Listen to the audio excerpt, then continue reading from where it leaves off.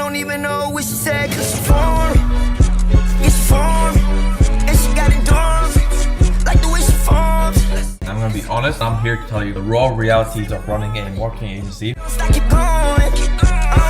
This one's gonna be a little bit different. It's a little bit unique because I'm documenting a launch which we're using AI to do literally the entire launch for us. Our profit margins on this is gonna be insane because we're not gonna be hiring any copywriters. We profited 83K purely from ads. This could have been a lot higher if we had done a free event, which we are doing this month now. We're more than likely going to do $1 million. We have 3 launches essentially going live in 1 week. Let's see how well Claude can deliver for us. What they making a life? Is it cause that I'm paid? I will be stressed. Keep rubbing on my face. Make me feel I'm your type. I would be freaking out if I did not have AI in my business. I don't think you'll understand how much of a relief this is. We're just able to get way more done with quality. We did $478,000. It's a little bit off-putting because I had to pick some stuff up. These AI systems are really good, super accurate, they're not biased. We had a 51% book call rate.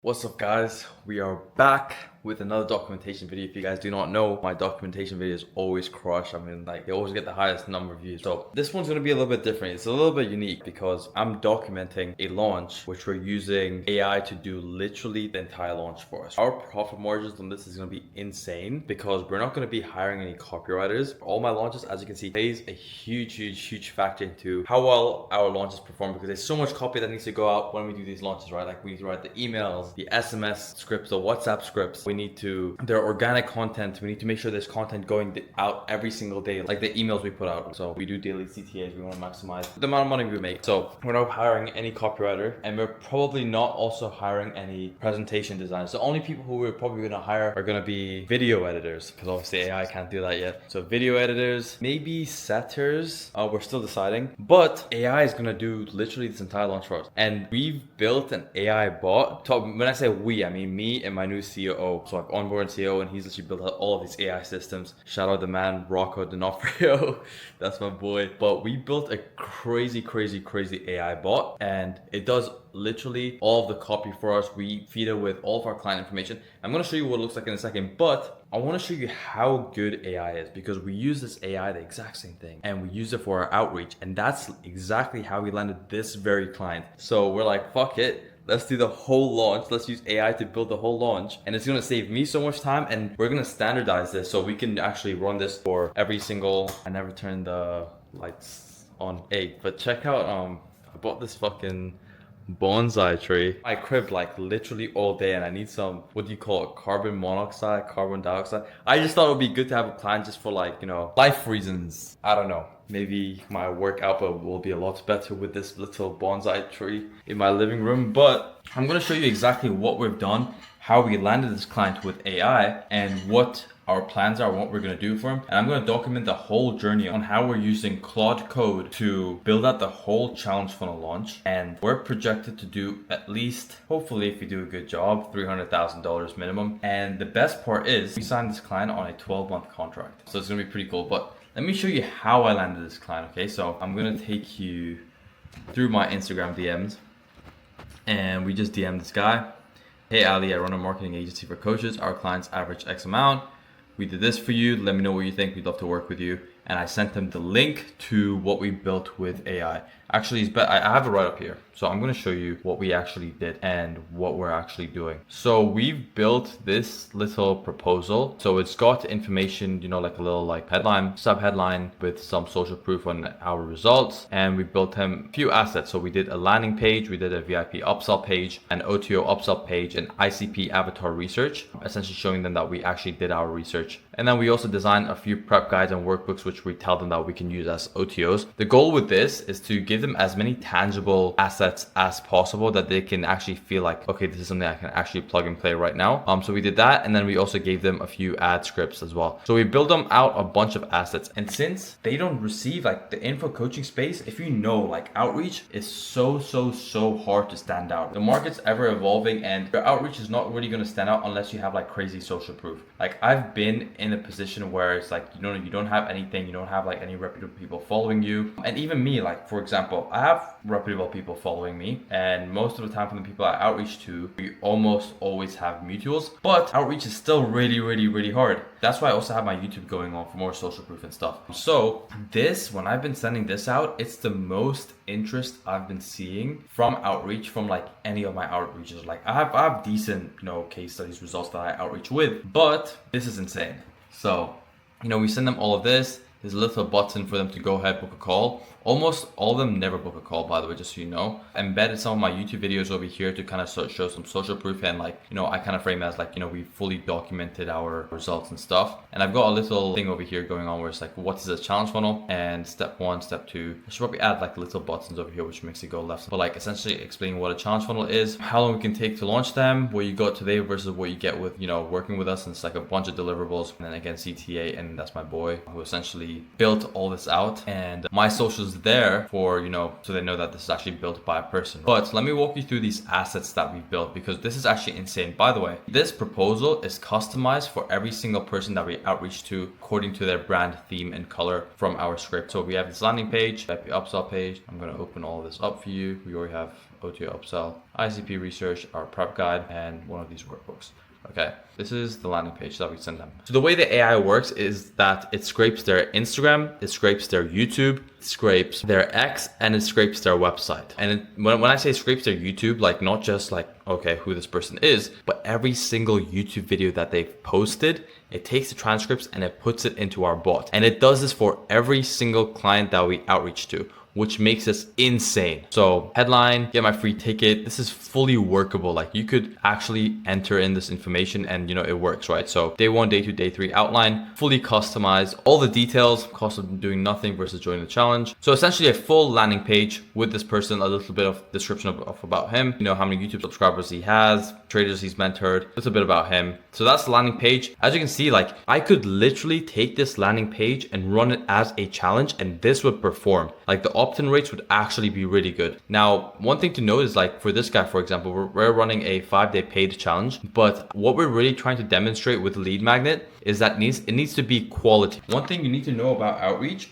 it's either you go for quality or you go for quantity. It's hard to kind of be in between, but if you can do both, that's when your outreach really stands out, because so many outreaches, which if you're a beginner, I would recommend going for quantity so you can outreach to more people and it really doesn't matter who you land. When you go for the quantity strategy, you're going for landing a client, not a good client, a client. Like especially if you're just starting out, you just need a client. But when you go for the quality outreach, you can get better clients, higher quality clients, because that's when they kind of need to see more quality. They want to trust who they're working with, because especially when you're giving up rev share off your launch, you need to be trustworthy, and they don't want to make the wrong decision, because you're going to do this launch, they're investing time, they're investing money, they're investing a bunch of things, and they don't want shit to fuck up because they've heard a lot of horror stories about bad agencies, and you don't want to be one of those bad agencies. They don't want to work with a bad agency. So with this method, it's essentially quantity and quality. Like, bro, like this is insane. So let me get back to this. So this is the landing page we do for them. This is the workbooks that we send them. So these workbooks are fully customized as well. Like you could literally type into these. You can,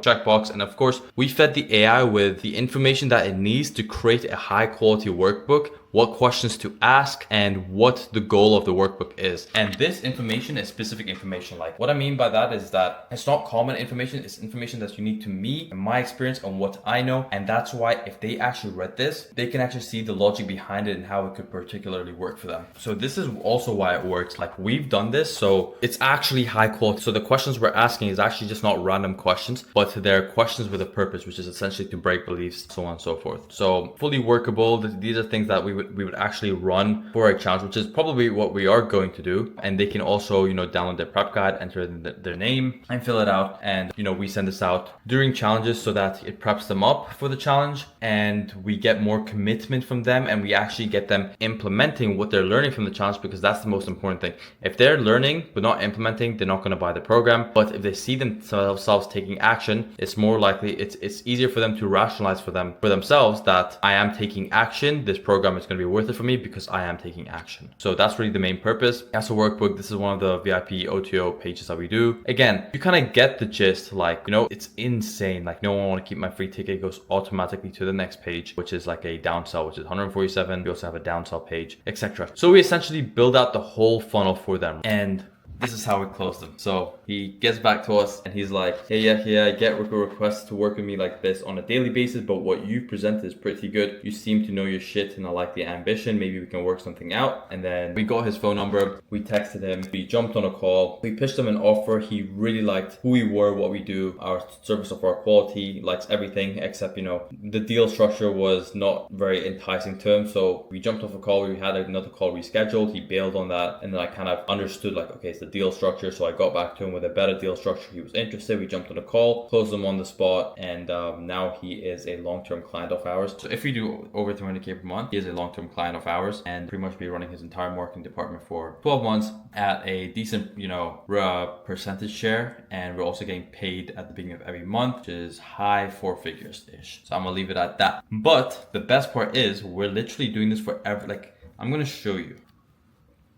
So we are literally sending it to everyone. So we have this D100 proposal. Every day, our Claude code scrapes 100 D100s, which is what we call our proposals, what we're doing. The Dream, it stands for Dream 100. So Dream 100 is the top 100 people that you would want to work with and who would be your dream clients, who you kind of go out of your way for and create a very high quality custom proposal for. But with this machine, we're able to do it for everyone. So this is something that we would do before we figured out how to do it via Claude Code. It was an outreach strategy that was taught inside of Ben Bader's mentorship, which is called Dream 100. So you make a list of the top 100 creators that you'd like to work with the most, and you do a completely custom outreach message to them. So we've managed to find a way to replicate that exact same strategy, but for every single lead that we reach out to. And the interest has been the most interest that I've seen from reaching out to prospects I've ever seen from from the beginning of time where I started outreach. So this is insane. So it literally, you guys can see, like it says scraping, processing remaining leads 57, and it will go ahead and scrape, and it just runs all day. And it does this it's scheduled to do this every night. And then my VA will go over here and start sending out these links alongside a outreach script. And then once this is done, she will essentially go to DM2, and when DM2 is ready to be sent, which is essentially the follow-up, which this system automatically waits an X amount of days, and then it sends, and then she will send DM2, she'll change the DM2 sent, and then so on and so forth for DM3, DM4, DM5. So we have a crazy outreach system, and I can show you what it looks like. Ignore this. So all we're really tracking is leads contacted and total reply. Bear in mind, some of these leads contacted were before we started D100 outreach, but we have 21 leads that have replied to our message. So I want to ask yourself, if you had 21 leads, what would be even if you closed 10%, that's like 1/10. That's 2 marketing clients that you can immediately go ahead and work with. So this is cracked, and this is kind of what led me to, okay, let me make this video for you guys and kind of document the journey of doing a complete challenge funnel launch, which is by the challenge funnels are the most time intensive launches that you can do with it for a client. And we're going to automate this whole thing with Claude Code. So I hope you stick with me for the journey, because I promise you're going to learn a lot, and it's going to be probably one of the most valuable and unique videos I've done on my channel, and probably also one of the most valuable and unique videos on YouTube right now in terms of marketing, biz op, growth, operating, whatever you want to call that. But with that being said, if you guys like everything in this video, we just launched a mentorship program where we're going to be giving you all of this AI systems so you can take it and plug and play into your business. We're going to teach you outreach, and we're going to be walking you through, and essentially our goal with this is to help marketers become better marketers in knowledge and in systems, and also with AI like Claude Code. So if you guys like this, there's going to be a link below. Apply, book out a call, jump on a call with us, and hopefully we can see you in the program. But with that being said, let's get into the rest of the video. Also, this is more so like a social experiment kind of thing? Well, experiment in the marketing space to see how well can AI actually run a marketing department for a client. But I can, fully say with Chess, like these AI systems are really, really good, super accurate. They're not biased. So I'll ask the AI, like, make this change if you think it's a good change to make. And then, if you plug that, same prompt into GPT or any other LLM, it's almost 90% going to make a change, even if it's unnecessary. But with Claude Code, based on all the information I've fed it, based on all the frameworks, the scripts, etc. I've fed it will pretty much say, nope, this is already condensed, this is already straightforward, and this already fits to your framework, which is, straightforward. These two things are the exact same thing. So, we should remove one and just keep this one because this is not teachable. Like this subtopic is not teachable, or it's essentially teaching the same thing, but it's repeat. Like it rationalizes really, really, really well, just like a human, probably even better than me. And it makes the changes. So I'm so curious to see, like when I create the landing page with AI, I want to cross compare it to the ones I built before, because all of the copy that's going to go on this landing page is going to be 100% from AI. We're getting AI to really read the ICP document that we've built for Ali, and we plugged and played into this bot, and we made it super thorough. And I can actually show you, I don't know how much I can reveal. I'm going to try and reveal as much as I can in this video, but since this is new, like for example, also another reason why this outreach works right now is because no one's doing it. It's so unique. Like no one is really doing it. Maybe there's a few people that's doing it, but no one's doing it to the level that we are doing it in terms of customization and uniqueness. And I think that's what also makes it work so well. It's essentially first mover advantage. We onboard a new client, there's certain forms that we get them to fill where we collect a lot of information from them. And then obviously there's certain things as part of research that we kind of do a more deep dive into, like understanding their ICP a lot better, their demographics, their psychographics, their sophistication level, their awareness level. These were all things that my copywriter would do manually. And once my client fills out these forms, they go into my Airtable system where I kind of manage all of my clients, something like this. If you're in my program, the new one that I just launched, you will get access to all of this as well. But we keep track of all of our clients' information. So it goes into this system, and it also creates Google Docs into the client's folder. Essentially have them all in Google Docs like this. So offer document, launch narrative. So this was entirely done by AI. Like this is one of the things we use for copywriting in terms of webinar challenge funnel copywriting. So the launch narrative, this is done entirely by AI, by scraping every single YouTube video, every single Instagram post, his website, who he is, etc. ICP research document, this is also fully done by AI by doing its own research. And then intake form is something that we get them to fill out. And then research document is something that we also get them to fill out as well. So we take all of these documents, we put it into a Google Drive, we export all of that into a .text file, and we plug it into Claude Code bot. So we built this whole thing out once, has a bunch of SOPs, has a bunch of specific knowledge, a bunch of frameworks we fed it, and the bot is made in a way to adhere to the frameworks that we give it for all the launches that we do. This is also hosts a bunch of VSL funnel launches that we can do, challenge funnel launches that we can do with my knowledge and a bunch of SOPs. And now we have a custom folder in here for Ali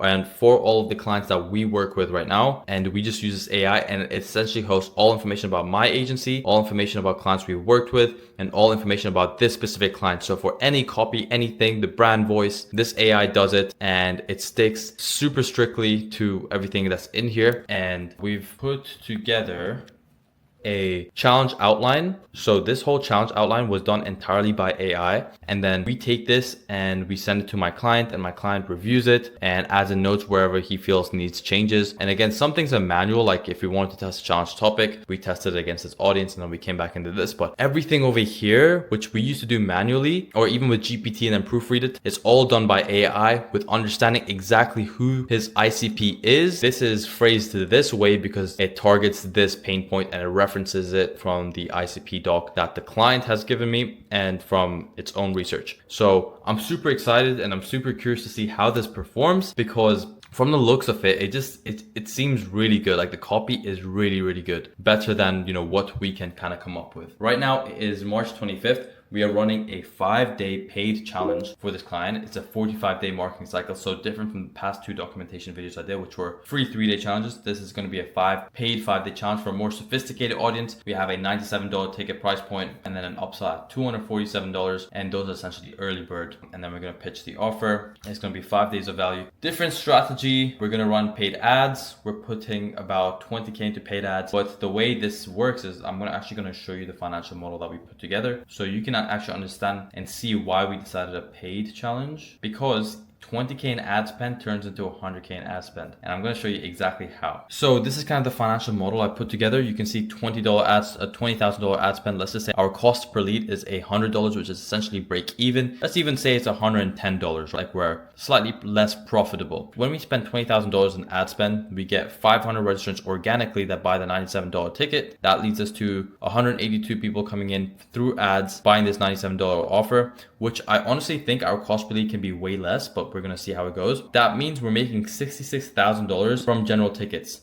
Now, we make $66,000, we put 20K into ad spend. This means as we're running ads, we can take some of this money and plug it back into here. And bear in mind, we're also making money from our OTO. So let's just say this ends up being 70K. By the time the event comes along, we're only about to put maybe $63,000 if we do a fairly decent job. That turns into 100K, which means we can spend slightly more because we're getting more registrants, but we can take this money and we can put it back into ads to buy more leads, because essentially the funnel is self-liquidating. For every $110 that we're putting in to acquire a lead, we're getting at least $97 back, subtracted if, minus our average order value, which, a percentage of the people that come via ads are also going to buy an OTO, which means we're probably going to be sitting at somewhere between $97 and $247 in return, which might even make us profitable from the front end. Let's just say 10 people show up, 751 total attendees, but 7K offer, let's just say 2.5% deposit rate, because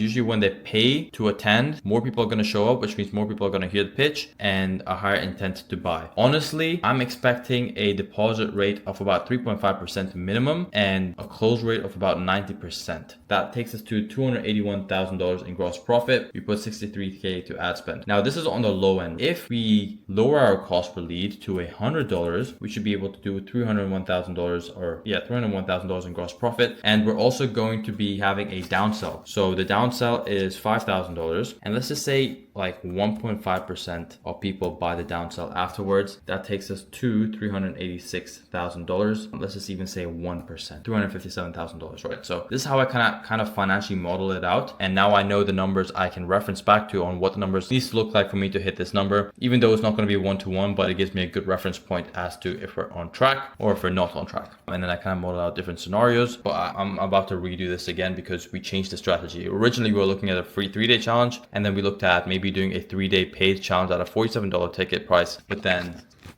we realized that, he's targeting more sophisticated audience, and the same people, since they're more sophisticated and since they're older, they're less price sensitive, meaning the same people that are interested in the challenge it's not going to matter to them whether the price is $47 or $97. They just want to learn because they have money. They're the older demographic, and the older demographic are less price sensitive. So we're like, okay, we're just going to do $97, and it's a smaller pool that we're advertising to. So let's just see how it goes. He has a pretty decent YouTube, pretty decent Instagram. He has a decent X, and he has a decent Facebook. So I'm super excited to see how this goes. And I'm about to head to sleep right now.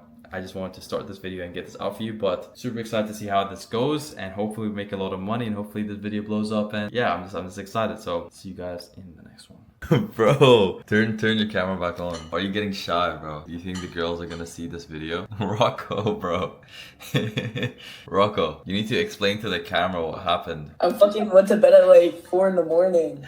You gotta got me slaving out. You gotta explain what happened with your mom, bro. My mom called me pissed. She was like, why you not at school? Like, yo, I'm gonna make sure your ass goes to bed at 11 p.m. tonight. Like, you're gonna go to school again. It's like you're actually done. You're grounded.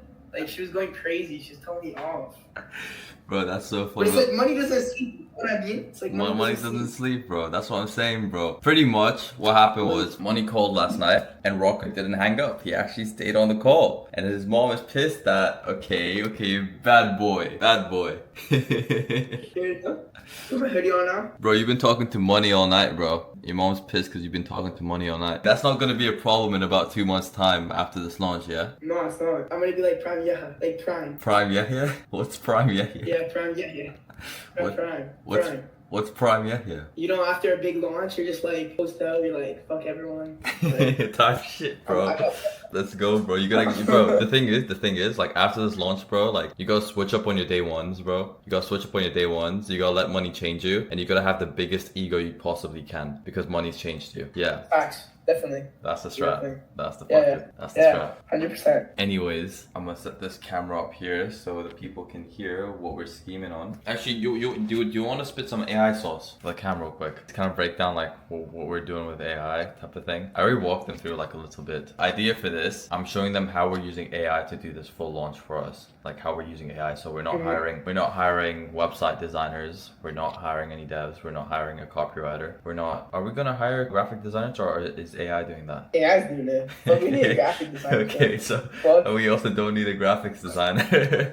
That's kind of what I've caught the boys up on. I kind of just told them what we're doing. I kind of told them like how we landed the client via, the outreach message we sent was like the lead magnet was fully developed by AI and how it's scalable and stuff. So do you want to walk them through like what we're trying to do right now and what the thought process is and kind of like what the vision is like for the business, like on how we're going to use AI to kind of fulfill for all of our clients? Yeah, so to basically put it in short form, we don't have no overhead costs no more. Overhead costs is out the window.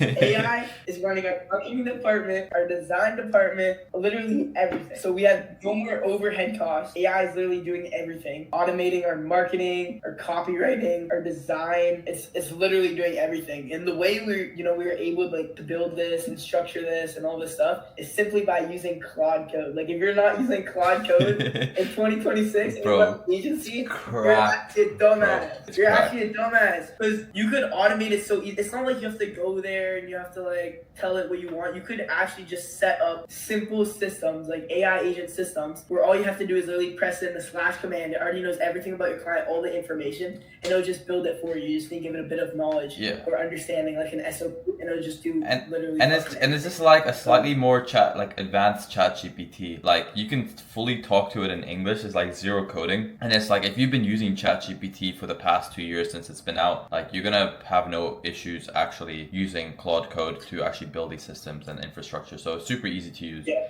And like it's literally just GPT, kind of like the way you talk to it. Just a little bit more advanced, like in terms of training or what? Yeah, there's a bit of a difference. So ChatGPT is like an LLM, so it can't actually build things. In Claude Code, it's it's essentially like you could talk to it like an LLM, but it actually builds out things. So ChatGPT is strictly just like copying, all that stuff. But you could use Claude for way much more. Like you could do it to build funnels, essentially for all like the the launch that's coming up. Yeah. We're essentially literally doing every single funnel with AI. Like every single one. All the design is being done with AI. Literally everything. So essentially, and the way it retains knowledge is a bit better because obviously like you could actually structure and build AI agents using this platform. Compared to ChatGPT, you can't really build AI agents. So just overall, this is like literally the best software you could use if you're running an agency. You want to talk about like what we're planning to do right now, like at our current state, because I kind of walked them through up to everything that we're doing up till 3 nights ago. So right now we're working on ads and stuff. So you want to talk about what we're doing right now and what we're going to need to do and kind of your vision, your plans, and how we're going to use Claude Code to kind of automate these things. Yeah. So for the ads out right now, we just been getting the assets necessary that Ali's been giving us. So like his course transcript, he gave us his brand voice. We built him the whole market research for him, everything. So essentially, we already have that fed into AI. So how we structure like our folders is each one of our clients have their own folder, and inside of it is all the knowledge knowledge on that person. So they literally, our AI understands everything about Ali. It has all of his YouTube video transcripts, his course transcripts, everything necessary. So essentially that we have all of that process. All we have to do now is actually go ahead and build up these ads, you know, to actually push the launch forward, is simply by just feeding AI references. So we need to feed it references on the ads, and then we need to feed a few SOPs on how to build the ads. And then essentially we could turn that into a skill that can be repeatable for anyone afterwards. So essentially what we're doing right now is we're building up these AI systems for Ali, and then we're gonna make them repeatable. So when we sign a client again, it's literally just on autopilot and already retains all the knowledge. So that's what we're building out here. So, you know, we're just getting like all the copywriting essentially ready for this launch right now at this phase. So yeah. Cool. So I'm just gonna tell them what I'm doing right now. So this is not really Claude code. I'm using Claude Cowork, and right now what I'm trying to do is I kind of have all of our challenge knowledge base in this one Notion document. This Notion document is huge, like there's so many drop downs and everything. So within this, I kind of have reference videos of other people's ads that I uploaded to this Notion document, but it's not necessarily transcribed, right? And the way Claude reads is by .txt files. Like it needs to be in text, like it can't really watch a whole video. Well, at least not yet. So I'm using Claude Cowork to connect to like Notions. What's an MCP, Rocco? Because I feel like you'll have a better definition of MCP than I do. So an MCP is a model context protocol. So essentially how an MCP works is it pulls databases from certain softwares that we're using. So, you know, it could connect to external data, tools, software systems, and essentially it just acts as like a universal bridge or like a standardized language essentially. So it's enabling Claude and other LLMs to essentially just interact with files, databases, API keys without custom integration code. So that's just a definition of what an MCP is. Smart. Okay, so we're gonna connect to this Notion MCP, and I am going to build a bot which I can actually show you the process. So it's gonna go into Notion, find the videos, it's gonna download the videos, it's gonna transcribe it, and then update Notion with the transcript. So I'm gonna try that out, and I'll update you guys on what that's gonna do right now. But right now we're working on ad scripts. I just put together the ad strategy. So there's certain things that I feel like we still need to train Claude on, like in terms of strategy, because strategy is so like dynamic. Like there's no one size fits all, because it requires more specific knowledge, and it requires a lot more like understanding the mechanics of our goal and what we're trying to do and what's currently working. I think it's a bigger problem to solve, which requires more human brain. I think that's the one thing that cannot be done by AI yet, but AI can give suggestions and give its own 2 cents that would be better. So I just finalized all the type of ads that we want to run for our client. I don't know, Rocco, did you have a chance to have a look at it? I've been waiting for 3 days. This guy's been cooking it up nonstop. Every single night. I'm like, when am I gonna see this fuck ass strategy, boy? Because I actually have to take time to fully understand what's the best way we can run ads to maximize sales. When we run challenge funnels in general, there's always a set of ads that are essentially compulsory, or not like what's the word for it, like set it in stone, like ads we have to run no matter what. And that's kind of like the, you know, the lead capture ads or retargeting ads, abandoned cart ads, etc. But then according to where the client is right now, for example Ali, like his Instagram and his socials, he hasn't posted in like a month or 2, but he still has a pretty big audience. So it's like, what's the best strategy that we can do to reactivate his audience, which is something I had to sit down and actually assess and kind of, you know, go through a whole thought process and do like a full thorough audit of his. And then also understanding his ICP and what's the best way we can reduce our cost per lead for the event. So I can actually walk you through it right now, Rocco. I'll share my screen so you can actually see, and I'll also get it for the vlog. So I already saw all the ads which are ignored is all the ones that we're going to ignore, and these are all the ads we're going to run. So we're going to have audience maintenance ads, which are essentially his current following. We're going to boost all of his most popular posts, all of his most popular reels, and we're going to retarget his warm audience so they have Ali top of mind again. Just because, you know, if we were to launch lead capture ads and this audience wasn't really warmed up, but they haven't really seen content of Ali's, like the cost per lead is going to be a lot higher. So we're going to do audience maintenance ads. We're going to do a YouTube promo for him, which is not really a paid ad, but it's still it's still advertising. So we're going to do our 1-minute promo strategy where we plug in like a 1-minute promo video inside of every single video that he posts on YouTube to, you know, tell them that we're doing this event. Lead capture ads for warm audience, offer abandoned cart ads. So when they visit the offer page or they fill in, the lead capture, but they don't actually follow through, then we're going to hit them with offer abandoned cart ads. Register abandoned cart ads, since it's a paid event, just because they opted in doesn't mean that they register, whereas, for a free event, that would mean that they're registered. So once they opt in, but they haven't really followed through, we're going to hit them with abandoned cart ads for registering. Nurture ads, so after they register, we can warm them up and, make sure that engagement is high. Since it's a 45-day marketing cycle, we need to make sure show up rates are high. And the way we're going to do that, we're going to create a huge content pool of about like 40 videos, just custom to belief breaking, value, giving more value, showing more of Ali's face, because Ali doesn't have much content of his face on there. So we're going to answer first layer and second layer questions about the challenge, what they can expect on the challenge. What's the topic we're teaching again? It's a market filter, something like that. Not good look. not a good look, bro. Let me check. Bro, because it's like ICT trading. I know I'm not familiar with ICT trading, but the thing is that I think that's a testament to what we're actually doing, because we don't actually know much about ICT, but like we're using AI. So if this launch goes crazy, and you can tell like we're not very well versed with the topic and stuff, but this AI is gonna help us do a very successful launch, and it'll be different. Like if we didn't have AI, we would actually take the time to like build our own understanding of the client's topic if AI never existed, but we don't need to do that. So just want to preface that. Well, it's market. I know, but if I actually sit down and think, I know what it is. We're teaching them how to read the market before they enter a trade. Yeah, it's a framework. Yeah, we're giving them a framework to look at before entering a trade, and how to take less trades. Yeah. Can you read it out if you go to the... There's unique mechanism. Yeah, let me...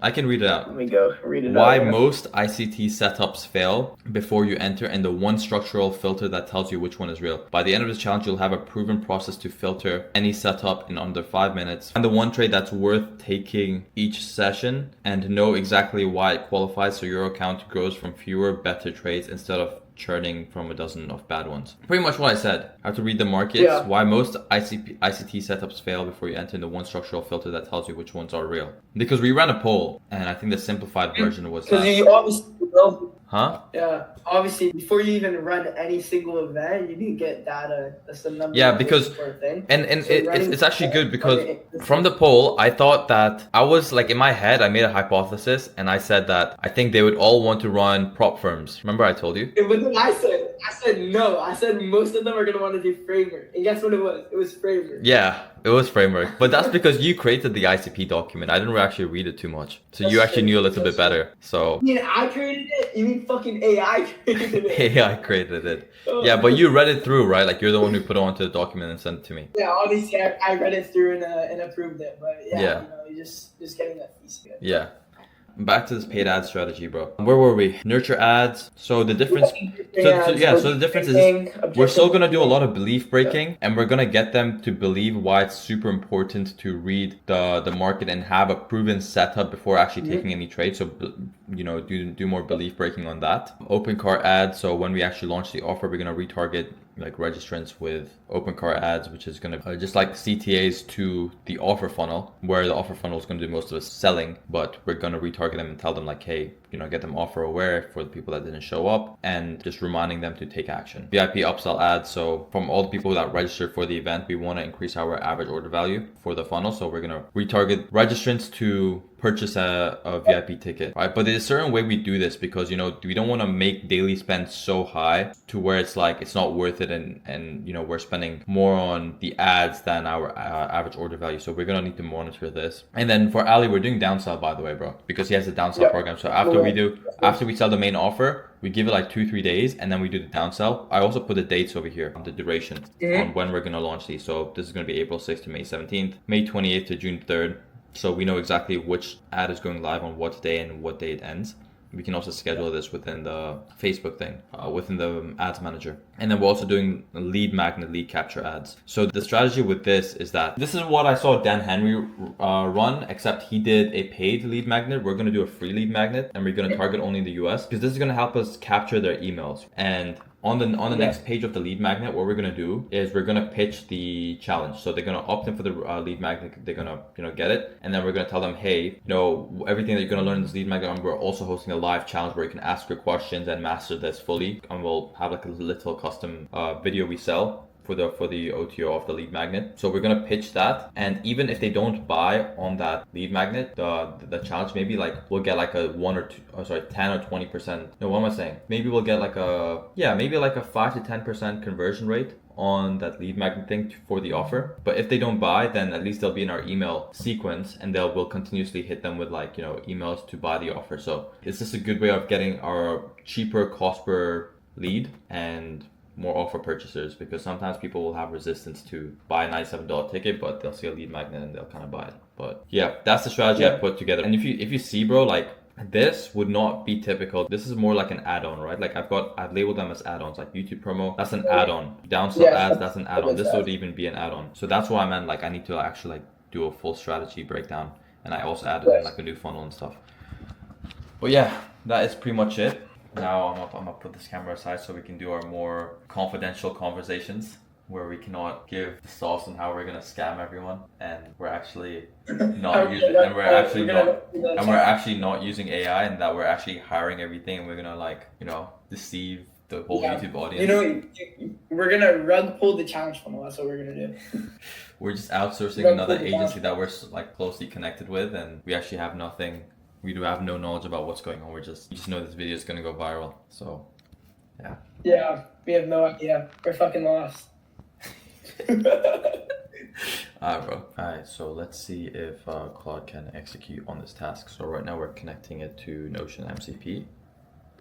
Okay, that is connected. First, I'll fetch your Notion page and get Whisper installed for transcription parallel. So I just had to paste this page. So right now it's installing Whisper for video transcription, which is insane. I don't know where it's gonna install it, if it's gonna be on my desktop or what. Yeah, the page is pretty large. And I'm gonna let this finish up, and I'm gonna come back with the results and see how well it did.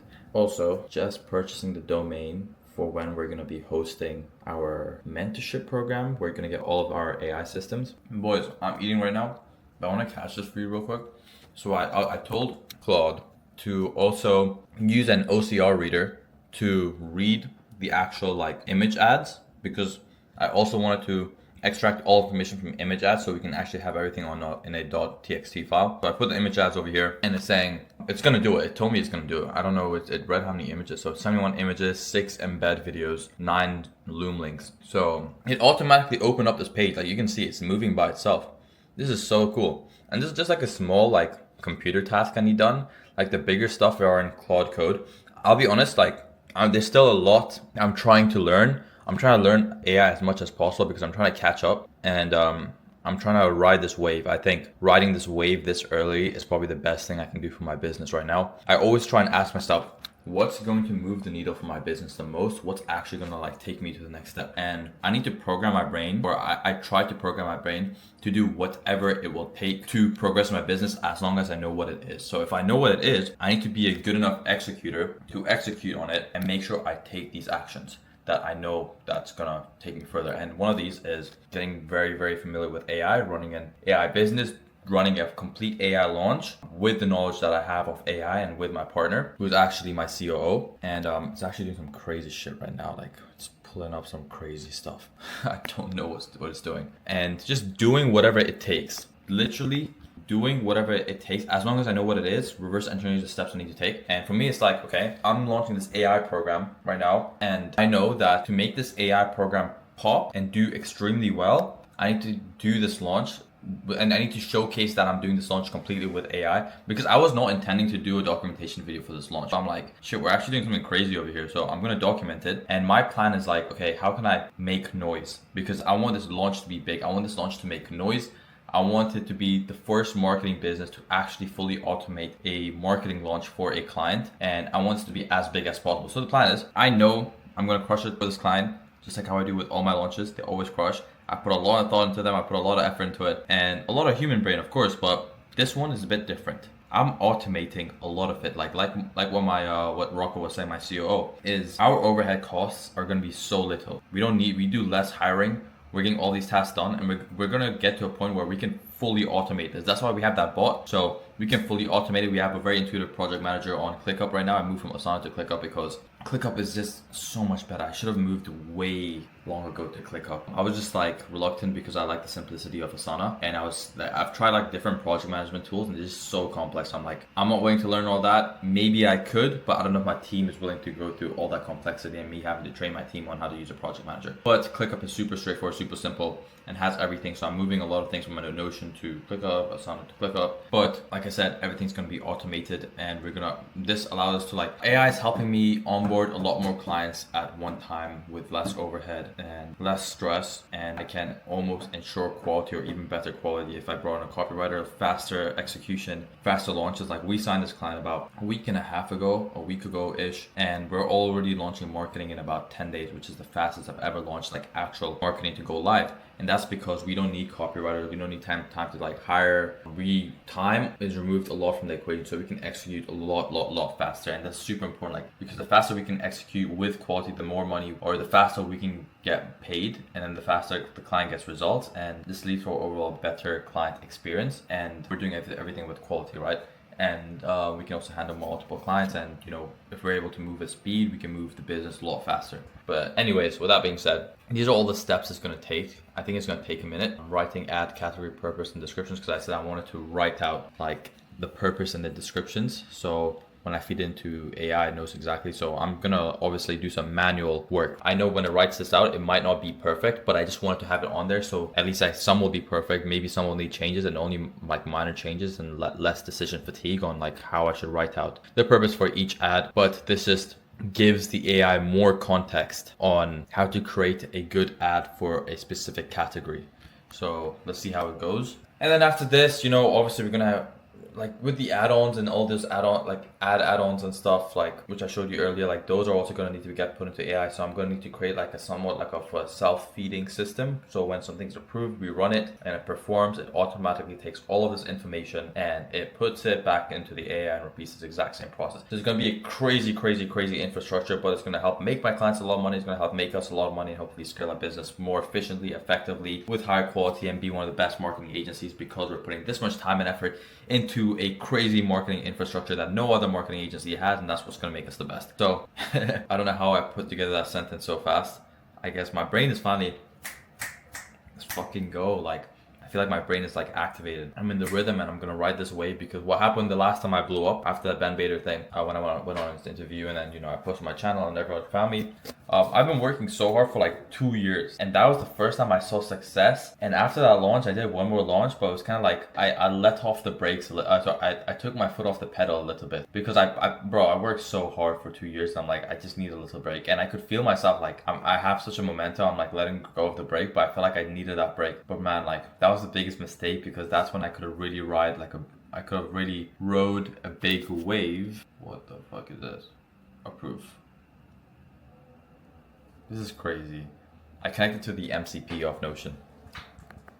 I was riding a big wave. I could have rode a big wave, but I could have pumped out more content. I could have connected more with people. I could have leveraged it to get more opportunities. It was kind of fresh. I could have got more podcast interviews and stuff, but I'm going to do a lot of podcast interviews for this launch, because I know that's what, so the formula which worked really well with the Ben Bader thing was like, I did that launch and I posted that launch on my channel, and I did an interview with Ben where I talked about that launch, and then Ben linked my YouTube channel in the description, so people who watched my launch video, and that got me a bunch of attention, a bunch of subscribers. That created noise itself, and then I think that also blew up my YouTube channel. I went from like 12 subs to like 250, 300 subs, and that's probably my top viewed video of all time, my first one. So I kind of understood that formula, but this time I'm going to do with a few podcast interviews, kind of walking them through and bringing more awareness to how we just fully automated a launch that did over $300,000, hopefully over $500,000. Let's see how it goes. But usually with my launches, they perform a lot better than I project, which I love. Like for Sam, I thought it was gonna do 200K. Bro, it did $330,000, like way more than I would have expected. And the first one I did, I think I was expecting to do like 500K. We did 700K, 711K. And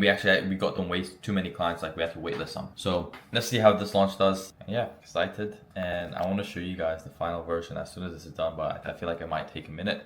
So I'm gonna get to some other work. Hours a month or something like that on Whop. Like I would recommend it for just like entry level stuff. But yeah, like overall, just like if I was to spend time anywhere, it is on the boring stuff. I can send. Would you guys want like the course I'm using for like the boring stuff? I'll try to see if I can scrape it somehow. But Alright, boys. Just quickly making my coffee right now. We got a call with the Hyros boys because if you know anything about my last couple, or not my last couple, my last launch, which I documented, was we really fucked up with the tracking, and I think we could have made way more money if we were better with our tracking, better with our retargeting. So right now I have a call with Hyros, and then I also have a call right after with Cortana AI. Now Cortana AI is the same ads people that you see that, I don't know if you guys are in the operating space or just like coaching and consulting space, but there's always this ad was like, stop, Hyros is too expensive for you, like here's why you gotta move away from Hyros. So I kept on getting their ads. So right now I'm like, okay, fuck it, like I actually need a tracking software. So I'm like, I googled them, so I didn't go to them directly via the ad. So I'm gonna give you an unbiased review of if you should go with that ad guy, the Cortana ad guy, or if you should go with Hyros, because I'm booked with both of them. And I like Hyros because it's more reliable, and you know they connect to more softwares, and I've heard better things about them. Cortana is kind of newer, but their value proposition is pretty good. So I'm gonna jump on a call with both of them and then see where it goes. But yeah. Alright, boys. Update. Got off a call with Cortana, got off a call with Hyros.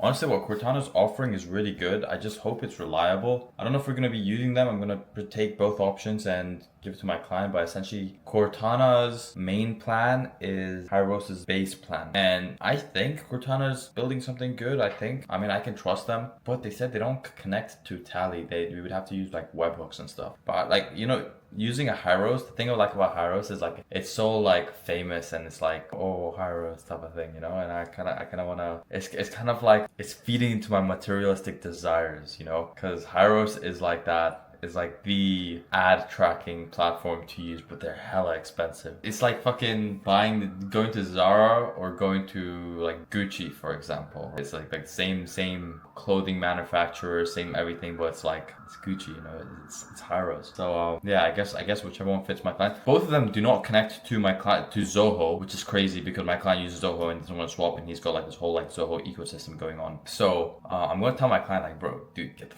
fuck off of Zoho.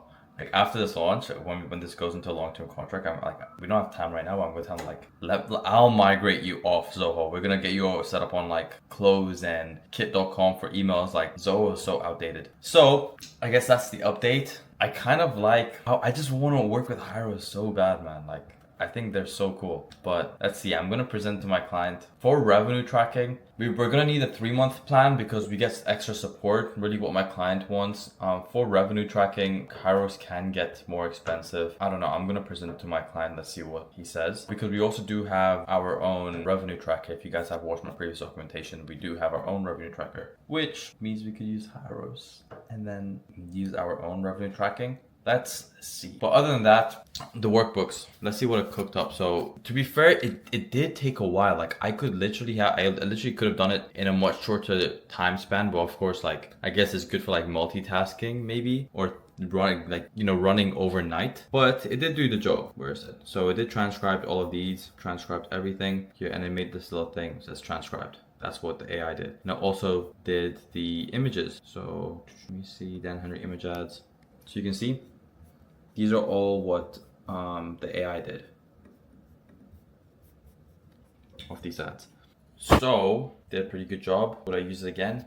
Overnight I would. Not while I'm working. Or if it's important, I'd probably do it myself. But yeah, that's kind of an update right now. Tomorrow I have a call with my client, gonna pitch him all the services, tell him buy all these softwares, we're gonna run you up, and I just need to execute more on this client. I feel like we're not executing too much. I think I'm kind of just like working on my business a lot also, and just trying to perfect things, but I think I want to move forward. So I'm gonna put this camera down and put my head in my work right now and just get to work. Like I'm getting way too distracted.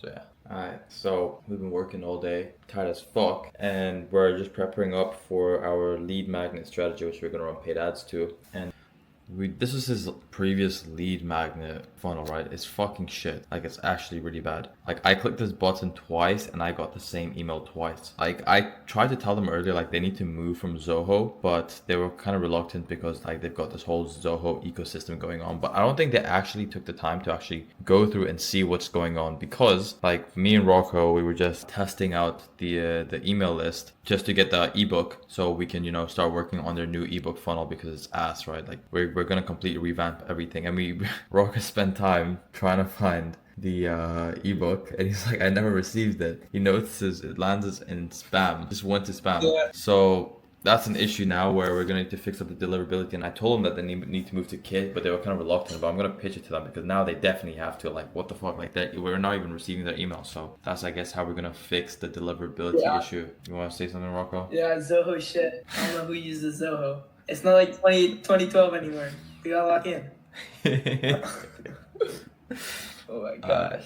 So yeah, I will be back with the update on the new lead magnet funnel. How long is it gonna take, the lead magnet funnel? It's probably gonna be done right now. You could even ask you guys, you could ask him right now. It literally took me 20 minutes to build it out. I just had to go talk to my AI and we got it. So the lead magnet's about to be done. We're just adding the final touches. But once again, it took 20 minutes to build. Not even 20 minutes, like less, 10 minutes. like 10 minutes, AI, yeah. so Like I just told him just real to show you quick. guys the I just told him, like, dude, like, we need a lead magnet funnel, and he's like on it, and it's like been like 10 minutes. We'll see if it's 10 minutes, Rocco. We'll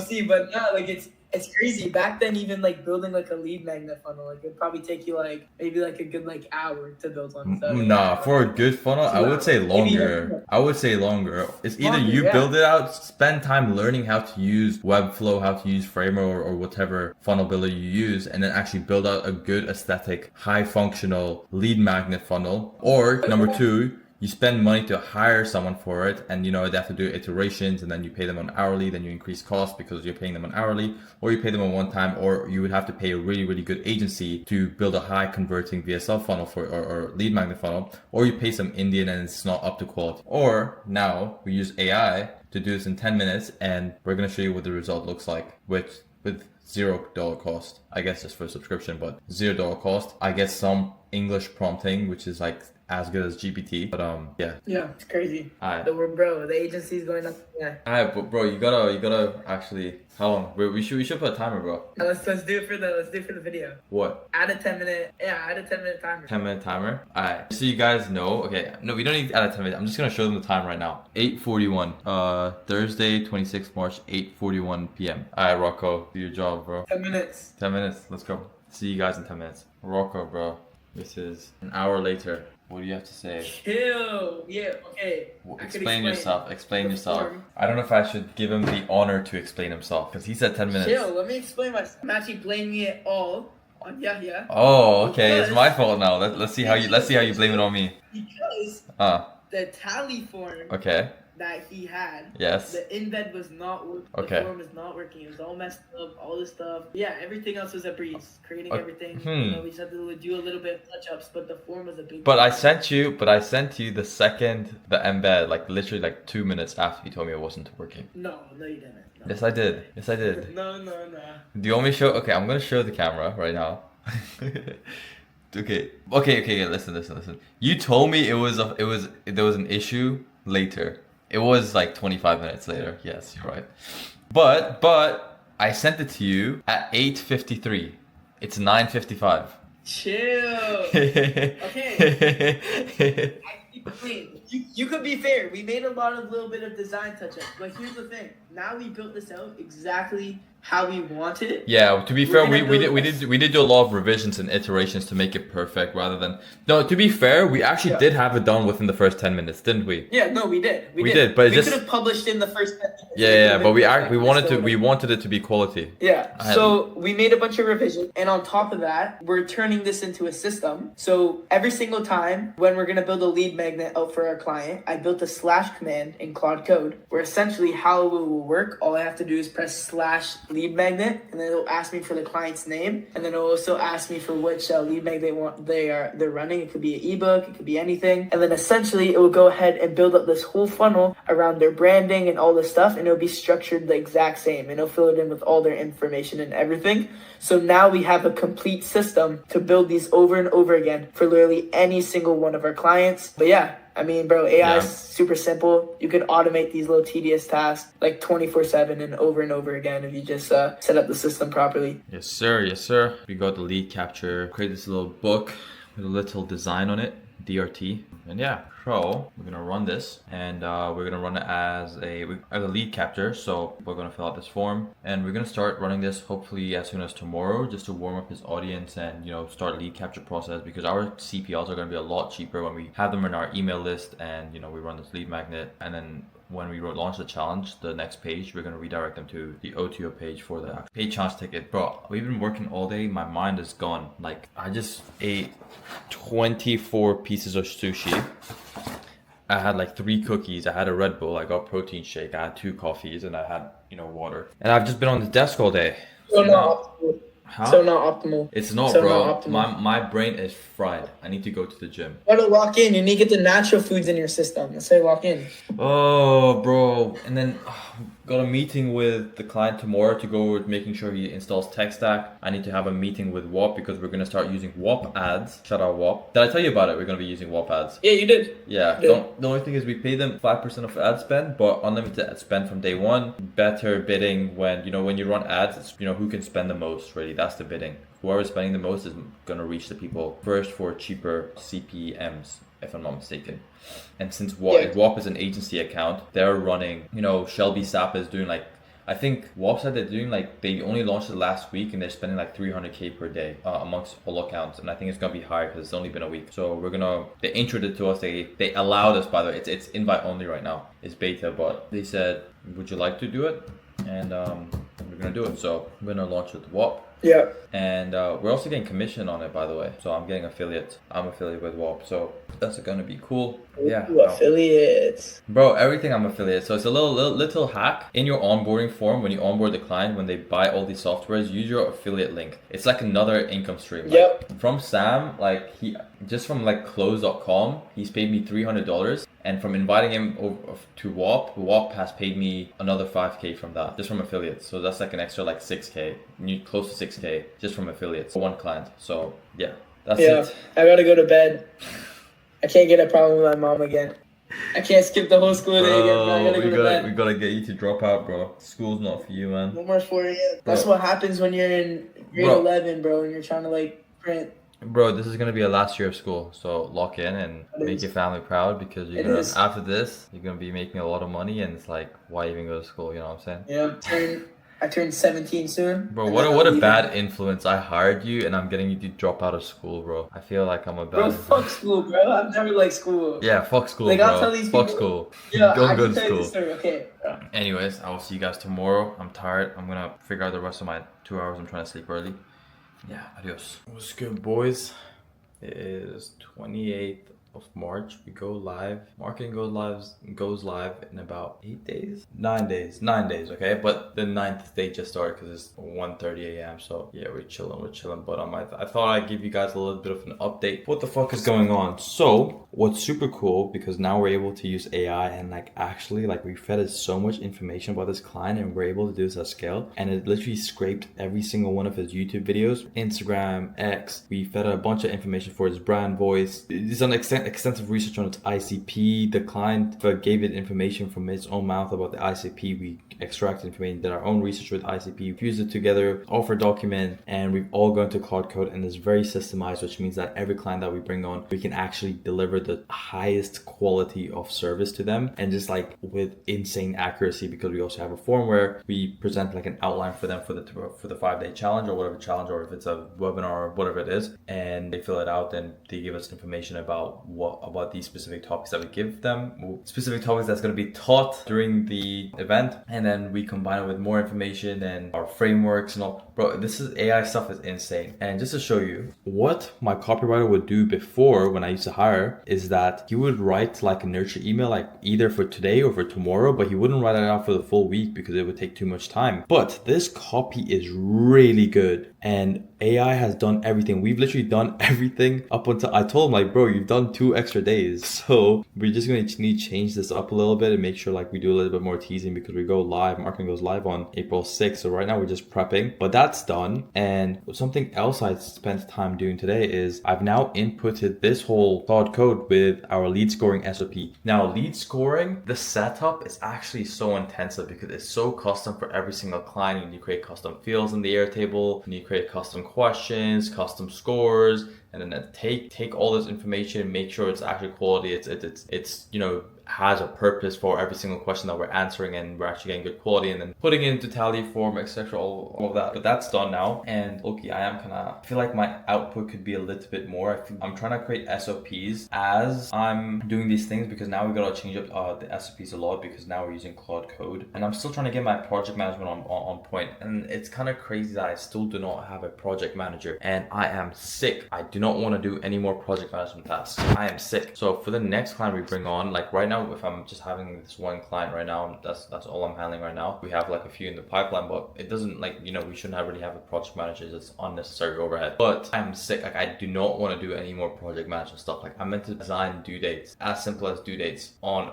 every single task, and I haven't, because I just cannot be asked. I need to assign tasks and do all this dumb project management. As a CEO, I shouldn't be doing that. So I'm like, I have the system for it. I mean, I'm gonna get a project manager to kind of like optimize the project, you know, our ClickUp and some SOPs and stuff like that. I'm not doing that right now. I'm just focused on executing, getting all these tasks, and actually trying to work on the business and also with my client at the same time. And, you know, bring on my CEO. He made things a lot easier, and we're actually able to build within the business. And I think that's the biggest thing that we've been able to do, bringing him on as a COO, is that the business is building within himself. Because if I never brought him on, like, I would not have all this AI shit. I would be too focused on client acquisition. I would have been too focused on fulfillment and actually hiring. But AI right now is just so specific knowledge right now. Like, not a lot of people know how to implement AI effectively and efficiently with marketing specific knowledge into their own business. And I think that's probably the best. That's kind of what's going to make you stand out right now. Like, even with my outreach, like, you know, people reach out to me because they haven't been outreached in a way that way before, because it's that type of outreach is not saturated yet. It's very brand new to the market, and it's kind of like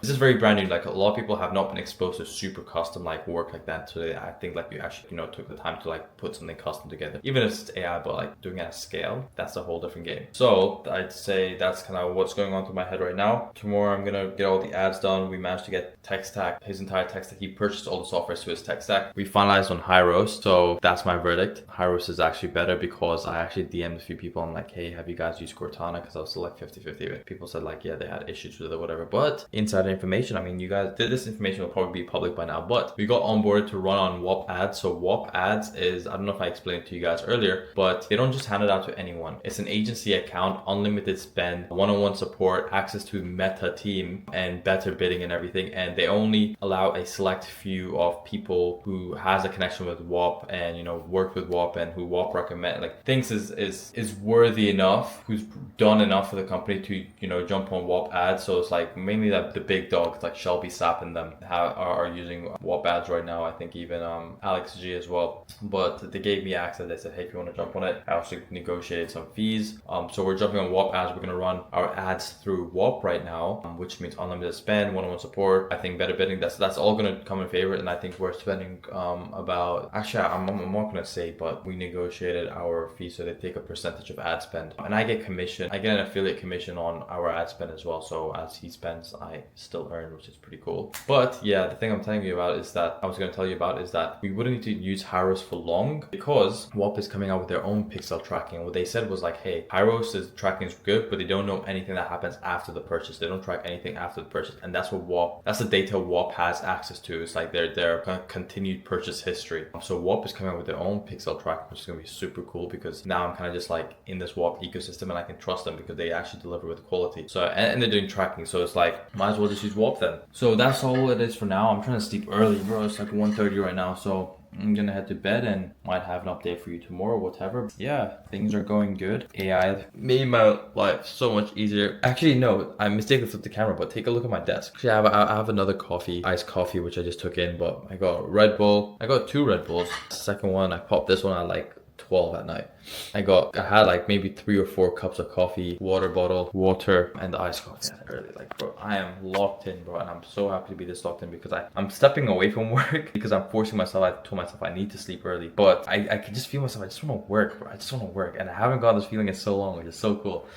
One issue. So my client told me his email is actually 80,000. So I remember he told me this on a sales call, and I'm like, shit, okay, cool. And then I log in, I'm like seeing 16,000. I'm like, whatever, no. I don't know why he would lie to me, you know. But then the other emails were hosted on a different software, which I didn't see. So now we have 80,000 people on his email list, and we were currently sending emails on. He was currently sending emails on Zoho. He has the worst tech stack, by the way. Like, we're actually gonna print for him. Like, he has no idea how to do anything, which I'm so excited to see his reaction. But he's sending emails on Zoho, and the deliverability is ass. Like, we filled it. I think I told you guys about it. Our emails were going to spam. He's getting a 10% open rate, even less, way less than 10% open rate. Luckily it's not all the emails, but now I'm switching him, moving him over to kit.com, and now Kit is like, they raised some eyebrows, like, well, because we just import like 80K. So they're like, on one account, they're like, yeah, you guys need to send screenshots of like your open rates, and I send them to them, and they're like, yeah, 10%. Most we can get, like, you send emails to, it's like 16,000. I'm like, hey, that's not enough, because we're doing this whole marketing thing. They're like, run it for like a week or two, and let's see our open rates. If it's good, then we'll raise it. And I know our open rates are actually going to be good because one, Kit has better deliverability, and two, that's why we're actually moving to Kit, for better deliverability. And two, the other emails have not been, like, you know, reached out to. We've been reaching out to like 15,000 contacts only. So I open up a second Kit account, and I'm gonna forge the email. I'm gonna right click, inspect element, and I'm gonna show them a screenshot of high open rates on a recent date, because they need recent. So we paid for a second account, or on a second account for a Kit subscription. I'm gonna let you know how it goes tomorrow. I'm gonna head to bed. I'm gonna set that up tomorrow, because I'm forcing myself to go to bed. I don't want to go to bed. I want to work, but I'm gonna go to bed, and I will update you tomorrow. Maybe, no promises, maybe. And maybe if you have some more cool AI updates, which we might, because he wants some branding, and we're gonna automate his branding with AI, and we're also gonna automate the challenge branding with AI. And these are like actual like graphics. So I think we're using Nano Banana. Funny ass name, but it's by Google. Nano Banana AI. And Figma has an MCP, and we design all of our slides on Figma, which is going to be super cool. So hopefully our slides can be designed within Figma slides specifically, because that's what we use. And hopefully, like, you know, it does a good job. So we're going to have to find out and see. It's still a risk, because like we're using AI for the first time for like this. And like, you know, we're actually like going full-fledged into it. Like, we're not like half-assing it. We're actually like trying to make it work. And because we're trying to make it work, it's working with quality and it's working well. And I think that's really what it is. And we're still packaging, and we're still organizing everything well, and everything's structured. So yeah, see you guys tomorrow, maybe. Boys, it's midday today. It is the next day from when my last clip was. And bro, my head has been spinning the whole fucking day. You know, instead of just showing you guys, you know, how well things are going, you know, things we're strategizing, kind of more the fun stuff. Like if you guys have watched any of my previous documentation videos, like there's always some dumb shit always going on. Like there's always some issue that always happens. So I'll break down the issues now, okay? Because like my head has been spinning the whole fucking day, and I can't be fucking asked for it. Number one, my client hosts all of his course material on Squarespace. Now the issue with Squarespace, it's actually very clean. Squarespace is good. You know, I see the product page, it's clean, but it has no automation for Zapier. You need to use APIs. I'm not an expert with APIs, so I'm going to try and figure that out with like Claude Code or whatever to see if it can help me out. But apparently, like I went through the documentation, and from when I read it, it seems like we can, you know, do a workaround from Whop so when client makes a purchase, they get access to the Squarespace product page and get added to Squarespace, because even in Squarespace, you cannot manually add someone to a product or give them manual access. It all has to be automated within Squarespace, and I think that's kind of how they like to have their whole ecosystem 100% accurate, because they know everything's coming from Squarespace is 100% accurate in one particular way, which sucks. Like it's so outdated. Like right now, for my clients, I like to tell my clients, I like to have a decentralized setup, and that's also why I do not like Go High Level, because it's like, you know, Go High Level has so many features, and honestly, they're pretty good. Like I'll be honest, they're pretty good, but it's like when you're able to have a decentralized setup, like a system for like WhatsApp marketing, a software for or CRM, another software for hosting your funnels, another software for email marketing, you get the best quality, you get the best deliverability, you get the best of everything. And that's why these softwares exist. They give you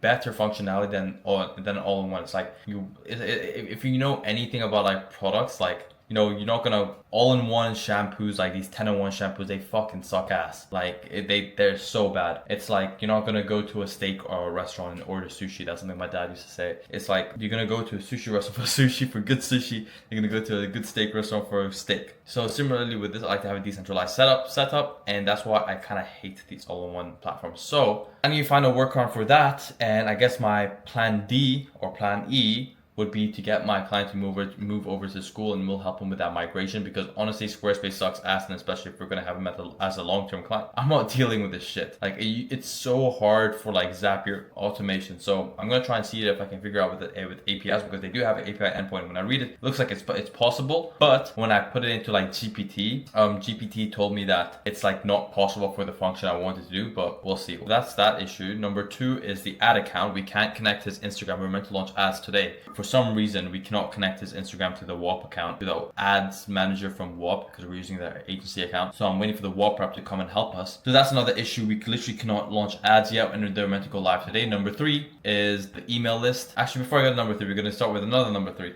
Another number 3 is since we design all of our funnels on within Claude Code, and Claude Code pushes it to Netlify, we're having issues taking it from Netlify and putting it into Framer, where we want to host these funnels. Because if you do it via an embed, we can still make edits via Claude Code and it still pushes to Framer. But then when we do the embed, it's got a little scroll on the right and it's like slightly laggy and stuff. So that's not working. Apparently, if we do it on ClickFunnels embeds are working brilliantly. So that's like plan D again, because I don't really want to use ClickFunnels. So right now we're trying pushing it manually to Framer, so you can like edit it within Framer. It's not an embed, but apparently that's not working. So now we're trying to do Claude Code to Figma, Figma to Framer. And with that flow, I know you can take an HTML. There's like a Figma plugin for where you can take an HTML from Figma and push it into Framer. And I heard it's really good from people who've used it. So we're going to see how that works. But if that doesn't work, then we're going to have to either stick to Netlify and just Netlify analytics at least for this first launch, and just save it within the client's profile. Like, okay, we're just going to push it directly from Netlify, going to connect the domain. Hopefully everything runs smoothly from there, because Netlify is pretty good. Like it's a web hosting platform, but that's what we use for our, like, when we send landing pages at mass, when we create them and send landing pages at mass. So we're going to see how that goes. If it's all right, then we'll probably run with that at least for the first launch, and then come up with more solutions, or maybe get ClickFunnels just for that reason, so we can host funnels using embed for our clients. So there's that issue, which is the funnel issue, where we're trying to get it live today. Number four issue is that we're still unable to get set up on Kit.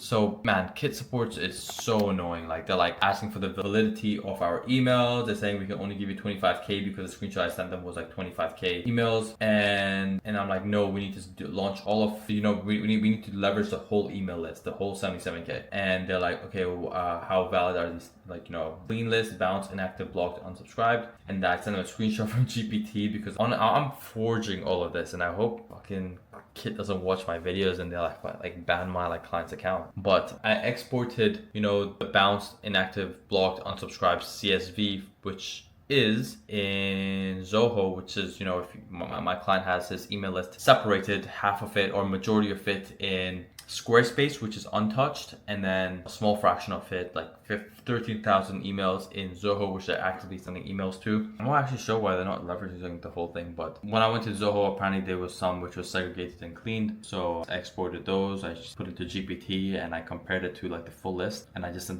the GPT screenshot, 13k. It said that maybe there were like 2 duplicates, and then they're like, don't crop the whole screen. I didn't. They said 25 unsubscribed, 2 bounce. She's like, no, we cannot accept this type of scanner. Use one of these. I said, okay, I'll do it. But now it's like, you gotta pay for these software, and I'm just not bothered to pay for like a one-time thing, because like I looked into it, they get like, it's like $600 US just to like validate emails. So I found this like website which does it for like free, and you can see it's still in process. 69 invalid over here, 15 invalid over here, and we have all these tabs because it only takes 10k at a time. So ideally, I do see the value in this, because we want our deliverability rates to be high. So I don't want any of these invalid things. But like Kit might be a bitch and say, okay, because you have so many invalid, we're not gonna let you run it. I want to ask them, is it okay if I can send them these invalid emails, and if they can remove it, or if we can remove it? But I don't want to be in a situation where they're like, oh, okay, because you have so many invalid, we're gonna not let you run, send these many emails. So let's see, and hopefully, I don't know if I should tell them or not about the invalids, but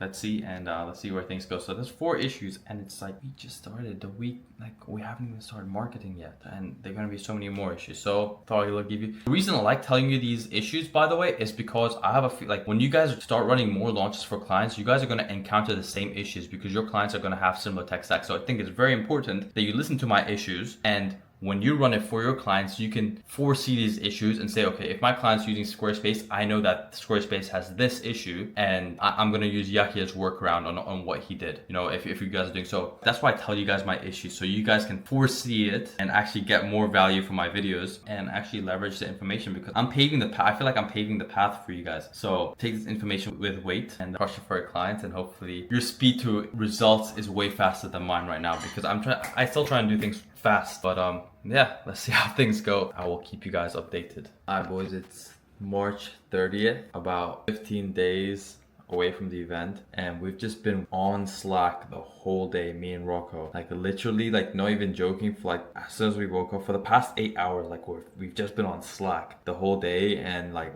just working together, chatting it up, and just like creating ads, ad scripts, where we've been working on the ad graphics and trying to figure out how can we actually create graphics from Claude, because we tried Nano Banana and apparently Nano Banana was shit. Like it was so bad. Wait, should I tell the story? Okay, tell the story about what happened? Tell the story, bro. Oh my god, I wanted to punch my fucking screen. Okay, so wait, should I play the loom? Should I play the loom you sent me? Yeah, play the video, bro. Wait, I gotta make sure there's nothing crazy in our No, there's nothing. Okay. This is me screaming at Rocco telling him to use Figma, because I've been telling him to use Figma MCP, because I thought we could use Figma to design slides, because I use it for all my previous launches. I use Figma. To be fair, I was doing my research on Figma, and all it uses is just the model. So you could create images, but it's literally the exact same model as Nano Banana Pro and GPT. It doesn't have its custom one. So I'm gonna spill the sauce on how he actually figured out. Wait, let me play this video. Let me play this video of how shit Nano Banana. Okay, after the video. Well, this fucking shit has to be everything. I'm trying to create the full logo, right? I'm fitting examples. I'm trying to use Nano Banana. I'm like, bro, it looks like shit. I've already told it so many suggestions. Not listening. I said it looks like shit, like really bad. Oh wow, I completely understand. Blah blah this, that's gonna redo it. And then it generates me a fucking one photo of a fucking candle. Bro, Bro, that's so, because we were telling it to design like the candles for the, like, you know, the trading candles, and he gave him a candle. Yeah. So that's kind of his moment, was like, we cannot be using Nano Banana. So okay, go ahead, explain the rest. So the sauce is, okay, let me share my screen. Here's exactly what we did to get the design we want. So essentially, Nano Banana Pro, all these fucking shit, it's ass, to be fair. Like, it's not at that point yet. But the Claude Code is at that fucking point. Like, Claude Code is the guy, right? So we've been building all of our websites on Claude Code, design, you know, everything, and it's been, you know, popping out really, really good work. So I had an idea. I was like, okay, Figma has a plugin. Let me show you guys quickly. Sorry, I have so many tabs open. I don't even know where the frick my Figma is. Here's my Figma. Oh my god, I'm on my Figma. Cut that out. Nah, bro, I'll keep it. Joe, cut that shit out. Okay. Nah, bro, I should have clocked it, bro. I wasn't even paying attention. I should have told you. Okay, to be fair, bro, it's 3:30 a.m. in the morning for me right now on a school day. You go to school in how many hours? 9 in the morning. How many hours? I school in like fucking 4 hours, bro. Nice. 5 hours. Nice. So continue on what I was saying. You want to go here and click on something called actions. So you want to make sure you're on a design board. Click on actions. And then all you want to do is click on, okay, it'll probably not pop up for you guys, but you can just literally search up HTML to design. It's that simple. Click on it, and then you're going to have the little interface, like how to install it and all that stuff. It's super simple. But it looks something like this, okay? And essentially what you do is you tell your Claude Code when it's designing, you want it to turn into HTML. So look, this is what we did here. This is some static ad headlines that we made. And we turned it into HTML, and then we told Claude make sure it's like good to get plugged into Figma, and we could edit it and do everything. So super simple, made into HTML. And then I also asked Claude Code, I said, make a folder on my computer, like a file where the HTML is inside. And then once I have that, I really just drag and drop it in. So let me show you guys an example. I'm gonna drag and drop the challenge ones. Oh, my mom just told me to go to bed. She just woke up. Okay, but look, you paste it in here, and then you press proceed, and then it'll load it up, and then boom, you have this is like some test slides we did, but boom, you have your slides here, all in a frame, and you could literally edit it, do whatever you want to it, boom, it's all good to go. So we're using Claude Code now, full on for design, everything. But yeah, I'm gonna show this. sauce. So this is some peak sauce. I told him, like, I was contemplating, like, do we share this in the blog? Bro just gave everyone like a whole SOP, but I just like deleted some of these elements and now I got this background and I moved it over to like the actual Figma slides because this is what I use with the speaker notes and everything. So I just copy and pasted it and now this is like our actual like slide background. It's super sleek. Like it's got the name of the program down here and you can see it's got like these little blue accents on the actual slide, which is super sleek. It's just like it's so And zoom into it. Look at the quality. Wait, zoom into it as well. It's not even like PDF. It's like vectorized. Fucking insane. like we can edit this. Like look, I can literally click on these gradients, click linear, and I can change the color to like anything. So if I want it to be like red, for example, turns red. Bro, that's sick. Do you see the screen? How it's red? Yeah, I see it. That's sick. So yeah, like Claude Code can also do designs. Insane.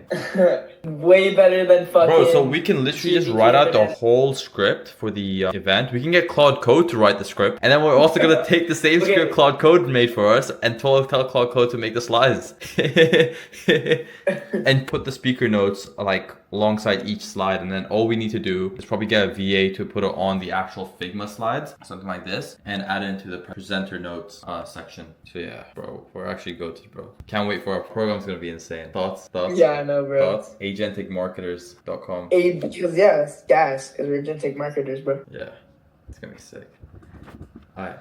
Damn, that's insane that I figured it out, bro. That just saved us so much fucking headache. Bro, we were gonna figure it out. Like, we didn't have any other solution. We already told ourselves we're not gonna hire a whole presentation designer. We're not gonna hire a graphics designer. Yeah, that's We're not true. gonna hire a copywriter. Like, it's just like we had to figure it out. I like this about this video. That we were showing them that you don't even need a team anymore, bro. You Yeah, just need two literally, people bro, to hustle. literally. The only people we need are video editors, VA to like actually do like some manual tasks, tedious tasks, and we also need a project manager for like client-facing roles, and then I guess an operator yourself, and that's literally all you need. A VA or a project manager who can do the VA tasks, and then soon I think we might also not need like anyone like on tech, like a CTO, because I think MCPs are gonna get so good that our Claude Code can literally connect to like Zapier. I think it already can connect to Zapier, by the way, but we just need to feed Claude Code more on strategy and all these things. And eventually we can go get, well, I think we'll get to a point where it's like, it can actually just know how to use these softwares and kind of integrate it, and you can like create systems around it. Cause that's really what we're doing right now. Like, we're creating systems, like everything we're creating with Claude Code, we're telling Claude Code to store it back into the memory so it can create like more ad scripts, like how to design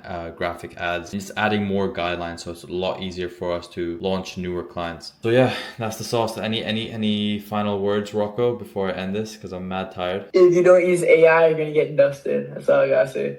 You're gonna get what? Dusted? You're gonna get dusted. Dusted? If you're using ChatGPT still, you're gonna get cooked. Cooked, yeah. When there's people like us doing this with Claude Code. Like, bro, we're gonna be, I told you, bro, we're gonna be the first marketers to do a challenge launch, not even a webinar launch. It's a challenge launch. It's way more complex, like with 90% using AI, like with literally just me. We're not even using our VA. We have a VA, but I guess maybe for the more tedious tasks. But bro, from outreach to event close. Okay, but also hear me out as well. We need you the stop VAs sharing for your a little screen? tedious task. Can you stop sharing your screen? But I'm still sharing. But we could literally use Claude Cowork now too. So. Oh shit, yeah. Oh shit. Oh bro. Wait, we can use Claude Cowork to add all the presentation slides and Yeah. bro, That's what I'm saying. We don't need a VA. We're gonna film that. Can I integrate with Figma? Or is it desktop? Yeah. It's Of desktop, course you yeah? can. Claude Code just it works off your web. It does everything. Insane, bro. Insane. I'm excited, bro. Let's go. Yeah, that's gonna be sick too. Alright, boys. I'm trying to sleep at 12, bro. It's 12:30. Fuck's sakes, man. Alright, I'm gonna eat my meal. It's 4 in the morning for me. Dude, you should go get some sleep. Like, I'm actually so serious, bro. Like, bro, it's 3 a.m., bro. You've been working like the whole day. I care about my well-being, so I'm gonna head to bed, but I appreciate that. I respect the hustle, G. I think that's the hustle you need. I respect the hustle. Appreciate you, bro. Appreciate you, bro. Alright, I'm gonna end this vlog. What's up, guys? So I'm not sure what it is, but every time I do these vlogs for these launches, like there's always a bunch of stuff that goes wrong, and I don't know why. Maybe God wants my videos to be a little bit more entertaining. I'm not fucking with these problems. I'll be real. Like, I don't want to have these problems. There's so many problems going on. I want to sleep early, so I'm just gonna start with this, which is the biggest. Well, not really the big. Actually, it is a pretty big problem. And then if the other problems are still active tomorrow, then dive into that tomorrow. But my Instagram account account got permanently disabled by Meta. I think I kind of know what it is, but I was just like getting some work done and my VA texts me and I get news that that my ad account is down, right? So she sent me this little Slack message. We suspended your account, and there's like a little appeal button, which I did appeal. I'm like, OMG, no way, please pause logging into my account, tell Erwin to. So I think it's because my VAs were logging into my account and sending outreach messages from the Philippines, which is totally different IP, and all the messages are the same, are similar, and I'm here in Canada. But she's been doing that for months and it's never been an issue. Maybe because we increased the volume, because I also needed a second VA and she said her husband was like available, so we hired her husband as well. So maybe the volume has just been a lot more, maybe that's why. But like, we hired her husband like 2-3 weeks ago, and then, you know, got disabled. I texted some people who apparently are close with Meta. I don't know. The dude I texted, by the way, said that this contact was given to him by Justin Bieber's dad, because Justin Bieber's dad is in a WhatsApp group that he made. I don't even know. He said that shit. I don't fucking know. So I texted a guy saying, hey, just got your contact through a guy who was referred by Justin Bieber's dad. That's what I told him. It was a bit embarrassing for me to say, because what if that's not true? Because then I just sound fucking retarded and deluded. But I said that. And he apparently is connected to Meta, and he had Meta connections for like 11 years. And he told me that apparently my account was targeted because I got banned for fraud. And I appealed it. And even though I appealed it, I got like an instant email saying, yeah, it's been permanently disabled. So I can't even appeal it, bro.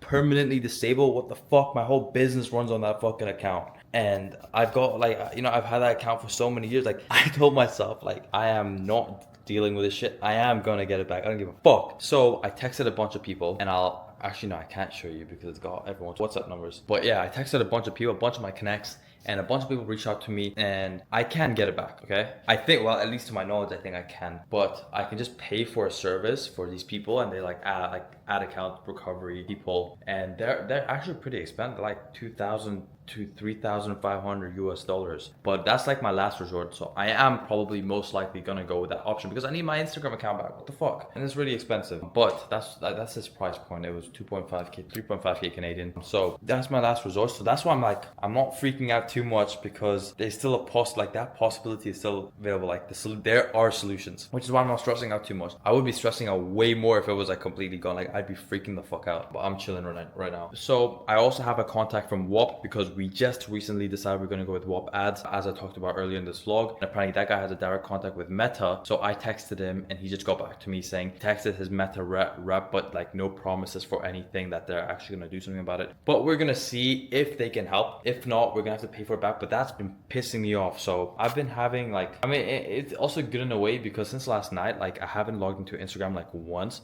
I mean, there's nothing for me to see. Like I have a second account, but I don't follow anyone on it. It's like a super old like private account. So it's been like crazy dopamine detox. Like I can feel it. It's like when you don't have coffee for like a day or two. That's what it feels like. So like crazy dopamine detox, I guess is good. I got a lot of work done today, more than any other day. So I guess that's a plus. But yeah, man, I'm pissed. Like I'm not pissed. Like there's not much I can do other than deal with this shit, you know? So gotta run up the bands. That's what it says. I'm gonna run up the money. I hate that I'm not rich enough for it to be like, okay, like I can just pay it off like without, you know, thinking about it like crazy. But like, you know, 2.5k for an ad account is still like, it's pretty expensive still. But other than that, we're gonna soft launch our new program, Agentic Marketers, hopefully this week. So I have a lot of course material ready for my consulting program, which I launched for like 15k, then 10k plus 5k, but I guess it wasn't like, I think the TAM was very small. I don't know if I explained this to you already, but the TAM was very small. So whenever you build a new offer for your business, it's always two things you must consider. And I talked about this because I went through this and I've launched multiple offers and I failed at multiple offers. And it's only because I didn't understand these two concepts. If are correct, then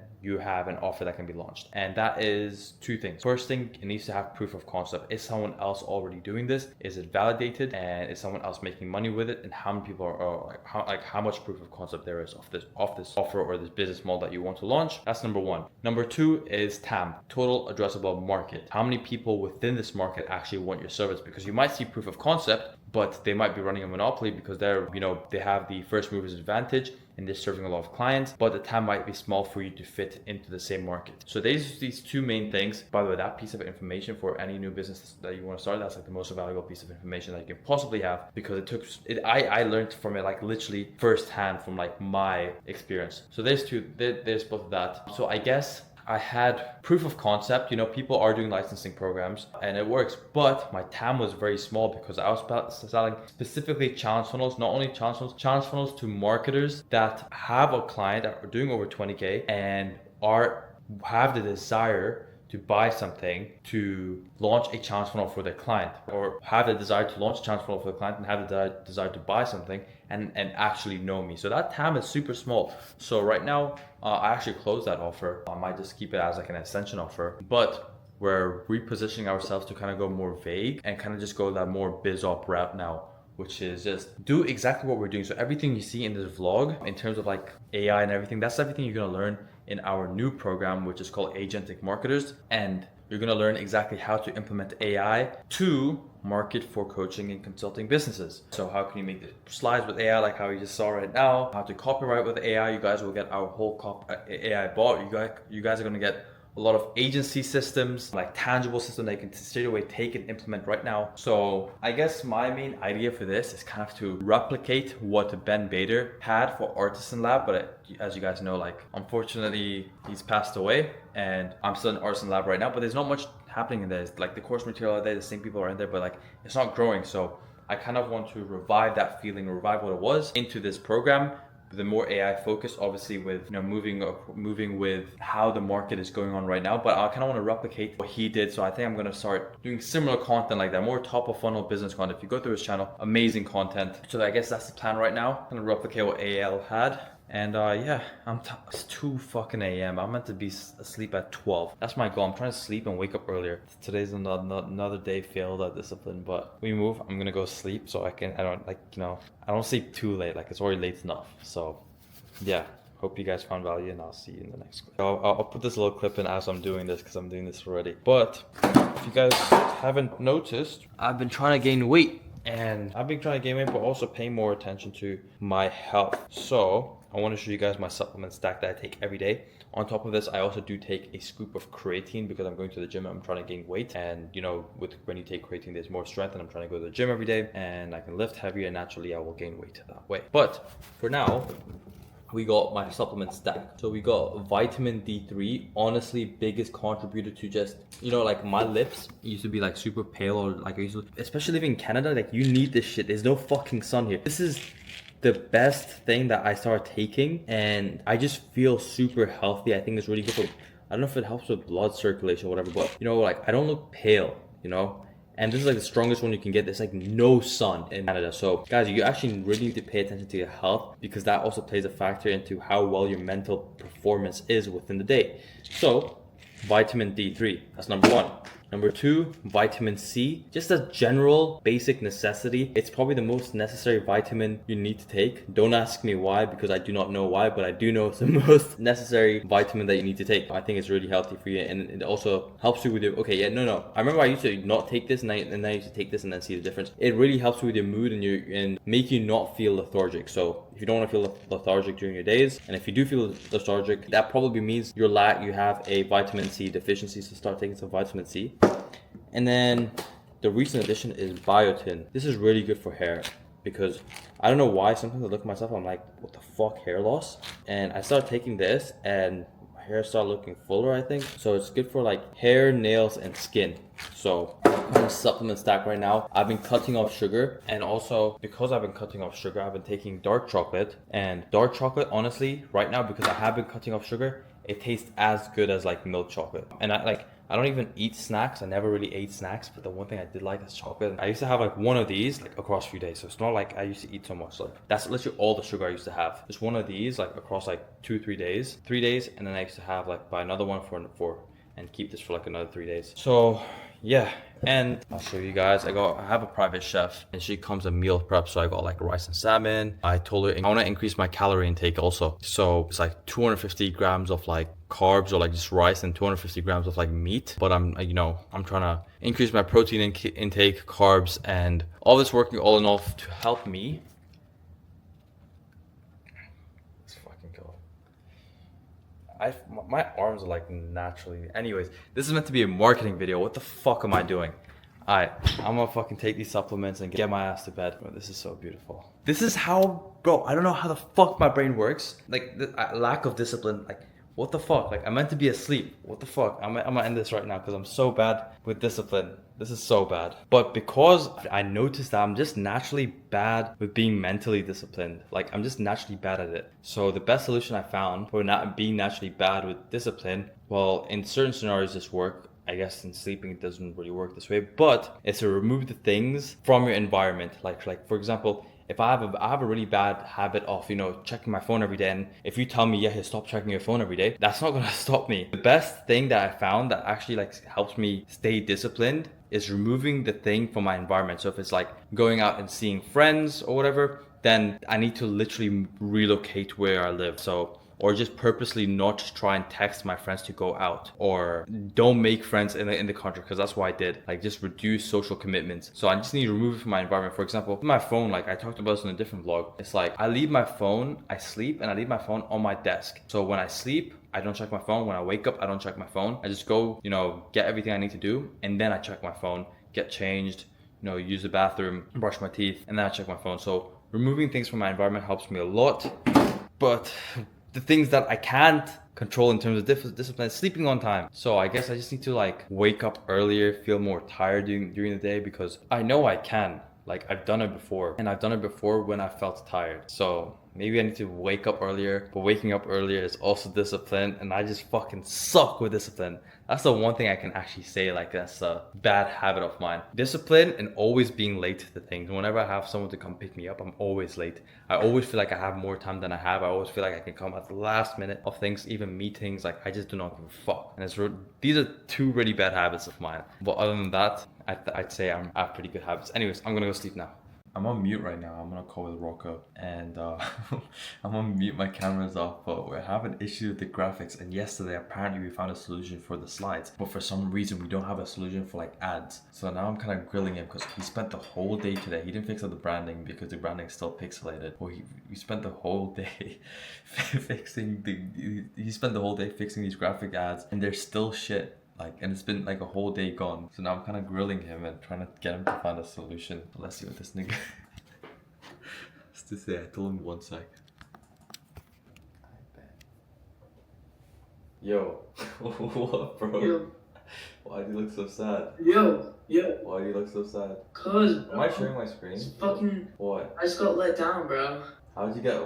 From what? Cause I was like, from fucking Nano Banana Pro, bro. I was hyped, bro. I added in that new prompt and it just gave me back some fucking spewed bullshit. So what's the game plan tomorrow to find a new solution? I honestly don't even know, my nigga, because apparently this is supposed to be the best fucking AI generation bullshit. So it's either I'm gonna just watch a YouTube video to learn more about prompting it properly, okay, and no. feed it You need. Okay, so this is the thing. When you're problem solving, you need to make a list. Okay, so if YouTube videos doesn't work, or if you can't find a YouTube video, what's your next step, bro? You can either Google it, do your own research, or you can ask Cabrin. So you need to make a list. YouTube videos, ask Cabrin. Ask Cabrin about yeah. But I'm just telling you, bro, like, we need these ads sorted tomorrow, like, latest. Cause like a whole day's gone today. Like, bro, like, we're so time sensitive, Go lock in my G. Okay. Cause I'm taking care of everything else. Like, I'm actually taking care of everything else. Yeah, no, you're doing the fucking fast shit, bro. I have to say you're fucking.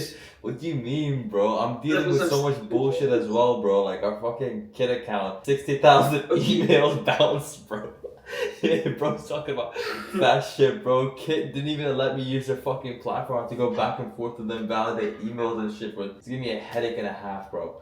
But like, I'm actually like, no, I'm trying to get shit done, bro. Like, I complain a little bit, but like, okay. I don't sit on it, No, I get it. I just like,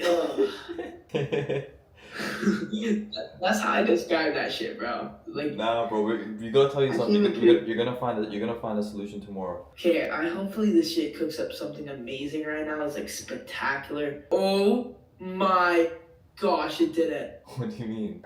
Why are you shocked, bro? You're fucking with me or what? Not bad. Not bad at all. Alright, share your screen. Let's see it. Needs just a little bit of touch ups. Just a little bit of touch Share your ups. screen. Let's see it. I'll just send it to you in Slack. These are the updates I'm gonna make. I'm gonna make the button look better because I kind of don't like it, and I'm just gonna What, try this to one? fix the gradient. This But I one? think This one? yeah, but I'm gonna fix the button. and How then many the more background- setups will you watch play out without you in them? One framer change that. Okay, this is actually good, bro. This is probably the best one. Yeah. But you see what I mean, bro? Like creating creatives like this, we need to be able to do it at scale, and it shouldn't be hard, bro. Like we can't spend one whole day like creating one creative, you know? I need to, yeah, that's what I'm saying. I'll figure out Cabrin because Cabrin does static ads for all his clients and uses Nano Banana Pro, so I'm gonna He uses Nano see Banana. it walk through. But yeah. he, bro, no, but isn't- Cabrin was saying he used to make ads at scale. Do you remember? Like he said, he's handling multiple clients and he's making like fucking 20 ads a week or some shit for each of them or something like that. That's video. He wasn't talking about static. No, he said he was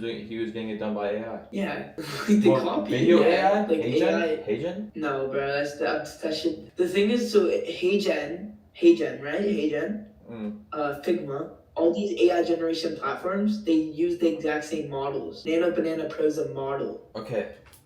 Whatever it is, bro, we gotta get I the think I can graphics work sorted. it out though here. It's not. This is like a pretty good rough You're draft. the It's not AI. bad. You're the AI geek here, bro. We got a clutch up, my G. We got whole. I feel like this is. We got people to teach you, bro. I feel like this one's not that bad though. It is It's good. just No, the no, only no. thing is It's just good. the- It's good. But my problem is that we cannot be spending this much time to create a creative. That's my Okay, so thing. you know what I'm gonna do? I'm gonna create a creative and then I'm gonna brainstorm with Claude on how we could turn this into a scalable system. There has to be some graphic. Like I could even look into it, but these ads Claude, suck. this is the last time. These websites suck ass. I've just found a workflow. Wait, Okay, Claude, this is the last time. I need you to update the first prompt you gave me for static ad 2. I need you to make a new button design similar to Iman Ghazi's. Go ahead and view all the static ads to see how the button design is. And a big piece of feedback that I have to give you based off the AI generation when it generated it was the gradient on the background. I've been talking to you about we've been having this problem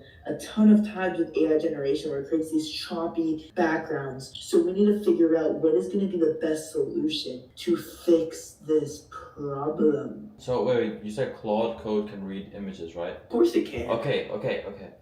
Listen. Tell Claude Code to read all of the reference AI images that we sent to it, and then create a skill for it that's just like the reference images, and tell Claude Code that you want to use this reference to create more ads just like the reference ones. And the purpose of these ads is to get people to register for the event, and the other one is a lead magnet, and give us a creative direction alongside the ad. Well, no shit, nigga. That's what I gotta say to your dumbass fucking question you asked me.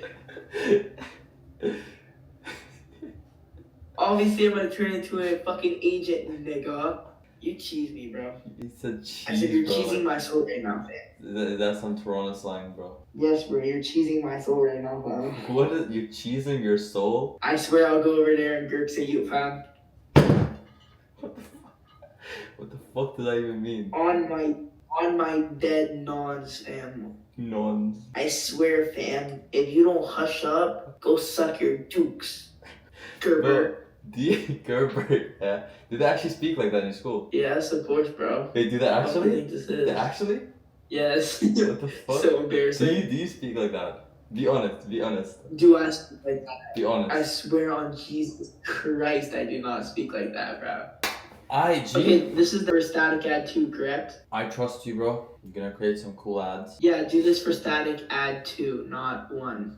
What is up, my fellow people? Should I give you guys a nickname or is that gay as fuck? Like, what the fuck would I call you guys?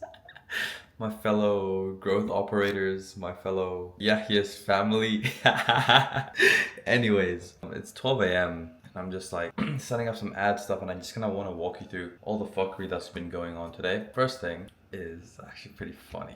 So I finally got approved on Kit, which I was super like excited about this morning. Like, yay, finally we can leverage their 75,000. Why the fuck is Rocco calling me? Bear in mind, it's 3 a.m. Alright guys, yeah, so Rocco just called me. Whoa. Rocco, aren't you meant to be asleep, bro? Like, what's up? Yeah, it's 3:14 a.m. in the morning. Yesterday I went to bed at 4:30 a.m. in the morning. My mom's is really mad at me, but like we have a big launch coming up and money doesn't sleep, so I really just want to plan, you know, what we got to do in the vision. Okay. And I want an AMG, right? And we got to make it happen. You know what I mean? We gotta print on this challenge. So just so you know, bro, I'm keeping both parts in. I know you're trying to sleep. You don't give a fuck. I'm actually trying to sleep early. I'm trying to get some shit done.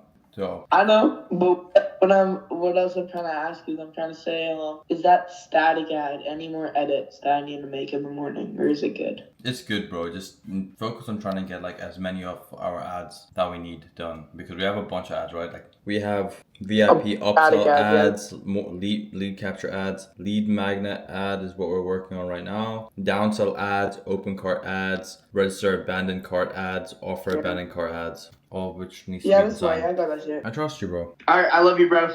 Love you too, G. I'll chat to Good you night. tomorrow. Sweet dreams, See you, sweet bro. cheeks. See you, bro. So, I'm going to give you a little bit of an update.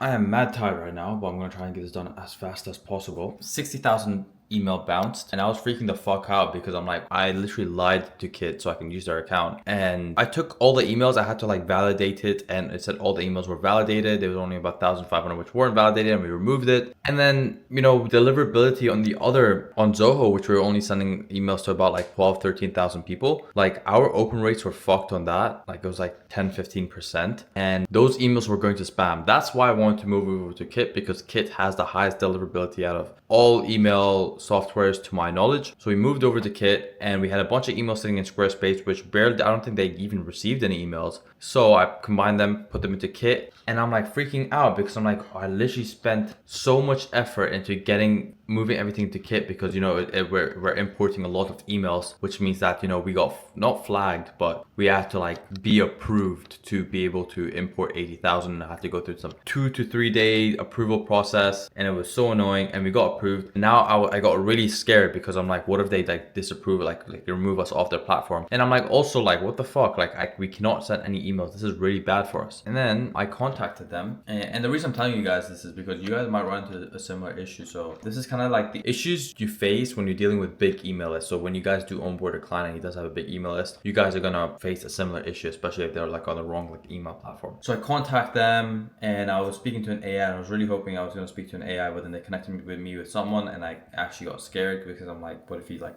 takes us off now? But what he pretty much said is I need to set up a verified sending email, and I need to change my DMARC to P none. And he was kind of saying that it's a soft bounce. Well, yeah, see, I can see you only have 600 plus bounce subscribers, and the ones you see in the broadcast email analytics are a combination of hard and soft bounces. This one, most of them are getting a soft bounce. That means it is temporary, and it will resolve on your next sending of email after you complete the verified sending domain. So I think it's just because we need to verify it, which I'm in the process of doing right now, which I'm going to click authorize, and that's it. Let's go. And now we're going to validate and see if this goes through, because I did not do this. On Kit, you do need to do this. So we're verifying sending domains now, and hopefully that should be issue resolved, hopefully, because I would really like to leverage this 80,000 person email list, and it is not resolved, but it might need some time to like propagate or whatever that word is. Oh shit, we're good. Go.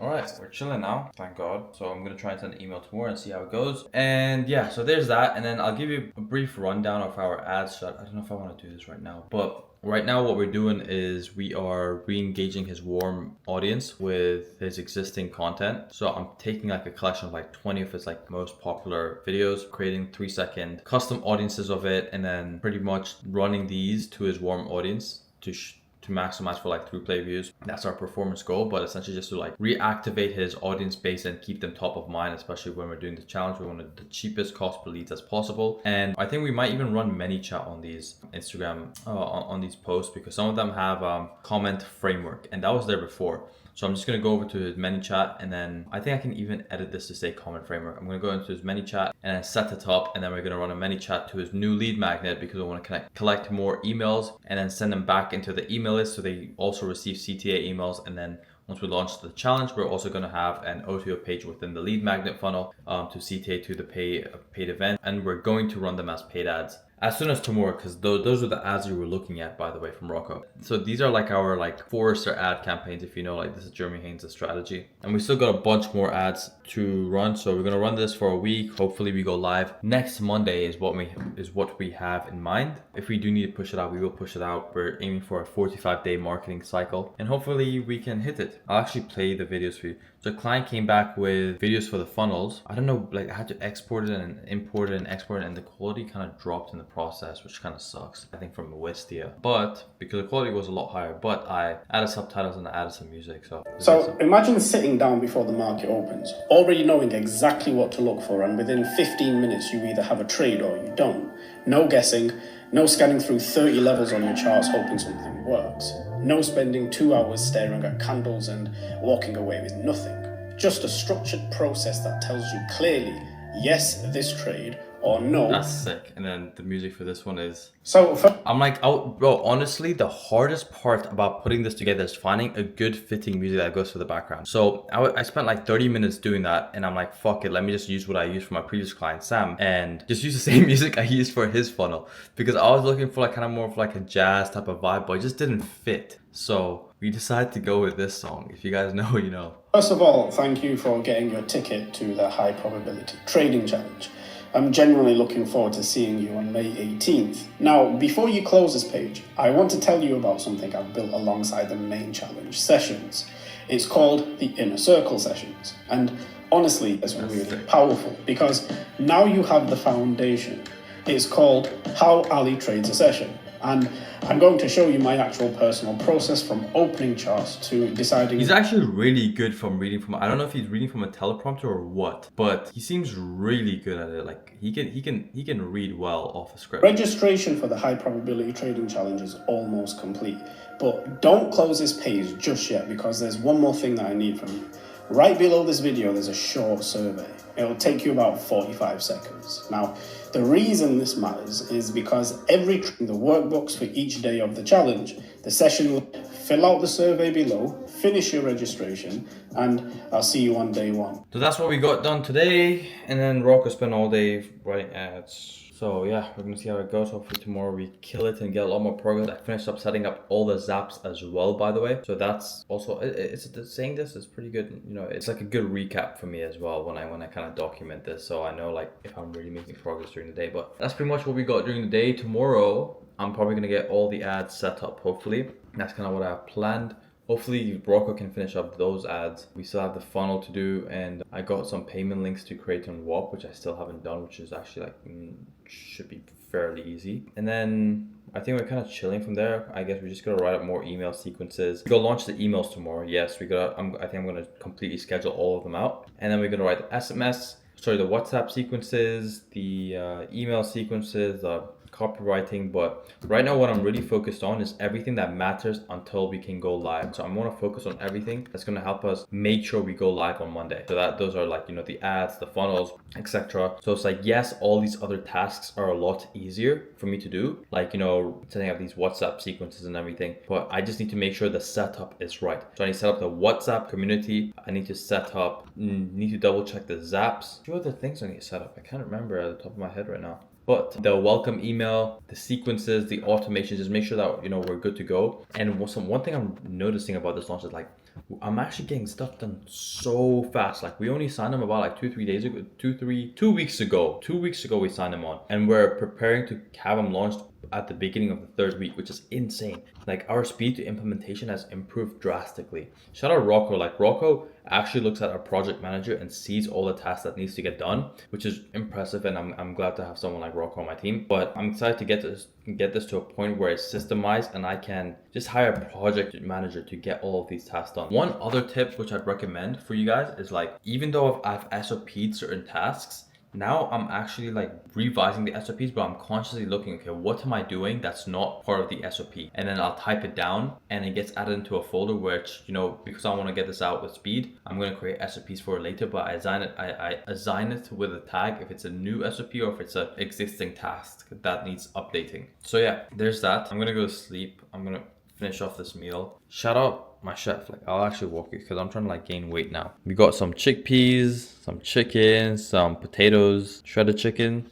chickpeas and potatoes. And then in the afternoon I have like a little like burrito thing which I put into my air fryer, and then I get my coffee in the afternoon. So like my meal intake has increased a lot, and it's like, it's kind of crazy. It's actually pretty sick I have a chef now. Like you guys, I don't think you realize, like for the OG guys that have been here since the beginning, like you guys have literally seen my first documentation video from me from my parents' crib, my journey to success. I just wanted to make sure that moment was captured, and I captured it. So with that documentation video, if you haven't watched it, there might be a link in the description. You should definitely go and watch it. But it's like literally like in real time, from rags to riches type of story. Like from my first launch, it helped me achieve everything, and then I did the second launch, and that one went very successful, and this one's also going to go very successful. And me and Rocco, we have a whole plan. Like I was telling Rocco earlier, I'm like, we're gonna leverage this, and we're gonna make sure that, you know, we're the first marketers to actually fully leverage AI to do a whole challenge funnel launch, which, if you know anything, like it's one of the most intensive sales marketing mechanisms that you can have,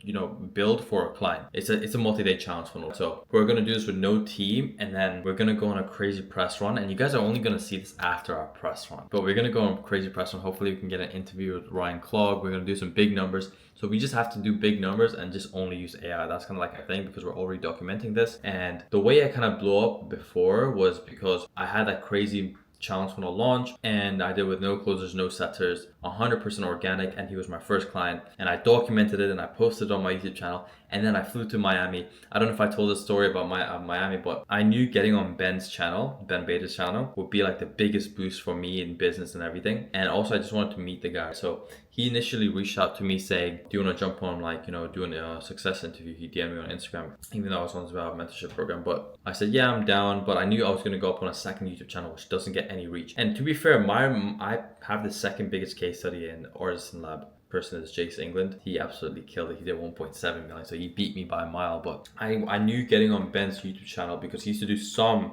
Tesla case studies on his channel. So I said, hey, I'm flying down to Miami in like a week. Do you just want to do it like in Miami? And I never booked my ticket when I said that. I just wanted to see what he says. If he said yes, I would have then booked my ticket to Miami and did the interview with him, because that would have been a big opportunity. And he did say yes. So I'm like, fuck it. Booked my ticket to Miami for the next week, flew there, met up with him, we did the interview, and I think just like a few days before my interview, I posted the video, the documentation video, and it barely got like maybe like 100 views from like existing like Artisan Lab members. But then after, you know, people watched Ben's YouTube video, Ben linked my YouTube channel in the description of his video, and that brought so much traffic to that video, and that literally blew up my YouTube channel. So I'm trying to replicate that exact same strategy with this one, document how we're doing this with AI, go super big, try and make as much noise as possible, and just go on a crazy press run. So that's kind of what I have in my head. Pitched it to Rocco. I'm gonna get Rocco to jump on this with me, and we're gonna blow this up for our new mentorship program, Agentic Marketers. So excited, and the faster we can implement this, I want to get to a point where it's like AI helped us, you know, speed up our speed to implementation a lot faster than if we had a team. And hopefully by like day 20 or like by day 15 of this paid challenge, like, I want to have like everything fully done. We're just kind of just chilling and like working on other clients and stuff. That's kind of the plan, because usually if you know anything about my last two launches, like it's been insanely stressful in terms of like time and meeting deadlines and stuff, especially with like the scripting. So we're gonna see how this goes. I'm gonna eat my meal, and I'll see you guys tomorrow maybe, or in the next clip. What's up, boys? It is 31st March, Tuesday. I'm just chilling here right now, actually just about to give Rocco an update on our call with my client, and Rocco has some updates for you guys as well. But I want to start with this fucking dumbass issue that I've been having. So essentially, my client right now, he hosts all of his course material on Squarespace. But the issue is that with Squarespace, you can't manually add a member to a course. Like it all has to be within Squarespace. Squarespace has this weird thing where it's like they want everything to be super accurate, all in one line, payment processing on Squarespace, and only coming in via like Squarespace payment processing and like nothing else. And they have like no Zapier integrations and stuff. So it's been really annoying because it's like if someone makes a payment coming in through Whop, which I do get Whop affiliates on, which is also why I kind of really want to bet on Whop. And if it comes in via Whop, we can't add an automation to grant them access to Squarespace or have them access any of the course material on Squarespace. So that's the issue I've been facing, and I pretty much just told my client like, hey, you need to like get the fuck off Squarespace. And he's like, yeah, that's cool, but the reason he's on Squarespace is because he uses something called VDO Cipher, VDOCIPHER. And apparently what this does is this is where he hosts his videos on. And essentially the reason why he picks this over like Wistia or Loom or any other software is because the trading space is very like, people like to pirate stuff. But when you host on this platform, it's got something called I forgot the name. It's like some weird Netflix type security protection where it's like if you try to screenshot the screen or you try and screen record it, like it doesn't let you, the screen just goes black. So he wants to stick to that just for like security reasons. He doesn't want his course to be pirated. And unfortunately, Whop and School and all of your more common course hosting platforms do not support that, which means we're gonna have to move him over to one of the gay ones. Gay ones meaning Kajabi, Thinkific, Kajabi, or Teachable. So I was kind of doing research on which one would be best for him because this is giving me a headache. I have to make sure like all of them have Zapier endpoints, which gives them access to the product and can also revoke access, and all of them can, but I'm picking like which one is just ideal just for video hosting. Kajabi is really fucking expensive, and I don't know why they're expensive because I don't even know if they're getting any business right now, which is probably why they're more expensive, because like it's like if a user's interested in jumping on with Kajabi, they need to like pay a lot because they don't get a lot of business. And same like with all of these, like for all of these, like even their free trials, like you have to enter in your credit card, which sucks ass. So I can't even test it out. So I've just been watching like YouTube videos to kind of see which one's ideally the best, but I think I've concluded that we might be going with Thinkific. So yeah, I opened my that's been going on all day, which has been a pain in the head. But anyways, so yesterday, if you guys remember from yesterday, we had some issues going on. Ton of issues. Wait, do you want to recap them on what the issues was? I mean, they probably remember what it was, but I don't remember. Did we say to the camera on what the issues we were having with the graphics? Alright, I'll say once again, just for a little recap, I'll say. Go for it. Alright, just for like a little recap, we were having issues with the static ad graphics. So, you know, yesterday I was saying, okay, with AI, because we're planning to do everything with AI. So it's like, we can obviously hire like a graphics designer, but like, again, this whole vlog is like, doing this whole launch just with just AI, no team. So no team. Yeah, so we're trying to automate how to create really good graphic ads with AI. But yeah, sorry, go on. Yeah, so essentially, I felt like when I was using Nano Banana Pro, it was really messing up the text of the ads. But yeah, in terms of like design, you know, it wasn't the best for some reason. Sometimes it has issues. So I figured out a little way. Obviously, you know, one of the most important things, guys, is problem solving. So you always need to be aware of that. You need to figure out solutions to problems that you're having, especially if you're on a time crunch. All right, so the issue I was facing using Nano Banana Pro is I felt like overall the design wasn't the greatest. It kept messing up the text, the placement of the text, the placement of the button, all this stuff. So essentially what I ended up doing, and overall like the text of it just didn't even look good using Nano Banana Pro. Like it just didn't look the greatest essentially. So how I actually problem solve this, because obviously guys, problem solving is one of the most important things in business, especially if you're on a time crunch. You always need to come up with a solution to a problem you're facing, especially in terms of quality. So what I ended up doing is I just ended up using Nano Banana Pro for background design. So I would go ahead and get Claude Code to generate me a prompt, basically exactly the background that I want. want, and then it will have a picture of Ali on the actual background photo, obviously looking nice, kind of transitioned and all that sort of stuff. So essentially what it did is it popped me out an image. And same with Nano Banana Pro, sometimes the quality drops a bit and the quality of the image isn't the greatest. So what I did to fix this issue is I would grab the background, I would go over to Canva. And guys, Canva has this feature where you're able to increase the quality of a photo by like 2x resolution, 4K and 2K, but you're able to put the resolution up of the actual photo. So once I put it in Canva and I put up the resolution of the photo, then I would go ahead and I would transfer it over to my Figma board. So then you move that picture over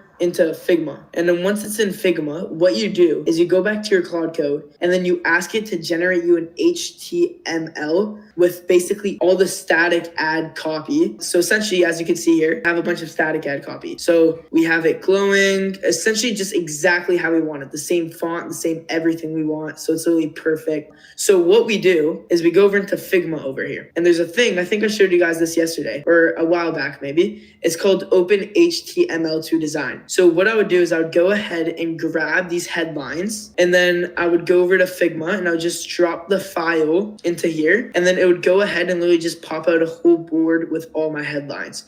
And then what I would do, so right here, this is literally the frame of it, as you can see. So not the text, not the button, but like the actual background, that's like what Nano Banana Pro generated. So what we'll do is essentially we'll go over here, literally just copy it, drag it over into a frame, and then boom, now it's in the frame and you could literally edit it however you want, make the font size smaller, edit the positioning, all that sort of stuff. So this is how we're creating clean static ads. As you can see here, these are literally like crazy static ads in terms of quality. Looks really good. And the whole process was made from AI. Like I didn't go sit here and did the design, the glow effects, none of that stuff. And once, you know, just to give you guys a little recap. Bro, and this is so unfair because we're literally problem solving for them. For anyone that actually wants to create good graphic ads and stuff, like you guys are gonna have to go through a whole bunch of problems, especially if you don't have as strong of a AI business acumen. Like you guys are gonna go through at least like 2 weeks before figuring something like this out. So we're giving you the solution. Like you guys can literally take this piece of information and create the craziest ads for your client. Yeah, like this is only gonna be ever evolving. Like this is what's working best at this stage of AI right now. And I can like tell you the way, like every 2-3 days, like Claude Code is always coming out with a new update. So in about like 2 weeks time, like there's probably going to be a better automated way to do this, which allows you to do it at scale a lot faster. So it's different than, you know, figuring out a solution and keeping up with AI and how fast it's moving. And I want to say that because by the time we post this video, like this solution may be outdated, but what you're really seeing is how fast you need to be quick to adapt. And that's really what it is to leveraging AI in the most effective and efficient way possible for your business. It's like you just need to adapt, and that's the key part. Adapt, learn, adapt, learn, adapt, learn, adapt, learn. And by the time, you know, I don't know, bro, AI is moving so fast. Like I don't even know if we'll ever reach a time where it's like stable, where it's like it plateaus, you know? Where it's like, okay, this is AI right now. Like for a while that was ChatGPT, but it's like right now with everything, like bro, like it's so crazy. Like you're actually gonna be so fucking behind, bro, because it's just moving so fast, man. And it's like, bro, like it's like we're so in AI, but like it's also tough for us to like keep up. So I'm saying this is like, if you guys are really serious about like, you know, learning AI and actually implementing it into your business, like, and you guys don't have the time to keep up and everything, that it's super important to just invest in someone. And that's why I say, like, you know, even investing with us, and I'm not even saying it as like a pitch or anything, but it's just like, it's just good for your business. You know, it's healthy for your business, it's good for your business, it's good for you that you're actually able to keep up with AI and not fall behind, because we're gonna get to a time where it's like we're so far ahead in AI, and people who did not start in AI are so far behind, and they have a lot to catch up with. Not in terms of like, okay, you know, I can just use this software right now because it's made AI a lot easier, but it's also understanding the intricacies of what it took to get us to this point of AI. Like, what do we like? Different IDOs. What is it? IDOs? Like, just understanding the terminologies and the prompting and like the more nuanced things within AI that actually builds like a good AI acumen in your brain, which is trying to make. Does that make sense, Rocco? What I'm saying? Yeah, no, exactly. Kind of, or does it actually makes a lot of sense. Okay. Like, yeah. At the end of the day, like it's always gonna be evolving, and you just need to keep up with evolution. That's really what it is at the end of the day. But just to give you guys a little bit of a quick recap on how we make these static ads, just a super quick recap. Number one is script out your static ads in Claude code. You could feed it a bunch of like references on copywriting docs if you have like a few SOPs on copywriting. You feed it YouTube video transcripts to learn about copywriting, but just train your bot a bit on copywriting and static ad copywriting and all that sort of stuff. So once you do that, pop out your static ad scripts. So once your static ad scripts are done and they're good, the next step is you want to go ahead and generate the design. So you're going to ask Claude Code to go ahead and generate you a prompt for Nano Banana Pro, and you're going to tell Claude Code exactly what you want. So you're going to say, I want a picture of my clients with the glow on the background. I want it in Instagram story frame. It's always important you need to tell it the frame, depending on the static ad you want to make. Tell it the frame, and then basically say how you want the glow. The more detail is literally the best possible, and essentially Claude is going to go ahead and make a full detailed prompt ready for Nano Banana Pro. You go ahead, grab that prompt, you paste it into Nano Banana Pro, and then you get your image, and then you go ahead, put it into Canva and increase the quality, and then you throw it back into Figma. About increasing the quality, Rocco, you know you can do it directly via Figma as well. Like it's like one button. Guys, this is still, because I'm only like, I would say like maybe I've been using Figma for a month, so I'm still getting used to all the stuff, you know. But yeah, so essentially you throw it into there, and then what you do is you go back to Claude. Yeah, but you can also say you can do it via Canva, or you can do it via Figma. But like, bro, like my boys, like my obviously Figma is gonna be the easier way. Majority of the people who are watching this video have come from my found me out for my first YouTube video, and for my first YouTube video I was pretty much just shitting on Canva. So it was just like I was praising Figma and I was shitting on Canva. So but boys, like think like the end software we're using is Figma. We're still using Figma at the end. So it's like even if you use Canva for like removing the background, which you can do on Figma by the way, which is super simple. You can also do it on the end thing which we're designing on is Figma, not Canva, and that's why Figma is more superior because it's more flexible and shit. But yeah, just wanted to say that. No, exactly. Yeah, no, it is. I didn't know that. I'm gonna research tonight how to increase the quality. Yeah, I'll show you.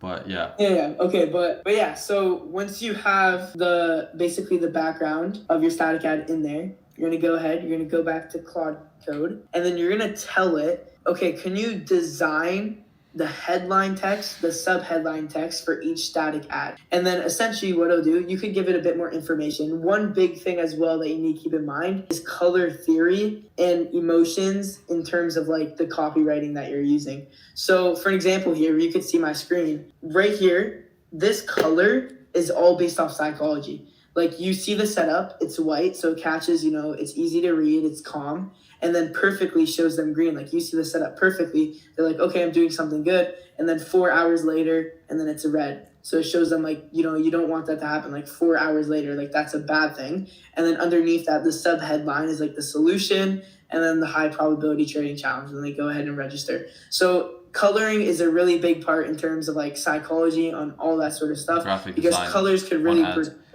portray. And there's a reason we make them like super vivid as well, because it's like when you're scrolling through Instagram, you see a lot like neutral, like you see more blacks commonly, you see more neutral colors, but like when you're scrolling through Instagram, when you see something super bright and super vivid, like it stops the scroll. So like when they see a green, it's like this, like with the glows and everything, it's like it stops the scroll. Same thing, show them the blue one.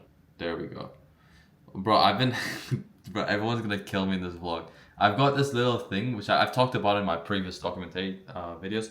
It's called Flux, and it makes the screen red so my eyes don't get like super, like I can strain. It doesn't get super strained at night. Okay, we're going to show them both again because I just turned up Flux because the whole screen was red before. But this is blue. This is the blue one, and you can see like how vivid it is. Like it stops the scroll. And then show them the other one again. Like this is green, so like let me pull it actually. Like you can see how vivid that is. Like that's gonna stop the scroll. And then Yeah. show Yeah, them exactly. show them the other one again real quick. See, and as you guys can see, this is what the HTML looks like. So I think I already showed you guys, but you would want to pop out something similar like this. And then what you do is you literally just go ahead, drag it to the HTML to design, and then boom, it all pops out, and then you just paste on your static ad. So that's the step-by-step process. Super simple to create static ads. But yeah, obviously, you know, probably one of the more things, I mean, once maybe this time the video comes out, it's gonna be different. But right now, in terms of like This is element what's working placement right and now. actually dragging text, yeah, I'm doing it myself. But this is what's working right now, so keep in mind. So maybe when this video, because it's probably gonna come on what, maybe like 2 months. This video. Yeah, shit, bro. End of May. Yeah. Because our launch is in May, so it's gonna be after. Yeah. So it's gonna be like 2 months. I'm sure in 2 months it's gonna be a whole different story. I'm sure Figma AI is gonna get more powerful. I'm sure it's going to be completely different, but for now, this is the best way to do it and the fastest in terms of quality. But yeah, that's really it, boys. So that's the update for today. That's how you make some clean static ads. I also want to tell them something about email issues I was having. So we sent a broadcast email today and we had 50,000 bounce, which is less than before, which is like what, 10,000 less than before, but we got an email pretty much kit telling us off like we're flagged and shit. So the strategy now is going to be I added a tag to all the people that have opened an email before, because our deliverability is going to be fucked and we need it on point for the launch.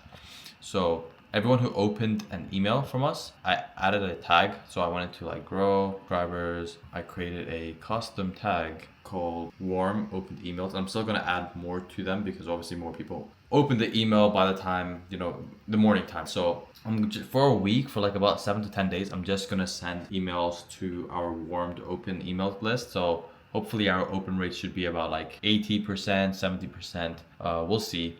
And then in about 10 days, I think I'll start slowly sending emails to more and more people. But yeah, that's it. Rocco, final words before we catch them tomorrow. Nothing much. I love you boys.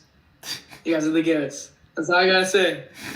Yo, like y'all should be proud of yourself that you're watching this video right now. Like actually. Bro, they did nothing to deserve being a goat. Bro, goat is crazy. Go. We're so proud of you guys. You know what I mean? At least you want to make a difference in your life. You want to build a business, optimize your business. Yeah. So I'm glad you guys are watching this video. Rocco, you've never met them in your life before. What if they're like horrible people? I don't care. They're my homies, bro. Bro, what if they want to start a business to like ruin the world, and that's why they're watching this video? What if they want to market some very bad things to the world? You can't call them the goats for that, bro. You call them, bro, imagine you're calling someone who's starting like a pedophile business right now. Yo, marketing a pedophile business. Do you guys hear this right now? Wait. Do you guys hear this right now? The guy is criticizing his audience. Guys, lock in. What are you doing? Oh my god, you should be proud of every single one of them. I'm not criticizing them. I'm just saying like special in their own way. Yeah. Like I would like, okay, listen, you guys are my audience. I would never call you the goats. I don't know any of you guys. But I appreciate you watching my videos. I appreciate you watching my videos. But like, I mean, I'm sure if I get to know you, like, you know. Don't worry, I love y'all. Don't worry. Rocco does. But you guys can be some horrible people. Like, I'm sure horrible people won't be watching my videos, but like, 1 or 2 of you guys, I don't know about you. Maybe you just guys, one. Maybe just one. I think that the one's you, Rocco. You watch my videos. Pedophile. Boys, share this video with your friends and help us run up a bag. Thank you. I'll see you in the next one. Black and gray background. Boys, I'm on mute right now. It's like strategizing, but I want to capture like our strategy meetings on how it looks like behind the scenes without like Rocco. Or like this one. This one's super simple. You see right here? We're recording a video, so that's what I'm gonna do right now. He has no idea. So like a calm like black background and then just the glowing text. So in total we're gonna have, okay, so break it down. One professional, so professional, Instagram, Twitter, professional but like calm. kind of like black one like this. And the last one we can rip another like professional. So tomorrow, all the lead capture ads should be good to go. Yeah, 100%. Yeah. Okay. I'm still gonna work on them. I'm probably gonna get 2 more done tonight. Cause I'm gonna go to bed at like 1. I have to really go to bed early. I went to bed at 3 or 4 last night. Yeah, bro. I saw you Yeah. texting me and then deleting your text, and texting me and then deleting your text at like 4 a.m., bro. What the fuck were you texting? Yeah, bro.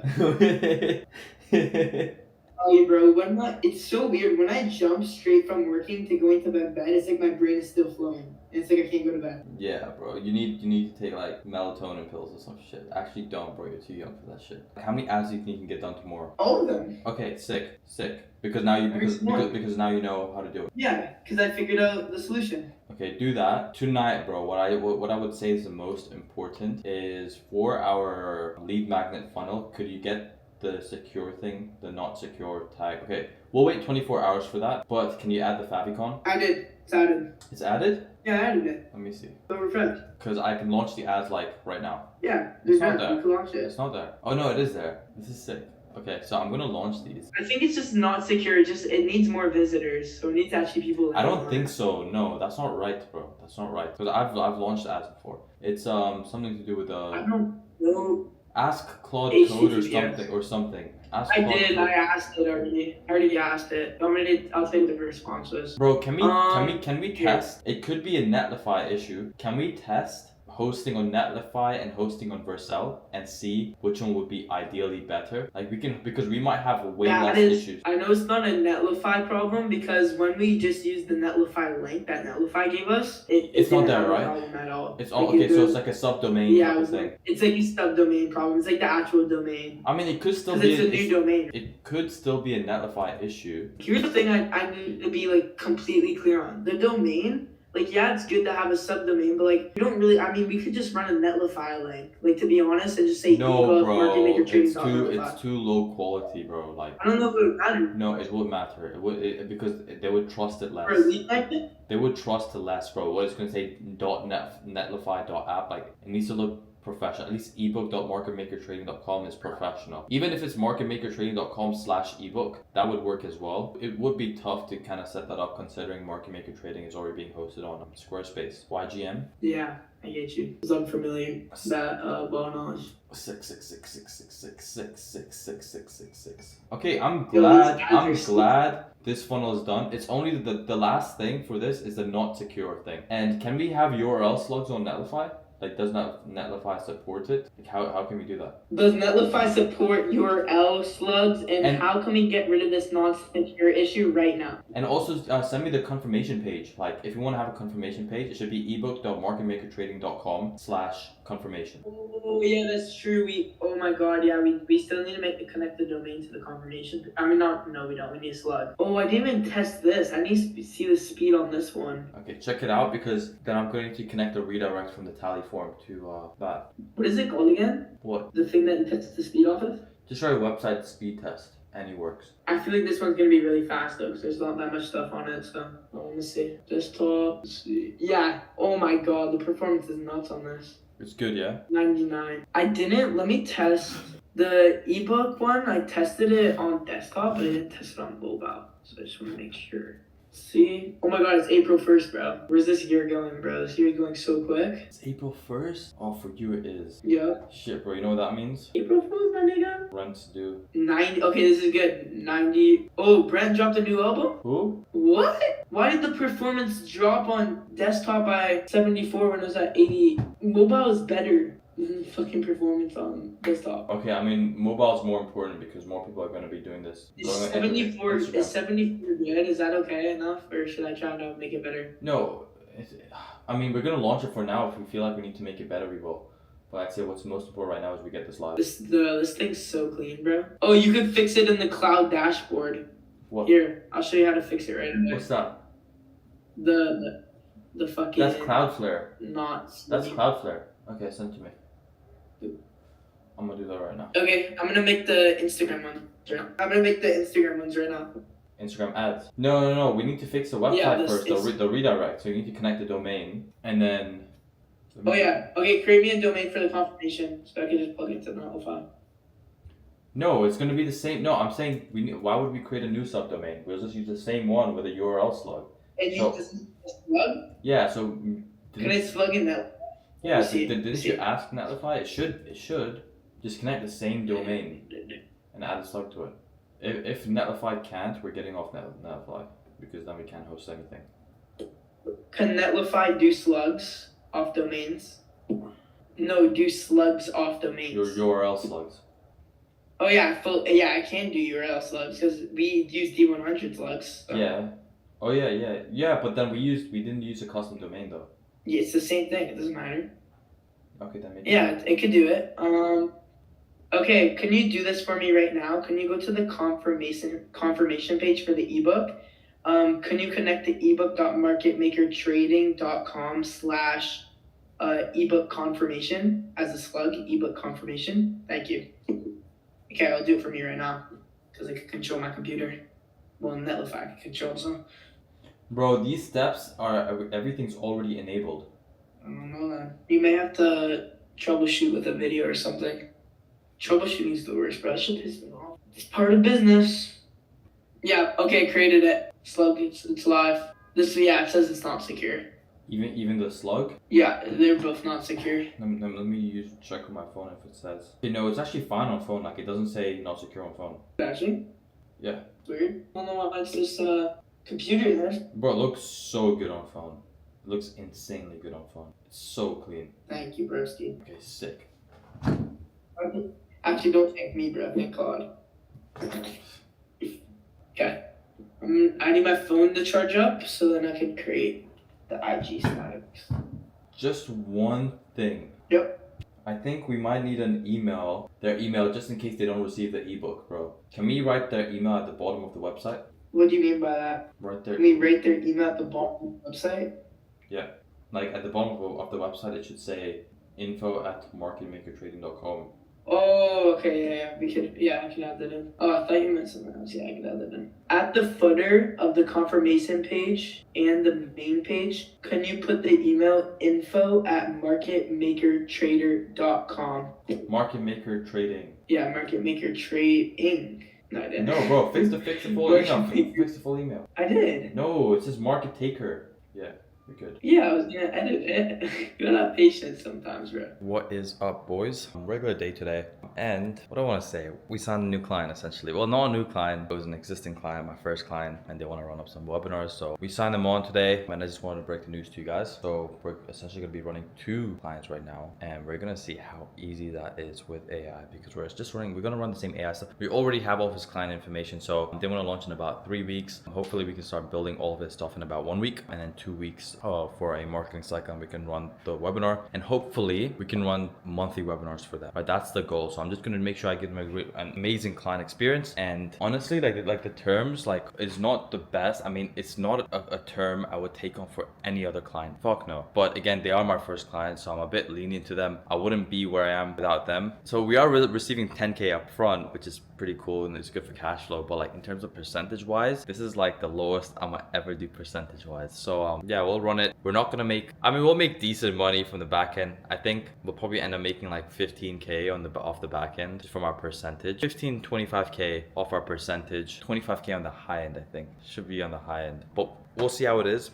They have their own sales team now, and apparently they're killer. So honestly, like I am very excited to be working with them again. It's kind of like more sentimental thing because again, like I mentioned, I wouldn't be here without them. So their launch might also be part of this documentation video. Most of it's going to be with how we're doing the first launch, but I'm going to see if I can, put in some parts, and we might also be signing on some more clients. So I have another call with someone this Sunday he has a pretty big personal brand, and he's running a challenge in 3 months, 2 to 3 months, and it's going to be huge. Like he's going to put crazy ad spend behind it, and I want to partner with him on that. But he's running a warm webinar in about 2 to 3 weeks. So I'm going to jump on a call with him and just consult them for free. Just really show them how good my free stuff is so they can pay me and run up the challenge. So I don't know if they know, like it's a consultation call, but they're probably expecting me to charge them, but I'm not going to charge them. Like I'm just going to give as much sauce to them. It's someone who I actually really respect. So we're going to see how that goes. So on a bad day, I just need to improve my daily output. That's the main struggle for today. Getting more done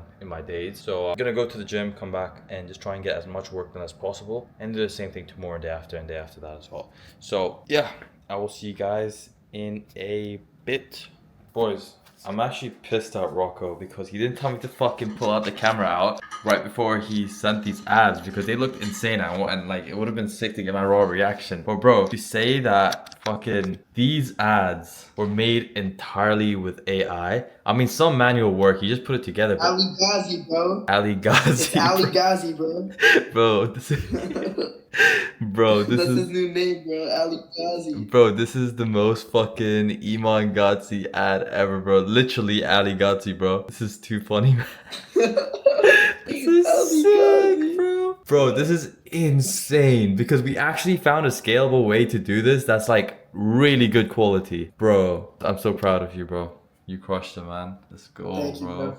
Thank you, bro. I appreciate We're it. printing, G. We're printing. Alright. Wait, can we see more? Can I see more? Is it all in Figma? Right now, there's a Twitter one. I need to create the last two, but the Twitter version, I still need some working, I would say. But Okay, so you did two versions. You got some Twitter ones. I don't like how the text looks on this one. It's Bro, too are close the together. is the spacing right between all of the text? Yep, it's lined up. They're all lined up? Uh-huh. Alright, bro. I'm gonna trust you, bro. I don't know if I like the Twitter ads. I think we just need to run 2 more Instagram, not Twitter. I mean, I can clean it up. I think we just need to. You think these ads would do well, the Twitter? Yeah, I think we just need to clean it up. Like I think it's just the gaps. Alright, let me put this camera away. And yeah. What's up, boys? I want to show you the capabilities of AI right now and how I'm using it for my business right now. So we're doing a few things. I'm just like sitting down and just like playing around with the AI now that we onboarded my ex-client. It's literally like getting your ex back, I swear. I'm so excited to work with them. But essentially what I told AI to do is now I've connected my Google Drive folder where I host all of my clients' information, if I can pull it up. But I essentially connected, hold on. Okay, so this is like, I guess my team, my Google Drive essentially, where I host a lot of my Yellow House system specific information. So I've got a folder for client contracts. And that's like an outreach strategy we're currently running, employee contracts, testimonials and trust assets. And then this is where essentially I host all of my client information. So I've shared this folder with this AI. We had to like go into fucking Google Cloud. I don't even know, bro. In my head, like all I'm thinking is like, imagine, yeah, console.googlecloud.com. And in my head, I'm like thinking like how much of a geek like you need to be, because bear in mind, like what AI is doing things that were already able to be done before with, because essentially it's just code, right? It's just coding. It's being able to do what already was able to be done before, but in a lot faster time span and more accessible to more people and able to, yeah, that's really what it is. And because we're able to do things in a lot faster time span in a more efficient and in a more efficient way, we're able to build crazy systems, because then it's worth the time to effort ratio. So in my head, I'm just thinking like, imagine all the crazy coders that have to do all this and like, you know, how much you need to know to like do all these syncing and all this weird shit. And it's like, bro, because this setup was weirdly like, it was simple, but it was like too much jargon and complexity just to set up my Google Drive to this AI, because I had to like create a new like, you know, Vault Sync profile and then go and grab some links and then download it to my computer, and then the AI pulls in some information and I have to go back and it creates an email and I have to share that email. Like I can see how the logic makes sense, but it's like bro, I feel like I just took their job.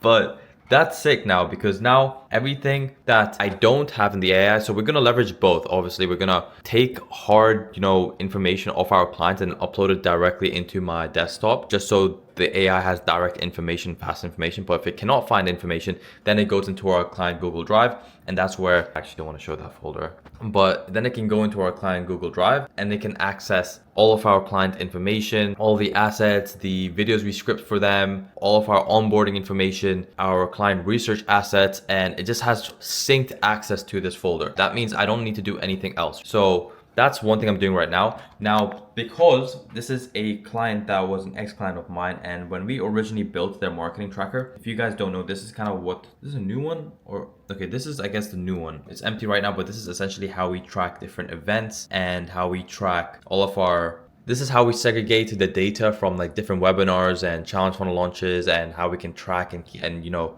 actually be able to analyze the data and actually look at all of the data and analyze them. So the issue was before was that since they were like the first people I built out the marketing tracker for, and Airtable, it doesn't have an endpoint for this interface, right? So for this interface where we design everything and can look at all the data visually, so data visualization, it doesn't have an API endpoint, which means that Claude code cannot go and make changes and design the exact same interface. Like it can't do that. So the only viable solution would be to duplicate the newest marketing tracker that I have within of my Airtable and migrate all of the old information from my previous client, like all the records, the fields, and etc.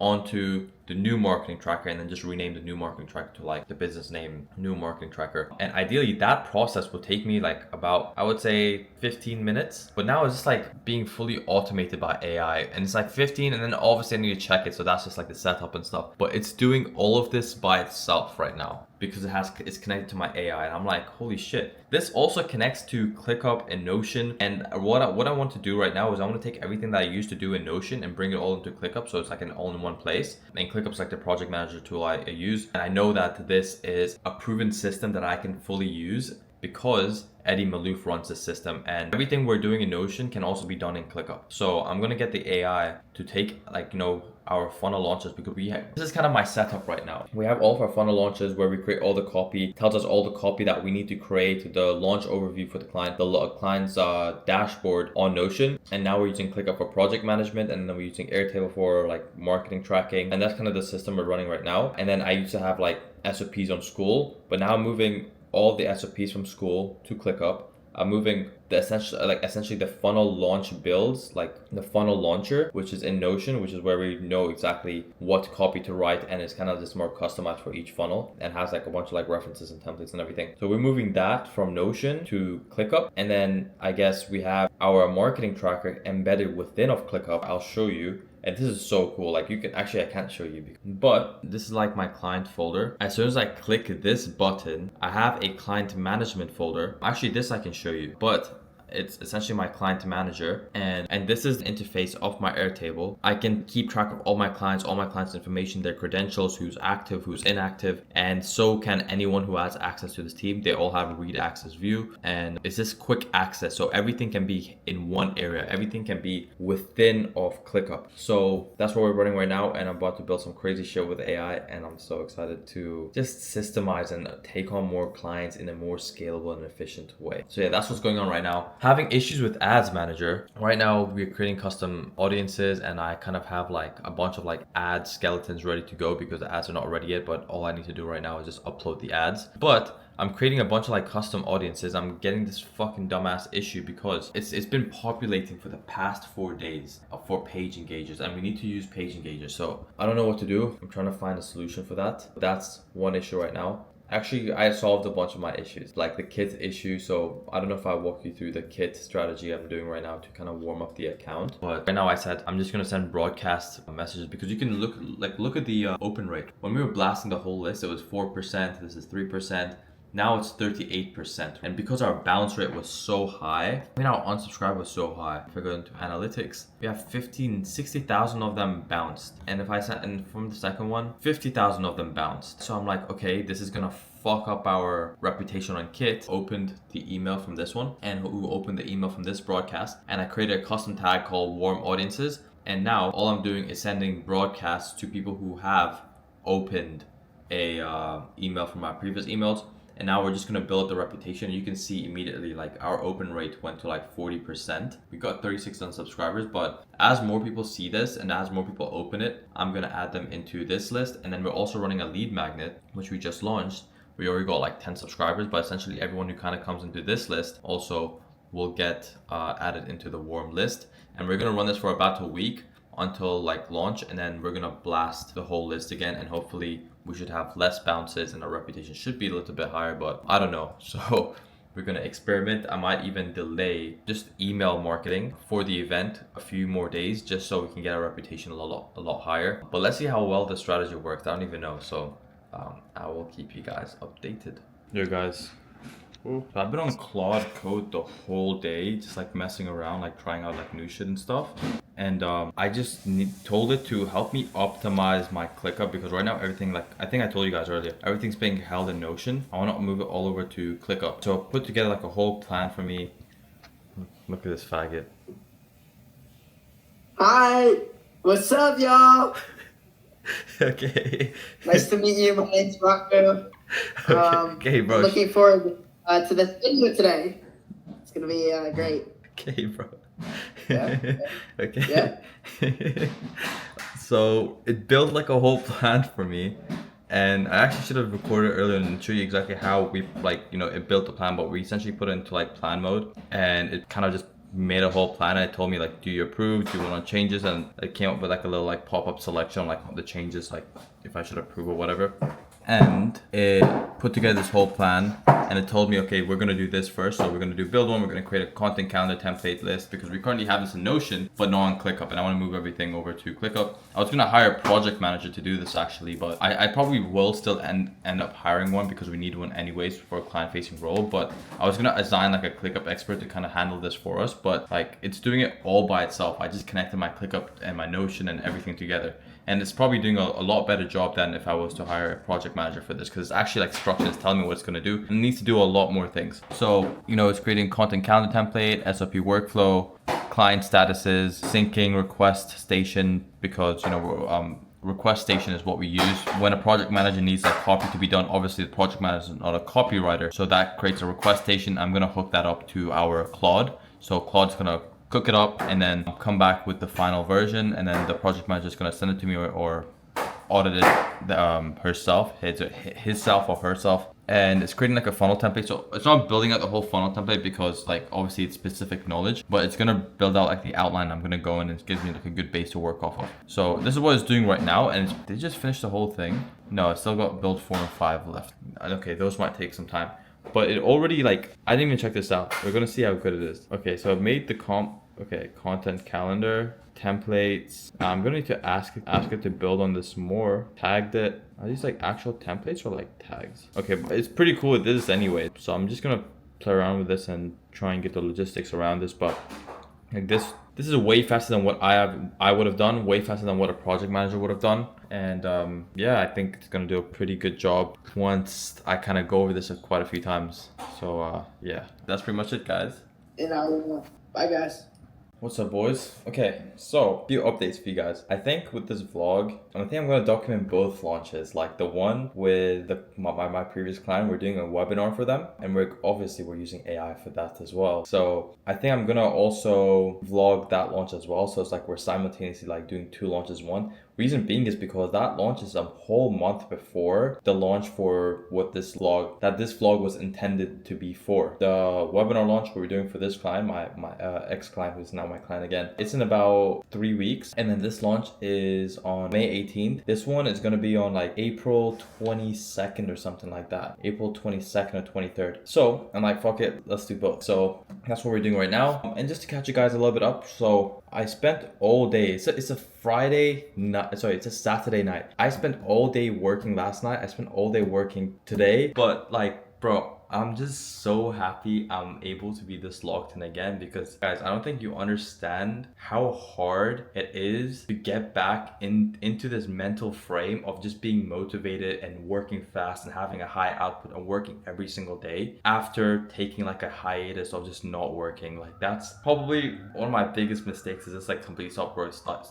working, or like working way less, or stop giving a shit about my output in the day, because it's so hard to work your way back up to wanting to give this much output back. And like it took so much mental work for me to finally be in this position again right now, where I'm gonna be able to give more output throughout my days in work. Especially I feel like I'm moving a lot faster than a week ago or 2 weeks ago. I still feel like I can work a lot faster and get my outputs a lot higher. And I'd say that the hack for me to this was that I feel I get more motivated, or I'm able to work more or harder or get more output done when I feel like the project I'm working on is a prerequisite to something else. I think understanding because I have this habit where it's like whenever I'm towards the end of something, I stop giving a shit. I don't know why it is. Like, it's like even when I eat food, for example, I always like leaving the last bit. When I drink a smoothie, for example, I'll always leave the last bit of a smoothie. And when I play chess, for example, I play a lot of chess. I'll always, as I'm winning, I'll always be winning up until like the 80th percent. And I'm like, okay, I'm winning right now. And then I'll just stop giving a shit because I'm like, I'm already winning, and then I'll start losing. So that mindset is so like bad for me, and I don't know why. But I think that subconsciously adopted that mindset, and there's really not much I can do about it. But I found that if I can think like what I'm doing right now is a prerequisite to something else. For example, right now I'm working on these 2 projects, and I'm like, in my head, it's like, it really matters on how much output I can get out, because the more output I can get out, the faster I can finish up these tasks, and the faster I can finish up these tasks, then I can go and start working on this mentorship program, which it's going to be open by the time you guys watch this video. And it's like, okay, now I want to get to that goal, and that really excites me. So I'm trying to get as many tasks as possible out of the way, and I'm just like doing it.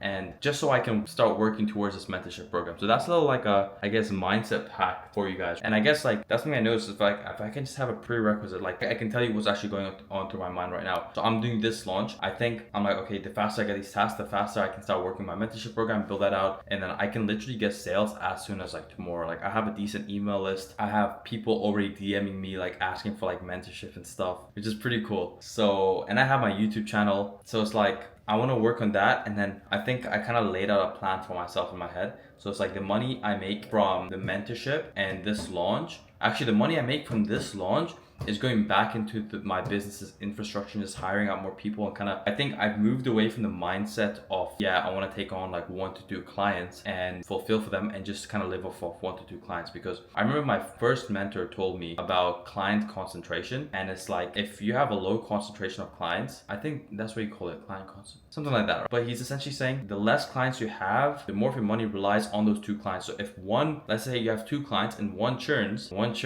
that's 50% of your income gone, pretty much, or like 50% of your business gone. So I think this whole like ideology of like, yeah, you can get 2 to 3 clients and that's all you need to kind of, you know, run your whole business, it's so flawed and it's so glorified. And that's not how business should be run. It's not a healthy business to run. I guess that ideology is what sells the business model. And I think that's kind of what brought people into it. And that's what brought me into it. Like, I'm like, fuck, 2 fucking clients and that's all I need, and it's like less fulfillment, and I'm making $100K a month. Like, yes, you know, but it's not a sustainable business. So I've kind of moved away from that mindset, and I'm like, I started treating this more like a business now. It's like, okay, this is a business I'm running. I am running a business, and what business needs is sustainability, longevity, and growth, and it needs to be operating like an actual business with employees. So I'm like, fuck that shit. I don't give a fuck about all these other operators that's handling 2 to 3 clients and printing money. I feel like I don't want to be that anymore. I don't think it's too glorified, and just because these people are doing it doesn't mean it's the right thing. It's not the right thing. The right thing is to treat it as an actual business. So my mindset was like, okay, fuck these. I'm not gonna start going for these higher rev shares anymore. I'm gonna amend on my rev shares, which is like cool. Reason being is because I've dropped so many deals on the table, like hot deals on the table, because I've always demanded higher rev shares. Like I'll always tell them like, yeah, 25%, 30%. And I think it's like, these type of rev share deals only work when you're dealing with a business that's not as developed, that's not doing well, that's not even launched a mentorship program. People who don't have as big as an audience, they don't know their worth, they don't know their leverage. A lot of these big businesses, when I'm at my stage and I want these bigger deals, I'm speaking to people who know their worth because they have that audience, and because they know their worth, and I'm pitching 20 to 30%, like it actually doesn't make any sense. And I'm like, reasonable, and I'm like, now I'm thinking like, fair, you know, it doesn't make any sense. So I'm thinking, I've kind of moved away from that mindset. I'm like, okay, now I want more clients, less rev shares, so that if one leaves, you know, that's not the majority of my business gone. So I guess that's what I'm trying to move towards to. So it's like, for me, it's like, I've kind of moved, I'm like, I don't give a fuck. I want more clients, and I'm going to negotiate these deals so that, you know, even if it's lower rev shares, at least I have them on long-term like contracts. And that's what I want now for my business, because that's sustainable. So, and when I kind of adopt that, now I can start going out and hiring out for my business. I can go get like a operations manager. I can go hire like an AI guy for my business. I can actually start treating this more like a business. I can hire like a graphics designer. I can hire editors. Like I can actually keep them underneath my business's umbrella, and that's more sustainable. And because I can do that, now I have more cash flow in the business. When I have this cash flow in the business, well, this is kind of bringing my point back. This money which I make from these launches, I'm putting it back into the business operations and everything. The money I make from the mentorship program goes into starting up this new branch of reaching out to new niches and marketing for new niches, which is kind of doing like VSL builds and running paid ads for them, but being able to build out a team for that, because if we can just get someone to run the paid ads and like watch the funnels and stuff, that's like almost kind of taken care of. And the reason I like that business is also because it's cash flow, and because info clients are genuinely like so hard to get because of how saturated the market is, all the fugazi fucking fake operators that actually get shitty results and burning these people. It's just a very high skepticism's niche. So now I'm trying to go after these more brick and mortar high ticket niches, untapped niches that haven't been reached out with marketing services before, or less of them, and I can almost stand out because I'm able to use AI in my outreach, like the one I showed you. It helps me stand out more, and like these guys are just easier to get as clients, like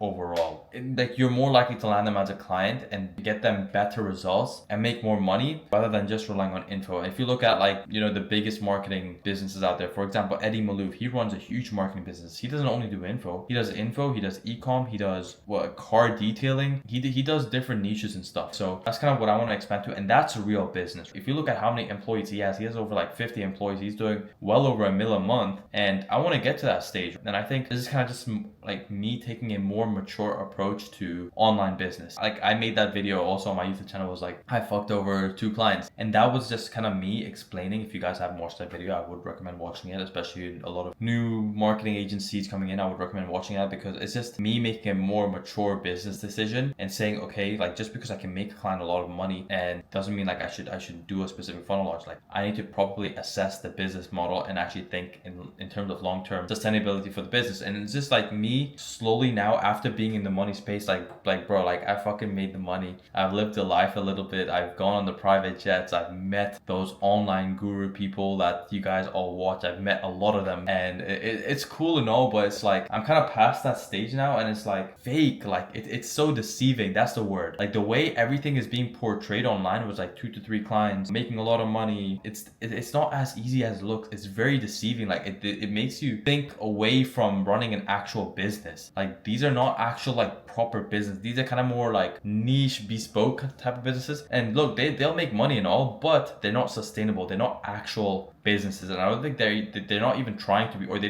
haven't reached that realization yet. But once they realize like, okay, clients are leaving them, they haven't actually built something sustainable, they haven't built a personal brand, and maybe if they have built a personal brand, like you still need to go and improve your skills and become a lot better. So with that being said, I am gonna get into the rest of this video and kind of break down what we're doing right now. So yes, I'm vlogging that, and gonna show you the content calendar. So one thing I realized, which I completely forgot, was so we pushed the launch date back. And as much as I like to say like, yeah, AI is so perfect and you know it's helping us get a lot of work done, it is getting us a lot of work done, but you know we still need to push the date back because we just couldn't hit it on time. It wasn't even AI's fault really. Like some of the ads aren't even edited. Like we need ads edited, and I completely forgot, like if we would have launched the day after tomorrow, we had no build-up sequence at all, and I completely forgot about the build-ups. I mean, I had email dial, but I forgot about Instagram, X, and all these other YouTube, all of these other platforms. So I'm like, shit, fuck it. So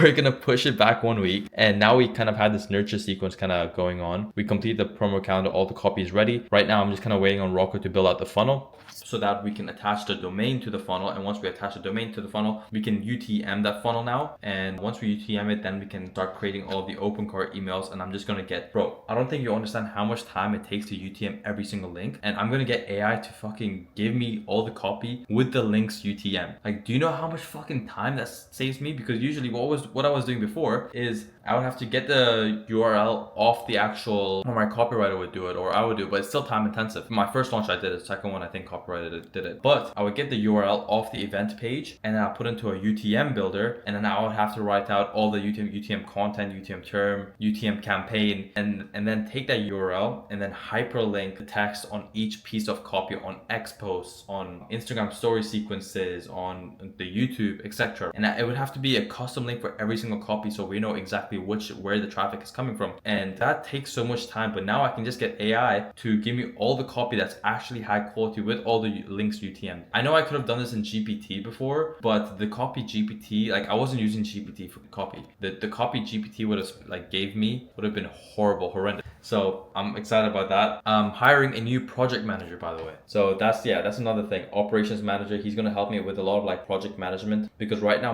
I just don't have time to keep track and stay on top of my ClickUp. So I kind of wrote down all the things I need, and I've built out like an hiring pipeline, which I'll show you in a sec. But these are all the things like I wrote down I need, and I kind of put into GPT. I was kind of like, I'm like, do I need a project manager or do I need a COO? And I'm like, which one is it? And I had no idea of a role like of operations manager that was like an actual thing. So I just asked GPT and I said, GPT, I want you to ask me questions about who I would need for my business, because I kind of like need some help over here. And then GPT asked me questions.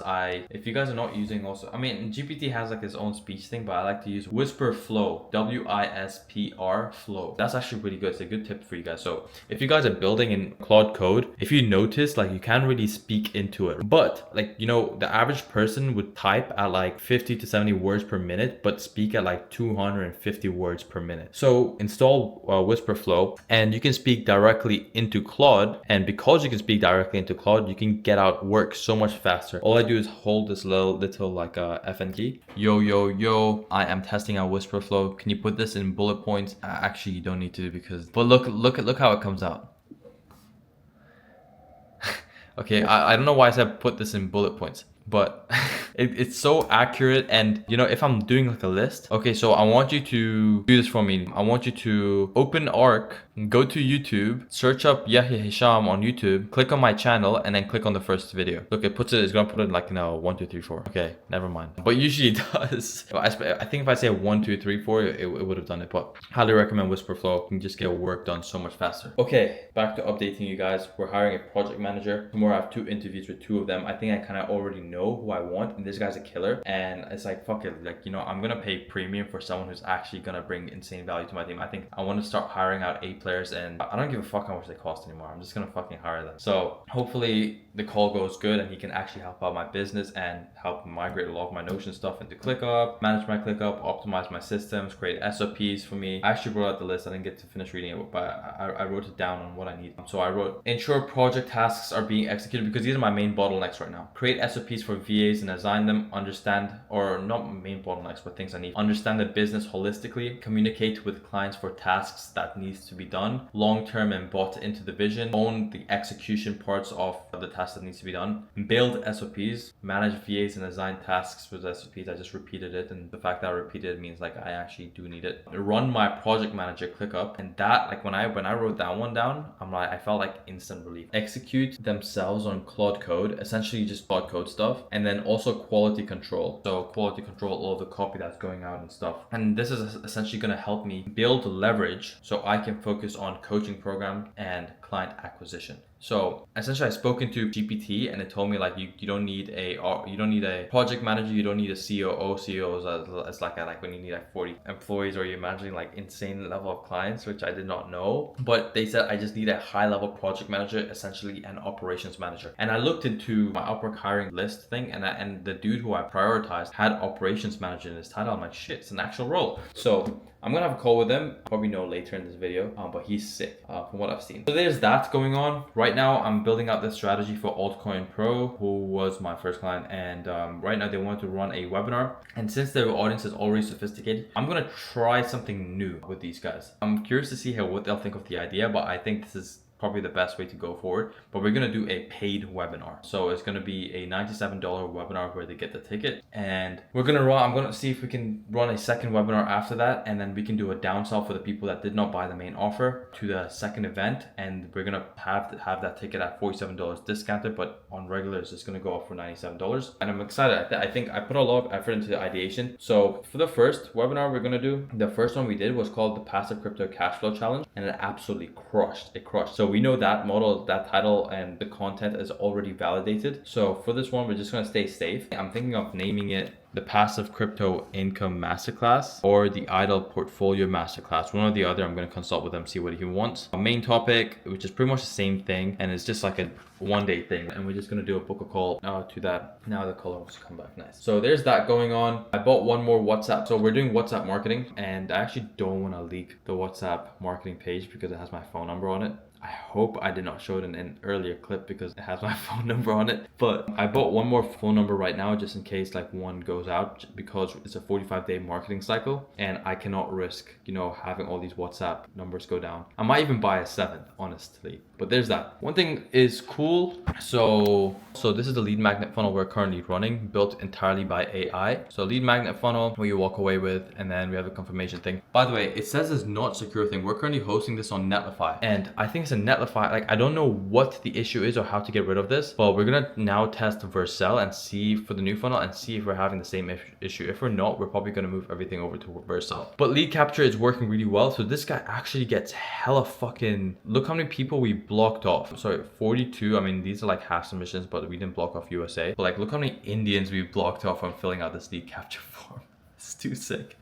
It's too good. Even Uganda. But we're actually getting hella leads. We're getting, I think, about like a, what's that, $2 cost per lead or something like that. So this one's a $1.17 cost per lead. This one's $5 and this one's $3. So I think they average out about like $2. But I might turn off these two because this one's performing the best, or I might just turn off the one which is more expensive. But what we're gonna do, you can see we're getting a $1 cost per lead. Imagine we're getting a $1 cost per lead for everyone to see the landing page for the offer. So within this, once we launch the offer, the next page or the confirmation page is gonna be the pitch to the paid challenge ticket. This is a strategy I learned from Dan Henry. So it's like a parallel funnel you run like with the challenge funnel.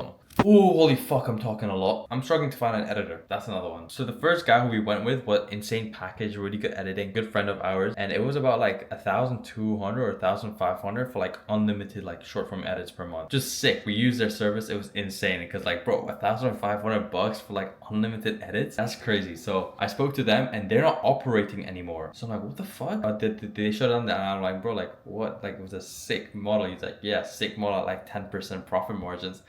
I'm like, fair. Okay. So there's that guy gone. My first original editor, who's also really sick, his schedule is full for the month, so he's gone. The third editor, which I had contact with, who we also did like some of Sam's ads, Sam hired him full time. I can't like even hire him. He actually just got back to me. He said he can do like the nurture videos, which is like the less animations and stuff. So that's cool. So, but I can't even hire him. So now I need to look for, I know Raphael, so I'm probably gonna hit up Raphael. If you know Raphael, like he's the GOAT. Like we also use him a little bit for Sam's, but I'd say honestly that other editors were a lot better. I'll say that. Like the ones like, but his edits were still really good. They were solid. So I'm gonna hit him up because again, he's the boy. See if he can help me out. But other than that, created a bunch of custom audiences. What I did was I created like skeletons for the ads. You got all these custom audiences. So we're running the Jeremy Haynes Forrester strategy where I don't know if I already walked you guys through this, but I built out the skeleton already for all the other ads that we're gonna be running. If you guys want to see the ads we're running, VIP upsell ads, lead capture ads, nurture ads, open cart ads, abandoned cart, and then an open cart for the downsell. And then this is a Forrester strategy where right now we're just boosting a bunch of like existing ads to kind of keep them on top of mind. And these are the 3 plays we're getting. Really doesn't matter because we just need them to watch more of his videos and just reactivate his audits again. Yeah, shit. I actually don't know, bro. I just know I've been on fucking Claude Code all day for the past 2 days. Like I've connected my Airtable, so all my marketing trackers for my clients, like all the information about their launches go straight into this Claude Code into the clients folder, which is sick, bro. It has full information about lead scoring and everything. I did that. I connected my Google Drive, and bro, it's too sick. So actually, let me actually tell you how I decided. So we have 3 webinar topics, and I think it's actually pretty cool. I kind of walk you through this. So because I connected the marketing tracker, let me actually see if I can go all the way up so you guys can actually see everything that went behind. I'll kind of break it down. So this is when I was telling it to update lead scoring, but essentially it read all information about the lead scoring. Let me actually show you what that looked like so you guys can actually see, and I'm giving you guys top quality. So yeah, I'll go into interface and I'll show you guys. Okay, cool. So we did lead scoring, and you can see we have all the information about the client. So office leads that entered the funnel. So day-to-day, age, current portfolio value, income to invest, crypto journey experience in crypto, biggest goal, biggest struggle, for how long they've been following bull runs for, previous mentorship experience, right? So Claude now has a client folder over here. Where is it? Altcoin Pro right here, and within this folder it has access to their marketing tracker and automatically connects all of my clients as marketing tracker. So we're essentially using the lead scoring information to find a fitting topic for this next event based on the people that converted, based on the people that, you know, purchased the main offer or purchased a VIP session. And essentially we're just, you know, we're building a topic for SQLs meaning sales qualified leads. So we're gonna see how this goes. So, you know, I kind of went back and forth with it. Here, it made some recommendations, then I fed it. Oh, that's my fucking pizza. Yo. Yeah. Thank you so much, brother. Thank you.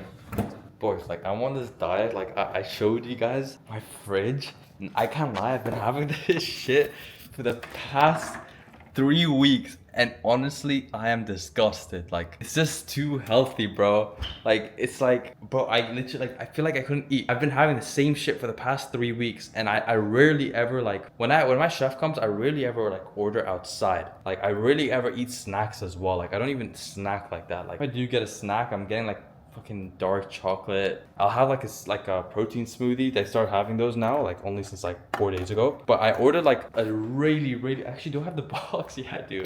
So I ordered this super tiny pizza box. Like, look how small this is. And I ate this shit. I'm like, I got the biggest dopamine rush because it tasted so good. And I was pissed at myself for not getting a bigger box because look how fucking tiny this is. And it was just like, oh, it was insane. If you guys want to know what pizza I got, actually, I can't be asked to open it. It's like fucking tape top. It's just fucking margarita pizza with like tomato sauce, but that shit was so good. I'm like, I'm getting it today. And I don't even go out. Like, look, it's a Saturday night. Like, there's a club in my building. Like, people go clubbing, like, enjoy themselves. But like, I'm actually here grinding. So I'm like, you know what? I'll treat myself. This is like my dopamine for the weekend. You know what I'm saying? So I'm like, all right. That's actually what was through my head. I'm like, I'm gonna fucking go out. Let me just get a pizza. And I am happy and I'm content and I'm working and I'm making money and I love doing what I'm doing. That sounds like a weekend to me, a very fun weekend to me. As nerdy and as it sounds, it's fun. But I'm gonna have more fun weekends over the summer because I'm trying to go Europe, trying to work my way up for Europe summer, trying to make some money for Europe summer. But yeah, I think that's the update for today. It's 4th of April, so our marketing goes live in exactly 1 week. I will update. Actually, Rocco did cook up some ads. Honestly, I'll be honest, Rocco needs to work faster. Rocco's gonna watch this and say, hey, what the fuck? Dude, you were too slow, bro. He's cooking up some ads. The funnel was meant to be ready like fucking 3 days ago. They're still not ready. They're super easy to do because, again, we're using AI for it. I think, honestly, I think the homie is slacking. Rocco, I know you're gonna know this like 45 days later when you watch this vlog. You are slacking, boy. Fucking work harder. See you guys in the next update. Boys, I don't know why the fuck I'm doing this, but I'm about to sign another client. So, bro, like, this is actually crazy. This is crazy. So we're going live with our marketing for the client who I signed at the beginning of this video. We're going live with them this Sunday. And then I signed my ex-client again, and they're also having a webinar end of this month. And they all, like, we're going live with them this Monday, I think, hopefully. well, not hopefully after what you hear what I have to say after this, but they're meant to be going live because they're meant to have like a 2-week marketing cycle, and they want to go, we want to have the webinar end of this month. But then there's other guy I've been speaking to for a while. Well, not really, actually not for a while, what am I saying? We actually had no discussions about like a webinar or anything, but essentially he's like a pretty big guy in a niche space with a Buildup offer. It's a how to make money through influencer marketing for Muslims. But like he is huge, he's pretty big. And essentially I remember him talking like I met him in Dubai and we went to Saudi and stuff, and he was talking about how he wants to do like a massive challenge, and he's running a webinar in about a week or two. Okay, so it's meant to, his marketing was meant to go live today. I actually need to sit down because I can't even think because my mind's just been all over. So I actually initially hit him up about something else because I had an opportunity for him, and he got back, said he wasn't really interested in the opportunity. And then he's like, hey, by the way, we're doing this webinar if you'd like to get yourself involved. I'm like, yeah, sure, okay, cool. I thought I was gonna like help him for free, consult him on some things. So we talked a little bit, and then he said, yeah, book a call with my guy, because his team was running the webinar. And I had a look, and like the website, they were meant to go live to the next day. Nothing was working. The website wasn't even fully built. Like nothing was tracked. The script wasn't done. It could have been optimized a lot better. And I was like, you guys are not even ready. Like, what do you mean you guys are meant to go live tomorrow? And then he realized, okay, like he actually wants to do this well. And I told him like, he was very adamant on not delaying the webinar. But I told him like you actually generally need to like delay the webinar. He said, okay, so they're delaying it by a week. And then we just had a call today, and I spoke to him, and he essentially said, okay, you know, let's work something out. And I want him for this challenge because he's projected to do over $10 million, or he's trying to do over $10 million with this challenge funnel. And if I can land him for the challenge funnel, like, dude, I'm printing, right? So I'm really trying to land him for the challenge. So he gave me a deal, and essentially he wants my help on this webinar. And I told him like, look, I don't really care much about the webinar. Like we're gonna smash it for you because he wants us to work on his webinar now. And I said, you know, we're gonna do such a good job that you're gonna want to have us do a challenge for you. I said, I want to launch a challenge for you. And he's like, okay, let's see. And he shocked me like, bro, this is a crazy deal. Like I'm underselling myself so much, but the only reason I'm taking this deal is for the challenge. So it's like, this is gonna be so crazy. And okay, let me explain the deal. Okay, I'll be transparent with these numbers. It is 6K upfront and then 12K after 400K cash collected, because he doesn't want to do rush. He has a pretty big team. He has to pay out his team and all of that, and the numbers kind of get diluted. And in my head, I would not do this deal for anyone else. That's like a 3% rev share, and that's it, right? Like this is a deal I would not do for absolutely anyone else. This is the lowest I would like. I know after the last deal with my ex-client, I'm like, I won't go lower than this. This is lower than that, and I'm like, this is crazy. Like, and it's so hard. 400K cash collected, not revenue. 400K cash collected. So I need to hit that for them. Not only that, they want to go live next week, this Sunday, and now I got 3 launches where marketing goes live this Sunday. I'm like, okay, let's see what we can do. And the only reason I'm confident is because we're actually using AI, and I actually know like AI can get the things done fast. I may need to get like a second Claude subscription just because we keep hitting the rate limit, but let's see. But the plan now is it's still not finalized, so we're doing that deal, and then after that he wants to run like webinars often with his team. He's also paying me for consulting after that launch, which is also going to be baked into this contract. But bro, it's going to be hard, but like, it's like, you know, he's a guy I really respect, and he's not a guy that would fuck anyone over, and he's just generally a guy I really respect, and I want him for that challenge. So this is gonna be crazy, and you guys are about to see how much power doing launches with AI is. Like right now we're about to fulfill for 3 clients this Sunday, and you know, Altcoin Pro, we barely even started with them because I sent them a form, they still haven't filled it out. Worst comes to worst, I'm gonna postpone Altcoin Pro's launch just by a week out, just because, you know, I wanna like, this is so tight on time. I'm also thinking of flying out Rocco. So if this deal comes through, I'm gonna tell Rocco like, yo dude, take the whole week off school, come stay with me, and we're gonna grind this bitch out. We're gonna grind marketing for these guys, right? Like we're just gonna grind and just stay locked in and make sure we're consistently moving the needle, because I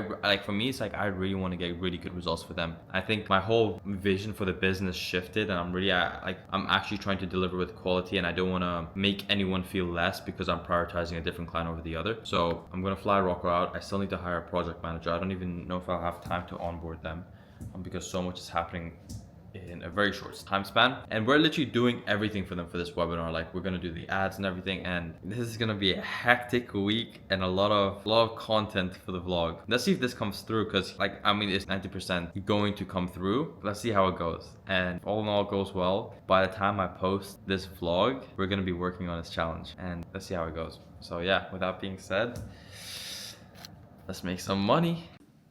Listen to Rocco talking to the AI. Yeah, I believe my fucking stupid ass Claude. Bro, why you bullying your Claude code, bro? It didn't do anything to you. That's the only way these dumbasses are gonna learn. But you think it It's like you to me. you think it reciprocates? What? What do you mean me to you? I don't swear at you, bro. Do I? What? Do I swear at you? No, you don't swear at me. Yeah. What the fuck? I'm not mean to you, bro. You're a good boy. You're a good boy. Shut the fuck up, bro. What's good, boys? So it's like 1:20 a.m. This is the latest I've slept. What would have been sleeping in like the past like 3 to 4 days. And honestly, I shouldn't be sleeping this late because I'm trying to sleep earlier. But I spent all day today fixing or just writing the copy or just prepping to start writing the copy for the paid challenge funnel that we're launching end of May. And the reason I'm starting this right now is because since we're building out this Claude bot, why do I keep saying Claude bot? This Claude code with all the copywriting frameworks and everything. And since we also have those 2 launches that we're potentially going to be launching end of this month, especially the one which I just had where which was the influencer marketing guy, which more than likely that's going to come through. Like he really wants to do it. But I'll probably have news for you on that tomorrow if it's confirmed. If it's confirmed, by the way, I'm flying Rocco out, and the reason I'm flying him out is because I need him actively working. I'm trying to get him to skip like a week of school, and I told him like, bro, like, you know, I never asked you to do shit like this, and he's already kind of like, oh, like I'm this rebellious kid type of thing. We all went through that phase, right? So he's like, yeah, I'm gonna skip school anyways and stuff. But I legit like need him here, like in my crib, just to make sure that he's always working and you know work's always getting done, and we just move a lot faster because this is probably one of the I'd say where the business is scaling. I say this is a very critical time in our business, and if we execute and we do this right, like bro, we're gonna make so much money, not just from these launches, right? Like obviously we're gonna make money from these launches, but honestly, like we're not even gonna make like I think like the past 2 launches, like even the last launch I did, that launch single-handedly would have made me more money than all 3 of these launches that we have upcoming combined. Actually, no, that's sorry.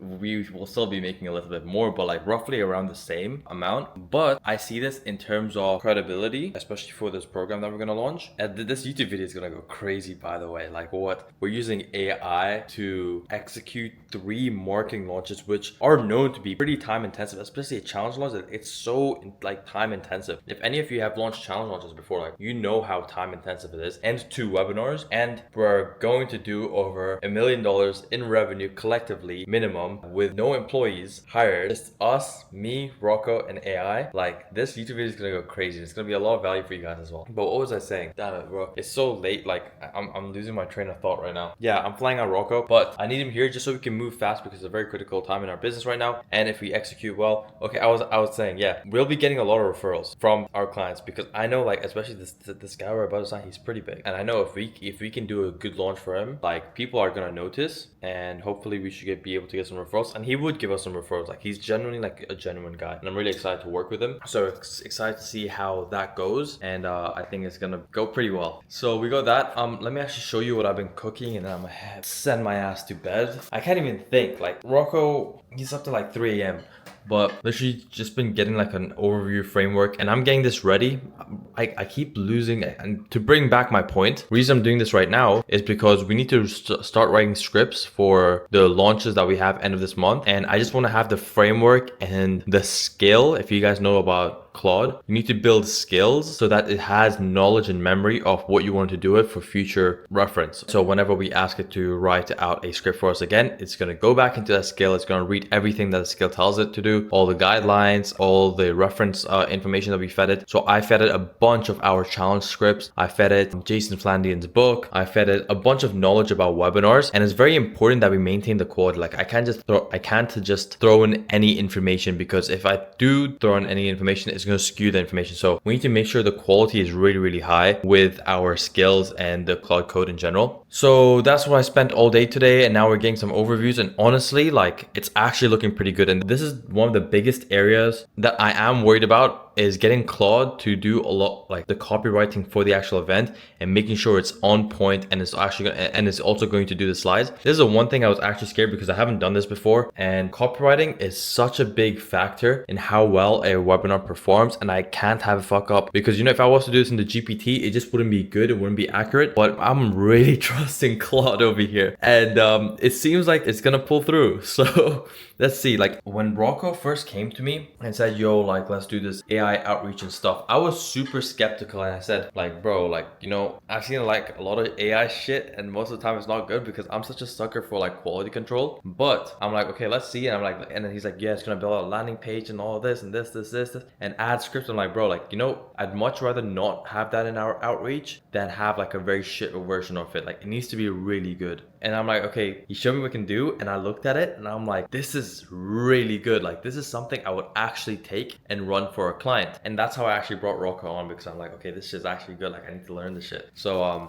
we started working together, and oh, it's been cooking, bro. It's been cooking, and like this is insane. Do you know how much easier it is for us to make money? Like I was thinking, if we never had Claude and I was taking on 3 clients right now, I would be stressing. Like I would not be able to handle 3 clients right now, especially with the timeline that we have and the deadlines that we have. I would be stressing. Like one client was already very intensive. If you watch all my previous documentation videos, it was insanely intensive. So this has generally been like the biggest lifesaver to our business in terms of fulfillment, time. Like I feel less stress. It's reliable and it's always there. Like, you know, with team members, I always have to worry, you know, I don't know what their day-to-days look like, but this is a bot that it's super high quality. And honestly, like this is a very priceless piece to my business right now, and I'm just very excited to have someone like Rocco on my team to build out these systems and owning this system and being able to run this, because this is gonna make me so much money. Like fulfillment just got a lot faster. I can handle multiple clients at once, and especially after seeing this copywriting stuff, like it's pretty good. I haven't actually got it to write out the full script yet. It's just giving me the overviews, but it's like referencing. It gave me like a pretty good slide breakdown. It's actually understanding what I want, and I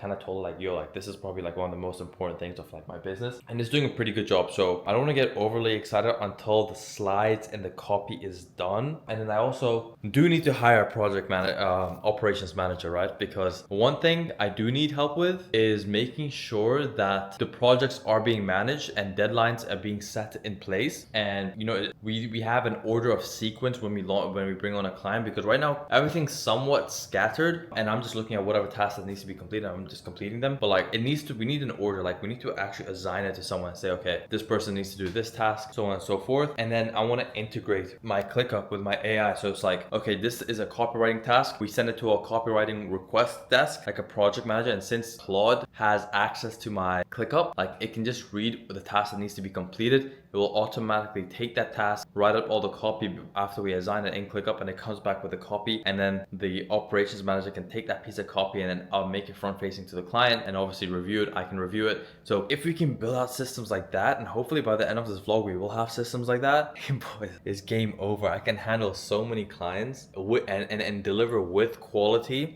while maintaining my margins. I'm so excited. I'm going to train my operations manager on how to use Claude. But with that being said, I'm going to head to bed and I will give you guys an update tomorrow. I feel like there's more I should update you guys on, but hopefully that deal comes through, just because of the potential I see in it long term. All the deal structure is not very attractive right now, and this is not a deal I would take on for anyone else unless it's someone of this caliber. And I'm excited, and I'm also very excited to see that, because this is going to put a lot of pressure on us, but I'm excited to see how much Claude can do for us in a week. We have 3 launches essentially going live in 1 week, like marketing going live in 1 week, and we might push Altcoin Pros one, which is my ex-client one, a week back, just because it's less on priority on the priority list if need be. So we're gonna see, and let's see how well Claude can deliver for us, and if it can come in clutch and help us have marketing go live for all 3 of these clients at the same time. And yeah, we'll see how it goes. I'm gonna fly Rocco out and we're just gonna be grinding, and it's gonna be a fun time and a good time and exciting. I'm excited to work. I'm excited to maximize my output, and it's just a lot more fulfilling. And this is what I enjoy business in this sense, right? Where it's like kind of flow state. It's not hard work, it's a lot of work, but we're building and we're learning at the same time. And it's like, you know, it's like a real life movie. You watch a movie and you feel a bunch of emotions, you go through the emotional roller coaster, but at the end, it's gonna be all right. And that's kind of the same feeling over here, right? Like, it's gonna be all right. Hopefully nothing flops, bro. No, my world. That's just not happening in my world. But like, especially like with the criteria that we need to meet for this new client that we're bringing on, like in a short time span, like I'm excited to see if Claude can help us fulfill on that, because the criteria is pretty tight. Like, bro, we need to do 400k cash collected, not revenue, cash collected. That would mean about 700k revenue for this client, and 700k revenue is probably my highest case study yet. So it's like I need to break my highest case study in no time. This is gonna be crazy. So yeah, I need to break my highest case study in 3 weeks from today, and I'm signing the client tomorrow, and marketing goes live in a week. So let's see how well Claude can help me break my highest case study, which is with that crypto client, and also fulfill on all of the other launches that we're doing, which is happening literally the exact same time duration. So yeah, excited how things are going to go, and I'll keep you boys updated. It's 3 a.m. in Toronto. I muted myself, and Rocco's getting in trouble right now. Go to bed. Go to bed. Can I shower? No, go to bed. I need a shower. You gotta get up in the morning. I mean, it could be worse. It wasn't that bad. So funny, Rocco. Any final words for me, bro? You still need to do WhatsApp, bro. You still need to nurture the WhatsApps, bro. Bro, get Michelle to do it. I'm joking. I will what? To get Michelle to do it, bro. Bro, but she doesn't have she doesn't have an iPhone. She's in the Philippines. I'm joking. I'll do it. I actually need to find a more streamlined way to do it. I mean, I would do it, bro. Like, generally, I would do it, but like all my WhatsApp numbers, like it doesn't let me log in. Yeah, no, I'm running it, bro. I'm running in the morning. Yeah, bro. I'm gonna do it it 2 times today. Do it for the vlog, man. I'm gonna do it 2 times today. Okay, one in the morning, one in the night. Yeah. Can I hold you to that? Yeah. Put money on it. Alright, G. But how we feeling, bro? We just signed on Abullah here, bro. The influencer marketing guy.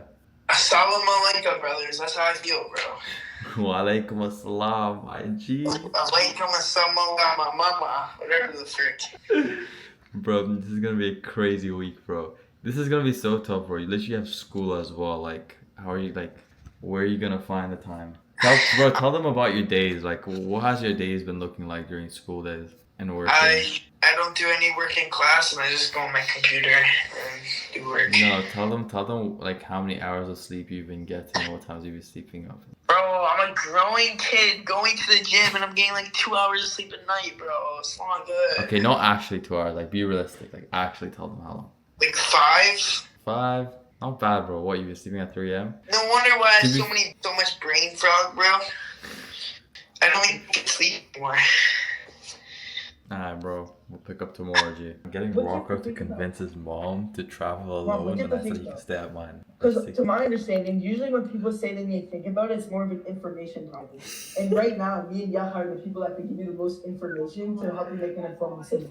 Bro, Rocco, if I could go with my cousin, Rocco, bro. you need to Right no, away. no. You need to travel alone, bro. I'm telling you, bro. Like, if you can travel, listen, Rocco. If you can travel alone once and show her that you can travel alone once, then this can be the start to you traveling alone, like, for a very long time, you know? Like, I mean, like, start traveling alone, you know? Bro, you're 16, bro. I traveled from Dubai to New York when I was 16, alone, with my brother. Mom, listen here. Yahya traveled from Dubai to New York by himself at 16. Are you crazy? You're gonna tell none of that? No. She said we're crazy Italian. She's like, are you crazy? You're gonna tell none of that? What does your ethnicity have to do with traveling? I don't know, bro. That's what Italian people say, bro. Just tell her we'll get an airport service as a travel guide. We'll get an airport service travel guide that'll guide me to the hotel. I won't leave the hotel until you come. And then you're just gonna be chilling with me, bro. She said, I don't know. I don't like the thought of this. Say it's a risk. You gotta be a risk taker, you know what I'm saying? You gotta be a risk taker, Mom. At some point, you're gonna have to. If I'm gonna- At some point, you're gonna be traveling alone all the time. Yeah, that's true. What's the 2 years?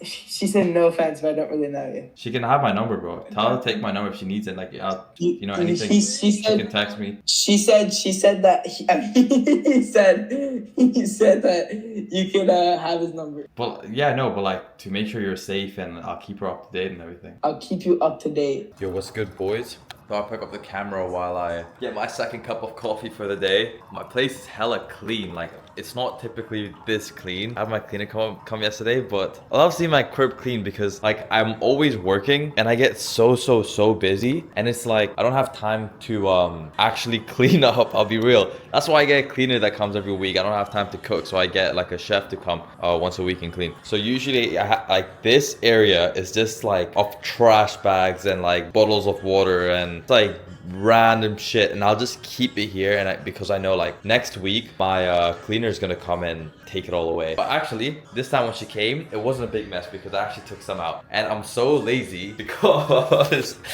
you're gonna see something. The trash is right here. But I swear I get so lazy. I think it's because it's like 2 doors.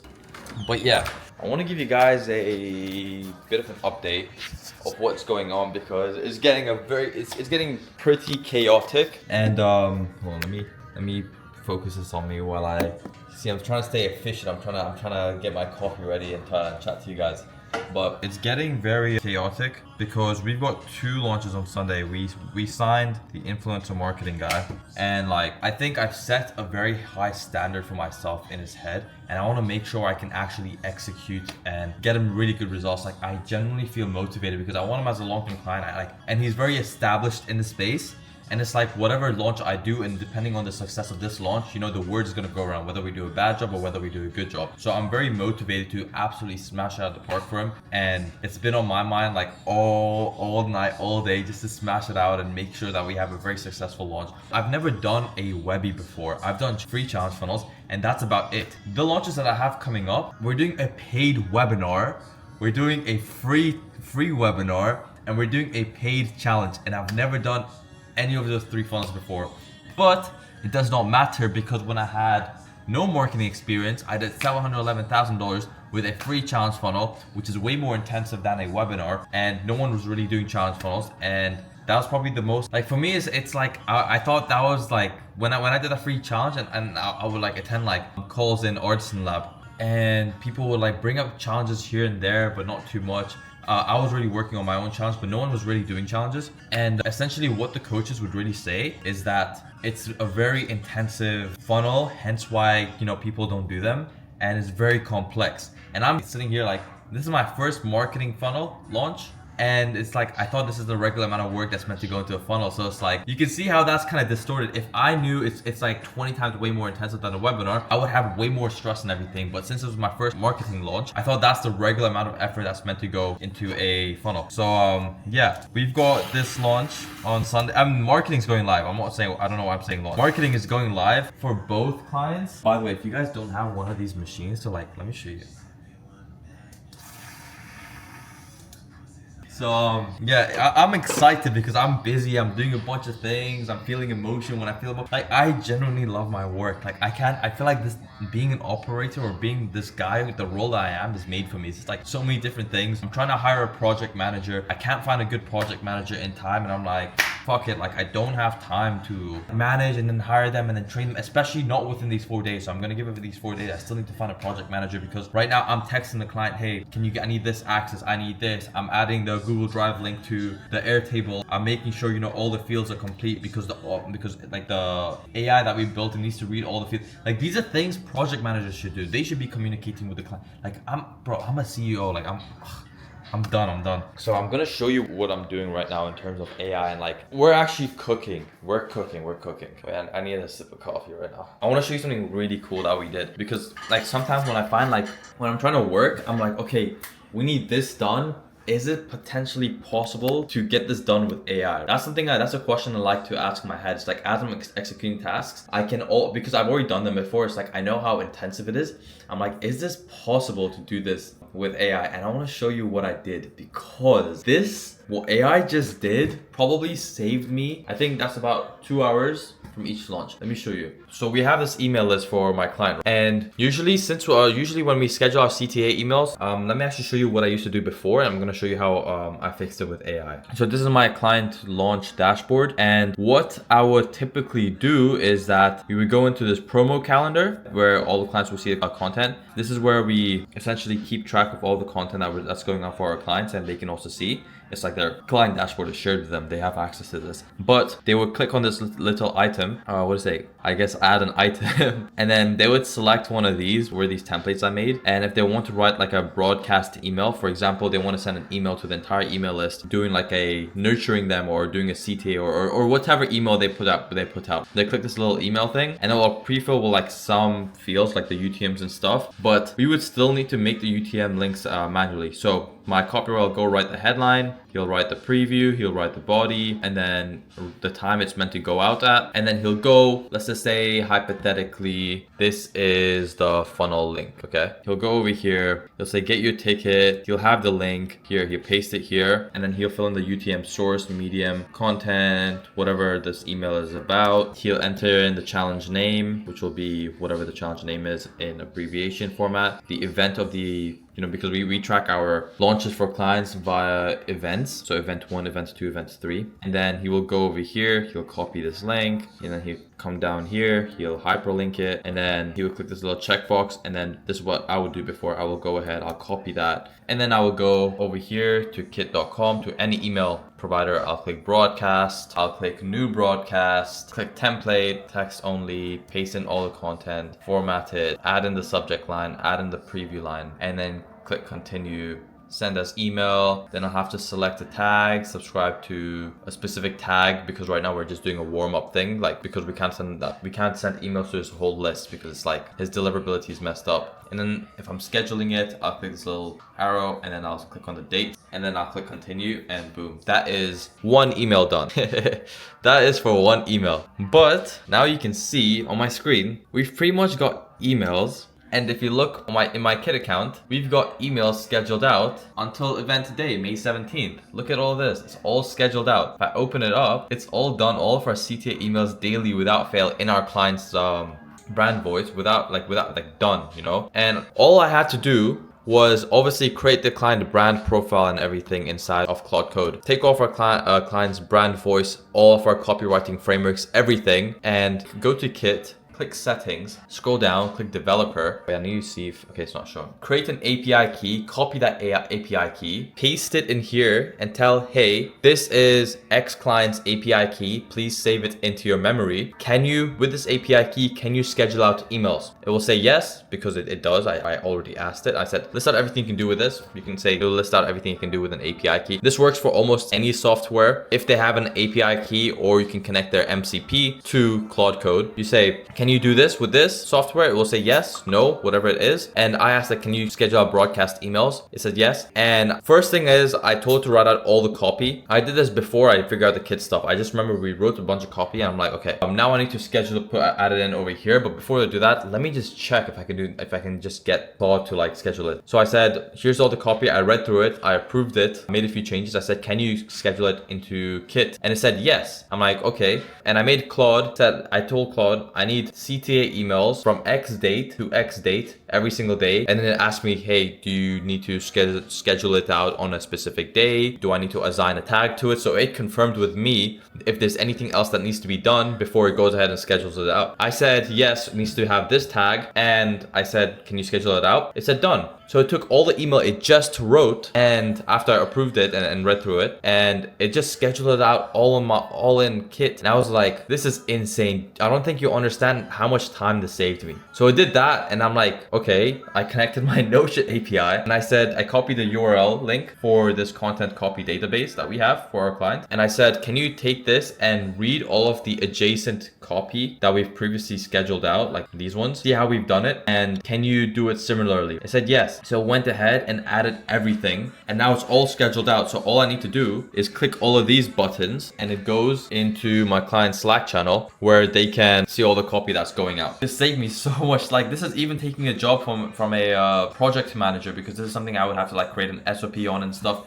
But now if I do get a project manager, I can just tell it to use Claude Code and make sure, you know, that everything's scheduled out well and double check everything. And this saves so much time for everyone and helps us make way more money. And especially running an operation right now, we're running this whole marketing business with just me and Rocco right now, literally. And it's going beautifully. So there's that.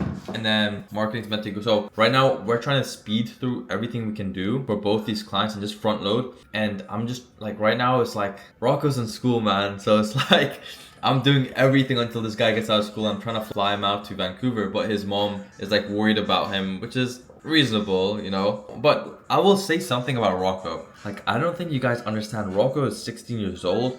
He's way further than anyone that I've spoken to in business at that age, and he's smart. Like, obviously there's certain things that he would do or he would ask, which I would think would be like dumb, like bro, it's logic. But he's very smart. Like, bro, he's 16 years old, and I would not be where I am right now in business if it wasn't for Rocco implementing all the systems that he implemented, right? So I'm grateful to have Rocco. And with that being said, my main point is that I kind of need to do a lot of the heavy lifting while he's in school, but I'm trying to fly him out, and hopefully when he comes here, then we can get a lot more efficient work done. We'll see how that goes with his mom. But boys, I'm just gonna keep doing CTAs to this program because this is actually the most insane program. Like, we're literally going to give you this AI that we've been using for our internal business for yours. And it's like, it speeds up service delivery. It helps you make the right decisions a lot better and faster. And it helps you deliver with quality, because these are things that I'm such a sucker for quality, and I've built this with quality. I'm gonna show you something. So we got this little obsidian thing, and I'm gonna show you how big this folder is, because like we're not fucking around, boys. Everything you see on our screen right now, these are all files. Like, if I zoom in, you can see this is add 1, this is add 2. You can see how much we put into this little AI. Nurturing podcast style, dashboard template. Like, you can but look how big our AI, our Claude Code system is. Like, when you really zoom in, like, and we're just continuously adding a bunch more. Like, this is huge. And this is what we're gonna be giving you inside of our Agentic Marketers. Oh my God, I don't even know the name to my own new mentorship program. But you get all of this. So it's like, if you really wanna speed things up, like, I generally, like, if I had, but this is like the most insane value prop. There's a link in the description. It's probably gonna be a book a call. Go ahead, book your call out with me. I'm gonna walk you through any questions you have. I will answer your questions, and I'm gonna see you in the program. I'm gonna see you crush. I'm gonna see you making your clients more money, and I'm gonna get more testimonials. And it's just gonna be a testament to how good of a coach I'm gonna be inside of this program, and help you guys make a lot more money. And also a very good testament to how good our systems are. So if you guys are interested, hit that link in the description. With that being said, I'm probably going to conclude this little video session right now. Right now, what me and Rocco are doing is we're trying to sync our Gits together. So not our Gits, our Claude together. Like, everything we have. Because right now there's an issue, like, we're doing it manually every night. But apparently there's an automated way. We're kind of like somewhat there. But I think I'll keep you updated on it, because it's kind of a setup. Yeah, hopefully we can do that. I'm going to end this. I need to get back to work. The first one, yeah. Then choose text contains, and then put one of the VIP product names, or you can just go with the price if you want. Wow. Oh yeah, we reached out, we concluded that Whop might send the same name for all of the products, so we'll go with the price. Price, yeah. So put the VIP price, then scroll down. If you put the event name without changing anything here, or is that the right business account? Click on this second one, yeah, and then put that, all right, create rule. So do you have other VIP products that have a different price point? Yes. Let's create another rule.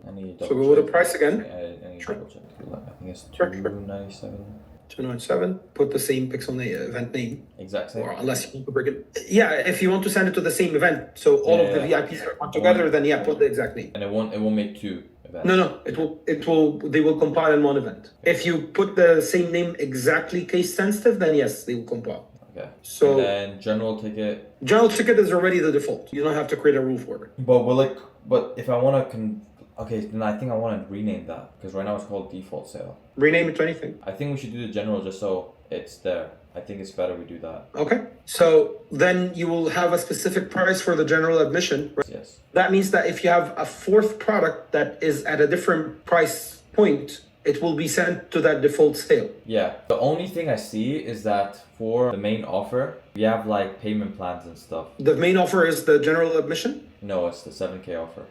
That's a whole different thing. Yeah. Should I create like a different product for that entirely just so it's easier? Let me have a look on how the product is named when we receive the sale from... Yes, please. From what? Okay, so I have one product named High Probability Trading Challenge E1, and then High Probability Trading Challenge, and that's it. Yeah, so it is. So E1 is a different product? Yeah, I think I just took out the name. Yeah, I think I just deleted it used to be E1 or something like that. But it does not say specifically like, these are internal text. But no, we're only getting... So I would need to create an entirely new different product. Yeah, and this way, instead of relying on the price tag, then even if the product name is being imported with a different price, it will still go where you want it to go. Okay. How much, bro? This requires a lot of logic. So you're saying the tag is product name only? Is that what you're saying? No, actually, it's not product name only. Sorry, can you elaborate on your question? How does it come out like when a purchase comes through from Whop and then we want to create like a tag? Alright, so this condition where it says the lead has any of the tags, it's a very general rule. So you can even put a non-product related tags. So I'll share my screen again for a second. We have around 4 different types of tags. We have tags that start with the exclamation mark and they indicate an action that the lead did. So it's not sales or product related. Then we have tags that start with this $sign and they are used both for calls and sales. And then we have tags that start with the @ and these usually indicate a source. And then there is a 4th type of tag, but it's not being used, it will not be used on your account, which is the ones that start with the #. These are for subscriptions. If I create a new rule and I go with that, I can choose even a source tag or an action tag. You don't have any subscription tags, or a stage tag, and so on. There is another one here that is named the product has any of the tags, and this one, yes, it's based on the product. And then if you go here, you'll see only the tags that start with the $sign. And in that case, if you go with the tags contains, then you're putting a name that is related to the product tag of that sale. It was a sophisticated call. Has this been one of your more sophisticated calls? Yeah, exactly, because there is a new feature that they just introduced 2 days ago, and then exactly do what I was expecting it to do. So yeah, that's alright. Yeah, all right. Is it a complex setup though? Like of what I got going on? Yes, you have several forms. You have Whop, you have WhatsApp, you have different funnels. So yeah, it's as complicated as it can go. Probably, would you say one of the more complicated ones? Yeah. Alright, bro. Alright, Yahya. I'll keep you updated once I get a response from the engineers. Okay. Alright. Have a good one. See you around. Thank you. What's up, boys? I am currently working in the trenches right now with getting all 3 of our launches ready for marketing. So I'm here with Rocco and we're currently grinding. Fortunately, he cannot come to Vancouver. He tried to convince his parents and his mom got mad at him. Yeah, I'm not gonna dive into his problems, but I want to show you something cool which is going on right now. I essentially have 5 workers working for me with Claude Code right now. It's so sick. Like, this would take me so much time, but check this out. This tab on Claude Code is writing the lead scoring for the new client we signed. This one's coming up with like an event overview and just refining my current event, like webinar overview, making sure it's super tailored to the ICP and actually acts like a magnet, like an actual lead magnet, and essentially optimizing for the cheapest CPLs possible with the webinar, just making sure you know that the event name is something that's desirable, the event outline is. This one, I'm prepping it up to write some ads for him. And then this one is for my other client, and this is like taking care of like the email list and stuff. So these are 4 different tabs running simultaneously, and I can get like my output with Claude Code is just so much stronger. Why is Rocco staring at me? Okay, but my output it's just so much more. Like I can do more at once. Like I have 4 tabs working simultaneously for me. I can just go boom, boom, boom, boom, boom, boom, boom, boom, boom, and I should be able to get all of these out in no time. Yeah, I just want to show you that real quick because I think it's hella cool. And honestly, like I'll say this, I will be stressed. I could not handle 3 clients at once simultaneously. Like getting this much work done, like I would be freaking out if I did not have AI in my business. Like I don't think you'll understand how much of a relief this is. Just like we're just able to get way more done and with quality. I got Claude to write out like the whole lead scoring thing with like all the points and all the questions, and we optimized a little bit, and then I connect their Tally API to Claude, and it built out like the entire form, bro. How old are you? What does your day-to-day look like? It filled in all the options as well. You can see. Fuck you, Rocco. Why don't you give a shit, man? So cool, bro. Fuck you, AI's bro. fucking insane. Damn, bro. I was getting for the vlog. I thought it was pretty cool. Nice, bro. Now everyone knows the real Rocco. Rocco, in real life, doesn't give a fuck, bro. He pretends like he gives a fuck on camera. Bro, I literally have you on camera. You were on your phone looking the other way. No, because I was looking at my other monitor. This is my monitor, this is my other Damn, bro, you hurt my feelings, bro. This is Rocco. He's actually very disinterested in AI, and all he wants is money. I love AI. No, bro, you seem very disinterested. I was showing you some very interesting things. You didn't care. But yeah, the only thing that it doesn't do yet is the actual lead scoring. So the lead scoring, I have to do it manually, the conditional logic, but it's pretty easy. Like it still saves me like a bunch of time, you know? So literally create all of the forms that I need and edit it in the actual client account. So it's kind of a hack, like literally just sign on your client and then just connect all of their software stack to Cloud Code, like do all the fulfillment and just like do the ideation. So I guess that's like what everyone wants when they kind of want an operator role. It's like just sticking to the strategy and the ideation and like assigning it to people, right? That's the point of employees. But once you have like Claude is pretty much like your project manager. Guys, I don't think you can actually see, like literally go watch all my previous vlogs. You're gonna see how much I'm stressing. But like this vlog, you can see I'm handling 3 clients at one time, which I'd actually like kill myself if it was just me and Rocco handling 3 clients at once with no AI. But it's genuinely so much easier. Like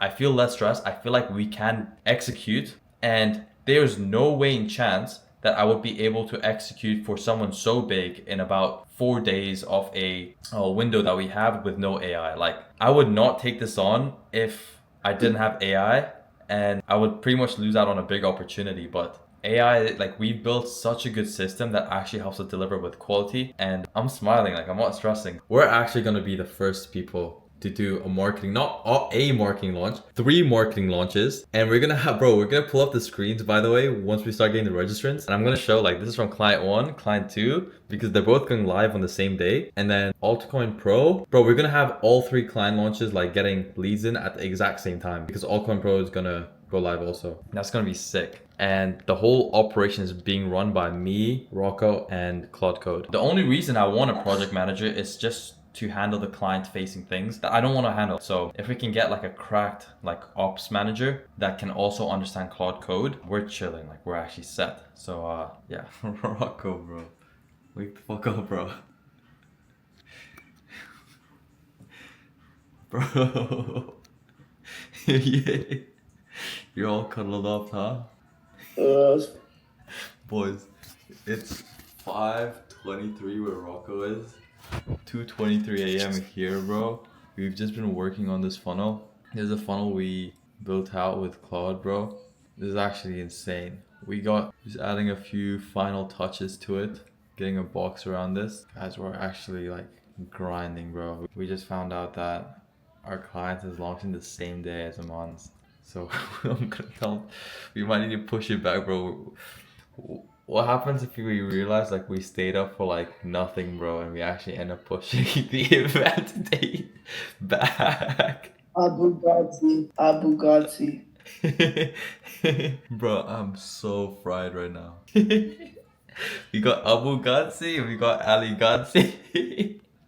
Alright, I'm gonna finish this off. I'm gonna head to bed. Boys, like every single fucking vlog, when I think nothing goes wrong, shit goes wrong. I think last night was the latest like slept in the past like couple months, and I'm just like so exhausted. That's why I'm like kind of like slouched right now. I'm just hella overwhelmed, and this is one of the hardest I've worked in terms of mental bandwidth and forcing myself to do things. And yesterday, I would say I've had probably one of my highest output days I've had definitely this year, but since my lock-in days. Sorry, that was just Sam Layden, one of the boys at Whop. I just texted him because I'm having this issue. And that issue is, before I say the issue, we're going live in 2 days. Marketing for both the clients goes live in 2 days, and we're running ads for both of them. And my Meta account was down, so I was using my second Meta account, which was underneath my team email. And then I got prompt saying I can't continue, I need to verify myself. So I had to send a little video of myself, and it said, oh, you went against like privacy policy, you need to verify yourself. And I think they kind of recognized my face with like Meta's algorithm, and they put 2 and 2 together. And you guys probably know what the fuck happened. You cannot request another review. It got permanently disabled. And I want to kill myself because I do not deal with these problems. Now there are solutions, like I could get access to my client's Facebook account and then log in from there and then run the ads from there. I can ask Rocco, but it's like, no, it just delays things, man. Like I hate feeling overwhelmed already in itself just because I have a lot of work. And then on top of that, problems that fucking come along. And I've got other fucking things to be overwhelmed about. Like these fucking fuck ass ads aren't even done. I'm gonna keep it so real right now. I'm gonna be open and tell you guys things. Yesterday, I pretty much got about 20 like hard tasks done. I set up all the zaps, I checked them, I set up all of the tally forms for the new client, I did the lead scoring, I set up the conditional logic for the lead scoring, I wrote all the ad scripts for the lead capture, I wrote all the ad scripts for the nurture ads, I wrote their WhatsApp messages, welcome messages, I did hella shit, guys, hold on. I have way more than what I'm listing out right now. A lot of communication with the team as well. I wrote the welcome emails. I set up the whole kit automation, so I scheduled all the emails. I wrote all the emails, set up the automations within of kit.com. I set up our AI for onboarding this client, and then I set up the Airtable system. So that's everything I did, and I was gonna go sleep from there on. It must have been like around like 11 when I got done. Rocco, his only job for the day was our one funnel for the new client and warming up the WhatsApp accounts. All right, boys. So my camera died, so I couldn't continue my little rant. So I went to the gym, got some work done, got the laundry taken out, I'm about to jump. Bro, this is so beautiful, man. I cannot let myself down and not live here for the next year. So that's my motivation to doing really well in business, because this is so beautiful. Like every time I look out, I'm speechless. Anyways, to continue my little rant, we have so many issues going on right now. A couple of days ago, or was it yesterday, I was just so happy. No problems, everything's going smooth. I got problems out of the way. I solved the email deliverability issue. By the way, I don't know if I updated you guys on that, but with Claude Code now, adding about 1,500 emails to the list per day, and I'm slowly increasing it. So the email list issue is not too big right now. I solved the email deliverability issue for the email list. And to give you like a short solution rather than, I don't know if you guys watched everything before, all I really did was, instead of sending emails to the whole list, I only started sending emails to people who have opened an email before. And I did that for about 1 week, sending daily emails, and that boosted the open rates of all the emails getting sent. And then about a week later, I let in 1,000, and then a couple days ago, I let in another 1,500, and they're all getting delivered now. Like they're not bouncing. So I think I'm gonna slowly roll in like another 1,000, another 1,000, another 2,000, so on and so forth, just like day by day, gradually, so that it doesn't get flagged up in Google like we just send like 70, 80,000 emails all at once. But anyways, to continue my rant. Like yesterday, my output was really high, and probably like I said, my highest output day. And I can know like mentally like how hard I work and what I can get done, like how much I can get done in a short amount of time. And I'm pretty proud of myself yesterday. Today, I'm hella tired, bro.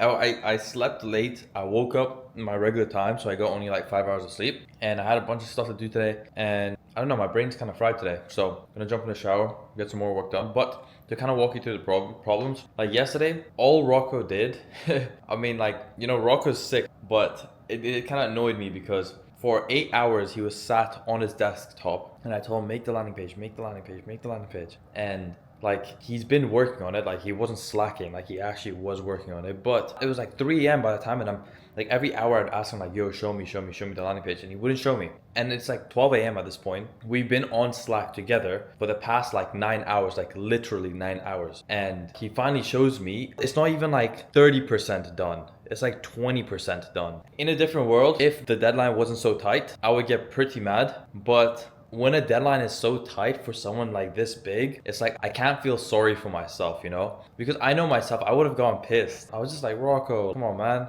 But I was like, whatever, I'm gonna do it. And I've never like done landing pages on with AI before, like ever. So I just said, Rocco, show me how you did it. I just saw like he just filled in a few prompts. I'm like, oh, okay, you can just prompt it. I thought you'd need to do like some complex setup or whatever. So I'm like, okay, I can do it. So I literally got the whole landing page done in about an hour and a half, hour-ish, and it looks really good. I'll walk you through it later because I want to go take a shower. But I got that done, and I'm saying this because it's just like I'm not satisfied with the output from my team. And like I said, like, you know, I'm still in business. It's probably about a year now from like me actually making like doing business work, like, you know, dealing with clients essentially. I'm still maturing as a business, and now I'm realizing how important it is for team output. You know, Rocco, he's coming on as a partner in my business, not necessarily as an employee, but an employee, if we bring a full-time employee, to them, that would be a non-negotiable, right? If his role was to get this funnel done, that's non-negotiable. He's working full-time. This is his role. This is his one responsibility. In my opinion, they would get it done because that's kind of like their realm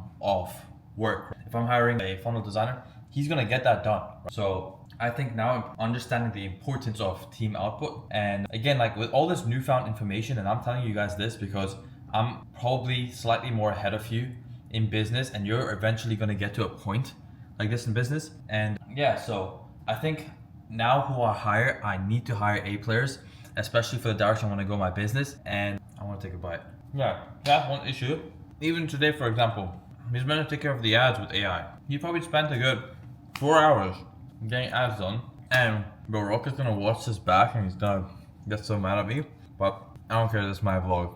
And I'm gonna be honest, if I wanted the most amount of views or the best feedback before, or glorify myself as the best CEO or my business is the best, I wouldn't be telling you this shit. But I'm here to tell you the raw realities of running a marketing agency. I just want to document the whole journey so you guys can actually foresee these issues, or when these issues do come into your life, you know exactly how to solve them, because I'm going to show you the issues I'm having and how I'm solving them, and trying every single solution and seeing which one works best, so you guys can take that thing that worked best and run with it, right? Both my ads accounts are done, and now I'm exploring solutions. I'm like, what can I do? And I'm breaking it down, right? Number one, I just paid $3,500 for someone to get my ad account back. Before, I'm like, okay, whatever, you know, it's like Instagram dopamine detox, that's cool. I'm just gonna cycle through my options, see which Instagram vendor is the best for me. I didn't pay, but there was this one I was gonna go with. He said $600 with the most cheapest vendor. Apparently my friend used it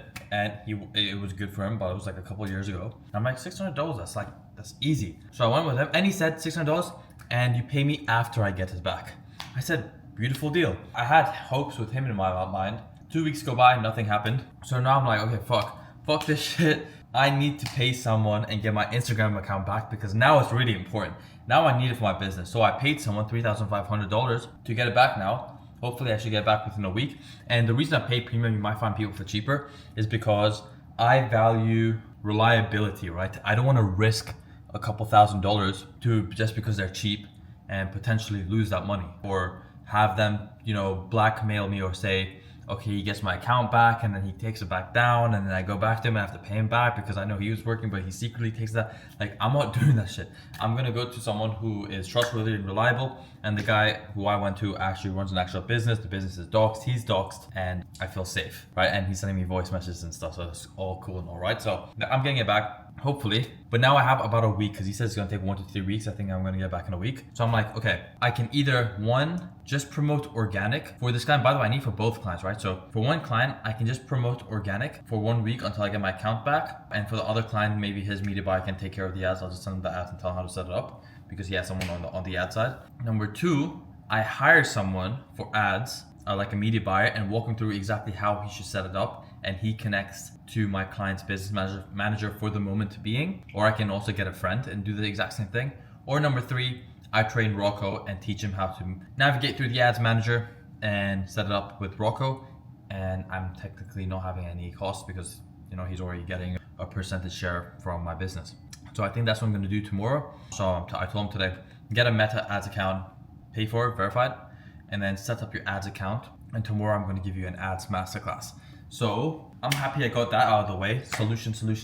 Gotta move fast. Second problem, Rocco, he was meant to warm up the WhatsApp numbers. So we're running a WhatsApp strategy. If you guys don't know how the WhatsApp strategy works, pretty much you need about, depending on how long your marketing cycle is, these WhatsApp accounts that you linked to WhatsApp groups, because you set up, pretty much how it goes is there's a bunch of WhatsApp groups. Well, you get people to join a WhatsApp group, but a particular WhatsApp group can only hold so many people, especially when you're sending messages at mass to multiple WhatsApp groups. This is how the software works. And if you have multiple WhatsApp groups and it's the same numbers being admins in all these WhatsApp groups, there's a high likelihood that these numbers are going to get banned.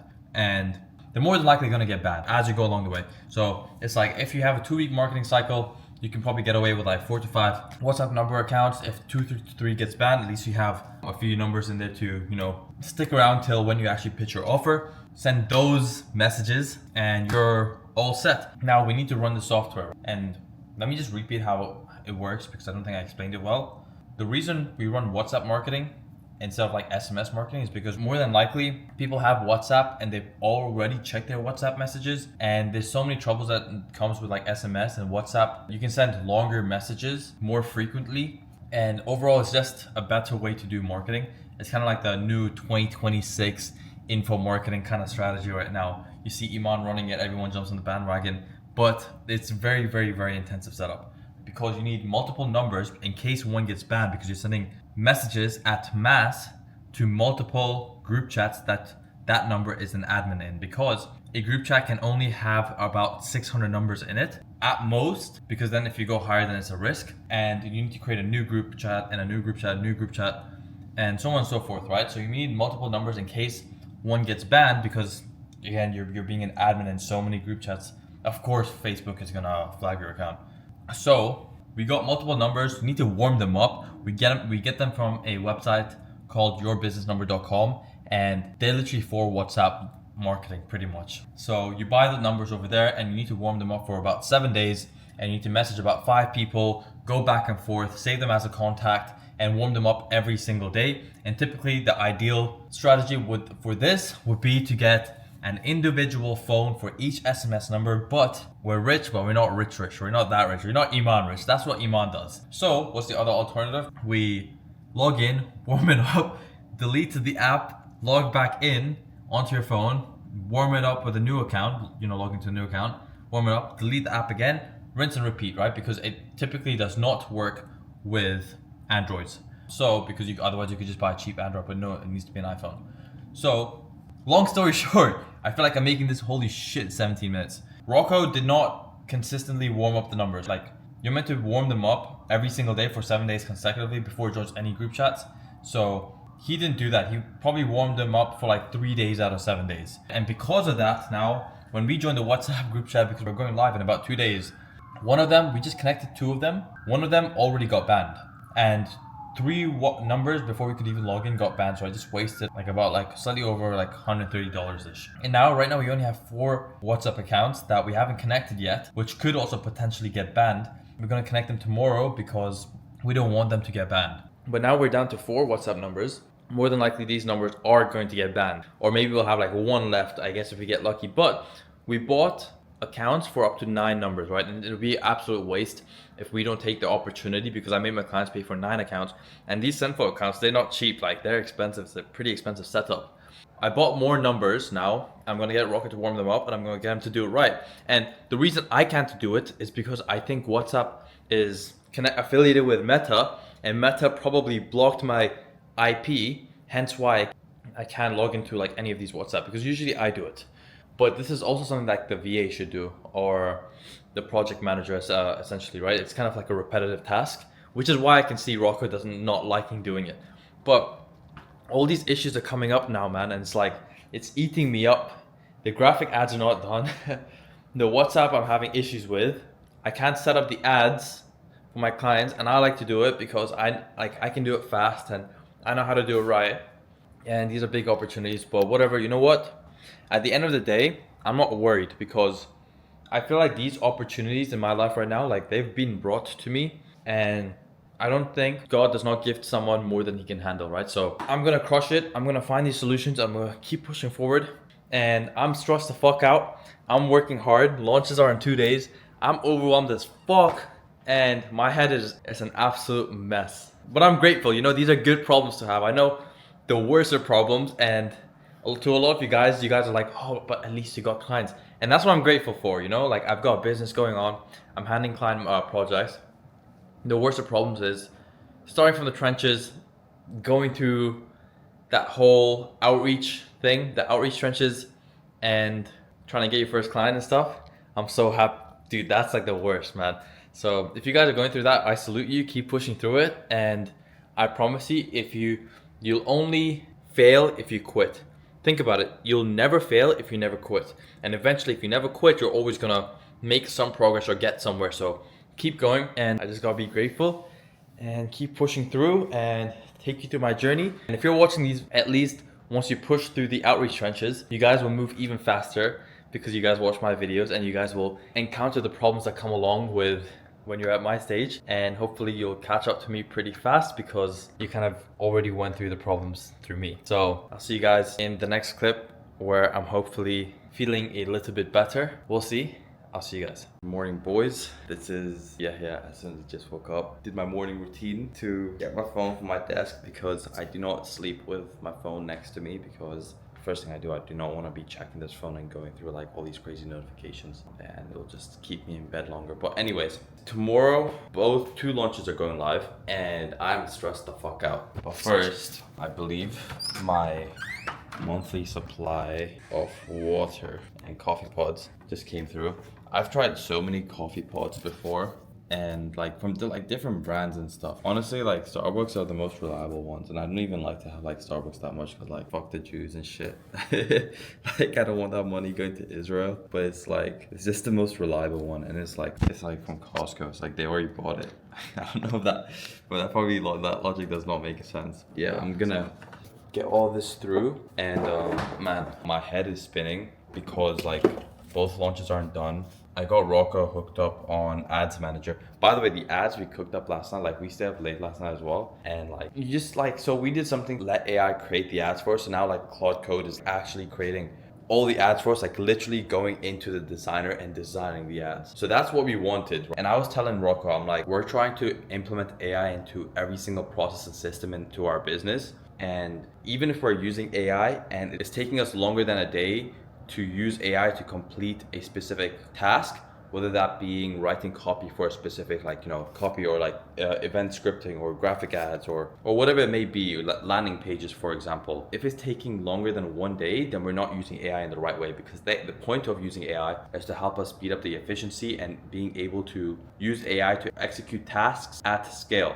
So I sat down and I'm like, we're trying to use AI to create these graphic ads. We've been trying for a little bit, and it's been a whole day, and the most we're able to do is like 4 or 5 ads. I'm like, we're not using AI in the right way. So I actually had to like walk through and say, okay, we managed to connect AI through Figma's MCP. We know that's working, but now it's not really designing well. Before he was doing like some crazy shit, like he was using AI to like come up with something, then he would go into like Nano Banana Pro and then get the background, and then he would get AI to like create the elements for the text, and then he would have to put them all together. So we connected, now this is working. Oh yeah, no, sorry, I skipped that part. So I said before, Rocco was doing some complex thing, and then he would have to like design the ads himself and just connect all the elements together and get the backgrounds and make sure, you know, the colors are looking nice and the readability is good.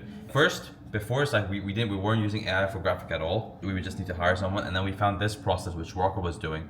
That was working for a little bit, but wasn't the most efficient way. And then we connected Figma's MCP, and it was designing, but wasn't designing in the best way. It was like overlapping all the images and stuff. And I'm like, Rocco, okay, let's try this. Tell Figma MCP to create like a prompt for us, essentially. So create a prompt for us to make sure that the readability is good, the colors it's using is good, the proportions and the ratios are good, and it's using the Instagram story ratios, and create a prompt for that and just build on it. Something else I also noticed Rocco was doing wrong, not wrong, but he could have done better in terms of like prompting, is that he would use a lot of emotion to AI, and he would tell AI, yo, this is fucking horrible, like this should not be done this way, you're actually retarded, like do this.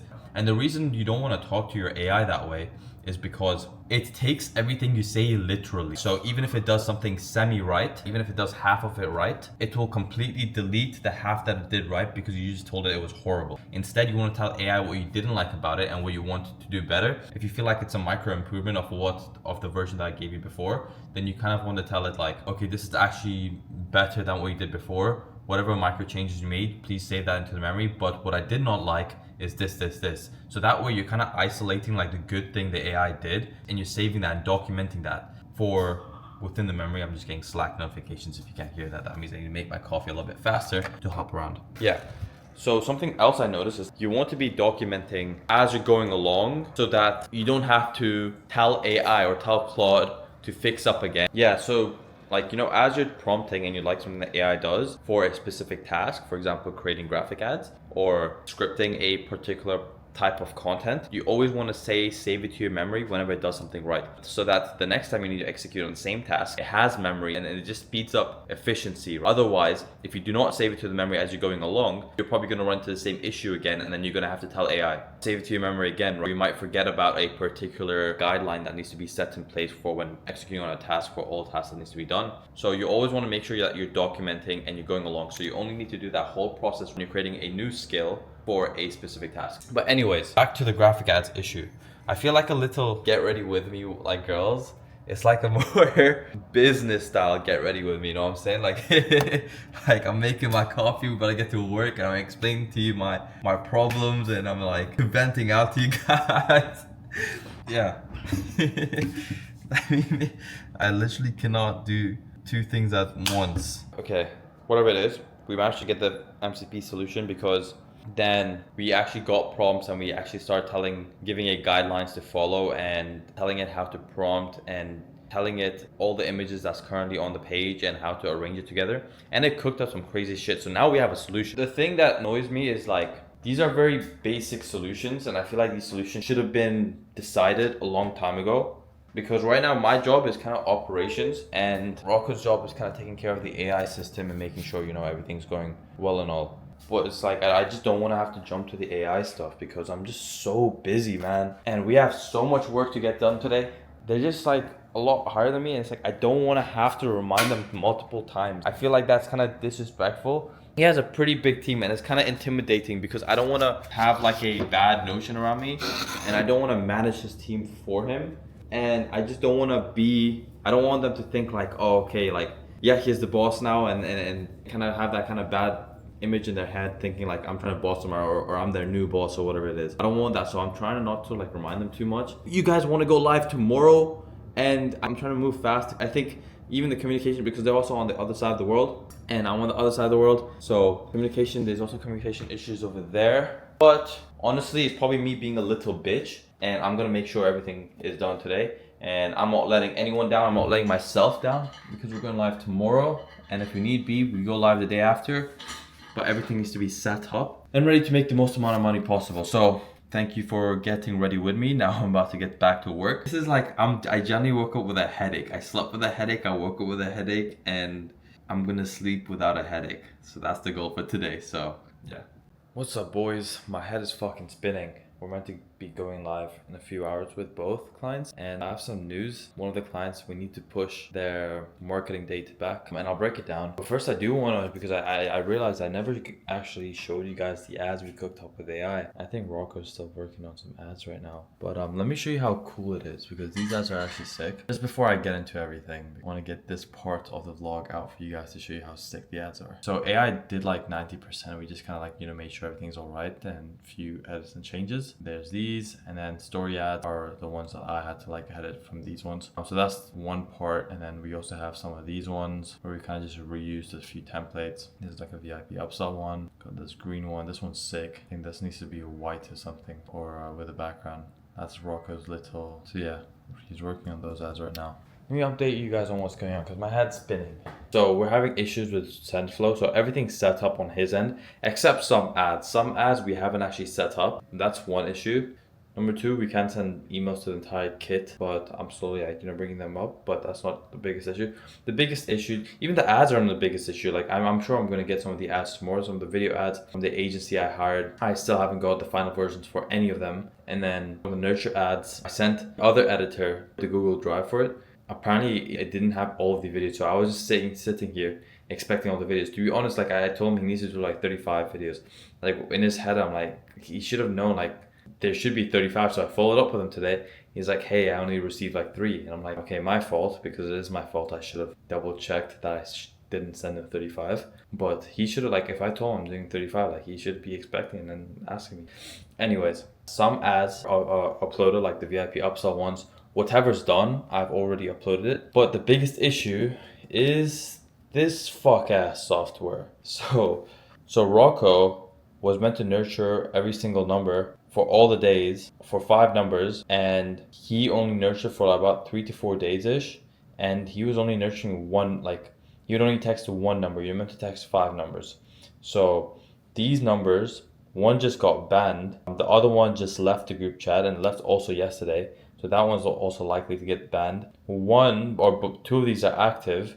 One of these numbers is like we joined the group chat, but then it left. It's like something weird. Right now only one is in the group chat, and this one's in, and bear in mind all of them have been nurtured the same. So yeah, there you can see it got banned, but they all got nurtured the same way. So it's like I'm also skeptical about this one, and because of that I cannot join the WhatsApp link because it needs to be 2 admins, right? Like if I go into associated accounts, and I can actually show you where it says check compatibility, and it's not going to join this number 2 one. We'll say that, but it doesn't join. You see? So this is a very big issue because the WhatsApp is a big part of the funnel. We mentioned it in the videos, and it's in the welcome sequences as well. So yeah, the welcome sequence, because they need to join it. Now, worst comes to worst, we can always replace it with Telegram. That's like absolute worst. But like WhatsApp has the highest open rates, and it's pretty much like SMS. Everyone's got WhatsApp.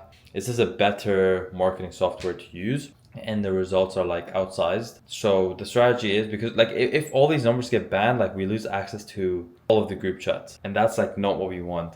That's horrible. Right now I found a service. I don't know how reliable it is because I haven't tried it with SendFlow yet, but it's a service that lets me buy warmed up accounts, but not particularly for business, like WhatsApp business. It's just regular WhatsApp numbers. So I'm gonna test and see if that works. So I bought one. He said you need to wait 24 hours because of the IP change. I think they're based in like India or like Pakistan or one of them countries. So I'm waiting on that. I'm waiting on 24 hours. I'm gonna connect it, see if it works. If it works, then you know we're good to go. These are like 1 to 12 month aged accounts. So we're gonna test and see how that goes. Hopefully it goes well, because if that goes well, that solves all my fucking SendFlow problems, and I don't have to deal with that shit anymore. And I don't think I'll have to deal with it ever. So I bought one, it was like 10 bucks. And I bought 6 more, and that's 60. And I also have to buy some for my other client, but I bought them and he hasn't gone back to me. I think he went to sleep. And the fact that we're in a time crunch, and these numbers take 24 hours from setup, and I had to buy crypto for this.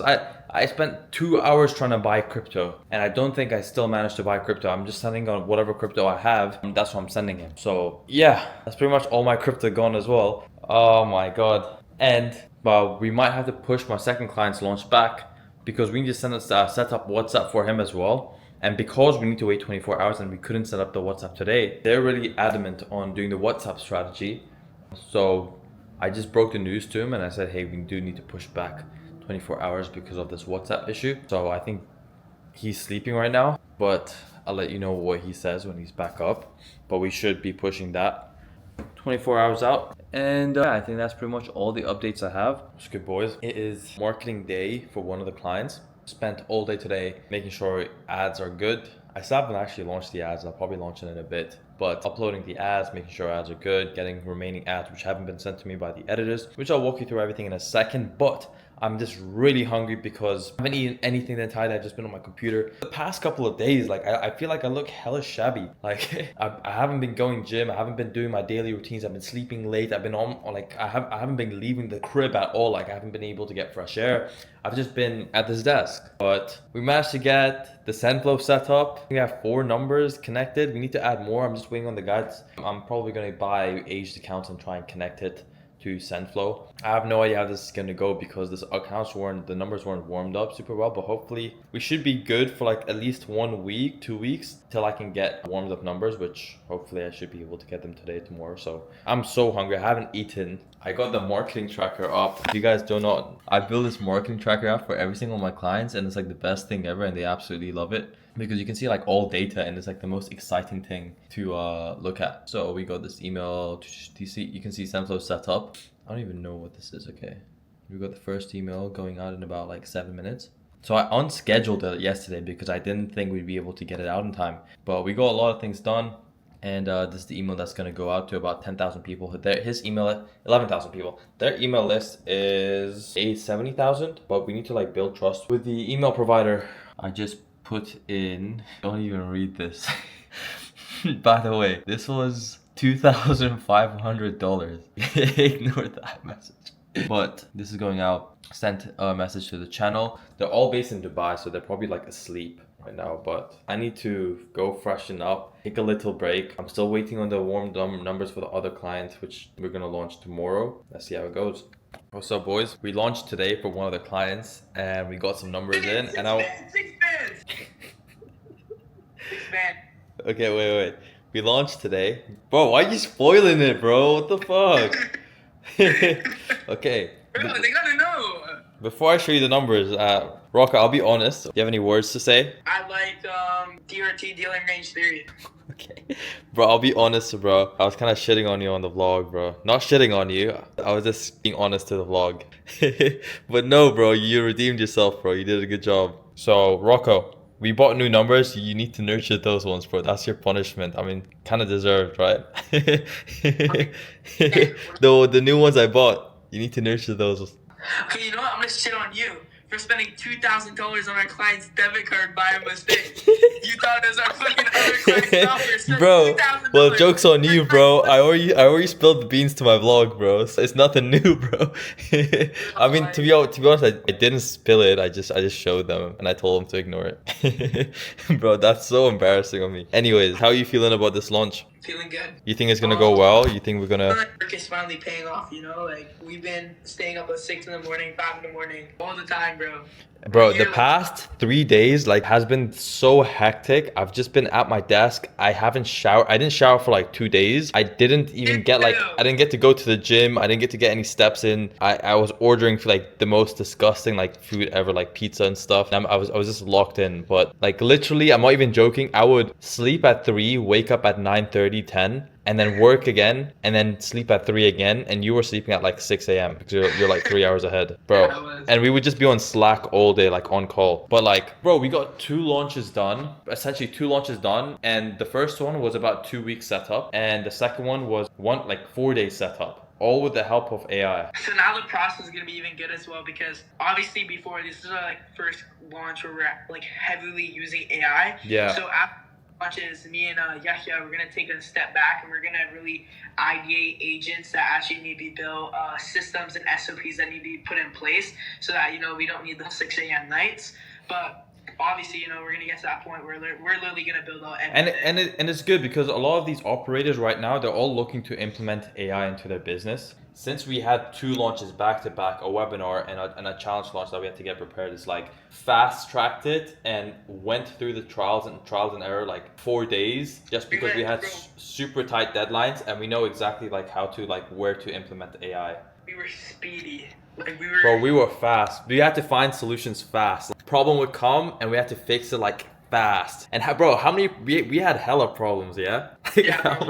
How many problems do we have? Like, so, bro, it was honestly like very, very, very hectic. Like, I generally one of the most like overwhelmed moments in business that I've had. I would say this is kind of neck and neck to the ones with Sam. So the one with Sam, I was hella overwhelmed.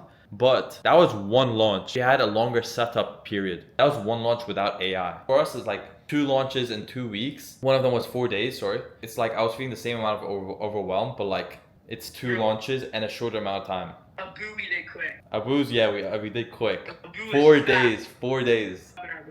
insane 4-day webinar build out. Like he came to us like last minute, but we're still having issues with WhatsApp. I'm gonna see like what solutions. For every problem there's always a solution, and I feel like there's always multiple solutions to a problem, and I think there's always a better solution than the other. I don't think there's like a definitive best solution. Even when we're trying to find these WhatsApp numbers, I always think there's like a better solution. So we got about 89 opt-ins. Bear in mind, this is a paid event. It's a $100 ticket. All we did was send one email and he posted on his Instagram story, and we got about 50 sales. We haven't launched ads yet. We got 4 VIP upsells, which is 247, which is actually typically lower. I don't know. Wait, let me check the percentages. Also, just wait till the YouTube promo goes out. Yeah. Oh yeah, the YouTube promo. 89 opt-ins, 50 tickets sold, and then 4 VIP tickets sold, 6.4k cash collected. The reason this number is higher is because Whop has like international fees, and some people paid higher than others, but we managed to get that waived. So I think there's still an hour and a half left for the day.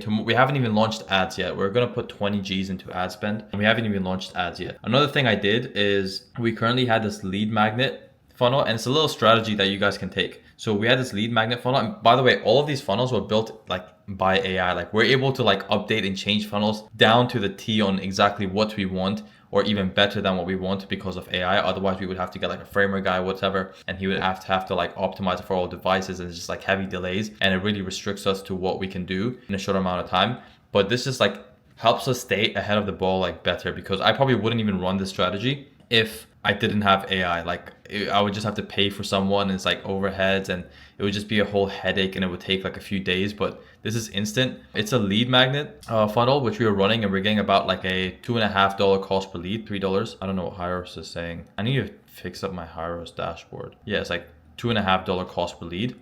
And all they do is just, they fill in this information, they click get my free ebook. So imagine, and before it would redirect them to a confirmation page saying them they like confirm you received your ebook, but now it redirects them straight to the event page. We have this little banner saying your ebook is on the way, check your inbox for a copy, check your spam if you don't find it. And then we also changed up the headline, which is the exact same funnel. The only thing we added is this banner, the headline, and the subtext, and that's pretty much it. But while your ebook is on the way, I'm teaching DRT live across 5 days.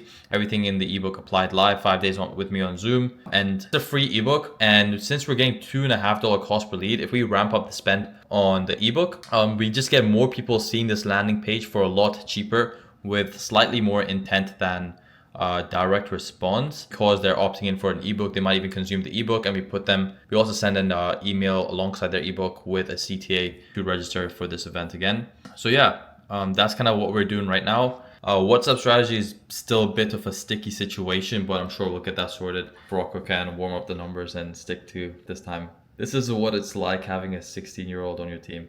Okay, so yeah, that's kind of the update for today. Tomorrow we're going live with the webinar launch, so we're gonna see more registrants come in, and that one it's a free webinar. So bro, it's literally like dopamine hits. This is good. I'm proud of myself, proud of you, Rocco, and yeah, I think I'll end the vlog now.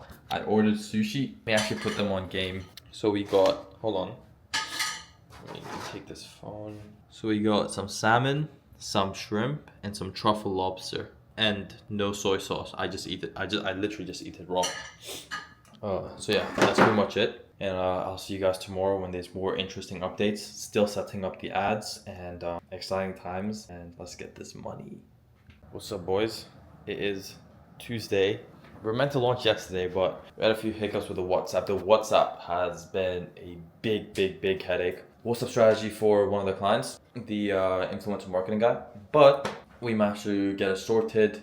We jumped on a call with the head of marketing for Iman's team, because the company I'm working with is part of imansconsulting.com. So if you can't tell, I am exhausted. I slept at 4 a.m. last night, and I woke up at 10, so I don't know what the math is. I just know I got 6 hours of sleep. I think that's 4 a.m. My Whoop said I got 6 hours of sleep. But everything's good, and we just launched ads for one of the clients, and that is my food because I haven't eaten anything.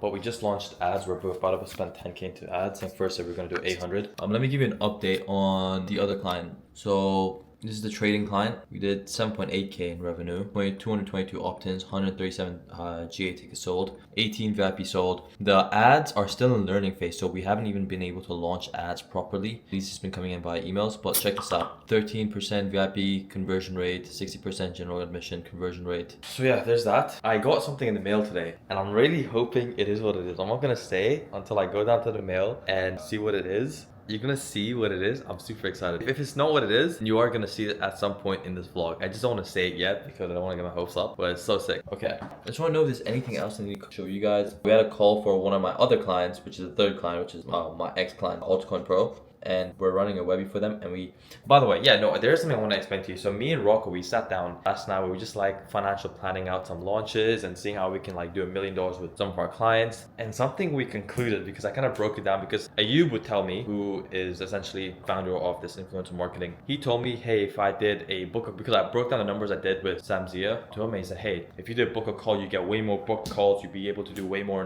bigger numbers. And I'm like, yeah, I don't know, because you know, there's so many variables you need to think about. It's like the show up rates and the close rates and the booking rates and the drop off rate, like so many variables go into it. And I'm like, would the poly just like capture the intent and stuff? He's like, bro, like trust me, you do way bigger numbers. He's like 20%, 15 of them or 15% will book a call. So I'm like, interesting. I actually don't know the percentage that, you know, booked a call. So I kind of plugged in the numbers, and bro, we can easily do $1 million some of these clients that we have if we did book a call. So we're like, what the hell? Right now we're gonna change up the strategy for the ICT client, the first client who we started this vlog for. But I'm just gonna tell you the names, okay? So the first client we signed on, his program name is Market Maker Trading, because it's just gonna be easy for me to talk to you too. The second client is Altcoin Pro, which is my ex-client, and the third client is Abu Lahia on Instagram. He runs IMA, which is Influencer Marketing Accelerator. So we're currently operating for these three clients right now. If we can do this book a call strategy, we're aiming to do potentially collectively, I would say at least 2 mil collectively, minimum, in a span of 30 days. So we're gonna generate 2 mil in a span of 30 days. It's gonna be crazy, but I'm excited. As you can see, I've been putting in the work, tired. So let's just see how this goes. But essentially what I was trying to get at is that we can make way more money with booked calls. And I'll show you the financial model in a sec. I'm just hella tired and I just want to get everything I need to get out of the day done, just so I can relax for a little bit, get a bit of sleep, maybe go gym, and then I'll break down the numbers to you. But I need to make sure everything is all right for this launch. I just had my dinner. We're gonna figure out what's in the mail is what I think it is. Otherwise this video is gonna be pretty embarrassing. So if I'm saying I may not put it in and this clip is still in, and it is what it is, right? So I'm gonna wait for longer. And let's see. Alright, let's see. We're gonna click English, we're gonna click collect. It is 294-134-703. Bro, I'm actually so excited.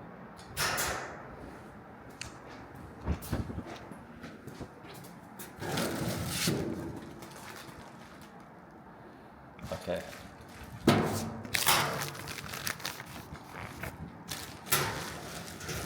I don't think it is. Damn, bro. That's unfortunate. That sucks. Okay, never mind. What's up, boys? What's the date?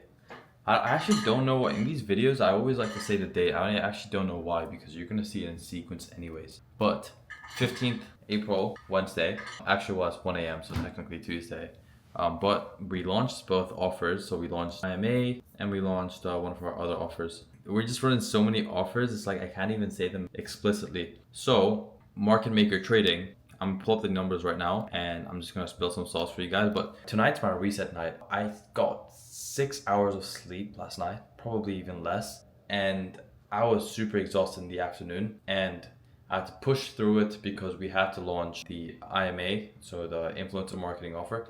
I don't know if it's better for me to say it's easier for me to say IMA, MMT, Market Maker Trading, but I think it's better I say influencer marketing, trading offer, crypto offer. I'm gonna try my best, but yeah. I'm gonna treat myself to an early night tonight. It's 1 a.m, not so early, but tonight I just need to reset. I've been going 120% for the past couple of days, so I need to reset. Tomorrow again, schedule out all the WhatsApp messages, script them all out, schedule out all the email messages, make sure everything's all right, front load the tasks on my existing clients so I can now focus on the crypto client, because we had a call today and we kind of outlined what we're going to do for him, and hopefully we're either going to launch him next week or the week after that, depending on whatever works best for him really doesn't matter to us because we have AI and we can get everything done fast.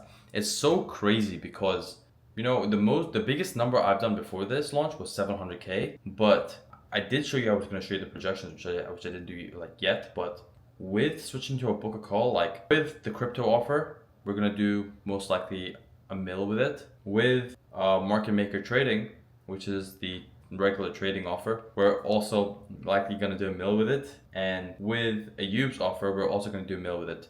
All of them contracted, not cash collected. So I'm about to have $3 million a month launches in 1 month, and all of it being fulfilled by AI, which is crazy to me because when I was doing this, which I would think, you know, the highest quality would be for me doing it manually. I mean, actually, probably not. AI is higher quality. I did 711K, but I'm about to break my record with 3 launches in 1 month using AI. Like, this is insane. Anyways, let me show you the numbers right now. Market maker trading, 18K revenue, 142 tickets sold, 18 VIP. And right now I'm kind of like manually inputting the ad spend. All of these calculations are accurate. I'm doing this because like Hyros is not really giving me accurate data. I mean, I probably need to have a call with them because our thing got disconnected. So I don't think it's accounting for any data that came through Meta Ads Manager before it got disconnected. But that's kind of what we're doing. We have the ebook funnel. I noticed I kind of fumbled on the email list, the abandoned cart. So let's see how that works now because I just fixed it. So yeah, let's see. 8 people over 100K, 50 to 100K. As long as we're like in this range, we're good. 1,000 to 10K. But again, it's a paid event. So like, look, most of them have bought a course before. And usually across like the launches I've seen, this has been the biggest indicator to who's actually going to buy our offer. And most of them are also looking for a mentor. Bear in mind, this is only like day 3 or day 3 just ended for market maker trading. The data is looking pretty good. If I go into deep analytics, you can see we have a 12.7 conversion rate on the VIP, which is interesting. It's interesting for me to see this data firsthand because now I can have like a good benchmark in my head of what numbers are meant to look like on a paid challenge funnel. So that's kind of what we're dealing with right now. We're pretty profitable on ads right now. Earlier it was 1.7, now it's 1.45. Maybe by the time in the morning, while you know EST time is up, it might bump up. We have 2 OTO purchasers, cost us $600 from ads for an OTO purchaser, $92 cost per lead, and for every $92 we spend, we're getting $135 out. Pretty much breaking even, or not breaking, well, we're more than breaking even, but obviously the multiplier is from when we launched the offer. But yeah, what else? 90% from organic, 10% from paid. We barely launched paid. Yeah, this data is not accurate. You can ignore that. I don't think we have anything else yet. We do not have anything else. For IMA, we have 237 registrants now, which is a free event. We haven't launched any organic yet. I just did these numbers, by the way. So this should be around like 3.6 now because I haven't touched ad spend, but like $3.6 cost per lead for this free webinar that we're running. Majority of them are coming from Instagram, a few from Facebook. We can see one specific ad is outperforming the others. I'm not really sure why, but interesting to see. I guess we'll let it coast for a few more days. We're also running super specific ads. So it's like just super direct ads. If you're working as a security guard, if you're working in a warehouse, construction, accountant, just to help us target better quality leads. But I kind of do want to make a more front-facing financial qualifying leads because like most of them are broke. You can see we have a few, I guess, semi-sales qualified leads. But yeah, this is what we're dealing with right now. 40% Canada, 50 US, 66 Great Britain. Why did I say Great Britain? The UK. But let me show you this financial model that we built out. So this is the numbers that we're projected to do with the paid event. So 1.2 million. Initially, it was about 600K with the deposit method. Runs the free webinar that we're doing right now. He's invited me to the idea of using sales teams. And if you know me, like I've kind of been hesitant to it. But I'll say it's like if you're a brand new operator or you're brand new, you're getting into marketing, the deposit method is the best way to go. You'll make the most amount of money, and it's a less of a learning curve than if you were to run a sales team because you gotta learn sales system, you gotta manage it. It's more intensive. That's what it is. So implemented the system and we just plugged in the like basic benchmark. So it's like if 25%, if like 1 in every 5 people book, because it is a paid event, let's just say even 15%, which is like regular like webinar numbers, which is horrible. Actually, I don't want to project with 15%. That's like insanely low. I'm going to project with like 18% if this loads. We can see 15% is already a mil. Let's say 18%. Close rate at 25%. Realistically, close rate should be at 35% minimum. Show rate 70%. Let's just say 60% for the sake of this. That is 1.1 mil still. That's insane. If we have 1,000 organic, $100 cost per lead, 80K in ad spend, we're more than likely about going to do a mil. And this is so cool because this client has been doing 30K per month for the past couple of months. And we're about to completely shatter his reality because he's been super grateful for us coming on board. He told me, even if you do 200K, I'll be like ecstatic. Boy, we're gonna do a mil. So I'm excited to do these numbers. I'm gonna end this vlog a little bit early because I just don't want to take a break. I'm gonna sit down. I think I want to read a bit. I haven't read in a while. So I'm gonna enjoy my sushi, got my little chopsticks. Oh yeah, we're outsourcing a sales manager to hire out a sales team for us and manage the sales team for the event. So yeah, I guess that's the final thing I wanted to say, but that's pretty much it. What's up guys? Just about to go to the gym. It's probably been about like 3 days since the last clip. I'm mad tired, bro. Like I haven't been able to get proper sleep for the past couple of weeks. My days have just been in that room every single day for at least 10 hours. Maybe I'll go out, like get some sun. We're kind of deep in the trenches and some stuff's been going on. One thing that happened, so with my launches, I want every single one of them to be quality. Like when I think about my launches, when I think about my webinars, like I still feel like they're all a part of me and example of myself. I know I can make a really good launch, but it's like to what extent am I willing to go to make sure that this launch is up to my standards. I feel like the launches I do is a reflection of my quality, of Yahya's quality. I feel like it's just part of my business identity, depending on how well these launches go. Because with all my launches, I feel like I can make all of them really perform, but it really depends on how much effort I'm willing to go and willing to take to make sure this launch is the best it possibly is. And I'd say that reflects pretty well considering my first launch I did 711K with zero marketing experience, not done VSLs, like nothing, bro. Like my first step in marketing, I maybe learned marketing maybe 2 months prior to that launch, 3 months prior to that launch, just did a bunch of research. But it's just a testament to what I'm saying right now. It's like it's really a reflection of me, of my business stuff, my business identity. So today I woke up and I saw a text message. It wasn't too deep, but like, you know, the client didn't deep it too much, but obviously it was an issue. So essentially what happened was, for one of my clients, when they filled out a lead, it was for the free webinar. When a lead would fill out the lead capture form, instead of redirecting them to the survey page, the survey page changed to a book a call page. This had a little box that said embed, right? This means we weren't getting any of the survey responses. They weren't being sent to WhatsApp. And it was just an issue, and it's like just a reflection of like the quality in the funnel. And when I woke up and I saw that, and it's been running for about 12 hours, so it happened at 12 at night, I woke up at maybe at 10, so 10 hours, sorry. For me, that actually hurt because that's probably the first mistake the company made or I made ever. And like I tried to deliver with quality, and front-facing mistakes, it's not forgivable because it happened. People see it. It's like if you send an open cart email like 2 weeks earlier, like bro, the whole launch is like pretty much finished. They also like the sales page, and this is like, I mean, not really, but it's just like it's the one of the worst mistakes you can make during a launch, when the mistake is lead facing, the lead sees it, right? So what happened was with this mistake is that Rocco was working on the book a call funnel, and maybe something happened with the code and it affected the survey page, and I don't think he realized it. It wasn't my thing. It wasn't like I didn't do anything, but when the finger's being pointed, the finger's being pointed at me because it's still my company, my business, my relationships with my clients. I'm not gonna throw Rocco under the bus. Like the finger is me. It's on my reputation and my relationship with the client. It just puts a bad stain in their mouth. It's like, this is what Yahya did, not this is what Rocco did or whatever.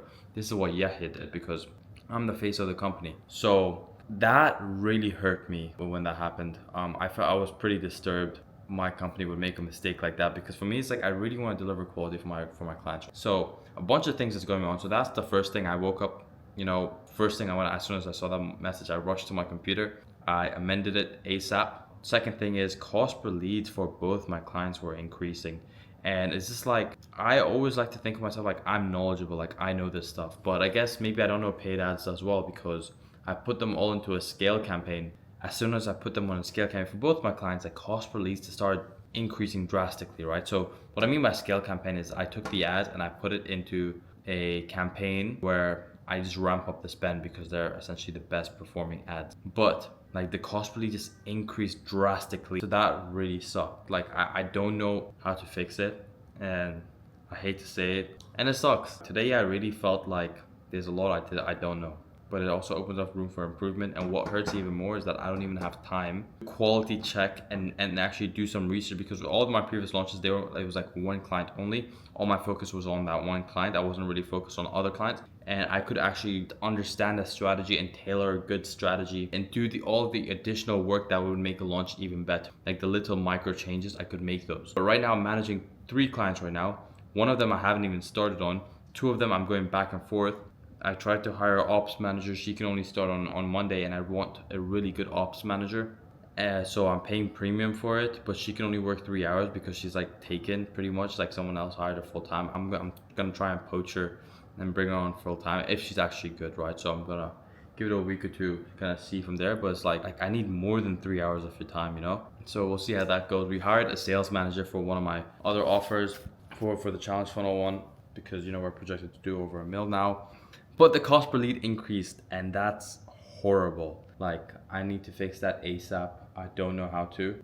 And I think today, like I need to take a step back from work and just collect myself, and because I know Yahya would come up with solutions a bit better than I currently am right now. I would solve them differently, but I feel like I'm just too much in work. My headspace is just, it's messy, but I just really want to do a good job for my clients, man. And I think that's really what matters to me a lot. Like I just genuinely want to do a good job. It's a reflection of me. This whole business game, online business game, is all off of reputation.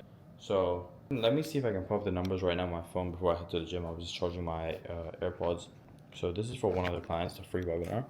1,454 registrants. You can see more leads captured today. Second highest day.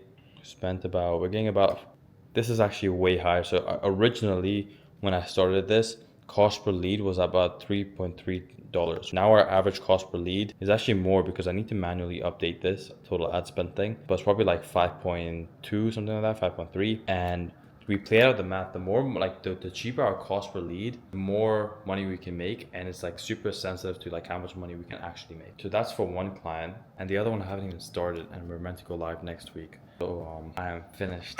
This is for the other client. We did 25K in revenue, but his original cost per lead was like $80. It like tripled, and I don't know how to fix it. And it's only after I put them all into a scale campaign and I reduced the spend, and cost per lead is still high. So I'm probably gonna ask around, see if anyone can help me out. I'm not happy with this, man. I am not happy with this, and it's been messing in my head, and I feel like my output should be better. Whatever it is, man. I'm gonna sort it out, because at the end of the day, I'm a businessman. I wouldn't be where I am today if I haven't solved the problems that have arisen in front of me in the best way possible. So I'm gonna go to the gym. I'm gonna come back. I gotta wake up early because they want me to jump on these like daily meetings, and they're in a different time zone for one of my clients. So I gotta wake up at 8 a.m. bro. So I'm gonna sleep early. It's a Friday, by the way, and I'm slaving my ass on a week. It's like I don't even get to like enjoy it at home. Tomorrow's still a work day for me. So we'll see how that goes. What's good, boys? It's the next day from the last clip you saw. We managed to solve the cost per lead problem, which I'll show you in a sec. But bro, like I was just thinking to myself, like it's the weekend. It's Saturday right now, and it's like my weekends are so boring, man. Like I don't think I've had like an actual like fun weekend in a minute. I've just been working every single day. Like the weekends are the same as the weekday. The only time I actually get enjoyment from my weekends, or the only thing I get enjoyment from the weekends, is I order pizza. And I eat healthy. That's why you see like my chef cooks me meals, but it's like I'll just order a pizza. It's like unhealthy, and it'll like make me happy. It's like, yes, like to have like something that actually like tastes really, really good, right? So there's that, and then I sleep early. But those are the only 2 things. But like I'd say this weekend, man, I actually got hella bored, bro. Like 2020 me would judge me so hard right now, and would genuinely like bully the fuck out of me, and I just take it because I agree, man.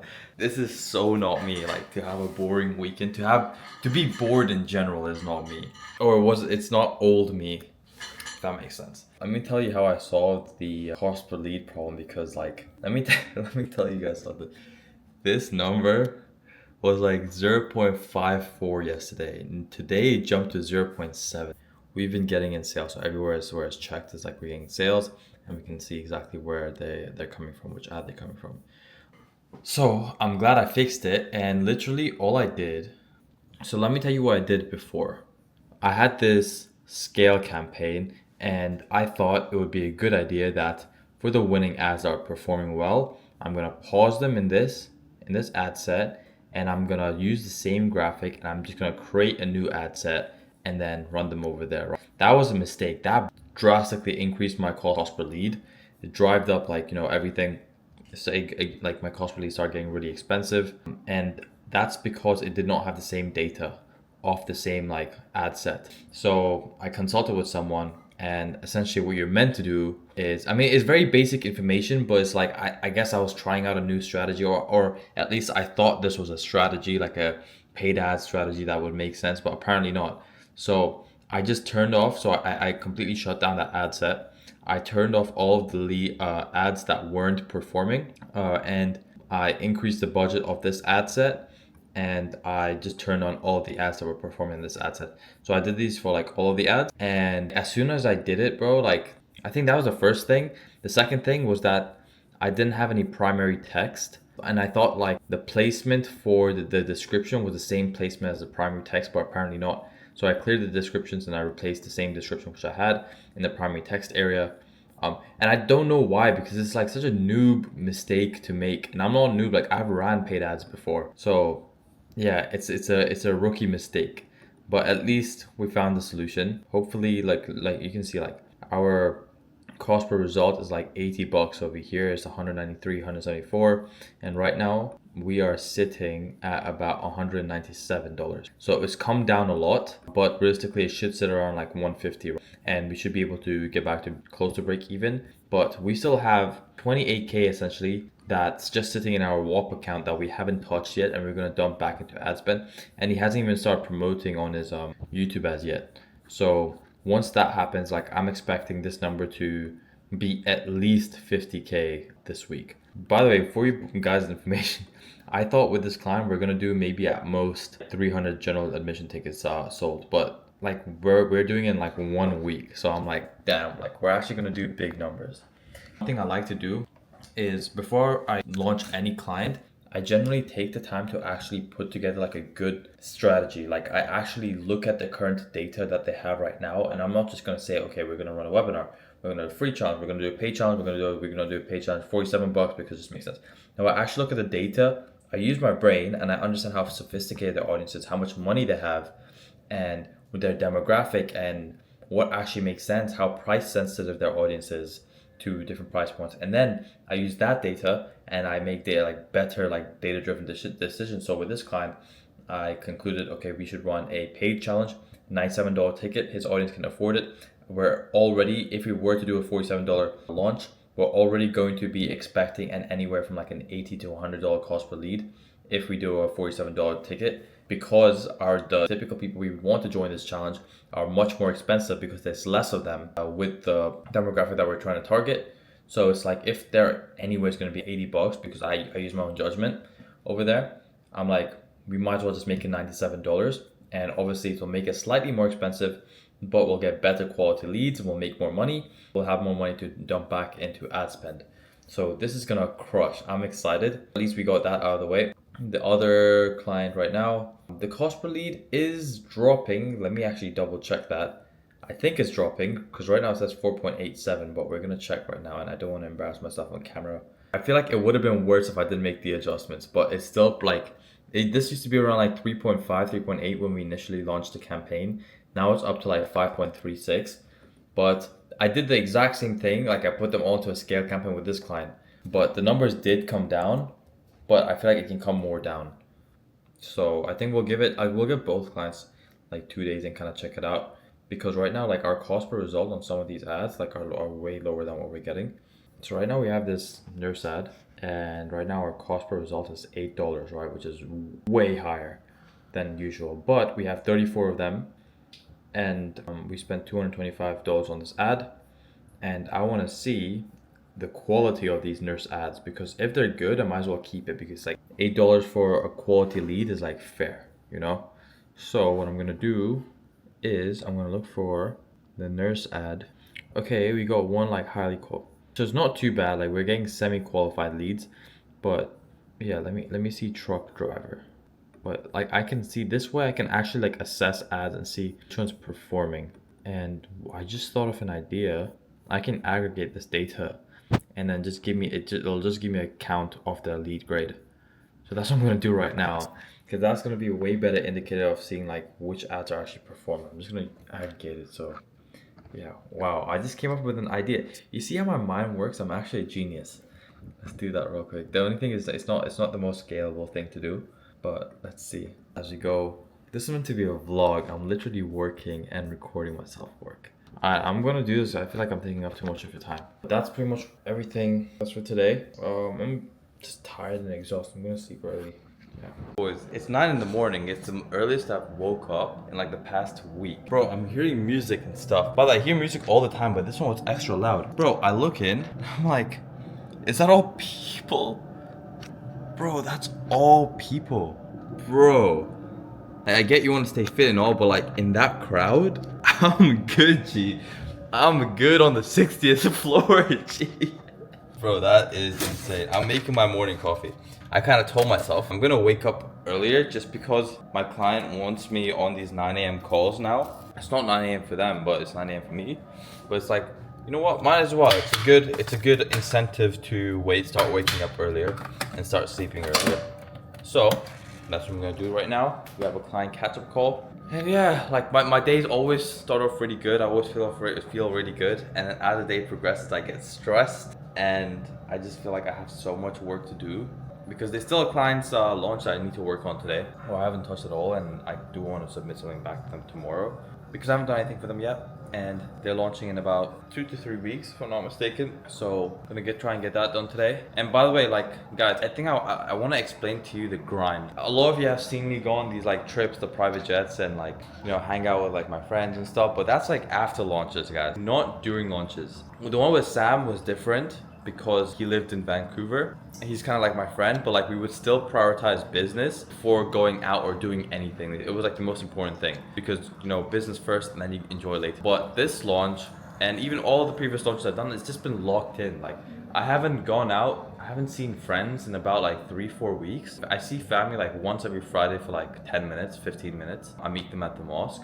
but that's it. Like I'm just always at the crib. I wake up, work, eat, work, gym. Maybe I'll go for I'll go to the gym, I'll come back, work. If I want to go for like an afternoon or like a morning just to get some fresh air, I'll go get coffee, I'll go get a smoothie or something, and I'll come back and I'll work. This has been my days for the past couple weeks, 3-4 weeks, right? And then I'll try and sleep early, and I'll wake up and I'll rinse and repeat the exact same thing. And I can't lie, it does get a bit lonely, but you know what, bro? Like I'm about to have my biggest month in business next month, and I think that's just a testament to this lock into my mindset and to what I'm really willing to give to this. Like I told myself I'm gonna give everything to make sure these client launches are good, are successful, and I'm, at least me, my mindset and myself is also successful. And I don't have time. I already struggled to get 3 client launches. I don't have time to go out. Like I still don't have time to work on myself, to expand my knowledge, to read some books, to go watch some videos. Genuinely, I prioritize that. Prioritize my knowledge, my health. I barely have time to even go to the gym now. And my clients are a big priority of mine, and my religion is a pretty big priority of mine. I'm just making my coffee, and I'll see you guys on the desk soon, probably. We'll have a look at the numbers. Hopefully they look a little bit better. We'll have a look at them together. If I do have time, because I do need help on this call, but let's see. I might look at them before and then show you guys. Alright, so the meeting did get postponed a little bit, which means I've got time to show you what the numbers look like. Okay, For IMA, let me explain the situation yesterday. Our goal is to get our cost per lead down. It doesn't matter because we've played out the math, and if you can get our cost per lead to about like $5, yeah, $5 would be ideal. If you can get a cost per lead to about $5, we get about 2,000 registrants organically, then we should be able to do around like 600 to 700K cash collected. So let's see. Okay, now I believe we may have got it down a little bit, but what I got to do now is just see how much we've actually spent. So we spent 6,232, and then we have this one as well. It's like 80. But I'm just getting some work done right now. We jumped off the call like 45 minutes ago, an hour ago-ish. But I want to play this little clip. It's like a little unplanned testimonial to our AI system. Check this out. Yeah, so this is me and Nicole, my client. We just started the call. They're good questions, yeah? Who's good to them? Don't tell us AI. AI, wallah. No way. Wallahi, bro. Is it a Claude project? Bro, we transcribed everything off your YouTube. We got like a text bank, so sample like some of your words as well. Your transcripts, your course material, everything, bro. It knows everything about you. That's good. Because actually the words are pretty good. Like it's the first time AI does something and it's actually good. Cool, I'm telling. Ooh, we're getting sales for the program. Damn, we just got a VIP sale. Okay, sorry for the pay challenge. This is for the free challenge, but that just goes to say how good our AI systems really is. Because like I kept telling you, I'm a sucker for quality. Like I will not implement anything for my clients if it's not quality. By the way, this call ended up being really good, and the client is happy, which makes me happy. And I know I've been feeling pretty shit the past couple of days, but it makes me happy when the client is happy. But it's a good testament to our AI systems that they're really good, and they are really good. Like I would say there's certain things that we're still building upon that would probably need a few more weeks to kind of like outline and refine and stuff, but our AI systems are really good when it comes to copy, and it's not your generic ChatGPT. Like it's genuinely like really good. We have a really good process of getting our client's brand voice and making sure the copy is exactly to how he would say it, and then we use that same thing and we implement it for webinar scripts, and we have like a bunch of stuff for like webinars. Anyways, but I want to show you what I'm doing right now because I think it's pretty cool. So first of all, Hyros is horrible. I'm only using it for its conversions API, but like genuinely, like I would probably use a different software. And I've got a Hyros affiliate as well.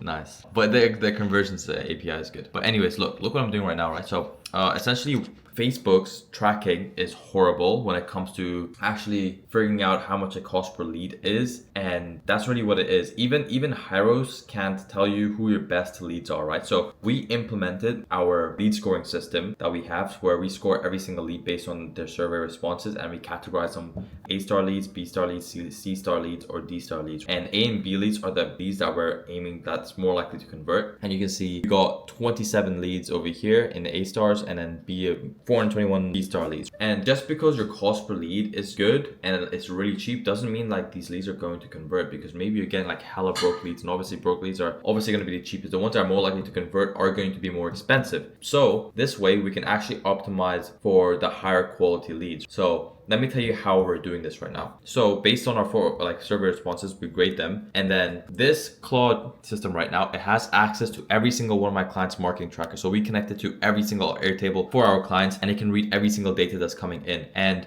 we're also tracking the exact source that they came from. So what it's essentially doing right now is reading the source of where they came from, like which ad they came from, and it's telling us which ad is getting us the most A-star and B-star leads. And it's also telling us their true CPR, because the one on Ads Manager is skewed. If you go down here, you can see Meta under reports leads on most ads by 5 to 40%. Example, Meta says it's 25. We got 25 leads from Security Guard, but the actual is 32. Warehouse, Meta said 42, the actual is 59. And Ad 6, Meta said 54, the actual is 57. And we can track everything because we track it via UTMs. So now it tells us our actual cost per result, which is a lot less than what Meta is telling us. So we can see Security Guard is performing really well because our true CPR, cost per result, meaning cost per lead essentially, is $1.84, and a cost per AB lead is $4.5. So that's sick. We can see for some of the other ads, like we're overpaying on these AB leads, but right now we know our two winning ads, which is Security Guard and Warehouse. So now I know I'm gonna bump up the budget on those specific ads. And then it also tells me which ones I'm paying for, which is the highest cost per result and cost per A or B lead. So Q&A V1, yeah, we're getting a $6 cost per lead, but most of these are C and D level leads, which means they're less likely to convert. So I can turn this ad off, and to the ads that are performing the best, I'm gonna up the spend on. So these are are the type of things that you can do when you have access to AI. And we would do this manually if it wasn't for AI, and it would just be so hard to like actually get into the details. So it helps make better data-driven decisions, right? So it's saying, yo, cut these winners to scale right now, and it's listing the ads and why they're winners to scale. And I just got it to do kind of more detailed analysis over here.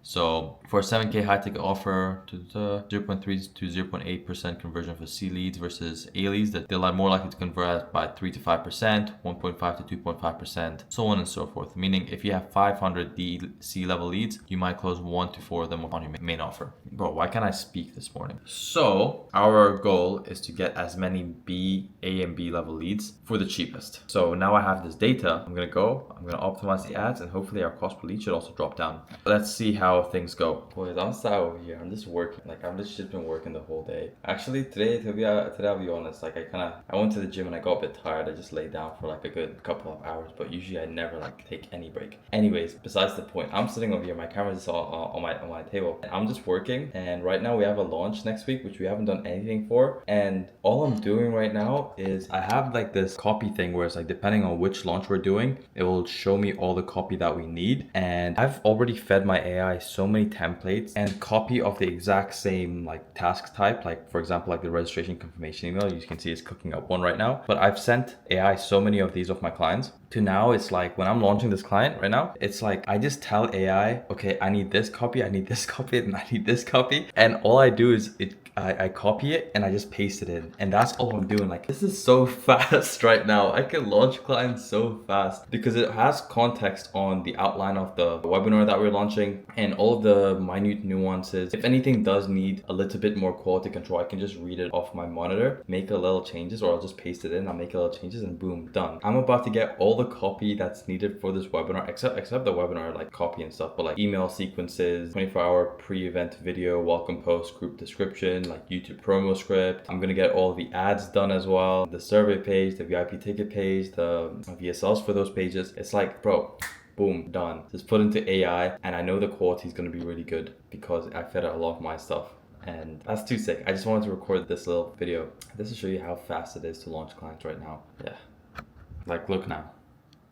Look what I just told it. Can we get registration confirmation emails for Altcoin Pro events? Because that's my client. This prompt is so simple, but since it already has context that we're doing a webinar, we're gonna have a VIP upsell session, we're gonna have a general session, and it's not a 3-day event or 5-day event. Like this is literally all I told it, and it cooked up registration confirmation, and it also saves it in the memory as well. So I told it like whenever you save something, make sure you save it in the memory and always read through all the registration. For example, if we're cooking up a new registration confirmation email for a new client, it will read all of the registration confirmation emails that is already done and use it as reference, and it will script out a new one. So boom, except M dash. You see, like these are the things like I actually don't know why. Yeah, I mean it's an email to be fair, so it doesn't really matter. I use Whisper Flow, by the way. Like Whisper Flow, you just pair this with Claude Code, and it makes prompting so much easier because Claude Code doesn't have a speech thing, and I can just speak directly to my Claude Code and ask it exactly what I want it to do. And all I do is just hold down this FN key and say, can you please remove all the M dashes from the emails and please save into your memory that you don't ever use M dashes again for any copy. Boom. Like that would actually take me time to write out as well. So I was gonna go ahead and do that. So I would just skim through it very briefly, obviously read it through well. I like to deliver with quality. So it's like, I'm not gonna half-ass anything, but I can skim through it. I can see, is this good to run? If it's good to run, then we kind of run it. So now it's gonna cook another one up, and it's so easy. Like Claude Code is essentially just a slightly more advanced it's a custom GPT essentially, which is what I figured out. If you know how to use GPT, you know how to use Claude Code.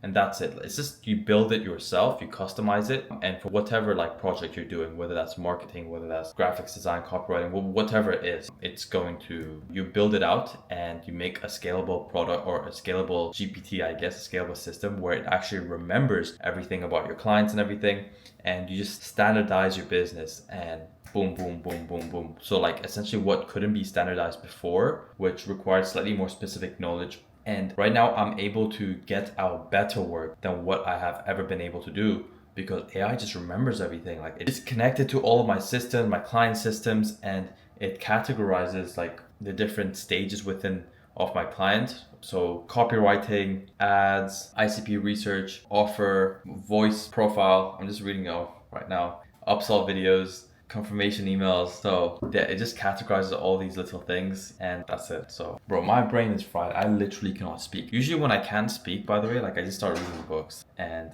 it gets my speech back up to par. I need to start reading more books. I haven't read a book in a minute. Reading books, I used to read a lot of books. It's generally one of the best things I've done, but I've kind of been falling back on it just because I've been so busy, and I think like reading books is low-key like time intensive. It takes a little bit of time. But when you try and read books, I don't know why I'm giving you this lesson right now, but whenever you read, I use this app called Headway, by the way. So Headway is essentially an app where it has a bunch of like books on this app, and you can just read summaries of all books. And what I'll typically do, I'm putting you guys on sauce right now. So what I'll typically do is I'll find a book that I'll read like the blurb of it or the description of the book. And if I like the book, I'll read the headway version of it, which is going to be like 10, 15 minutes of just reading time, maybe even 20 minutes sometimes. And if it's a really good book, then I'll go on YouTube and I'll watch like the animated version if they have one. And if I like that, then I'll take the whole book, I'll download like the PDF of it, and I'll just copy and paste it page by page into GPT, and I'll get it to summarize like 2 pages at once, and I'll just read through it that way. So that's something which I used to do. I'll be honest, I haven't done it in a minute, but it was such an OP strategy. Anyways, you guys need to get on Headway. You guys want to improve your communication skills, optimize your verbal sentence structures. Yeah, I'm not even the best communicator. I think my communication skills is probably like my worst skill. I use a lot of filler words. I feel like I can be better at articulating my sentences and putting thoughts together and sentence structures. So I'd say that's kind of my weakest point. Anyways, besides the point, I go on these little like tangents. At this point, I don't even know. This is something I'm trying to figure out with my vlogs right now. I was thinking about this today. It's like I can kind of just go more personal brand route and just kind of talk about me, my lifestyle, what I like to do in my day-to-days. If you guys are watching up to this point, you guys can actually reply down in the comments. I would very much appreciate it, or I might just send a blast email to my email list about this, because I generally want to improve my videos. But it's like, what strategy do I take now? Like, this vlog was initially meant to be me vlogging 3 launches using Claude code and me doing hopefully over $1 million with each, and that would be insane because Claude is actually literally helping me do my biggest month in business right now. It's insane. Or I can also implement kind of my day-to-day, my thought processes, and just like random stuff like how I talk about like Headway and just kind of what's going through my mind, and maybe I can make it a little bit more aesthetic. I can kind of show more day-to-day lifestyle kind of things. So that's something I'm still trying to figure out. So it's like, would you rather just in very educational based video where I'm just kind of just breaking down strategies, documenting my problems and what I'm doing with my clients and how I'm implementing like AI, just kind of like more educational? Or would you prefer more like lifestyle, aesthetic videos and more so about my day-to-day? Because sometimes I feel like in the moment I can also vlog this, but I'm like, isn't necessary. I kind of walk through this thought process because I know all my videos are just hella long, and it just naturally ends up being hella long. And I'm like, okay, I don't want to record this because if this is going to the video, it's going to make this video so long, because each clip I record, they're all like 10 minutes long. Like this is already 8 minutes. So yeah, let me know. But with that being said, I think for this vlog, I'm just going to do whatever like I want. And then maybe for the future ones, I'll improve the quality. I kind of do want to do like a more lifestyle vlog. I also do want to grow up my personal brand, because I genuinely feel like if I want to, I can grow my personal brand as big as I want to. It's a very simple strategy. All I would do if I wanted to grow my personal brand as big as I wanted to, obviously I'm going to lay out my plan in my head if I was to do this, but obviously I think I'll be a lot more into it. But I generally do make a lot of money from these launches. I would take the money, I would build out a content team, I would start posting a bunch of lifestyle content on TikTok and Instagram, and I generally feel like if I post lifestyle content, I think my personality can be attractive to people, and I think I can do a lot of cool things, especially if I'm genuinely like focused on content. I can do things for the purpose of content, and when I do that, I'm like, okay, I know I can do it. So I would get on TikTok, I would start posting a lot. I would get on Instagram Reels, I would start posting a lot. I would get a content team for my YouTube, I would start posting a lot. I would get a creative director, which is very important. I would get someone to actually like direct my videos sometimes. I generally think if I just do that, I would get traction. I would jump on podcasts, create enough content for clipping just for awareness. And maybe I wouldn't do clipping actually. Nah, I wouldn't do that. I post a lot of lifestyle content, and that's what I would do, because lifestyle content, they just naturally get eyes. And just make really sick YouTube videos, but also with value. But it really depends what route. If I'm trying to go more business route, or I'm trying to go like big personal brand kind of route. I generally feel like big personal brand kind of route is slightly easier than the educational one, just mainly because like lifestyle content just gets views and I can get, you know, social proof from there. But that would be my strategy. Like I generally believe I could easily get to 100k just doing that within like 2 months or just posting lifestyle content. I could get to 100k in 2 months. I generally believe that. But do I want that? Because it's kind of like a trade-off. Do I really want fame? That's the main question. If I could have fame for the money and not for the attention, I can't be asked for people coming up to me, yo, yeah, can I get a pic type shit? You know, it's like, no, bro. I do not want to be stopped. That's my only worry. But it's like in my head, I'm like, but the money though, I don't know. Iman did it pretty well, but like, it's like, do I even want to get to Iman's like personal brand level type of thing? I don't know, man. It's the money, bro. It's the money which what gets me. Because in my head, I'm like, look, if I want to buy a house, what's the fastest way to be able to have the ability to buy a house? I don't want a house to be bigger than me. I was watching one of Jeremy Haynes' videos, and why would you you wouldn't want like a watch to be bigger than you. You would need to be bigger than a watch. You can't have these things be bigger than you. And I'm like, that's a fair mentality, right? Like, why would you want these materialistic things to be bigger than you? So that's kind of my thing also right now. It's like, I want to be able to buy a house easily, boom, like that. Right now, at this trajectory with my marketing business, can I buy a house? No. If I launched a coaching program and my marketing, could I buy a house? Probably not. But if I had a personal brand and I had a lot of attention, and I get people proposing offers to me that's very compelling and genuinely good offers, and I would get more marketing clients and I would get more coaching business, like I would get more clients for my coaching offer, more likely possible. I just look at people online and they can easily just go buy a house, build a house, do all these cool things. And I'm like, why can't I do that, you know? Damn, bro, do I just build a personal brand right now and just like do it? I don't know, man. That's kind of what I'm contemplating right now, because I know I can do pretty well. I feel like I could do pretty well. So yeah, that's kind of what's going on in my mind right now. But yeah, I don't want to get too distracted right now. I'm working in the middle of my work sesh and I'm trying to sleep early. So I'm gonna end this and I'll probably catch up with you guys tomorrow. Wait, I need to get bro, I need to get this vlog clip in, bro. We haven't updated the vlog in a minute. Yeah, it's been a while. Isn't this just for Ali's launch of the vlog? Bro, it just happened to be for all three now. Bro, we're gonna show them how we're doing $1 million with each of these launches with Claude, only using Claude and me and you. That would be 3 million. Yeah, all with Claude. And it would be a record-breaking month as well. That would be insane. The biggest numbers I've ever done. So let's update them real quick. It's been a minute. Right now, me and Rocco we're doing the slide presentation design for one of the clients. I'll break down the numbers later tonight because we're in a little bit of a time crunch. But essentially, it's about 4 days into the event. Our client decided that he wants to put in $50,000 into ads because he's actually trying to do $1 million, not contracted, cash collected. And that's what we're aiming for. So just as of a couple hours ago, the ad spend budget was $20,000. We've got about 4 days until the event. Bro, it's 7 p.m. What? Bro, it's 7 p.m. That's insane. My hair looks crazy as well. But I've barely been going to the gym and shit, bro. Like, I'm actually like mad shabby. Like, you can tell my hair and shit. Anyways, about to get all these slides done. He wants all of the webinar slides 100% done before the end of today. And he barely wants us to use AI. He doesn't want us to use AI because he thinks the quality is less and we're kind of like being lazy and stuff. But we're still gonna use AI because I genuinely believe in the quality. So this is the plan. So I'm gonna use AI to give us all of the slide text and also a bit of the speaker notes wherever. Obviously, we're gonna read as we go and see the quality that it gives us. And by the end of it, I'm gonna tell him tomorrow. I'm gonna ask him tomorrow, what do you think of the slides? And he's gonna say, it's really good. Thank you. Good job. And I'm gonna be like, well, where would you rank it? And he's gonna be like, nah, it's like a solid like 8 or 9. He's gonna say solid 8 or 9, just minor changes, whatever. Cool. And at the end, I'm gonna tell him, bro, I use AI for all of it. And then he's gonna be like, dude, I told you not to use AI. But it's like, bro, you can't say that after you rank it 8 or 9, you know? So we're gonna see how this goes. We're gonna use AI to create this entire slide deck in terms of like the text that goes on screen, the visuals, and also a bit of the speaker notes, but not too much. So we have an outline kind of going on over here. So this is the outline AI gave us. And this is what he's done so far. If you know me, I hate Canva, so we're not using Canva. So we're gonna get to work right now, Rocco. Is there anything you want to say to the vlog? Bro, we just gotta keep going, bro. Get all this shit done by tonight. So AI is gonna help us. But like, I don't even know. I'm absolutely fried right now, guys. I've been going to bed 4 every single day. I still haven't fixed my sleep schedule. Do you go into school tomorrow? Yeah, school. That's cooked, bro. I fucking hate it. Do you sleep during the afternoons or no?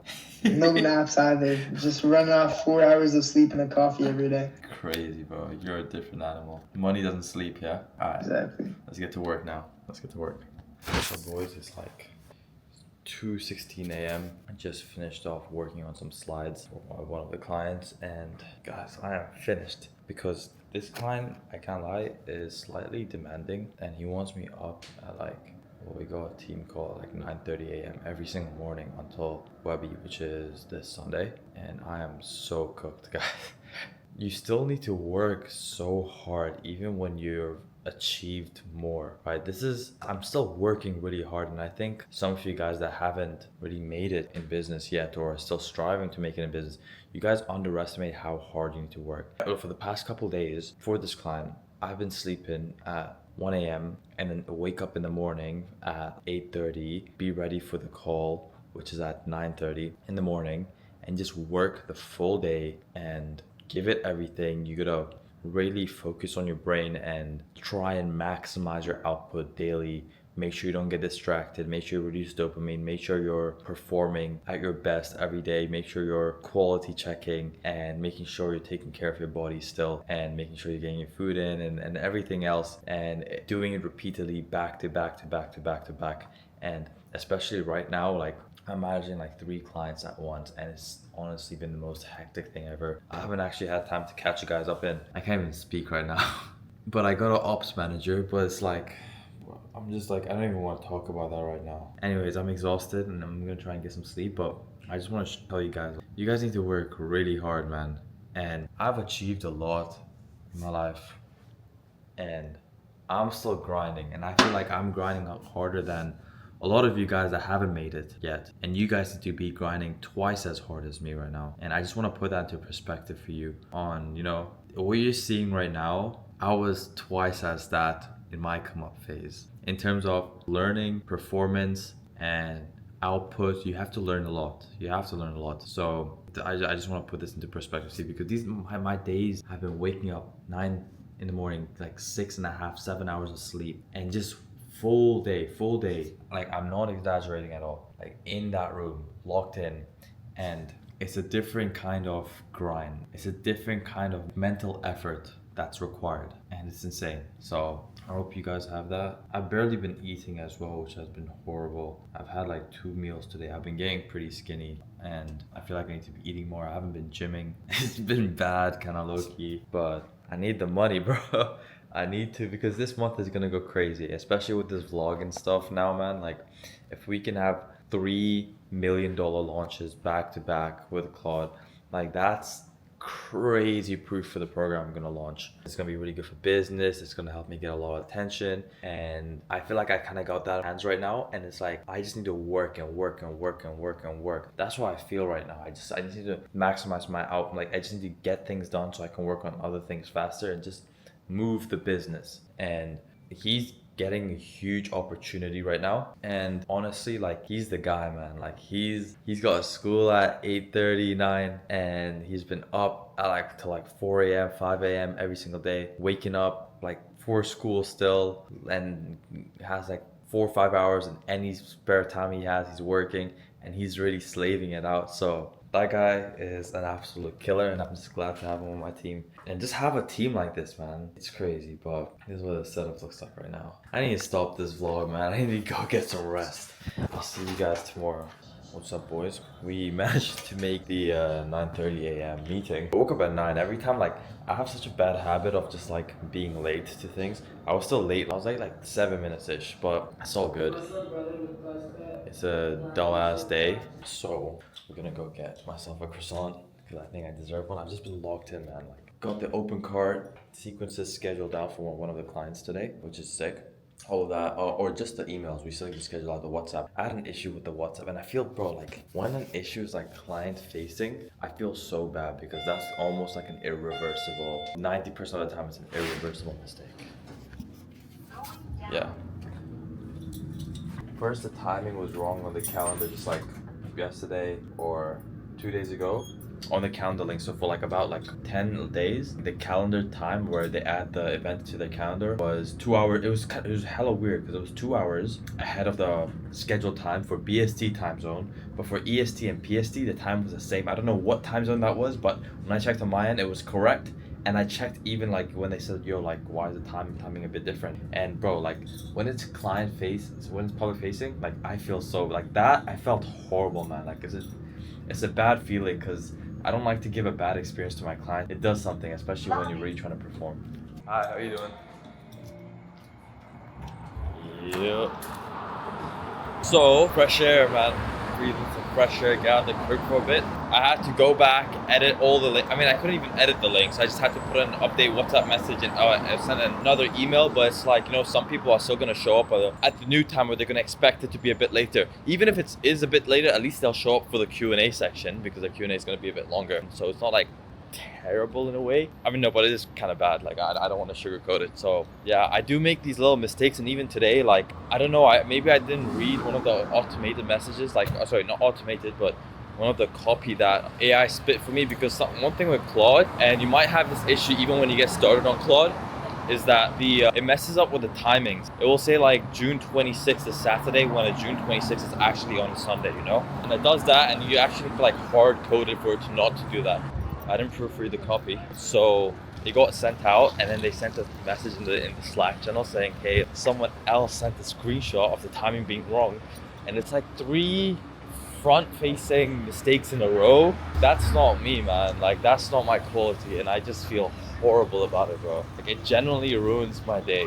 Yeah, because like it's like you're trying to do really well, and it's like I'm doing so many things, and like I don't know, man, I feel horrible about it, but it is what it is. Like you can't really do much after it's been done. Just keep moving forward and getting other tasks done. So yeah, I'm like on 6 hours of sleep right now. Boys, I just went to go get my little croissant, and someone came in today. It's the thing I was excited about. Okay, I'm gonna show you guys. Like look how big this is. But I'm excited. 5 more floors till I get to my 1 more floor. 60th floor. I'm gonna unpack this with you. Know what's up, boys? So what we got here is $1 million Whop plaque. So with the first launch that I did, we did 711k in total revenue from the challenge. It's also documented on my channel. And then after that, we built out the VSL funnel for the client. Pretty much the VSL funnel kind of did the rest of the work and generated the remaining 300k. We hit the $1 million goal. Like we crossed over 1 million in total revenue generated. And we're also gonna do like another Webby this month. But we got the plaque over here. So it's got like a little letter on it that says, congrats on reaching 1 million. This is an insane achievement. Less than 0.0001% of creators get. Hype to see you cook and get your $10 million plaque. Sharky, Cam, Steven, essentially the founders of Whop. Now, just a pre-frame, when I ordered this, I asked one of the founders, I'm like, yo, this Whop plaque thing, because they all ordered one. I'm like, yo, can I order one? And one of the founders was like, nah, like, I don't really want you to order one type of thing. And I'm like, bro, you wouldn't have that right now if it wasn't for me. But I'm like, whatever, you know, there's like 2 founders part of it. So there's a face of the YouTube channel, and then there's the person actually running the backend. The guy running the backend, I guess, like the sales team or whatever, he's like, yeah, I don't want you to have it. I'm like, what the hell? So then I go to the second guy and ask him, yo, can I order this plaque? I don't want to like, you know, do it without asking you guys. And he's like, yeah, sure, go for it. So I'm like, okay, if I'm meant to listen to one guy and kind of weigh his option, and I should weigh it the exact same way. So it's like, okay, I can either not get it and listen to one guy, or I can get it and listen to the other guy. So I'm like, you know what, I'm gonna get it. So I ordered one. So I'll show you. Woo. Be back here. Okay.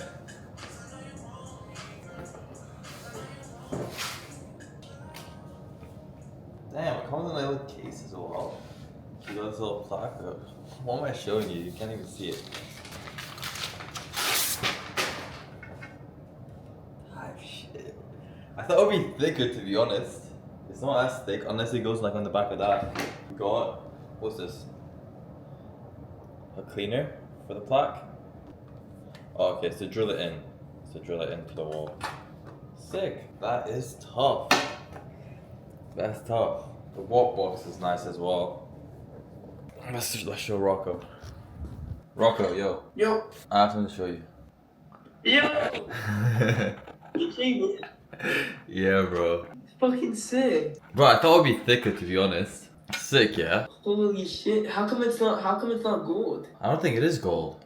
It's fucking sick. Boys, we're like working on the slides right now. What percentage would you say we are in completing the slides? 15%? We're not 15%. We're more. There's like, bro, There's a whole intro section we still need to put, the whole pitch. Yeah, okay. The intro is not long, bro. In terms of like effort, not like in terms. So, bro, because we already got section 3, you got section 1, section 2, section 3. Okay, in Section terms of, 4, like- 5, 6, and then the slides.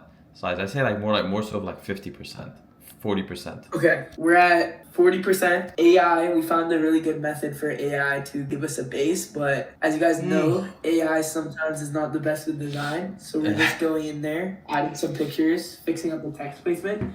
But AI basically popped this out everything. Like if Yahya shows, like if he goes to our Figma board. Yeah, actually, scrolls. let me walk them through the process real quick. Over here, I've got my Claude code up, and we're just kind of going section by section. It will spit out all the copy for one section for the webinar, and then I'll have this MD file up where it kind of just shows all the sections. So section 1, section 2, section 3, so on. And I will essentially just read the on text copy, and I'll read the speaker notes, and I'll just kind of go one by one, and I'll just manually approve it. And if there's any changes, I will just completely take it out, and the AI will just see, okay, why did I take this out? It will kind of put logic together, and then I'll also like add it to the text. So I'll do that once for one section. Once I perfect section 1, I'd say section 1 is good to go, and then I'll say start working on section 2. So when section 1 is good to go, then Rocco gets notified, and then Rocco will start pushing section 1 over to Figma while section 2 is being worked on with me, and it all gets pushed over to this little Figma board, which looks something like this. And it's super clean. Like generally, all we're doing is making this look less professional just because it's a BizOp audience, and we want it to be more visual in images because AI can't spit out images yet. So this is everything that is spit out with AI. So we got the slides over here, slide design, we've got the on-screen text, we've got the speaker notes, and then I was just testing something over here, but this is quite unnecessary because all it did is create this little supplementary, like, what is it, brand design elements library for us. So our whole brand colors for this slide deck. Showed up the pie chart. I just realized, bro, it cooked up a pie chart emoji for us. We got the pie chart. We got a nice wallet emoji. We got a red alert, and we got green okay. Those are like unreleased colors, bro. Unreleased. New colorways, bro. You've never seen those colors before. It's got the whole typography out. It's got the design elements library. It's insane. Like it just did. Like generally, like you would pay, bro, to get a design, you know, elements library, something like this, you would pay a lot of money, and it would take a lot of time to do something like this. Like you're looking at my screen right now, yeah, Rocco? You know those emojis. Like this is crazy. Like it actually, and it says like which slides these emojis are being used on. Slide 29, 30, 24, 34. But yeah, I kind of spit out all of these slides. Like look how sick these slides are. Like they're genuinely nice. All we're doing is just adding pictures to them, but it's doing all of it. So we've got about 234 slides right now. I guess the most time consuming thing is adding these slides into Figma slides because Figma slides doesn't have the MCP access, only Figma design does. So it's just manual. We just need to copy this and then paste it in here. Rocco, is there absolutely no way we can just mass import Mass import what? all the slides? No, because Figma MCP doesn't have the slides yet. We can't. Damn, bro. We gotta do that manually, and then we also gotta add the speaker notes manually. So this is a process right now. We're moving relatively fast. Let me actually show you guys. I am so finished. My eyes are watery. I got 5.5 hours of sleep last night. Slept at 3 a.m. woke up at 9 a.m. I'm finished, and I need to have lunch. I need to sleep probably. But Rocco, money doesn't sleep. No, fucking gas too. We gotta keep going, bro. How'd you escape school today? So it's a Thursday. Fake me sleep. Let me get this in the clip. It's 2:20 a.m. It's like 5:20 a.m. where Rocco is, and we're just sat here. 6 a.m. 6 a.m. Oh, it's 6 a.m. Anyways, me and Rocco, we're just sat here. We're going through the slides. Like our slide designs are actually sick. Like check this out. It genuinely looks really, really good. And this is what AI has done. This is how far we've gotten in terms of like actually customizing it. And then we're probably gonna systemize this and get like a VA, or probably not a VA, but like someone who has basic knowledge of like design to kind of just work on it. But like we just sat here and we're just chatting it up, right? And we're like saying, we're probably like the most ahead info marketers in the world right now. Like that's crazy. I think so too. Like I don't think there is any marketing agencies for coaching programs that's using AI as advanced as us right now to create slides, do a whole webby launch. We're handling 3 clients right now. Look how many slides we've got in this deck, by the way. We've got 435, and we're still adding like a little bit more. We got all of these slides done in like Well, actually like 3 days. They're all gonna be done in like 3 days fully since we started working on them. 3 to 4 days. So yeah, like this is actually insane because we're using AI for like literally everything. Hey, And just to show them we're not bullshitting, show them that Whop Plaque. the Whop Plaque, bro, this is too tough, bro. That's sick.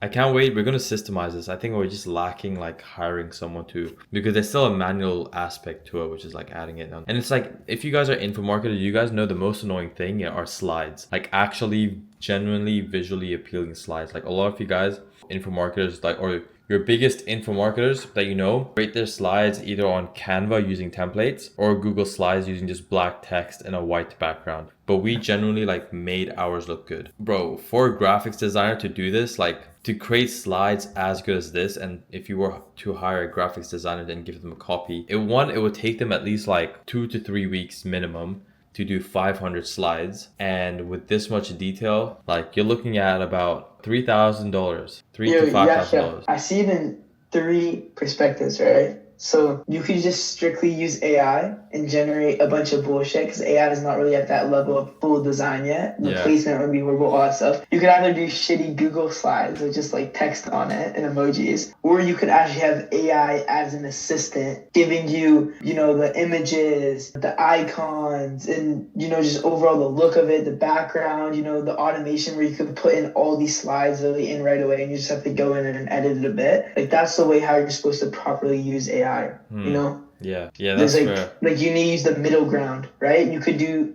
like basic Google slides, you could do a bunch of AI slob, or you could use both to create a really good product. Yeah, That makes sense. no, it does make sense. I think because I feel like this quality control, I don't think AI is at that level as yet, because it does a good job, but it's like to really get it to what you want it to look like, you have to do it by yourself to some extent, or it needs to have some human touch to it. So it's like even when you create the Google slides, the reason most people do it that way is because they can really get it to the way they want it to, and all they do is just write a bunch of copy on a Google Docs and just paste it in slides and break it up. And if it's just they just use AI for it, bro, the words that come up is like actually horrible, and it still requires a lot of designing. And if you were to use AI to design it, it's just like what you said, it's just a bunch of AI garbage slop.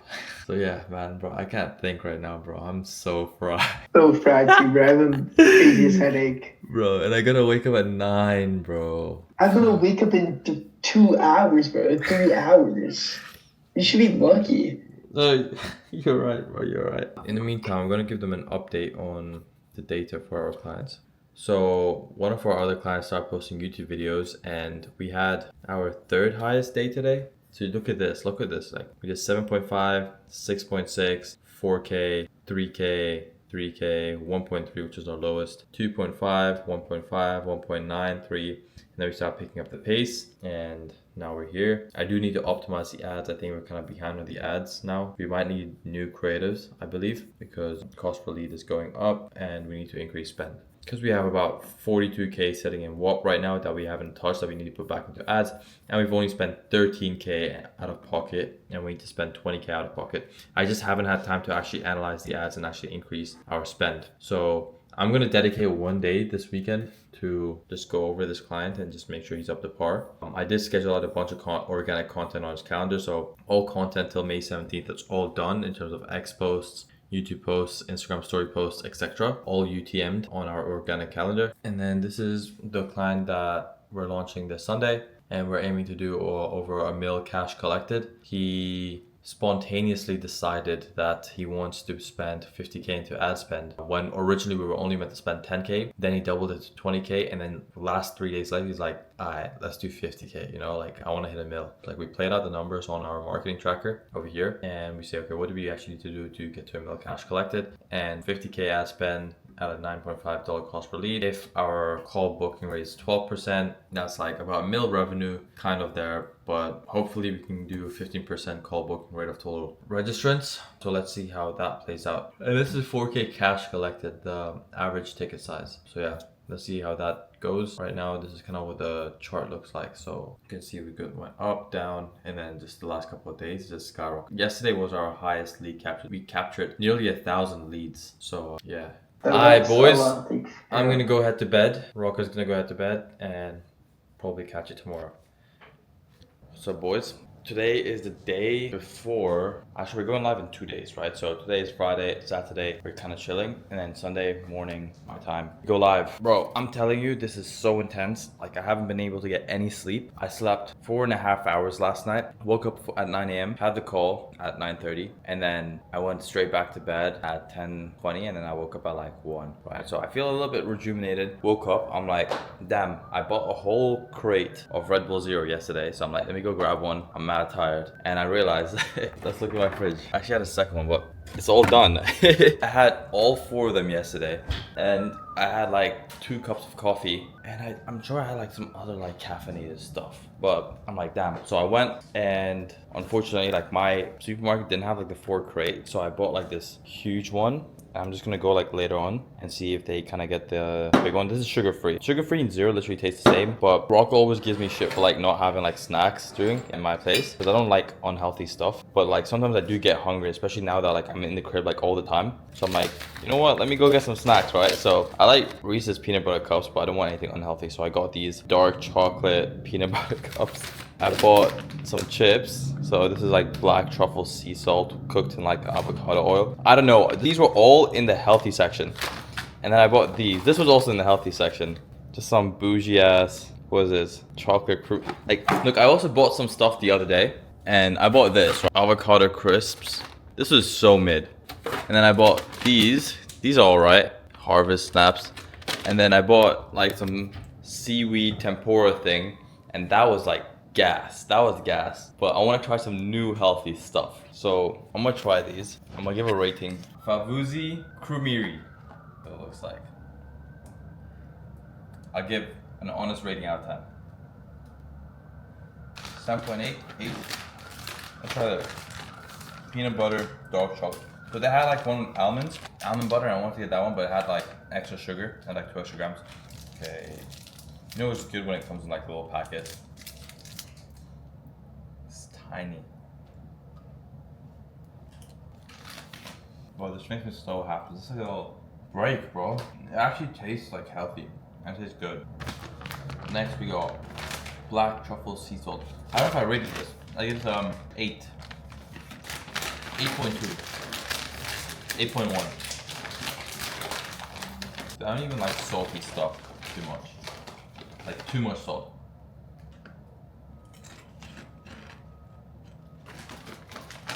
Okay.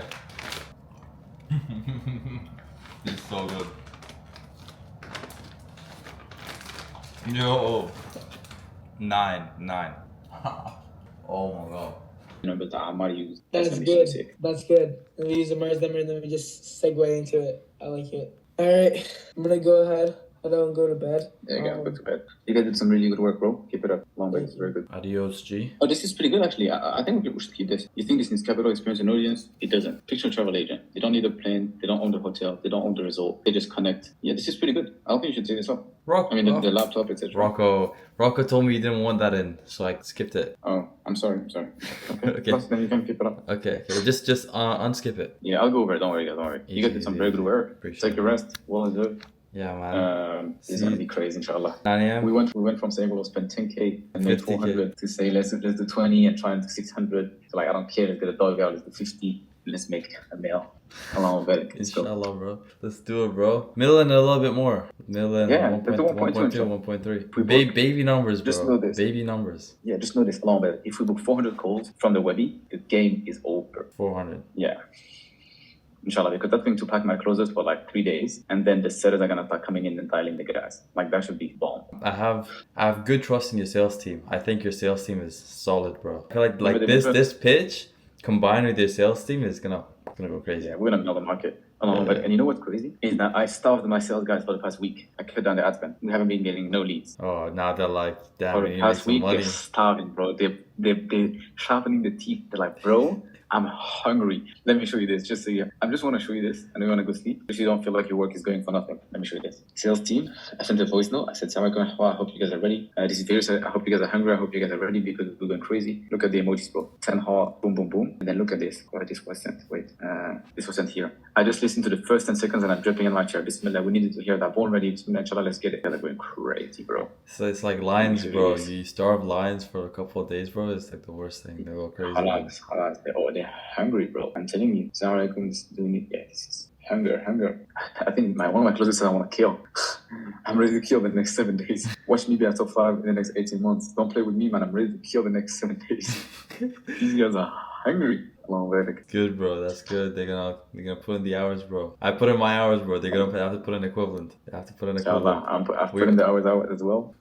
Let's go, bro. You and Rocco did some great job. Appreciate it, man. Thank you, bro. Go get some sleep, bro. I'm so excited. I'm gonna move to my office, inshallah. Yeah. I'm gonna start. I might take an hour or two to chill, watch some videos about webbies, and then complete the teaching parts. It's really what I want to add, like a lot of sauce. And then I'll try, and tomorrow morning, inshallah, sort out the Airbnb. Go there. Let me see if the guy responded, but go there, start setting everything up, inshallah. It's good, boys. It's about 9:30, 10 a.m. Slept at like 2 a.m. Woke up about 8:15ish. Bro, we have about this webby has here close to 700 slides, and they're still adding more. I'm finished. Like, it's actually insane. This one webby has 700 slides, and we expect to get to the pitch at least by the 70th minute. So me and Rocco are here. That on the Slack channel, waiting for practice session with everyone. We got Rocco. How many slides do you count again? I think it's probably more at this point. I think we got 705, 700. What, are you serious? Yeah, I'm it went up. It went up. This is gonna be the longest webby ever. So imagine we may run into 705 slides for a webby. My challenges combined never had this many slides. Guys, just to clarify, it was our choice for 705 slides. We really wanted to make the webby nice and long. But I think that we may run into a problem with retention just because of how long the webinar is. Like 700 slides is crazy. 700 slides is insane. Like, I get it. Like the more slides, the better when you're like going like really fast. But it's like 700 slides. Like, we want to pitch by, originally with webbies, you want to pitch by the 50th minute. We're not pitching by the 50th minute. We're probably going to be pitching by the 7th. No, we should aim for the 70th minute. So that's 70 minutes divided by how many slides? 705? 700. Okay, so like 705, the other way around. 705 divided by 70. That's about a max of 10 seconds per slide at most. So he can't exceed 10 seconds per slide. 10 seconds per slide, that's crazy. Yeah, from the beginning as well. That's like excluding the extra 5 minutes at the beginning as well. So I'm going to tell him that. And I think that's a good perspective to put it. If you want to pitch by the 70th minute. Be on the actual like pitch slide. I'm going to do 65 actually, including the intro. So the average. But either way, I think it's a good webinar. I think it's insanely long, but it should be a good webinar because it's a lot of value, a lot of testimonials, a lot of bonuses. A lot of testimonies, bro. It's going to be insane. Yeah. Just let Omar know that the countdown's updated in the chat. But yeah, I did. I'm tired. I'm excited. Hopefully he's gonna crush. And I'm excited to get back working on the other client and fix this stuff up. And yeah, that's it. I'll see you guys on the webby. Are we gonna be on a call with the team while the webby's live? No. So we're gonna jump into a practice session, 20 minutes, and then we're gonna. Because what happens if stuff goes right? Don't we need you on all the call-ups? Dude, no. So we're gonna have the Slack. So everyone's just gonna be active in the Slack. And the reason we're even saying this is because that their team is absolutely massive. It's not that funny. Bro, they have like 40 plus employees, 40 to 50. Insane. So yeah, let's get this money. You have to be fast. Surah. Super fast. Now. Course starts tonight. Link drops in 10, 9, 8. Remember the 500 gifts? Whoever books the code gets a free Hamoti book. You keep the book even if you don't get accepted. 7, 6, 5, 4. He's going to book fast. 400 spots, limited only. 3, 2, 1. The link is in the chat. Hurry up before it's too late.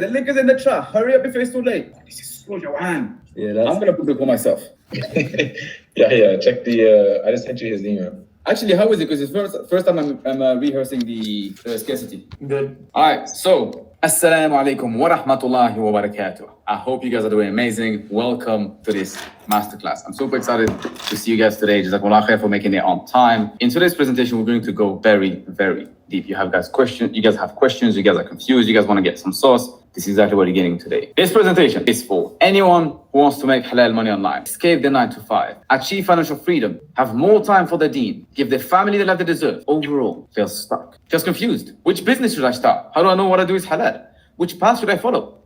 There's so much confusion. E-commerce, dropshipping, SMMA, flipping, video editing. There's so much confusion online. If that sounds like you, type me in the chat, because that's what we're going to cover today, inshallah. One thing, if we need you for anything, which chat are you going to look into? You can have that chat up where I can say, hey, and that's only to you, but it might be disguised. Yeah. I'm not going to see that one. I'm not going to see that one. Do you want me text jumps, or do you want to have a Slack on the side, or how do you want to go about it? It's going to disturb me in any way. Okay, let's do this. So I can also add into speaker notes if that's easier. No. Don't worry, I got it. It's simple. Okay, yeah, let's do this. Just chat in the IMA Webby. Just do this though. Do this just so we clear the chat. And then keep this chat clear. That way it doesn't distract me. And if I see a message pop that's gonna catch my eye, I'm gonna look on the right. But try and really last use case only. Yeah, but if I'll keep a pulse on things. By the way, I did the calculation. If you want to pitch by 65th minute, it should be max no more than 10 seconds per slide. So don't worry about this. I have the time on the top right, and I'm just gonna be watching everything. Easy. Can you guys hear me okay? Can you guys see me okay? Is everything ready? We're about to start very soon. I'm not the kind of guy who's like, hey, we're gonna wait for the guys who were late. We're gonna wait for the guys who took an extra nap. We starting straight away. I hope you guys are ready. Pen, paper, phone on airplane mode. Nobody that needs you. Nobody that somehow needs a side quest. For the next 2 hours, you're locked in. You're glued to your chair. You're staying here. All right. Alhamdulillah, wa salatu wa salam ala rasulillah. Amma ba'd. Allahumma shrah li sadri wa yassir li amri wa hlul 'uqdata min lisani yafqahu qawli. Amazing questions in the chat already. Somebody said, if prayer times comes during the masterclass, what should I do? Just go and pray and come back. And then there's gonna be a Q&A at the end. We can ask a question if you miss anything. All right?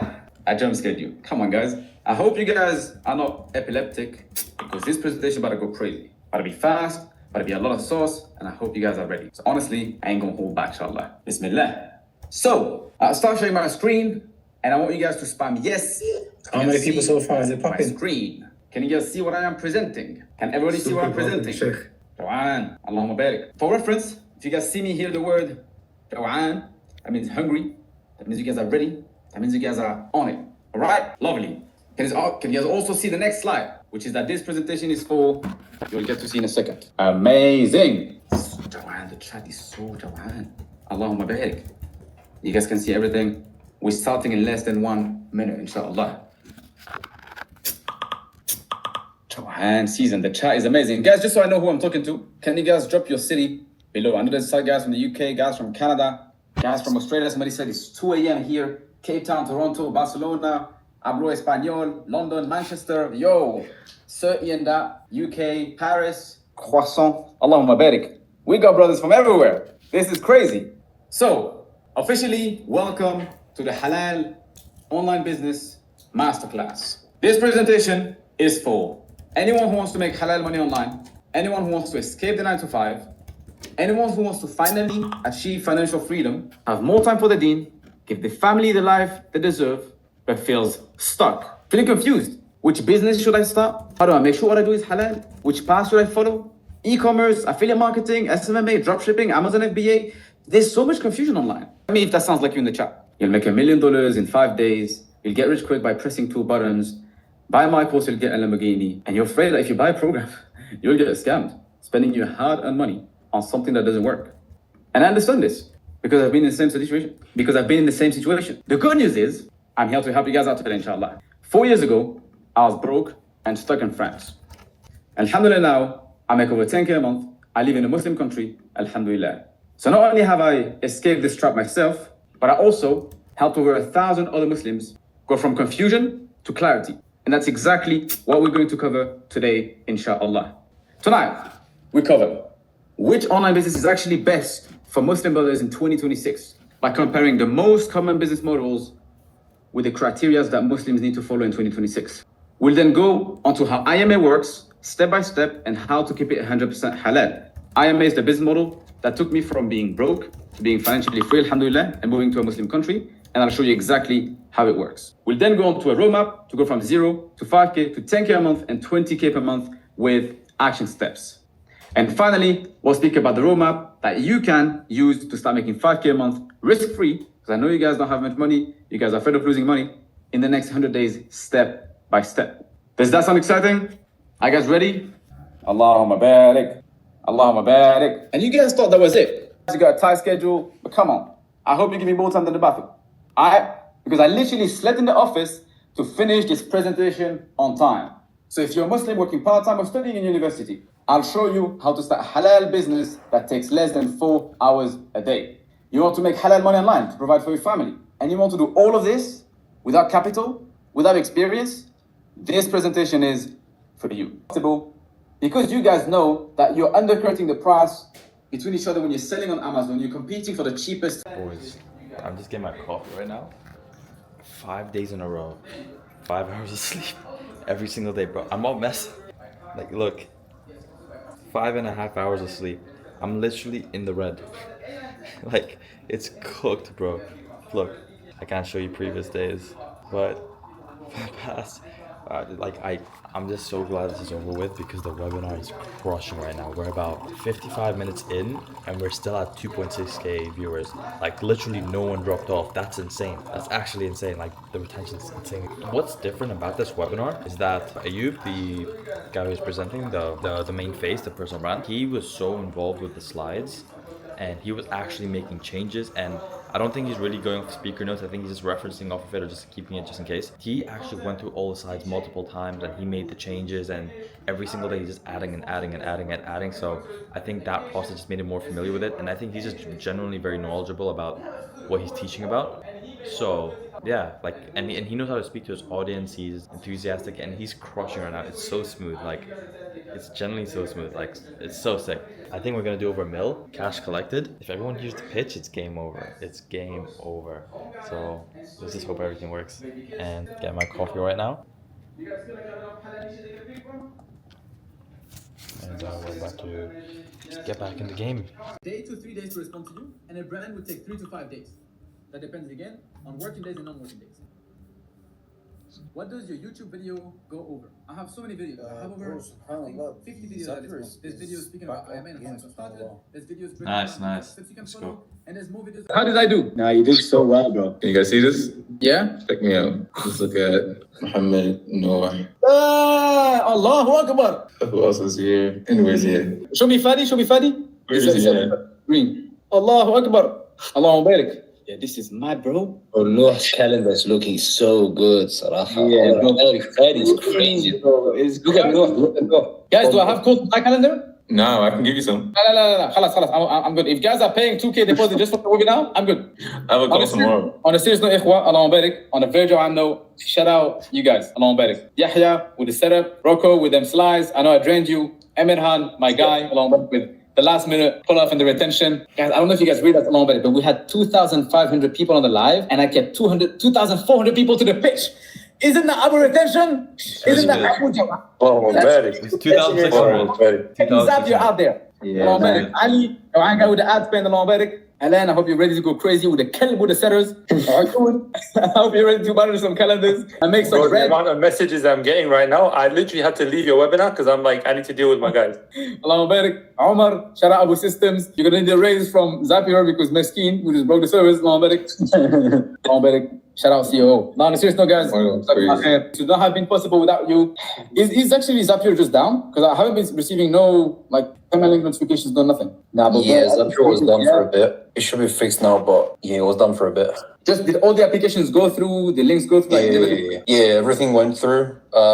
It's only the Zaps that broke. So we still had everything, the funnel worked proper. It's basically just the lead quality, just so you guys know, this I know this is a tricky question. Is the lead quality, Joanne, 1 to 3K, ready to invest, big dong shall pay for? Is it Miskeen? Well, there's a lot of people that are getting brought forward and stuff, a lot of Joanne leads and that apparently getting moved forward and stuff. So it is looking good, honestly. Yeah, guys, I told you guys didn't believe. I told you guys, please add more 16 closers. Guys, get Emirhan ready to take calls. Guys, bring the coach to take calls. Nah, man. Yeah, well, maybe you're going to book 100 calls. Let's go.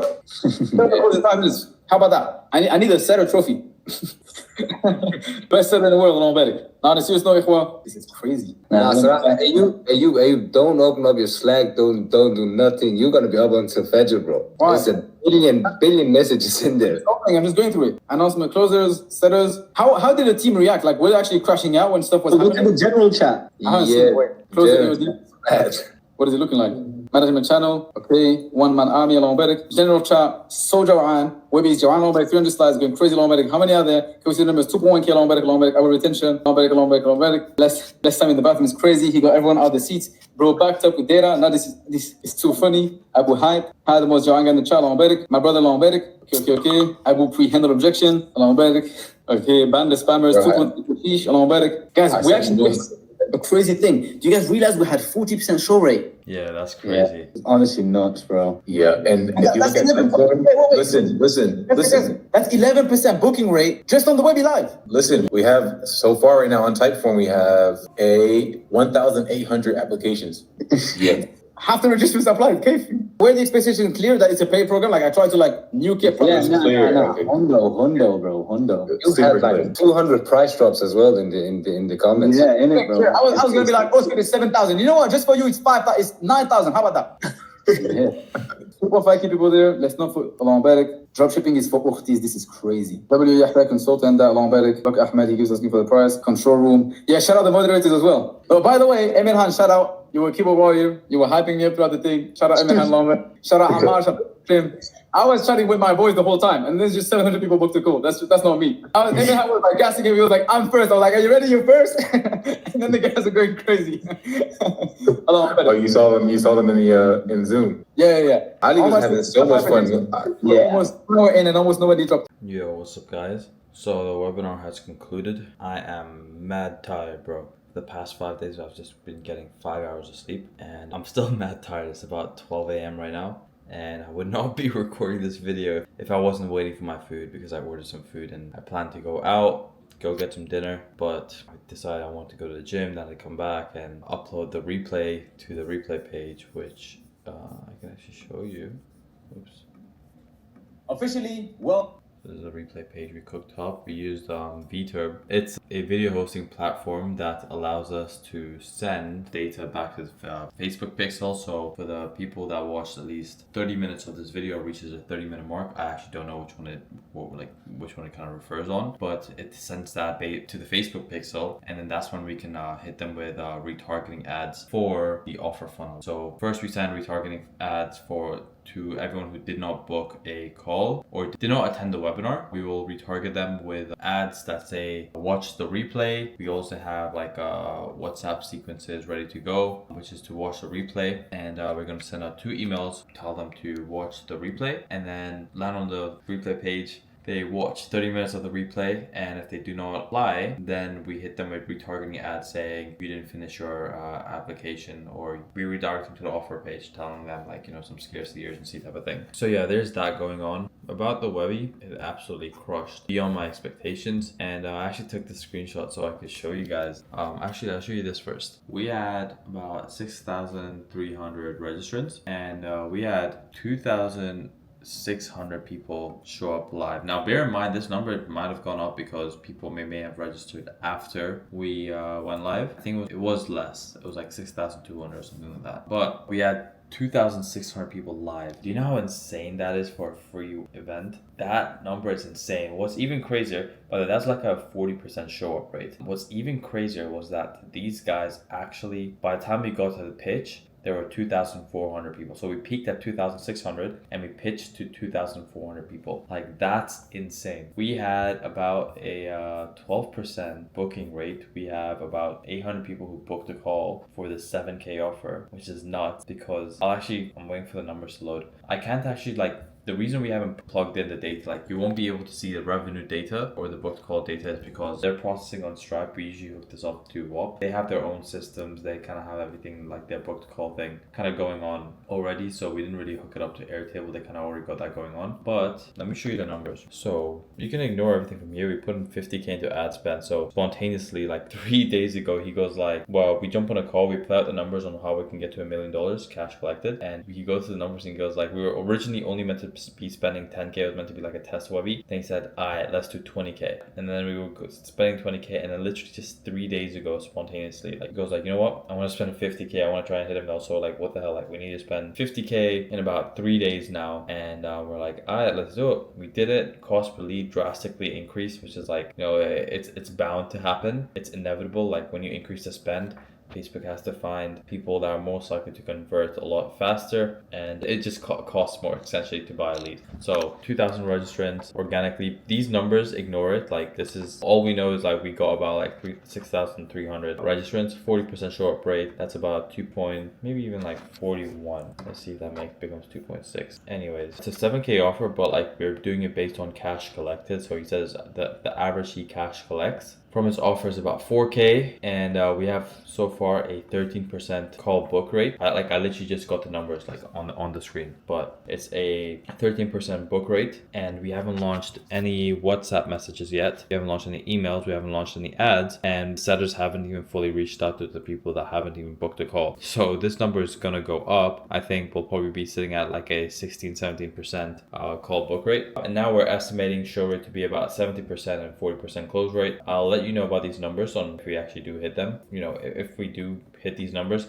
we're expecting to, like, you know, have a higher close rate and a higher show rate, but we're staying a little bit conservative. But that's about $870,000 gross profit and $920,000 in total revenue. Yeah, these numbers are going to be higher, but essentially, like, if these numbers do play out, that's like over $1.6 million in total revenue. So this is his biggest month in running his info. So this is the most he's done cash collecting a month, because bear in mind, he also had his VSL running for the month. So his biggest month in info, most revenue generated. It's not yet realized, so we can't really say much, but yeah, it's pretty cool to see how we pulled this off. And we did it with 90% of it was with AI, which is pretty cool. But he called me after, and yeah, he was just like super happy. He was ecstatic. He was like, yeah man, like we gotta do like a lot more, and I'm glad to be like your biggest case study type of thing. It was really nice to hear that appreciation, because this deal structure was a little bit different. Like, we didn't even get rev share on it, but he said he was going to give us bonuses, which is cool, and he wants us on more projects. And like I told you guys, what I'm most excited for, what I really took this deal for, was for the $10 million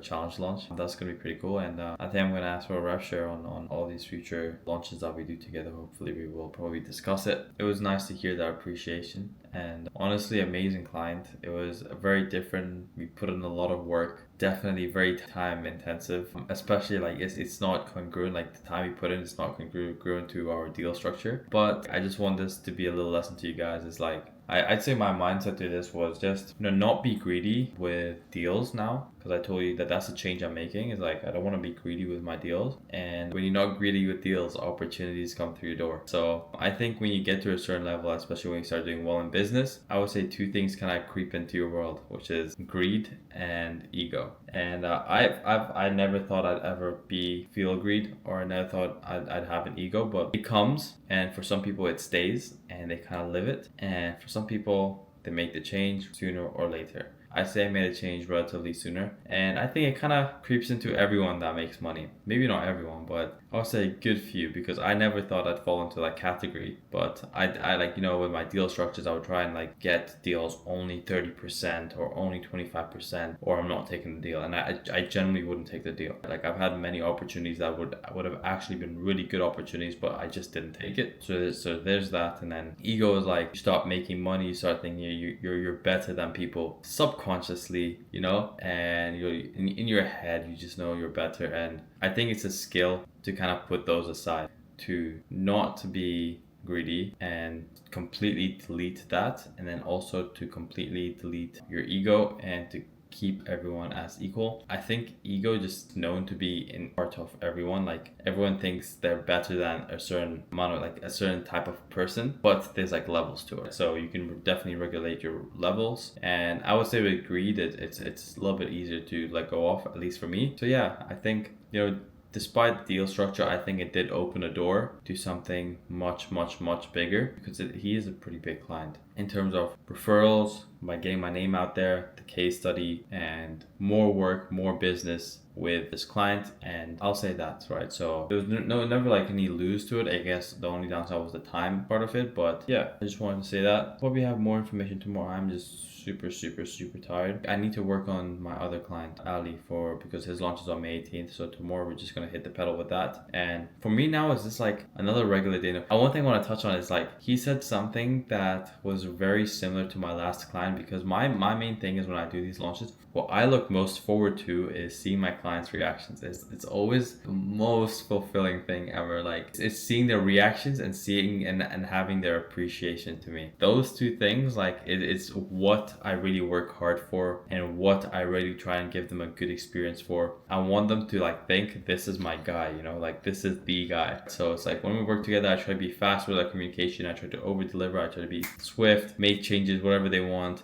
And I love seeing my clients' reaction. It's like they're super happy after the launch and making them feel like this is the best decision that they've made. And he said something which is very similar to my old client. He's like, I met you, it's crazy how I just met you at some event and now we're here, type of thing. And the same thing with my last client. He's like, I met you at an apartment tour and now we're here. And I'm like, I really leave off an impression that way. It's like, I really feel like I'm the guy that unexpectedly changes or impacts them in a way, unexpectedly. So it's like, this guy really did it. He's not bullshit. He said he would do type of thing. And that's honestly like very fulfilling. I can't stress it enough. Like it means a lot to me, generally. We gotta hit the pedal. We gotta work on some ads. I gotta do some ads analysis for him. So take our ads manager. I already started a little bit. I'll show you what I'm working on. So I exported all the leads from Hyros, from Airtable, and from Ads Manager. And I said, give me the top performing ads. And it sorted it by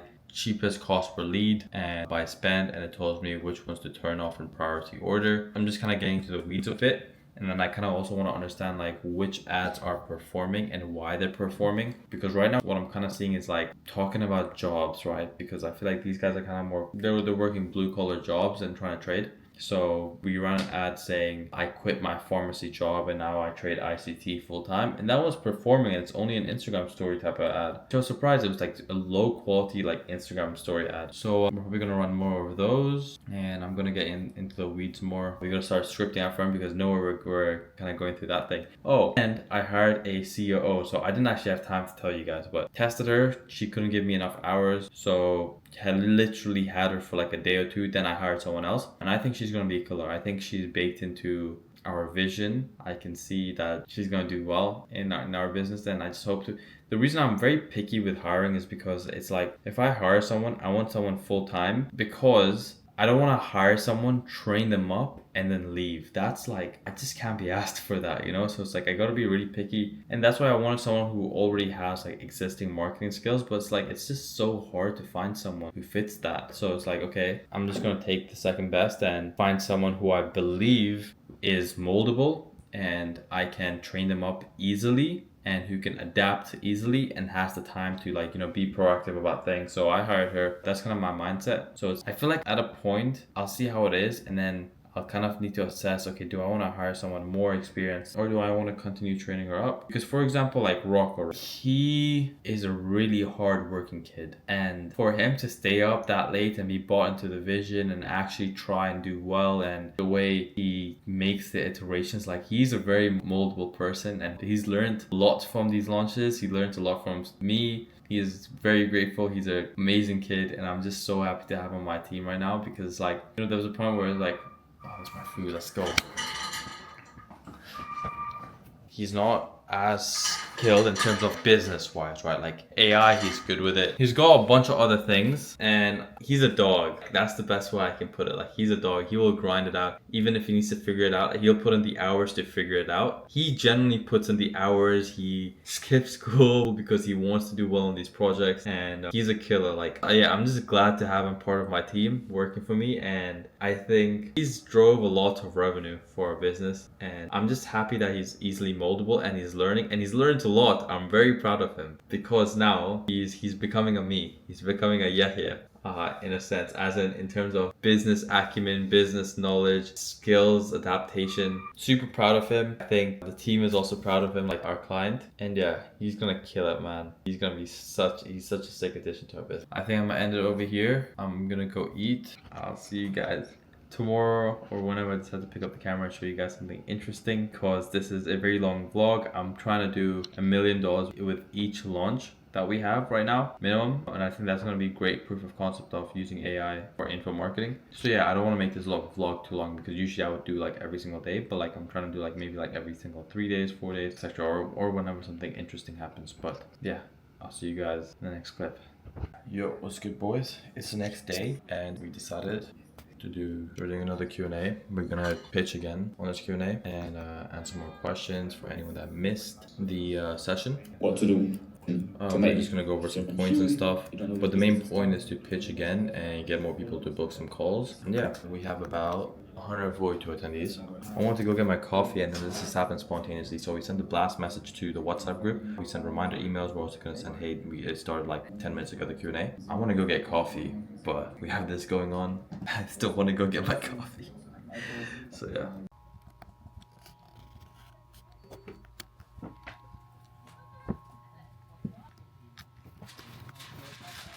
Oh, so it's a collection. We have three.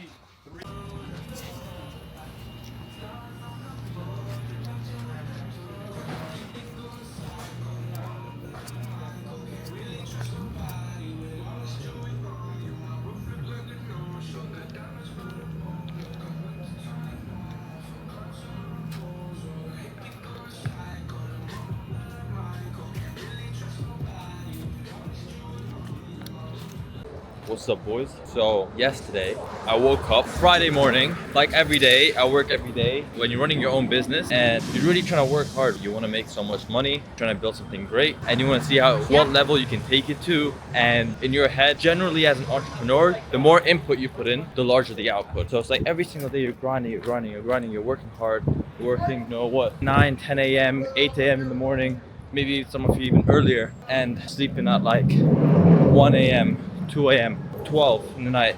And it's just generally, if you're really trying to make things work out, those are the basic simple hours you put in.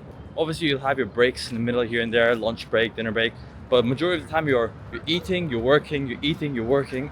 Maybe you guys might hit the gym, but when you do that repetitively every single day for weeks and weeks and weeks and weeks, months and months, it's like your output slowly starts to diminish. So your input slowly starts to diminish. And for me, for example, like you start to feel a little bit of fatigue, right? If you guys have never felt fatigue and you guys are generally putting the hours in, you guys are not working hard enough.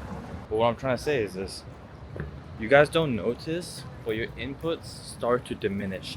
Meaning, the longer you do it for and the longer you really give it your all, the less strength of the input, meaning the less brain power you have, the less you care to actually think strategically and work smarter. It's like maybe you're putting in the same hours because you're used to it, but like your input starts to diminish. Just like from yesterday, I woke up and I'm waking up at the same fucking time, the same fucking position of the side of bed, the same fucking time brushing my teeth, same fucking black t-shirt I'm wearing, and the same jeans I wear to work. And my days started getting very mundane. You eat the same fucking food, you work the same fucking hours, almost you sleep at the same fucking time, you see the same fucking colors every single day, and it just gets very mundane. Like, it's like you don't want to, it's cool and all, like for the first few months it's like you're able to handle that, but it's like, when you don't give yourself a break, it diminishes your input. I'm fucking like, I just feel shit, and I started slowly feeling burnt out. I think I kind of let this go on for a little bit too long. But when you take a break and then you come back to work, you feel very fresh. You feel like energetic. You feel like you can actually put in good inputs. You can think strategically, and you can do it days on days on days. So force yourself to go out. And even, yes, you will be thinking about work. You think, oh, it's 1 day less I get to work, which means I lose out on the opportunity cost of working 8 hours a day. But I promise you, like, that 8 hours which you cut out and force yourself not to work, it will contribute heavy to the next days or the next week. Your outputs will be a lot more with less input, if you get what I'm saying. So today I decided, I'm like, fuck it. I was going through my camera roll and my snaps, and I'm just like going back and I'm like, fuck, I came such a long way. Like, you guys don't know my history. You guys don't know the life I lived, and maybe one day you guys will know, but it's like, I've changed so much, and I'm waking up every day, and I'm like this mature guy waking up at this time. I don't really go out. I don't really have many friends over here, and I'm completely content with it. And I'm just working and working and working, and I'm a lot further than a lot of my friends back where I grew up in Dubai, right? I don't party, I don't drink, I don't smoke anymore. I think the last time I smoked maybe was in Jan, Feb, with my friends. Like, I don't ever smoke anything alone. But I was going through my stuff, I'm like, damn, I actually came a long way. Okay, let me start from last night. Last night, I'm like, fuck this shit. I'm not living the same fucking mundane life. I'm actually gonna take a break. And I haven't taken like a day off since my Dubai trip. So I'm like, okay, I'm gonna sleep at whatever time I want, and I never ever like take my laptop. Like this sounds so basic, but I never take my laptop, and I never keep it on my bed. I never keep my actual phone on my bed. Like, I have a second phone which I keep right next to me for Slack notifications and my alarm. Those are the only two things, and relax for a little bit. And I think I'm very happy I'm doing this. And the reason I'm recording this video and telling you guys is because I genuinely think like you guys should do this more. If you guys are staying alone in your room, like, step out at least once a month, you know? Once a month. I think I'm gonna start doing this like once a month. I'd say that's reasonable. Bro, I'm working 28 days a month, right? It's like 2 days off a month. Like, I'd love to live a 9 to 5, man. Like, what? Just work 9 to 5, get 2 days off a week? Like, that's the dream. Like, fucking put me in a 9 to 5, bro. I don't wanna work a 9 to 5.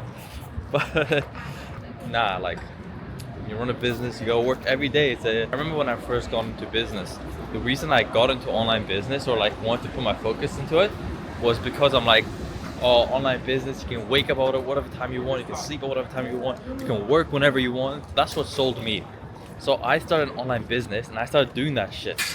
And I'm like, wait, this is a fucking lie. I'm not getting shit done. I had to come to the realization, like, nothing's actually happening. Anyways, I don't want to talk about business right now. What is this?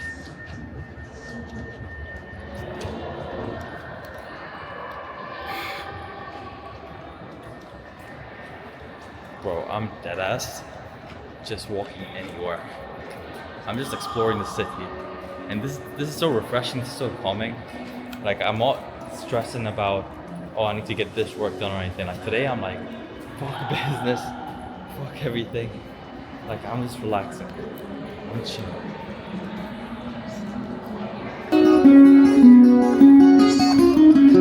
And that is the smile.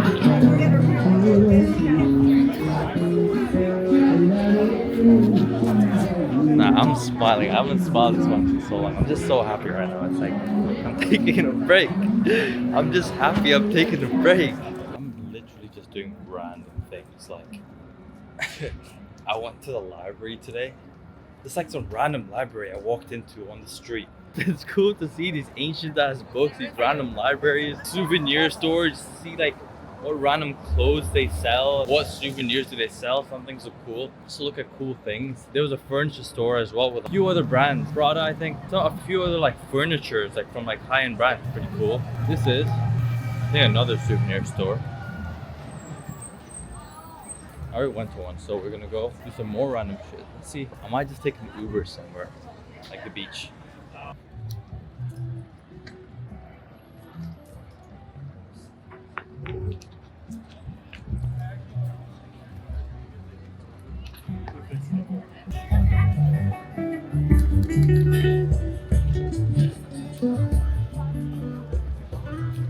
If you guys don't know geography, this is the Alaskan cruise, and Vancouver is right next to Alaska, so closer than the rest of America. So Alaska is pretty much in Canada. You gotta cross Vancouver to get to Alaska.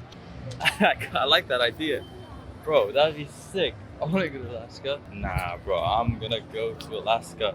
Holy shit, that's a sick idea. Should I do it like at the end of this vlog? Say, fuck it, make a fuck ton of money, and I'm out in Alaska. Like, bro, that's the most random place ever. But that'd be sick. I might actually go to the beach today. Probably go home, get changed, and then go to the beach.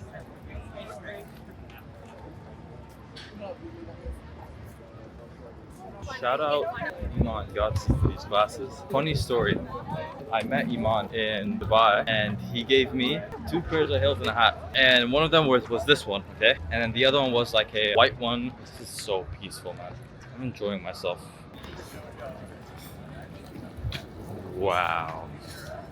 Bro, Vancouver is so beautiful. This is crazy. I literally live 5-minute walk from this spot, by the way, from where I am right now. This is beautiful. It's literally like a hidden gem. Every time I wake up in Vancouver, it's like I'm on vacation. Like, this is Vancouver. Beautiful.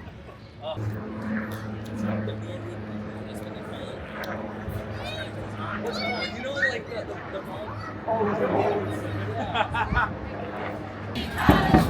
Viva, viva Palestina! Viva, viva Palestina! Viva, viva Palestina! Viva, viva Palestina! fucking up the market. All these hoes have me heartless. Shine in the darkness. So damn fly. GTB, still my type. See hoes in a leash. Let's take a black I like it. My ex came with the Kobe ties. Wanna find somebody I can talk with. Just me and my dog like I'm John. Now no key, cause she's started. Ex on your hip, the market. My ex label me as a narcissist. Fact I'm not just like they bring us. I came back inside of everybody market. Baby, it obvious. Getting all these pills got me nauseous. Back then I was fucking up the rock. Nowadays I'm fucking up the world. Tryna fuck all the friends to be honest. Think that they fucked up a nigga like Giannis. To be honest, finna top my shit, finna pop my shit right now. I'm gonna be a mom. Just fucking up the market. All them hoes in the back of the back, yeah, babe. Bro, ride around with a Mac on his lap, yeah, babe. You took my pistol, I flew off the line, yeah, babe. Dinner at Kyle, I'll be there tonight, yeah, babe. I send the driver ticket, you make sure you're on time, yeah, babe. 29% of shooters as simple as that, yeah, babe. I know, you know, we know. What are we saying, boys? Alright, listen. So here's the plan.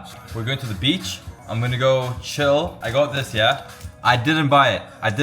When I left to Dubai, Sam bought cigars and he left some at my crib. So I've had these since like Feb. I just have like 2 cigars and these are from Sam and I never touched them. Today's the day I'm like, alright, listen, I'm gonna chill out. I'm gonna smoke this cigar, I'm gonna walk around the beach and then I'm gonna go to the gym. I brought my boxing gloves. I'm gonna go boxing. And then after that, I'm gonna go sauna. And after that, I'm gonna come home and chill. And I'm gonna go sleep. And then we start work tomorrow. So I'm excited. This is the first time I actually took myself out properly. I went to the cafe in the morning. I walked around by Vancouver. I just went to like random stores. I did whatever I wanted to do today without a schedule, without thinking about work, without stressing about work, and without worrying about stupid ass deadlines. Because at the end of the day, I run my own business and I ain't got no, I'm not forced to stick to a schedule. I do it because out of good integrity. But today, I'm like, realistically, I don't need to. I can catch up on the work tomorrow. I mean, I'm liable to my clients, but I'm not liable to a boss to say, yo, why didn't you work today, blah, blah, blah.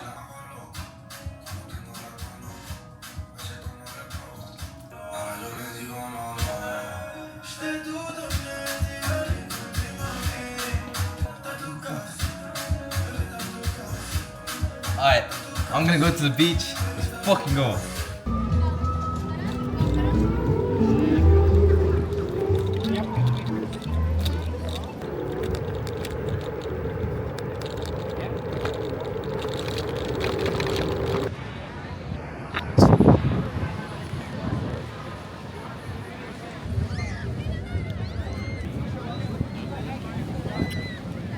Boys, you cannot tell me this is not peak life. What's up, boys? We are back. So yeah, let me just catch you up on what's happened. Well, yesterday I actually couldn't go to the gym because the gym was closed, which is unfortunate. So I just went to the one in my building, came home and just showered. I read a little bit and got just a little bit of work done and I'm done. And I feel a lot better now. I feel a lot better today, ready to conquer the world. And yeah, just one thing I actually want to tell you guys about. Like, we're about 2 weeks away from the event and our ads are kind of tanking. Let me actually show you. I upped the ad spend, but it's like, this just tells me I need to up my ads game. Like, I thought I was relatively good with ads, but apparently not because the data says so. We're getting it for like a 50% ROAS, which I'm not happy with. And I'm really trying, you know, we've been putting out a lot of creatives out.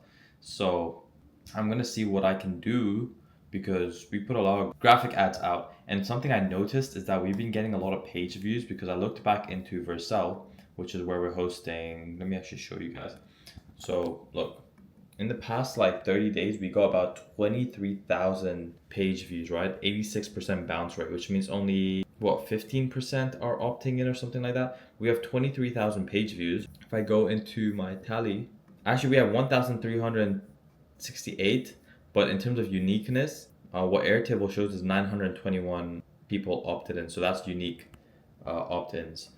And amongst that, we're getting about 48% conversion rates from people that opt in. So I noticed our biggest drop off is on the funnel. And I spent the whole day today optimizing a funnel because low key, our funnel was pretty shit. Like, I'll be honest. And I'm kind of pissed at myself for not judging it earlier. But I've just been busy with so many things. But I've optimized it now. We've got this little bar saying early bird tickets ending in and like a little time and date type of thing where you walk away with. I optimized like the padding and I removed all the gay glow that was on the website.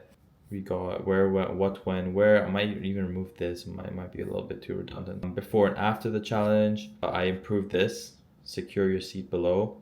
I hope it looks good, guys. What's covered during the 5-day challenge? Reserve my ticket, meet your trading mentor, join the challenge again, and then this button. And instead of, so before this button, it would just redirect them to this section and then they would have to click reserve my ticket now again. So they would have to click this, they would click like any button on the screen, for example, this one, and it would just scroll to this section. So essentially they're clicking the button twice. So now I just made it where it's like, if they click this button, it says straight pop-up. So there's that. I need to think actually where I can improve because I think the biggest improvement we can make is on the funnel. I think that's where a lot of our drop-offs is.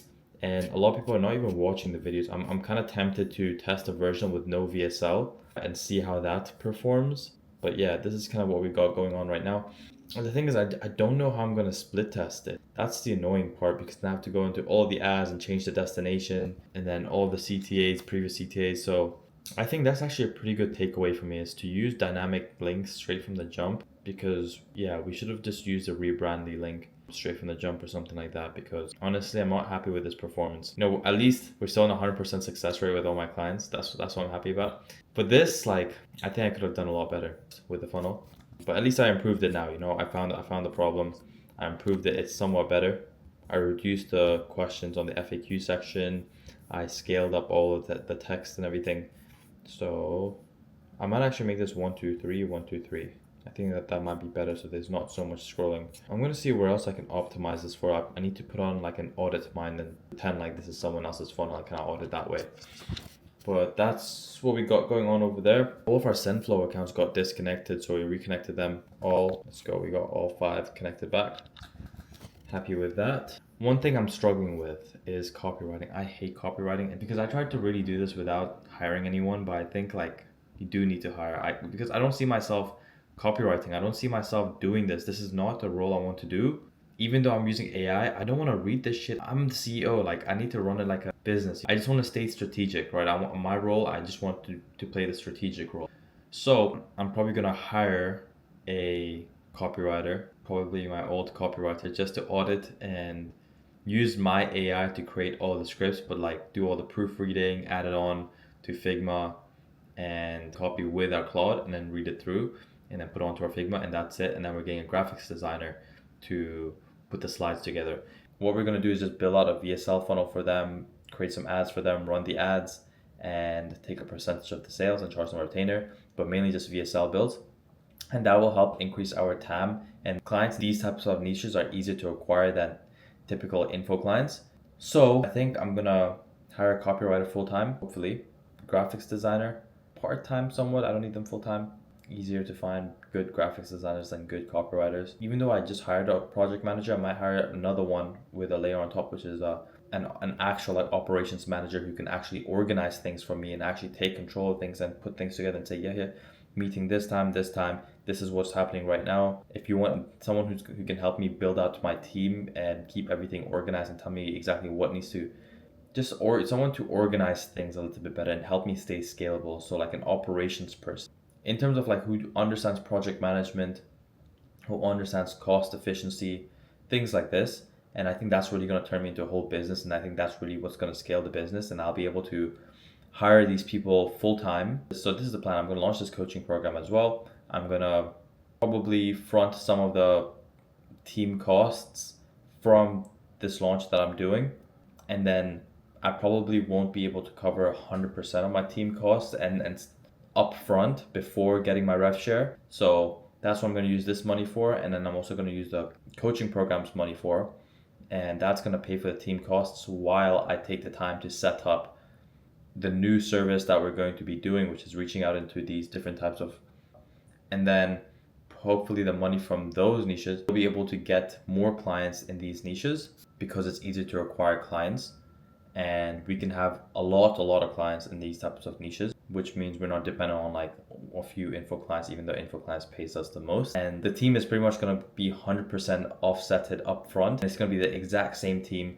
that's going to be running the info side and the VSL side of these other niches, which I don't want to talk about too much because I'm trying to do it first. And then we have the coaching program, and then we have some other big plans, and I think there's a lot of money to be made this year, and I'm excited, and hopefully I can pull it off, and I can really build out on my team. But I feel like me personally, I need to expand my knowledge on building out a team. One thing I'm really bad at is firing employees. I think I fired one VA because we didn't need him, but it wasn't even because he's bad, it's just because it was a waste of money. Like he was doing a service that was like, or he was doing a task that was not needed anymore.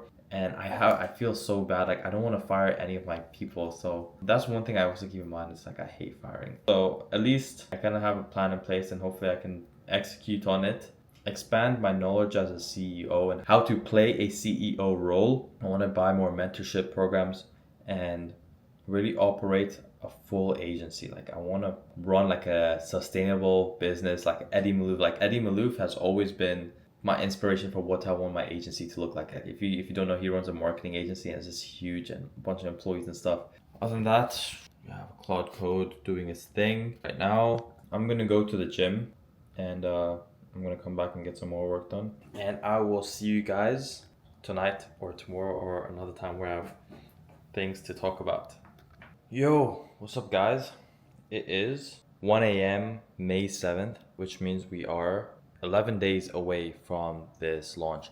Now, I do have a couple of updates. I actually have a list on my phone because I know that it's been quite a few number of days, and there's a lot of things I want to cover in this video and catch you guys up because we have a lot of changes. Right now, what I used to do in my previous vlogs was that I would do a video pretty much every single day, but just because we're covering 3 launches in this one video, I don't want the video to be like 24 hours long, right? Like my videos are already long in itself.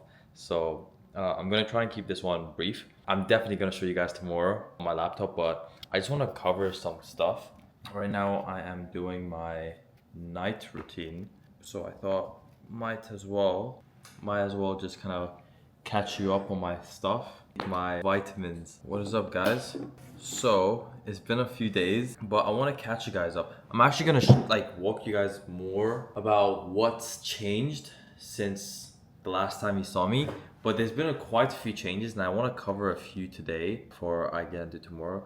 I want to show off my beautiful view, but there's been so many things, good and bad.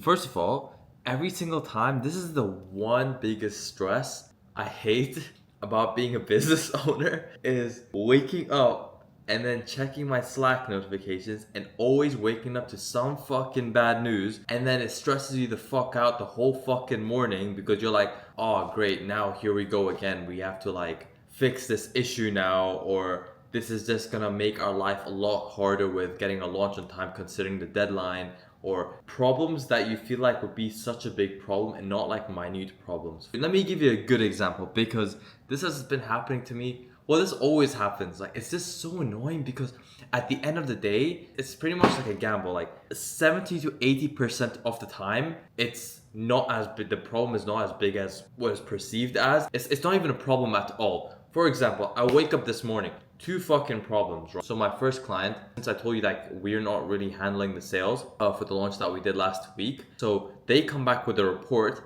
and then they sent like a Claude dashboard, which they took the data and they put into a Claude visualizations. And I look at it, I see 700 booked calls, $403,000 cash collected, and 6,300 registrants. And I'm looking at it, I'm like, there's absolutely no fucking way we only did $403,000. I'm like, we surely had to do way more because we had like 700 booked calls on the first day. The only reason why, like, you know, it did sound somewhat realistic to me is because they did tell me, well, within like the first 2 to 3 days, they said like 50% of the people who booked a call were unqualified, but then we had the qualification form which routed them, so I was like hella confused. I'm like, what do you mean they were unqualified?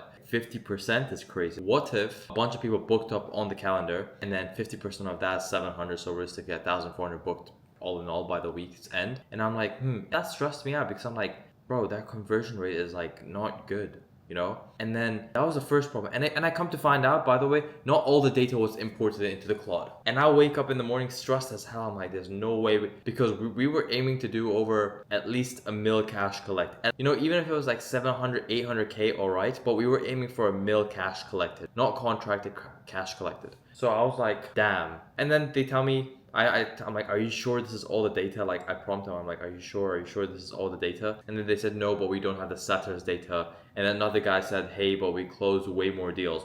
So I'm like, why'd you even submit that in the first place? But anyway, at least it's not a problem, right? That's the most important thing. But I feel like I'm venting out to you guys. This is so weird. And the second thing is like the other client that we're handling sends me, I wake up to a screenshot saying our ad account is restricted. And I'm like, fuck, we're launching in a week and our ad account is restricted? Like, I'll show you the text. I get this little screenshot on Slack. Your ad account is restricted. And bro, this is like, if our ad account was restricted and we had to like appeal and go through that whole process with our launch being exactly in 11 days from now, and where we need to run these ads, we want to ramp up the registrants and everything, it was going to tank the performance. We still had a bunch of ads to run, the open cart ads. So I'm stressing. I'm like, 11 days, what if we can't get our ad account back in time? And then I'm like, what happened? I wake up, I'm like, what happened? She's like, I have no idea. I'm like, when you clicked start verification, what happened? And then she goes like, I had to upload Ali's ID. Ali's my client. And I'm like, okay. And then I wake up and I check my laptop and I'm like, oh, the verification is gone. All she had to do was verify the ID. But then when you send the screenshot, I'm freaking out. So all you have to do is verify the ID. There's that issue. There's nothing, like, even later in the afternoon today, we're doing like a flash sale thing, which I'm gonna walk you guys through in a bit. And then my client goes, oh yeah, yo, did you send out the flash sale email? And when I see this text, like, I'm freaking out. I'm like, did I like mistakenly send out the email a little bit earlier? Did I mess up? The ads are messed up. Like, it really stresses me out because I'm trying to make these launches go as well as possible. I currently have 100% success rate with my clients, and my reputation is everything, and I generally want to give my clients I want to get them really good results. So it's like their business is in my hands. I don't want to fuck it up. So when I see things like this, it genuinely stresses me out. Like, and I don't get stressed as well. I literally don't get stressed. I only get stressed when like personal relationships type of stuff, like in real life, or when I fuck something up for someone I care about, like my clients, right? And then he goes, I'm like, no, why? And I'm like stressing out, right? And he goes like, oh, just wondered, lol, when do you plan on doing it? And this is like only today. I had some yesterday, day before yesterday, probably even, but it's just hella annoying. But anyways, now that that's vented out, I can give you a little bit of an update on what's been going on. Holy shit. I'm throwing a tantrum, like a business tantrum. It's kind of weird. But I took notes because there's a bunch of things I want to catch up on. We hired a new graphics designer. So one thing, I don't know if I told you, but we also got a project manager. Damn, if I didn't tell you guys that, I'm so sorry. We hired a project manager about like 1 week ago, or maybe slightly over a week ago. And honestly, like, she's been so wonderful. She's been such a great value add and saves me so much time, and she's just very on the go. She's like, yeah, I'll do this, and she's very baked into the vision already. She knows everything about a business like in 1 week, and she's onboarding herself and she's playing her role very well. And for me, it's like, this is so new to me, and I feel kind of out of place letting her take over these tasks, because in my way, even though I'm paying her, I feel like am I making her do too much? But she's literally doing my hiring for me. I tell her, hey, we need a graphics designer. She went out and did the sourcing. She interviewed people, and then she shortlisted them. She sent me the results, and then I jumped on like a 5-10 minute call with the person who I thought was the best. I'm like, yeah, he's the best. I negotiated with him. I got the call. I tell her, yo, can you create a contract between me and him for this thing, and then, you know, add the payment and everything. She did it really well. She's taking care of our project management. She's doing like midday check-ins. She's suggesting ideas. She's managing like my other VAs. Honestly, like I feel like I needed this. So that saved me so much time to do other things. And then also the graphics designer, since we were not really taking care of the graphics right now, I'm probably gonna get a second graphics designer just to speed things up. And I'll walk you through what they're doing. But yeah, guys, like if you guys are handling like 2 or more clients, you guys should get a project manager. I was very reluctant for hiring in general, but now I'm realizing if I really want to achieve the scale that I'm really trying to go after hiring her and after hiring the graphics designer, I'm like, the only thing preventing me from scale right now is having more time on myself to work on new business ventures, which I know I can pull off. And the only thing that's holding back my time is fulfillment work. And the more I can automate fulfillment work through hiring and building a system and hiring a copywriter, even though we're using AI, like this auditing thing for the next client that we're doing, if I can outsource and just, you know, maintain quality still and outsource things that people, just things I don't like to people who outsource the tasks I don't like to the people who enjoy doing the tasks that I don't like and who can do it better than me, that's how I'm going to make sure the quality is good and I can actually achieve scale. One thing I was thinking about today is like, you know, being an operator is almost like being a digital construction guy. It's like when you're a construction guy, you gotta like put so many things together, like the steel pipes, you gotta put it together, you gotta do the architecture, you gotta, you know, have the locations right, you gotta dig up the sand, you gotta use an excavator to dig out the sand, you gotta plan different things, and it's like running a construction company, but it's just a digital form. You've got all these different roles and stuff.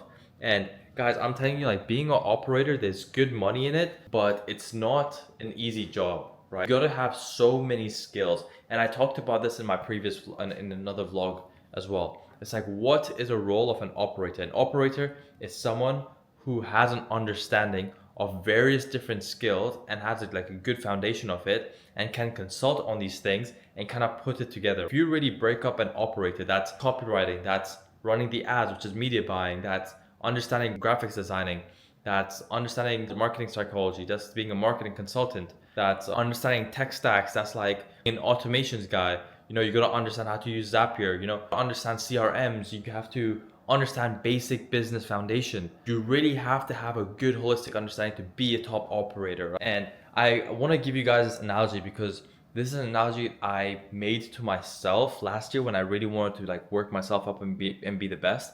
And I just said it to Rocco as well, and he said it stuck to him as well. But I want to ask you guys this question. It's like, because this is something I did to myself as well, and I'm like, whoa, damn, this really put things into perspective for me. And it is the same for Rocco. So it's like, think of your favorite rapper or musician or artist, for example, right? Rocco said Drake, whoever it may be. Think of your most favorite rapper, artist, whoever. And then you want to ask yourself, why do you listen to that person? Okay, maybe they make good music. Maybe their quality is really good. Why are they so big? Why are they so famous? Why are they so rich? Because they make good music. They have quality behind their music. People like them. And you like them because they just have the best music out there. You think that's your favorite person because they make the best music. You enjoy listening to that person. So with that, it's like, if we want to be the best agency, that's how we must think of ourselves. We want to be the best artist. We want to be that guy. If you want to be the best, you need to be able to deliver quality to your clients. And that really comes with, one, getting them really good results. And number two, giving them a really good quality service. Because one or the other, it kind of falls out, right? So it's like, one, you're not going to be profitable and you're not going to make any money. And number two, it's eventually going to put a bad stain in the client's mouth, but they may still keep you on just because of the good relationship. They might have trust in you, but you're not necessarily the best because you're not making money and the client's not making money. Or if it was the inverse and you get them really good results, but you don't really give them a good client experience, you're not giving them the time, more than likely you don't build that relationship with the client. The client might find someone else, or you may lose the client. It's kind of more of a retention issue. You won't be able to keep the client on for long, even though you're getting them good results. But if the client doesn't fuck with you, it's like, what's the point? You know, you need to maintain that relationship. But when you have both, you get good referrals. You're actually being the best agency. You get fulfillment from that. And you get to keep your client on long term, and you're getting them really good results, and you're researching and you're learning and you're implementing things for them and they're liking it and you're actually getting results.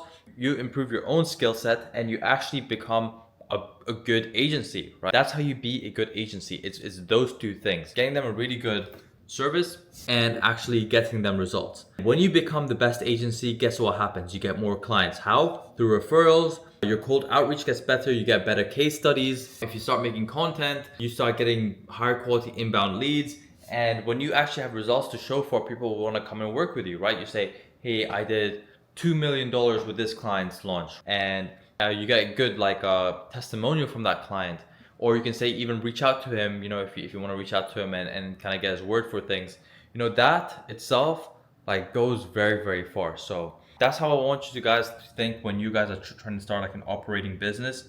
It's like, you guys have to try and be the best. Don't try and jump into this business and just try and make money and bounce. That's not how this works, because this business runs off of relationships. It runs off of trust, right? You cannot run paid ads for the type of clients that you want. That's something I did it through my own trial and error last year, but you can't, because the clients that are actually gonna make good money, they need to trust you, and you can't build that trust over a cold outreach. Even you can't build that trust so well over an ad, for example. Like this business, you get clients through relationships. You get clients through referrals. That's the best way to get clients.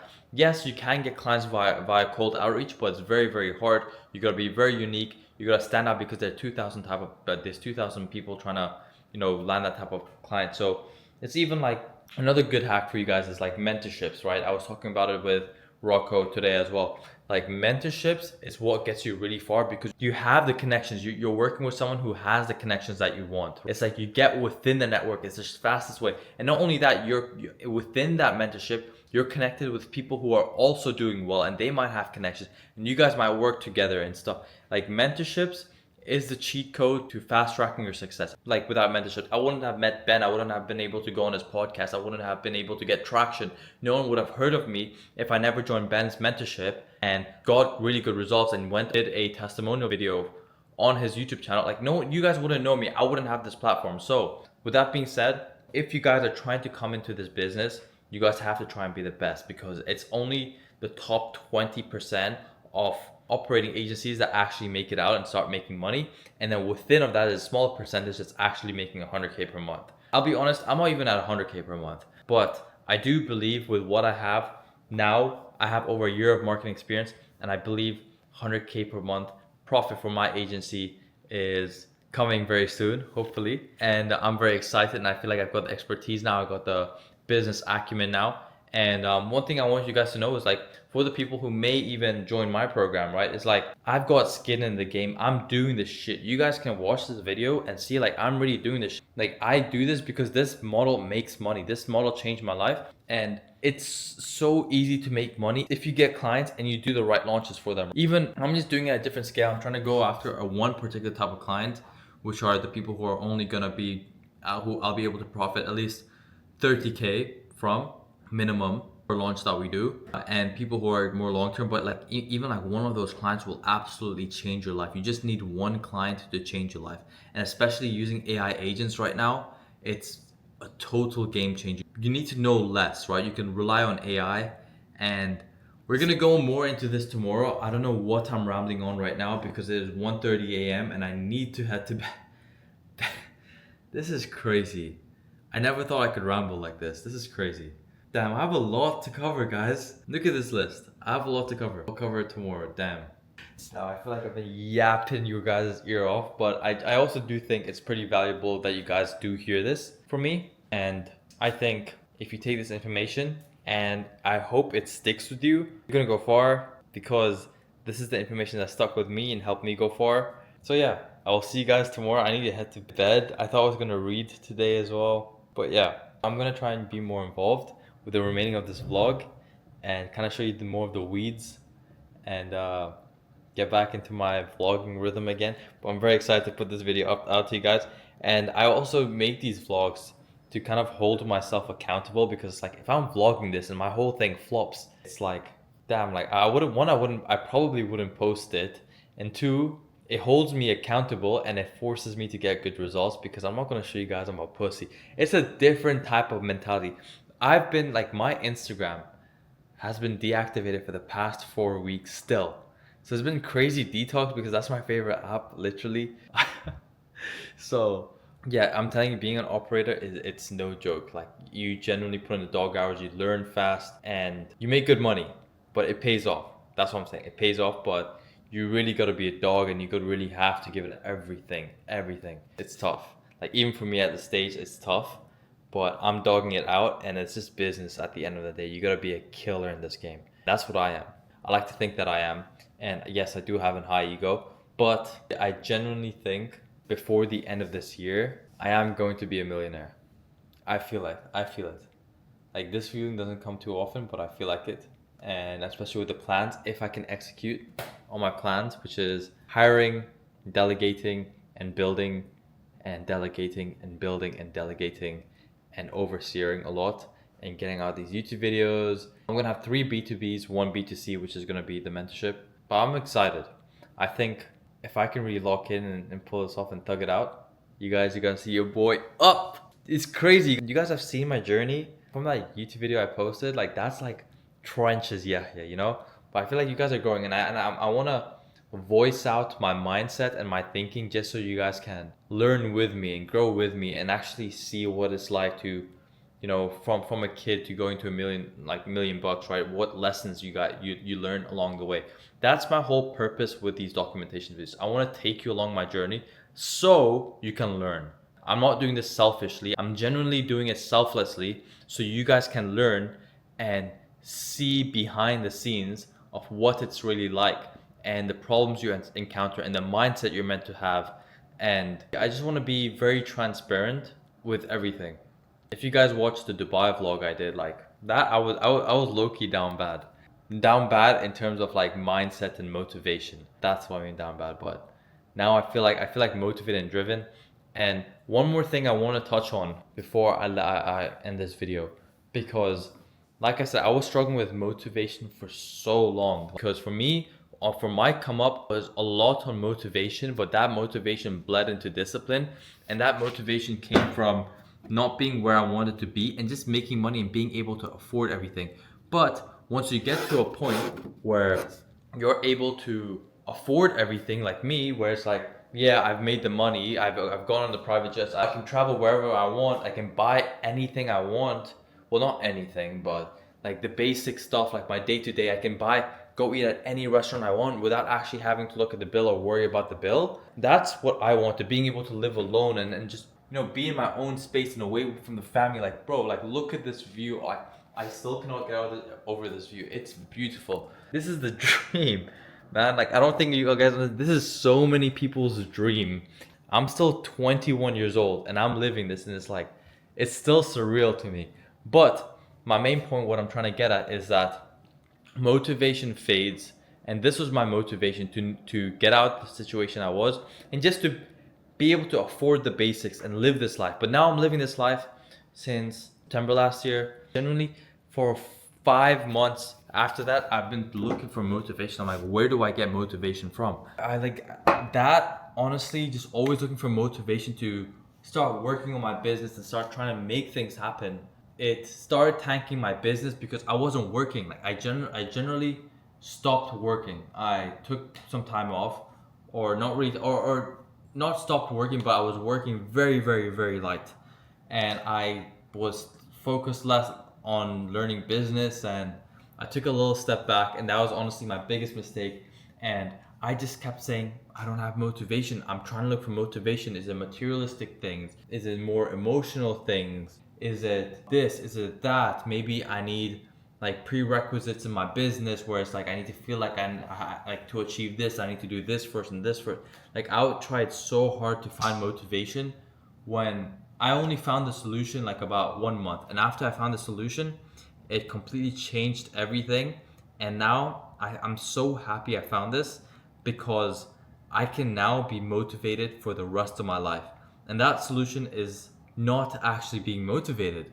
And that's crazy. You're like, what the fuck? That's probably not even what you guys want to hear right now. It's like, what do you mean not actually be motivated? But you get motivated from the discipline. That's what I mean. If you want to be motivated, motivation comes from the discipline.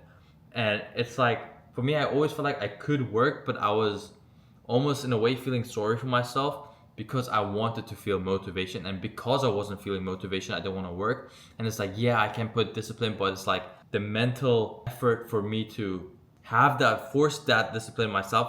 I thought it was too crazy for me to even look down that route, because I thought it wasn't efficient for me to just really focus on building discipline.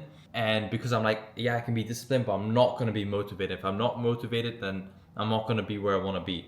But genuinely, I watched the video from Dan Martell. He talked about it, and I think someone else also talked about it. I think Sam Ovens talked about it. But motivation comes from discipline. That's the way to manufacture motivation. If you can be disciplined and work every single day and start building that momentum, your motivation is going to come along that way. And I can tell you firsthand, that is so real, that is so true, because that's what I'm feeling right now. It's motivation from that, from discipline is a real thing. And I feel like this motivation or this discipline I have right now, when you're dopamine detoxing, you really take control of your brain, because I'm not just saying, oh yeah, be disciplined and ignore everything else. No, you still need to try and be your best every single day. I go to the gym, well, almost every, I'm taking like days off right now because my body needs time to recover. I go like at least 4 times a week to the gym.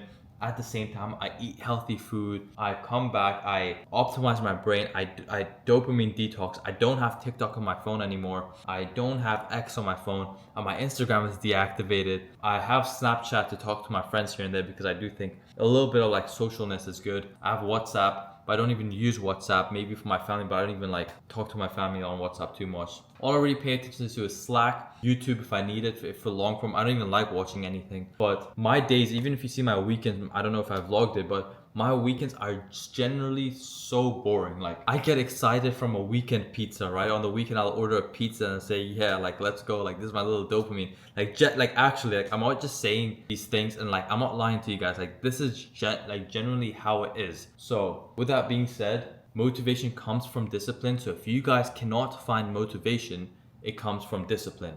You guys have to put in that work every single day. You guys need to find something to do, something to build off a base, and start building that building that momentum. And alongside that momentum will come motivation, because you don't want to ruin the momentum. And that's how you manufacture motivation. And yeah, that's it. So hope you guys found value, because this, what I'm telling you, I don't think you understand the value of it. But once you get to a level where you start making money or achieve your things, because I know a lot of you guys have not reached this level yet.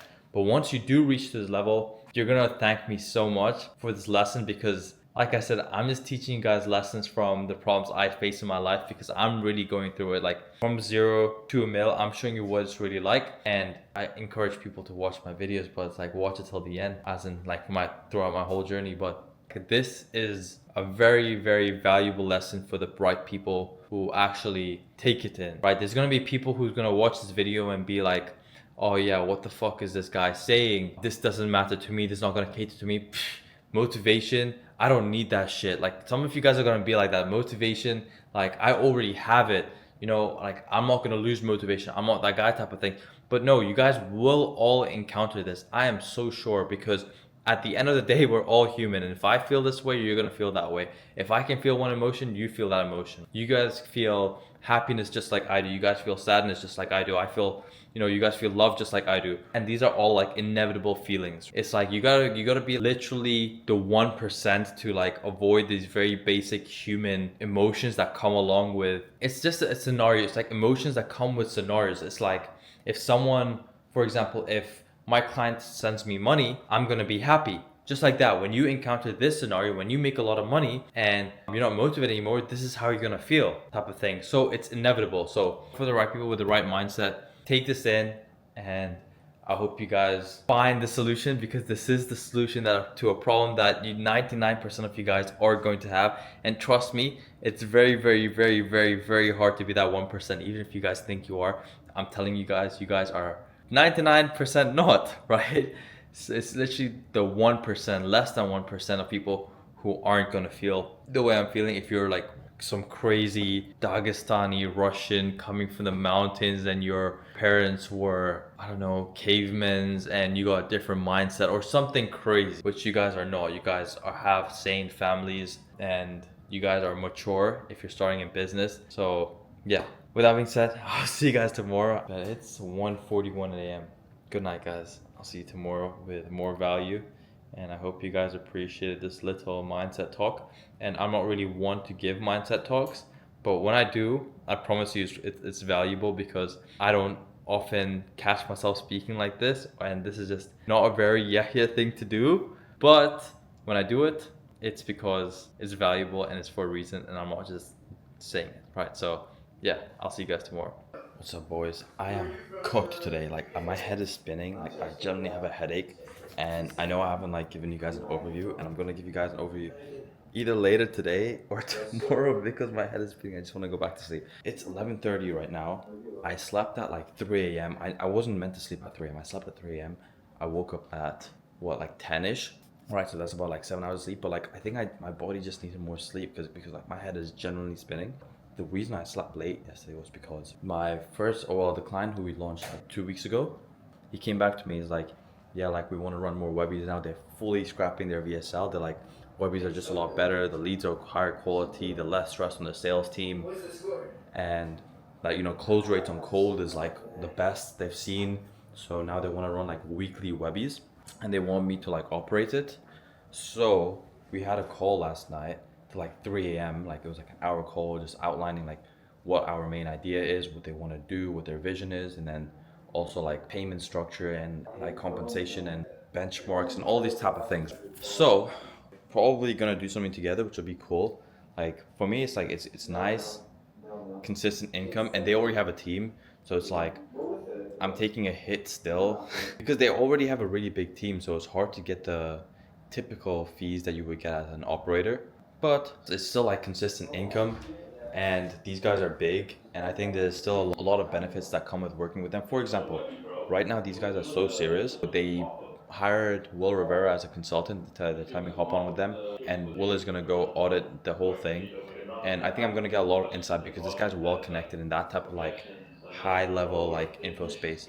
But I'm so tired. I want to go to sleep. I'm gonna go to sleep after this call, but I just want to update you guys because that's what's going on right now, and it's a lot of interesting stuff. So we're gonna hop on a call with Will Rivera in about 30 minutes. I like to be reliable to my clients. I don't ever want to be that guy that's, you know, oh, I didn't make the call, or oh, like sorry I forgot, or like I like to be on top of things with my clients. So I'm like, whatever, you know, I'm up, the team is up, that's cool. At least I'm up. I'm showing my, you know, who I am. So we're gonna rip this. I'm excited. We have this, but the thing is, they want to launch on the 17th. I forgot to mention that. They want to launch on the 17th, which is next week. And next week is also our launch with the challenge, which is on the 18th to 23rd. So it's like sticky because we still have a lot of work to do with the client. So let me see what we can do. I'm probably gonna get some cash up front, probably gonna take that money, outsource some tasks, and just gonna push through. What's up, brother? Good, how are you? Nice to see you.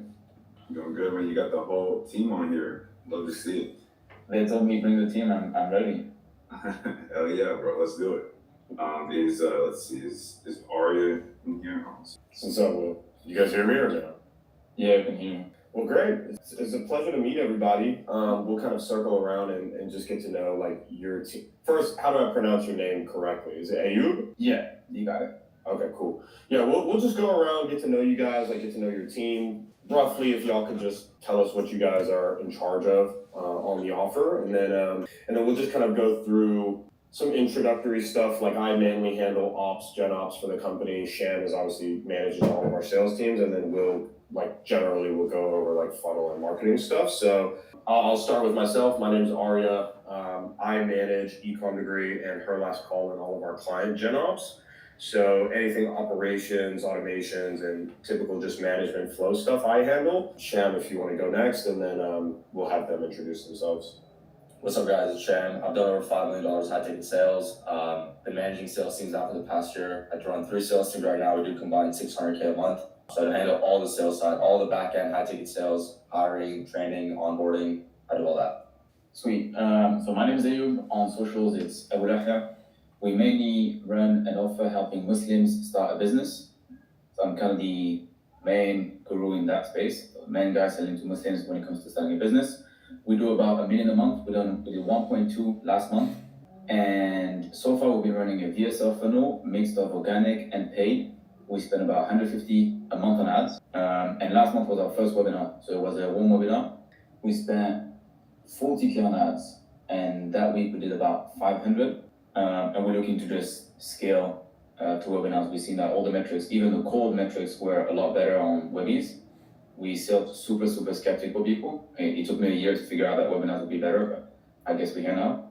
And now the goal is to just scale that and and just double down on Webbies.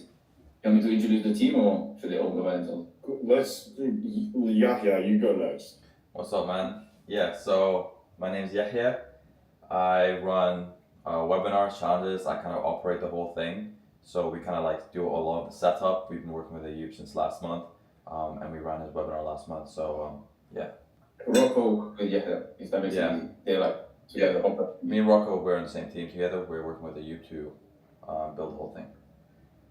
Cool. Nice to meet you guys. So Yahya and Rocco, you guys handle like the funnel CRO stuff, emails, and then Ali and Emran, you guys are driving like the paid ads organic strategy. Yeah. Cool. Okay. So yeah. All right. Cool, guys. Well, I think all that introductory info was good. I don't really have any questions. Why don't we start with Will? You want me to pull up their webinar performance from their last launch? Yeah. Yeah, you can pull up that in the webinar opt-in funnel. I sent you both to them already. Cool. Hold on 2 seconds. Well, why don't we hear from you guys? So, I mean, what I hear just as far as your numbers, you guys did $1 million last month. You guys have been running a VSL, spent $150 on ads last month. What is your target for this month? And then what do you guys feel like the constraint is on your guys' pursuit to that target? We don't have a monthly target actually this month. The target is more getting to a weekly Webby cadence. That's mainly the goal. We just want to get to, we can start running more webinars. And we literally did the first one ever last month. So the goal is how can we get to run more webinars? I'm very careful about not wanting to rinse the audience. So I'm just getting to understand how does it work, mixing organic and cold on webinars, how to run, like Ali would ask specific questions on the exclusion side of things to make sure we get to a different audience every time. We just basically want to get a better understanding as of how to do more webinars and how to make them better. Like it's the first time. I have no idea if the numbers are great or not. Of course, from seeing it on outside, it makes sense. But you guys have probably a lot more insights. So I'm just here to learn. I just had a quick question. Real quick, Sham, before you go, so cool, that was good detail. You, number one, the first thing you guys need to do is set a target. Because doing more webinars is great, but that's kind of just like that's not really like a good intent goal to have.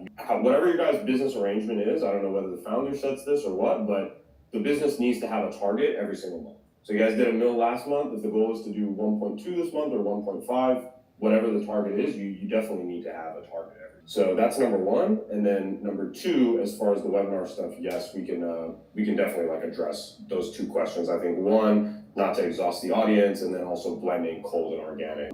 Shem, go ahead. Yeah, just a quick one for me, just so I have a better understanding of the funnel. Are you guys pitching a book of call at the end, or are you guys pitching a product at the end and upselling on the back end? Cool. Straight to cool. Oh, okay, cool. Ticket price is 7K and we have a down sell to 4K. We've got a pretty big sales team, so we can handle high volume of calls. We got about 40 sales guys. Case data is slightly inaccurate. One thing that was messed up on the first webinar was the tracking. So that'll be one thing Yahya will have some questions about. The accurate thing is registrants here, and then everything that's related to grading or charting and questions and answers, that will be accurate. The calls booked and cash collected is inaccurate. During that week, we did about 508 instead of 376. And we booked, the calls booked here is 891, but it was direct bookings, and then we had triagers calling everybody and canceling DQs. So the actual final confirmed number of calls was 500. Cool. Before I actually dive into these back-end numbers, these are more like sham type numbers because these are actually sales metrics. Do you guys have the actual webinar front-end metrics, like the funnel opt-in rate, the show rate on the webinar, the retention rate? Where are those? Yeah. If you go to Yeah. Would you like me to share my screen, or you want to share? Yeah. Okay. No, go ahead, guys. Go ahead, yeah. Okay. Cool. So we've got majority of the information. So we know that our opt-in rate from views to registrants was about 16.5. Our attendance rate was about 40%. We did 2.6 peak attendance. I think by the time pitch came around, we had about 2.4 people that stayed up until the pitch. And this was a warm webinar, correct? Y'all didn't put any paid traffic behind this? No, we didn't. No, it was 50% paid, 40% organic. We had 6,000 registrants, 4,000 were paid, 2,000 were. All the paid stuff was going directly to retargeting audience. So it was also like IG engagers and just all about that big retargeting stack. Okay, but y'all ran no campaigns to cold traffic at all. No. It was like semi-warm, but with nothing like purely cold. Okay. Can you stock rate? Let me see. Okay, 42,000 then 210 revenue 160.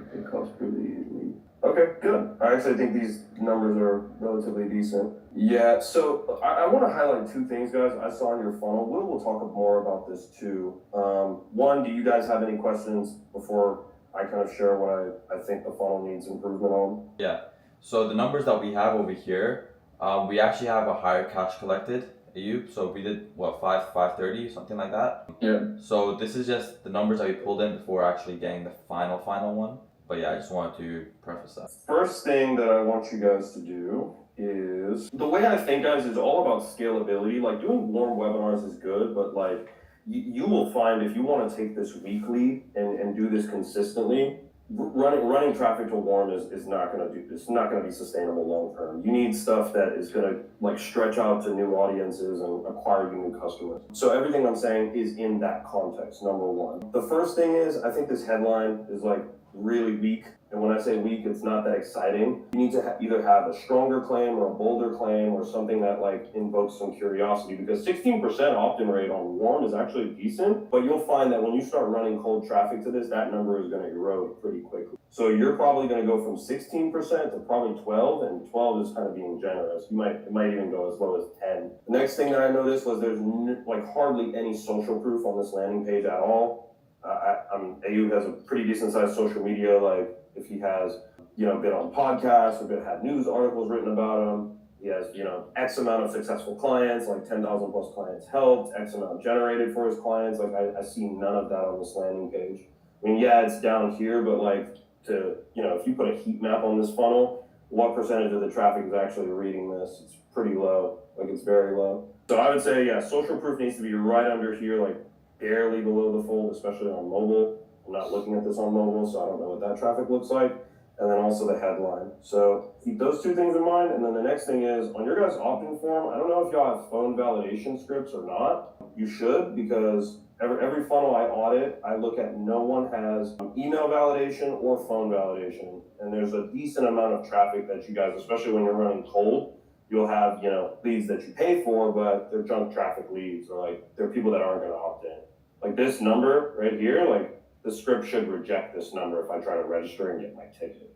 So, and mind you, this is an 888 number I use when I used to work at Navy Federal, and this is a dummy email. So like this shouldn't work. So yeah, I would say right away, like if you just change those three things, your opt-in rate will get better, your traffic quality will be higher, and you'll just make sure that you're kind of mitigating your risk by like having just shit traffic, click on your landing page. So I'd say probably those three things are like quick fixes too, guys, like very quick fixes.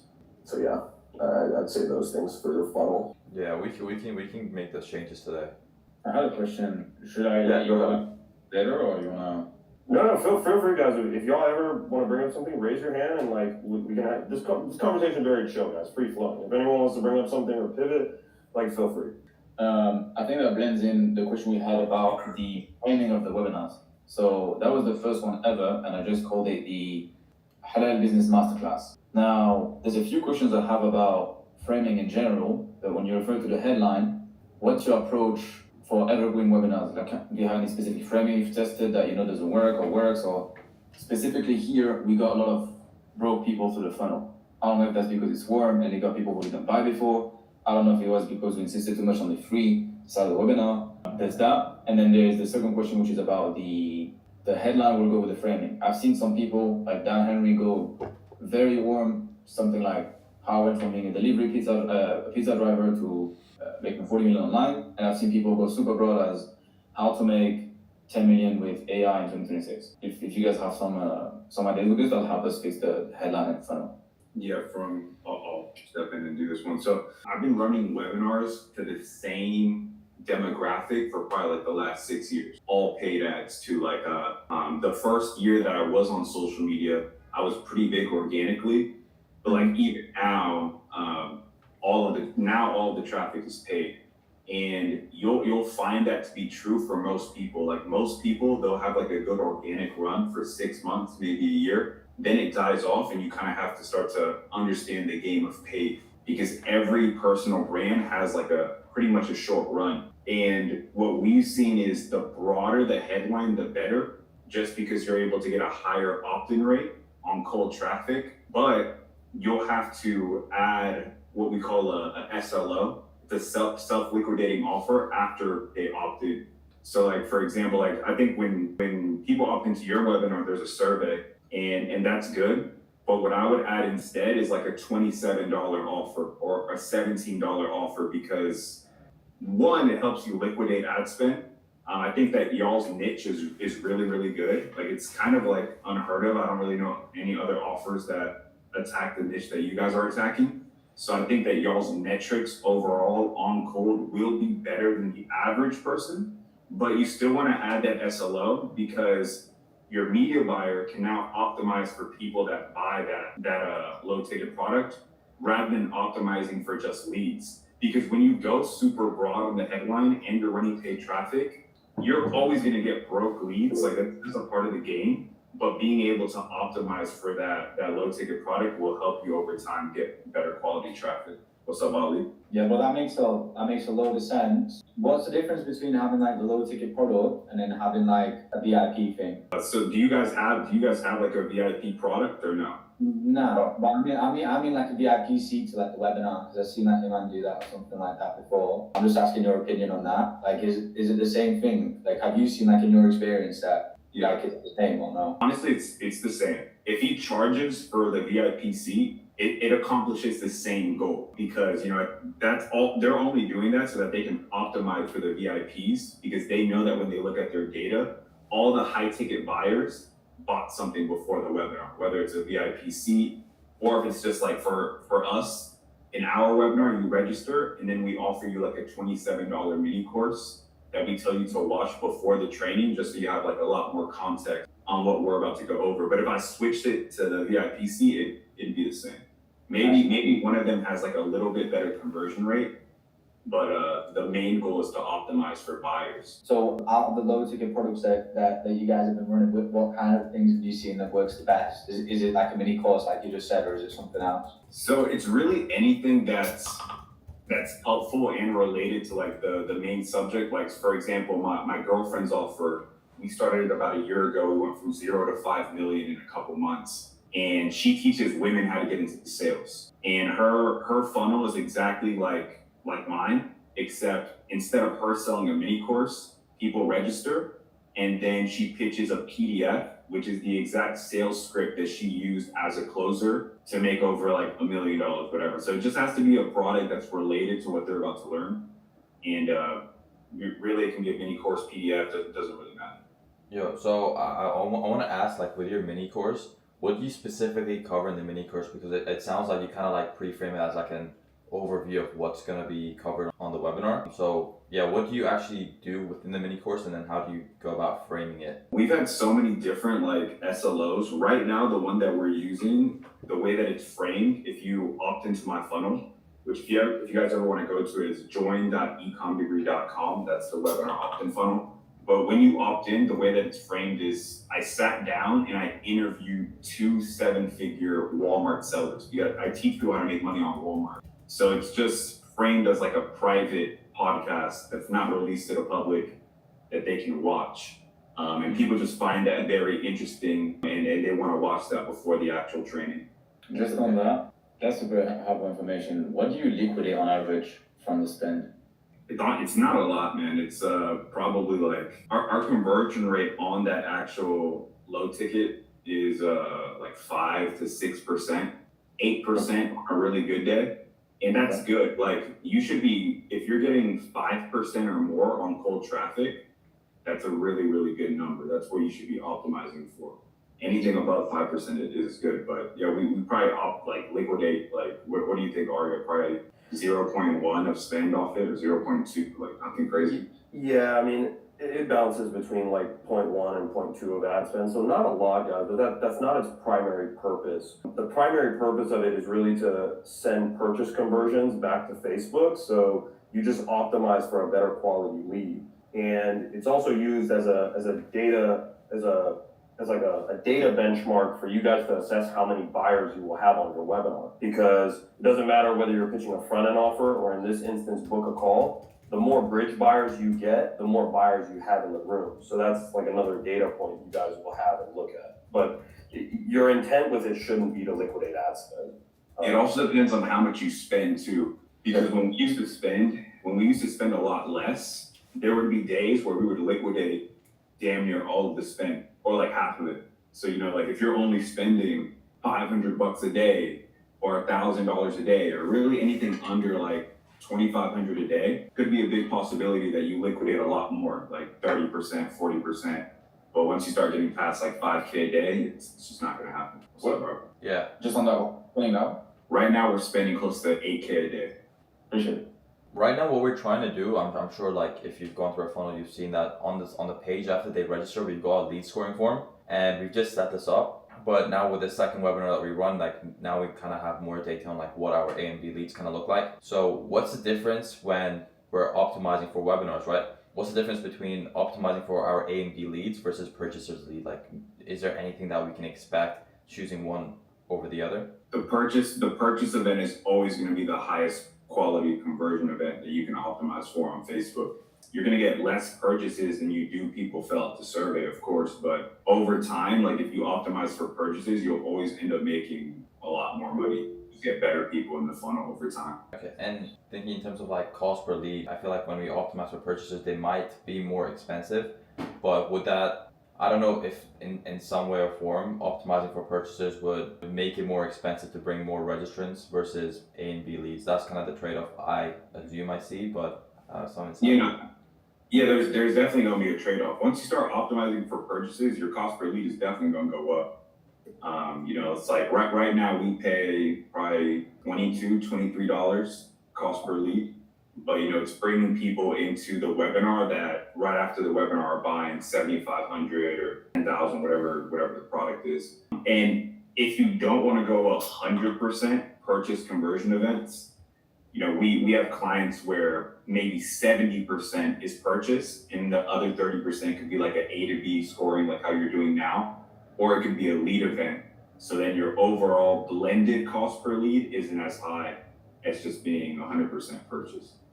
Got it. Let me go back to the funnel a second, because bottom of funnel, you guys can make some improvements there. Like for your thank you page, guys, yeah, I mean, there's no VSL here, like not really like, there's no open loops to kind of get people to show up to the WhatsApp or like show up to the webinar or check their email, mark stuff as star, like this copy could be better. I mean, just look at the difference between, I don't mean to seem harsh, guys, but like this is not a thank you page that is up to par like at all, you know? Like look at this thank you page and then look at this one. This is how your thank you page should look, because like you're driving traffic and like you're getting leads, you're paying for them, but like, you know, it's almost like it's gone to waste. It's like a basketball player with $1 million move and a 10-cent finish. But like, congrats, you're registered, open loop, get your winning product checklist, watch this and complete these simple steps. Like this is how your thank you page should look.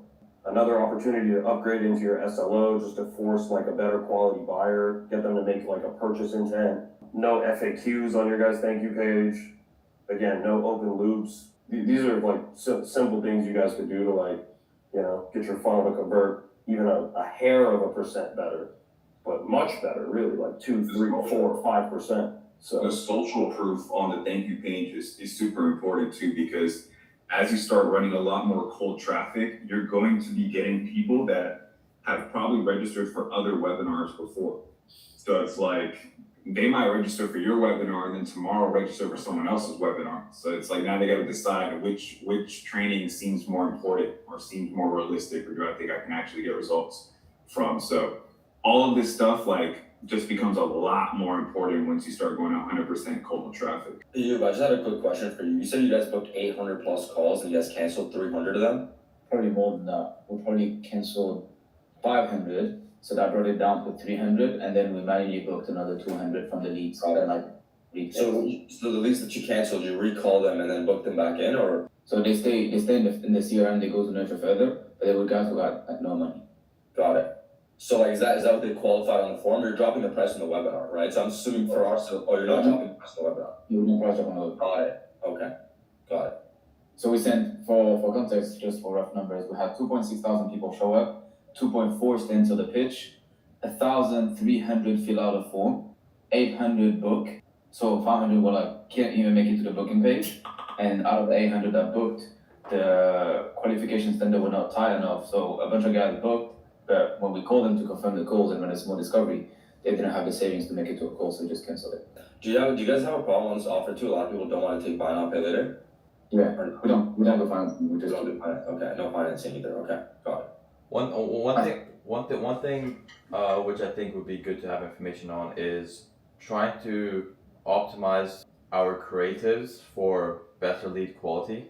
So yeah, like, come at me. I'll show the screen there. Yeah, I'll show that. There's an interesting piece of data we had from the survey. Let me show you. Can you guys see my screen? All right. So this here is inaccurate. It's missing some cash collected. This is more accurate when it comes to the cash collected in the week.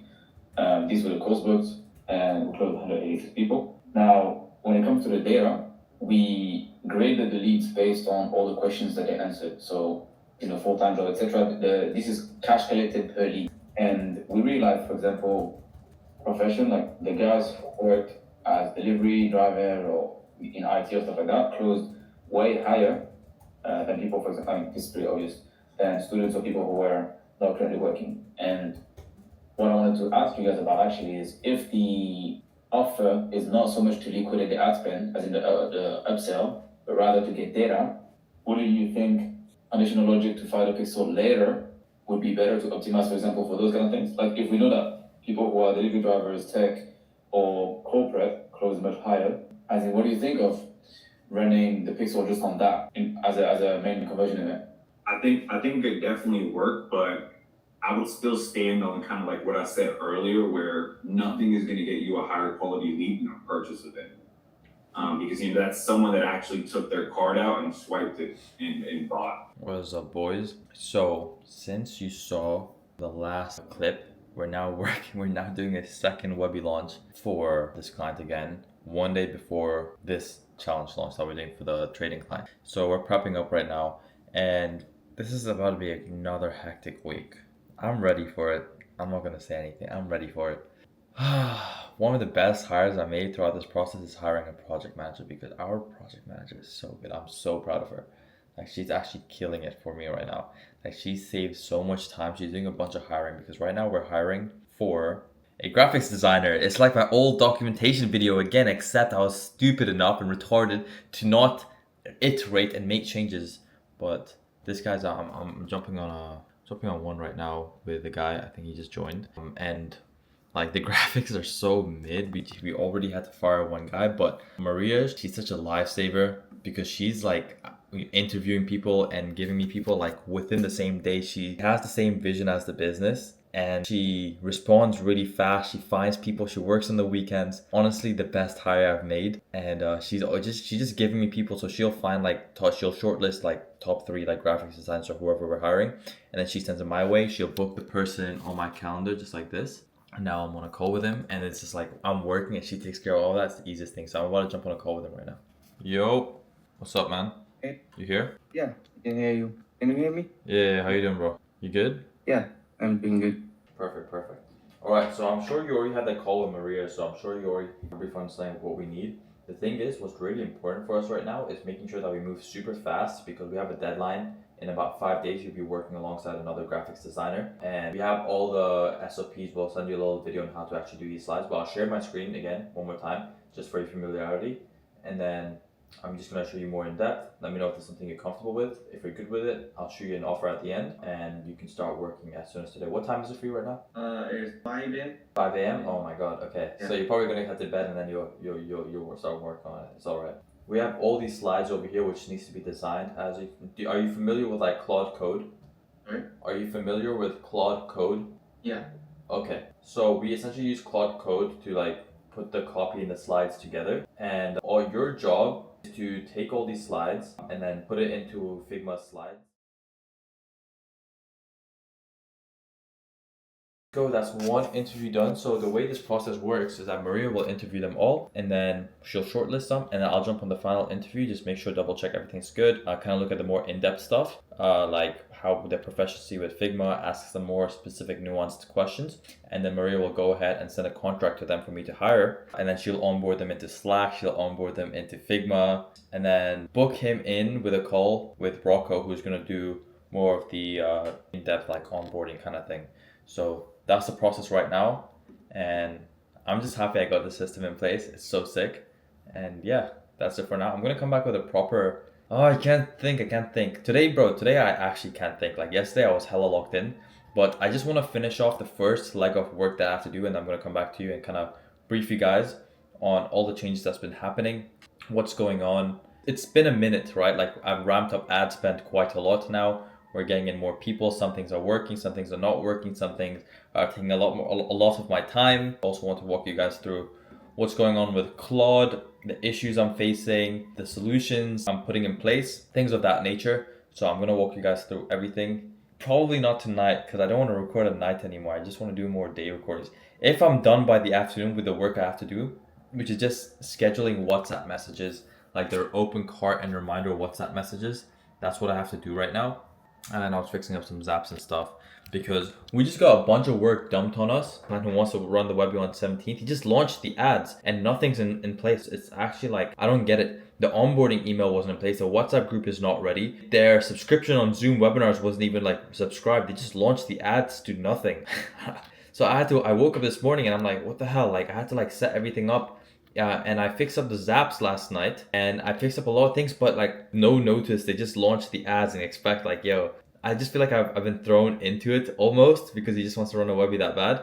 But it is what it is. We're gonna run it, we're gonna crush it, and I'm gonna finish up with some work and I'm gonna get back to you guys hopefully in a few hours, and then I'm gonna head to the gym. So yeah, let's see.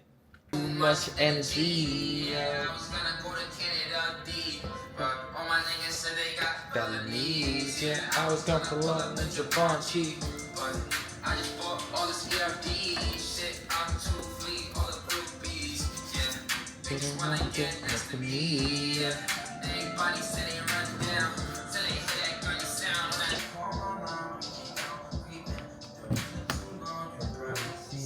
it's a hot song from R&B. Yeah, full dog. What's good, boys? Alright, today's the day I'm actually sitting down and I'm gonna give you guys a proper update because I haven't been able to give you guys a proper update in a minute because I've been so busy. But I just got off a team call and I finally found a good structure for my beginning of week team calls, because when I hired my project manager at first, I was still trying to find out like how we should run these calls. They were kind of less structured for the first like week or two, but now I found a pretty good structure. So the structure is we essentially just run through the project managers, like as simple as it is. Like it was hard to conclude to that, but we just run through the project manager, look at every single task, which one is still in progress and why it's still in progress. We ask the person why this task is still in progress and what his bottleneck is, and then we write comments. And then we're gonna say, okay, when do you think you can have this done by? And then we'll say by this day or by this day or whatever. And then my project manager will add comments to it and say, okay, I'm gonna follow up with you by this day, type of thing. So that's what we have going on right now. Editor, I'm gonna send you the video. If you could plug the clips in, just kind of cut it up and plug the clips in, just so my audience can understand what these calls kind of look like and how it goes. That'd be great. But we're gonna jump straight into this update because I've only got like one task left for this client, but I just really want to make sure I get this video out and I don't want to push out by too many tasks before getting out this video. So let me turn this shit down. One thing I started doing now is like when I walk to the gym now, I started actually like listening to podcasts, and I just noticed like it's actually, the reason I wouldn't do it before is because I thought it would be kind of hard to comprehend the podcast because I can't really multitask, but it wasn't too bad going on a walk. So maybe a little tip to you guys. So we're running team meetings twice a week, once at the beginning of the week and once at the end of the week. So we do ones on Mondays to kind of say, tell each other like what we're gonna get done throughout the rest of the week. We run to the project manager, and then we do an end of week one, which is on Friday, kind of saying what we kind of got done so far, discuss bottlenecks, what we're trying to do, new ideas, whatever it is. So that's for the Friday sessions. Another thing I did was I hooked up Ads Manager API to Claude, and let me show you what that looks like. So I've got my 3 Claude sessions here, this, and all I really had to do was go into the Ads Manager, and I kind of did some research because I saw someone else do this. And this is not using the Ads MCP. The reason we are not using the Ads MCP right now is because it just came out like about 2 weeks ago or a week ago or something like that. And to connect to the MCP, you can only connect like one ad account, which Facebook tells you like which one. You can't even pick which ad account you want to connect. And like me, I'm running multiple ad accounts. So it's like, I can't like say, okay, this client, like I need it on all clients. So there's a workaround, and we connect the API.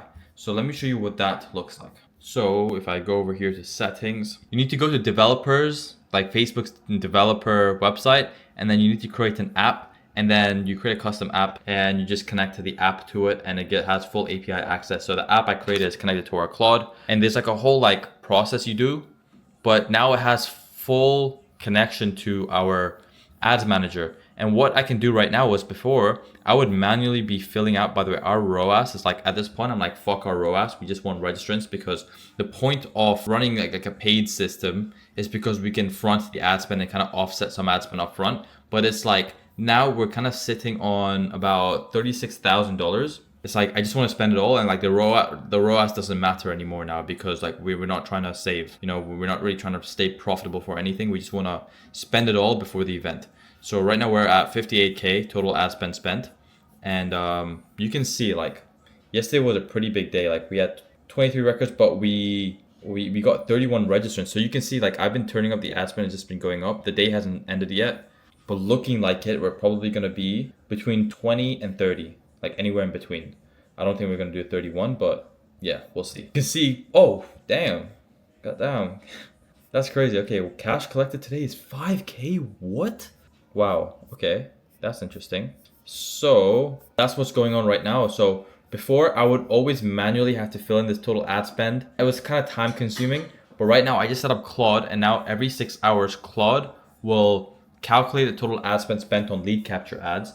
And then I've got like this little YHS AI knowledge vault set up, which I hooked it up, and it will tell me like every time it updates it. So MMT ad spend updated, total ad spend 55K, and went from 55K to 58K, 3K increase. Daily ad spend yesterday was 5.5K. And it will tell me daily ads over here is 7.3K yesterday, so on and so forth. And then it will tell me the next sync is in 6 hours. So we're doing this every 6 hours. Reason I'm not doing it so often is because we could get flagged by, this is probably not the best way to go about it, because it's sticky, because you don't know about like Facebook, like the people behind us, like they'll ban us for anything. So it's like, as much as I wanted to do it like every hour, for example, like I'm not risking it. So every 6 hours, it's cool. So yeah, that's running right now. And what I also can get it to do is analyze our ads. So let me give you an example. It will tell us, so it will send me a little Slack message. Now, I actually need to set up like a routine for it to do this like every X amount of hours. But it will tell me which ones to keep, which ads to watch, which are the new ads, which ones to kill, how much we spent on each ad, what our cost per general admission is, and what our cost per VIP is, our ROAS for each ad, and it will give me like a little insight for each ad. So I can just literally ask my Claude right now, hey, can you please run an ad report for me for market maker trading? Okay, I'll just wait for that report to come. But that's something which we did with Claude, which is super cool now. I also hooked up Tally API. So now, like all the logic, so let me tell you what I did. Guys, this is so much sauce for you. Like I'm just showing you the possibilities of what Claude can do. It's insane. So what used to be one of the biggest time-consuming, time-intensive things, like we're able to now deliver to our clients with quality and things that actually drive revenue without compromising on the team's time too much, right? Or systemizing too much, because this would have taken, bro, if Claude wasn't a thing, like it would be a big headache. But right now, we set up lead scoring system for our new client. Or sorry, no, what am I saying, new client? But for an existing client, the way we lead score is like based on the answers that these guys give us from the survey form that we put within the funnel, whichever answer is most probable for which, depending on the attribute of the person, we decide like, okay, is this person more or less probable to convert based on the answers they're giving us? And then we kind of put them in brackets saying this is an A lead, this is a B lead, this is a C lead, and this is a D lead. And according to those answers, we send them to the sales team and we give the setters, like we tell them which ones to prioritize, right? So the setters will go and prioritize the A and B leads over the C or C and D leads. And C and D leads we probably won't reach out to at all or like waste our time with. The way this works, like this is what we have A, B, C, and D. We have like different visualizations. So this is how we did it for one client, and then the other client we visualize it in like a little bar chart, something like this. Bro, I literally cannot speak. Whew. So when you run lead scoring for the first launch with any client, since they've never scored their leads before, you're essentially running blind and you have no idea like what are the characteristics of a lead that are actually more likely for them to convert into a paying client. And you kind of have to guess and say, okay, you know, this answer is more likely, it's more probable to make this guy. I'll visually show you. So, you know, maybe if they've bought a course before, they're the most likely to convert, and if they never bought anything, they're the least likely to convert, hypothetically. So we, out of like a point of 1, we would give this answer. So if they selected this answer, we would give it a 0.9. Maybe we would give this one like a 0.4. Maybe we would give this one a 0.6, and maybe we would give this one like a 0.1.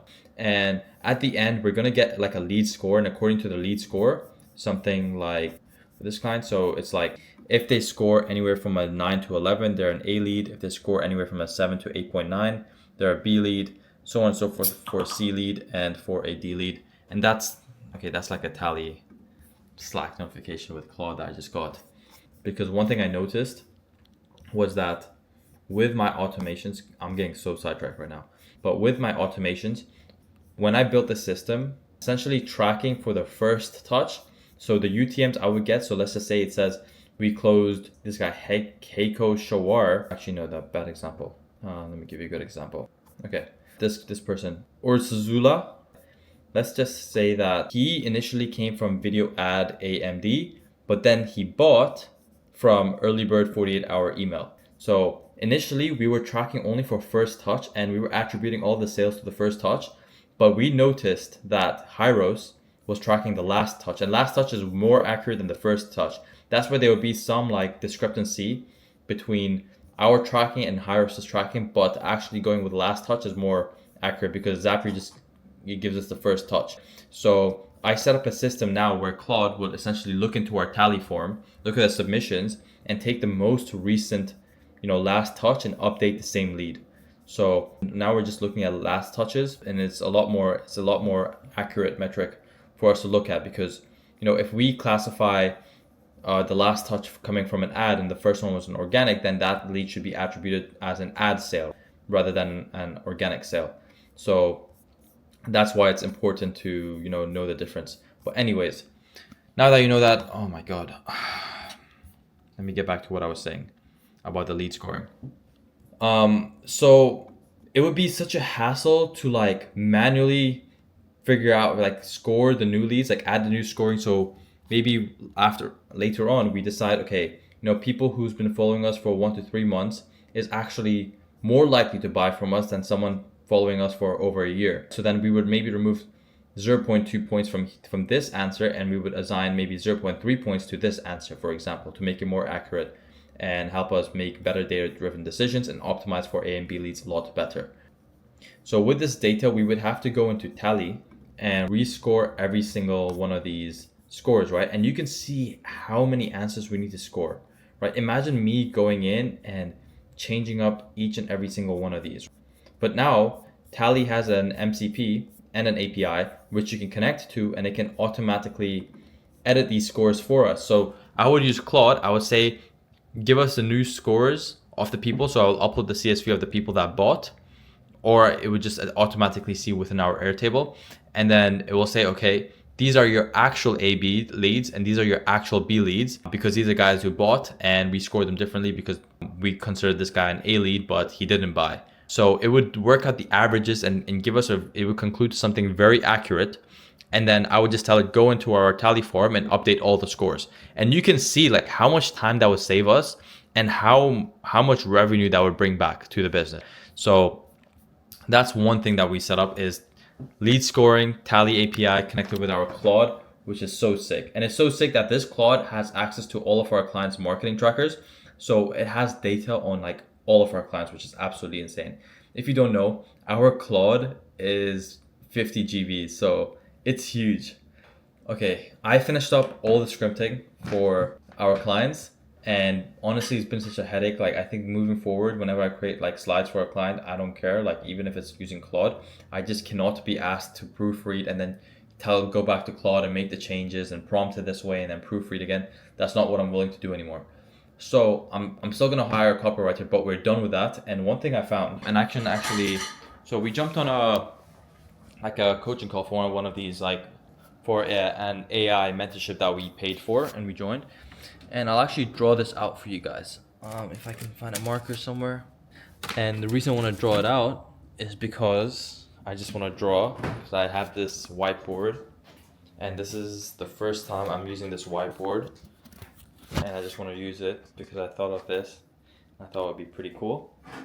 So I want to explain this about Claude and how it's working. Okay, so this is so funny, I'm doing this right now.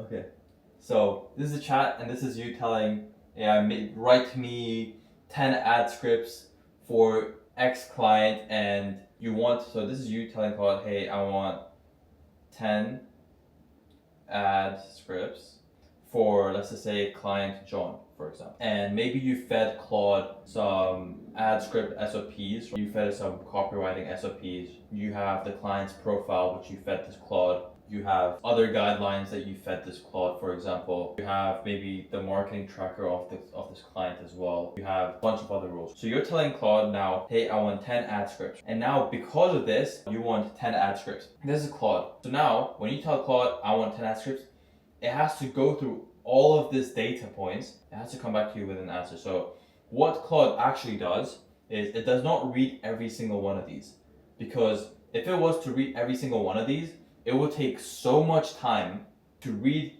Maybe what is this? Maybe like this is like 500 MB of data. This is like another 300 MB of data, and it would generally take so long to go through all of this information. So what Claude does is that it has only a specific limit of tokens it has access to. When you ask Claude for something, it maybe has 10,000 tokens, hypothetically, right? I'm just giving a random number, but because of the 10,000 tokens, maybe it reads word for word the first part of the document, and then maybe it has 2,000 tokens left. So maybe it uses 8,000 tokens on everything word for word, and it has 2,000 tokens left. But each document is like this big. It's like huge. And it used 80% already for reading word for word for the first half of the document. Right? Now, within that 20 pieces of tokens, it has to read all of this data, right? Which is obviously, it's not reasonable, because if it used 80% for like that much data and it only has 20% of tokens left, then it has to read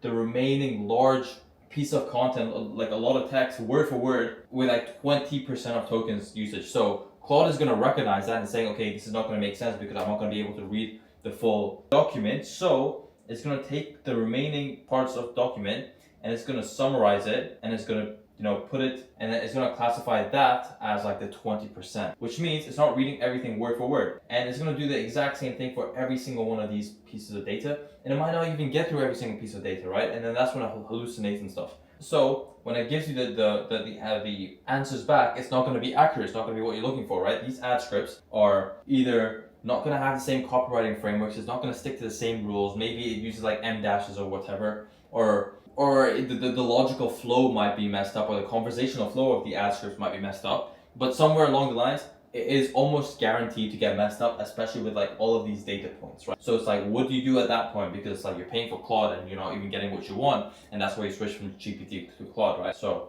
This is what the solution we found, because this is a very common issue that everyone is going to face when using Claude or any type of LLM. This is a little chat now. We ask Claude, hey, I want 10 ad scripts, and this is the chat. But the difference this time is that we add a routing step. And this routing step is essentially the one thing that Claude checks before giving an answer to you. So we have all these pieces of data still here. So we say, hey Claude, I want 10 ad scripts for John. But instead of coming straight back down with the answer, it's going to go through all of these pieces of information and it's going to go check a specific piece of data before coming back to you. So this is routing. So this routing is going to be, let's just say, it does a bunch of things. Then we might have another piece of routing over here that goes through the document for specific ad script frameworks. So maybe this is like the audits for copywriting, and then this is for script specific SOPs to make sure it checks. And if anywhere along the lines, it will actually just fix up. Over here, it will fix anywhere that we went wrong, and it would fix also over here. So it would audit, it would fix, and then it would come back to you with a much more accurate answer rather than just coming back to you over here. And the way you do this, the way you set this up is actually like super complex. It's like the most insane thing you can set up in Claude. Well, I don't know if I can explain. All you need to do is tell Claude, add it into your routing. That's all you need to do. Right? So my camera died. So I ordered sushi in the meantime while I wait, so I can record this for you. Okay, so we got salmon and we got scallops.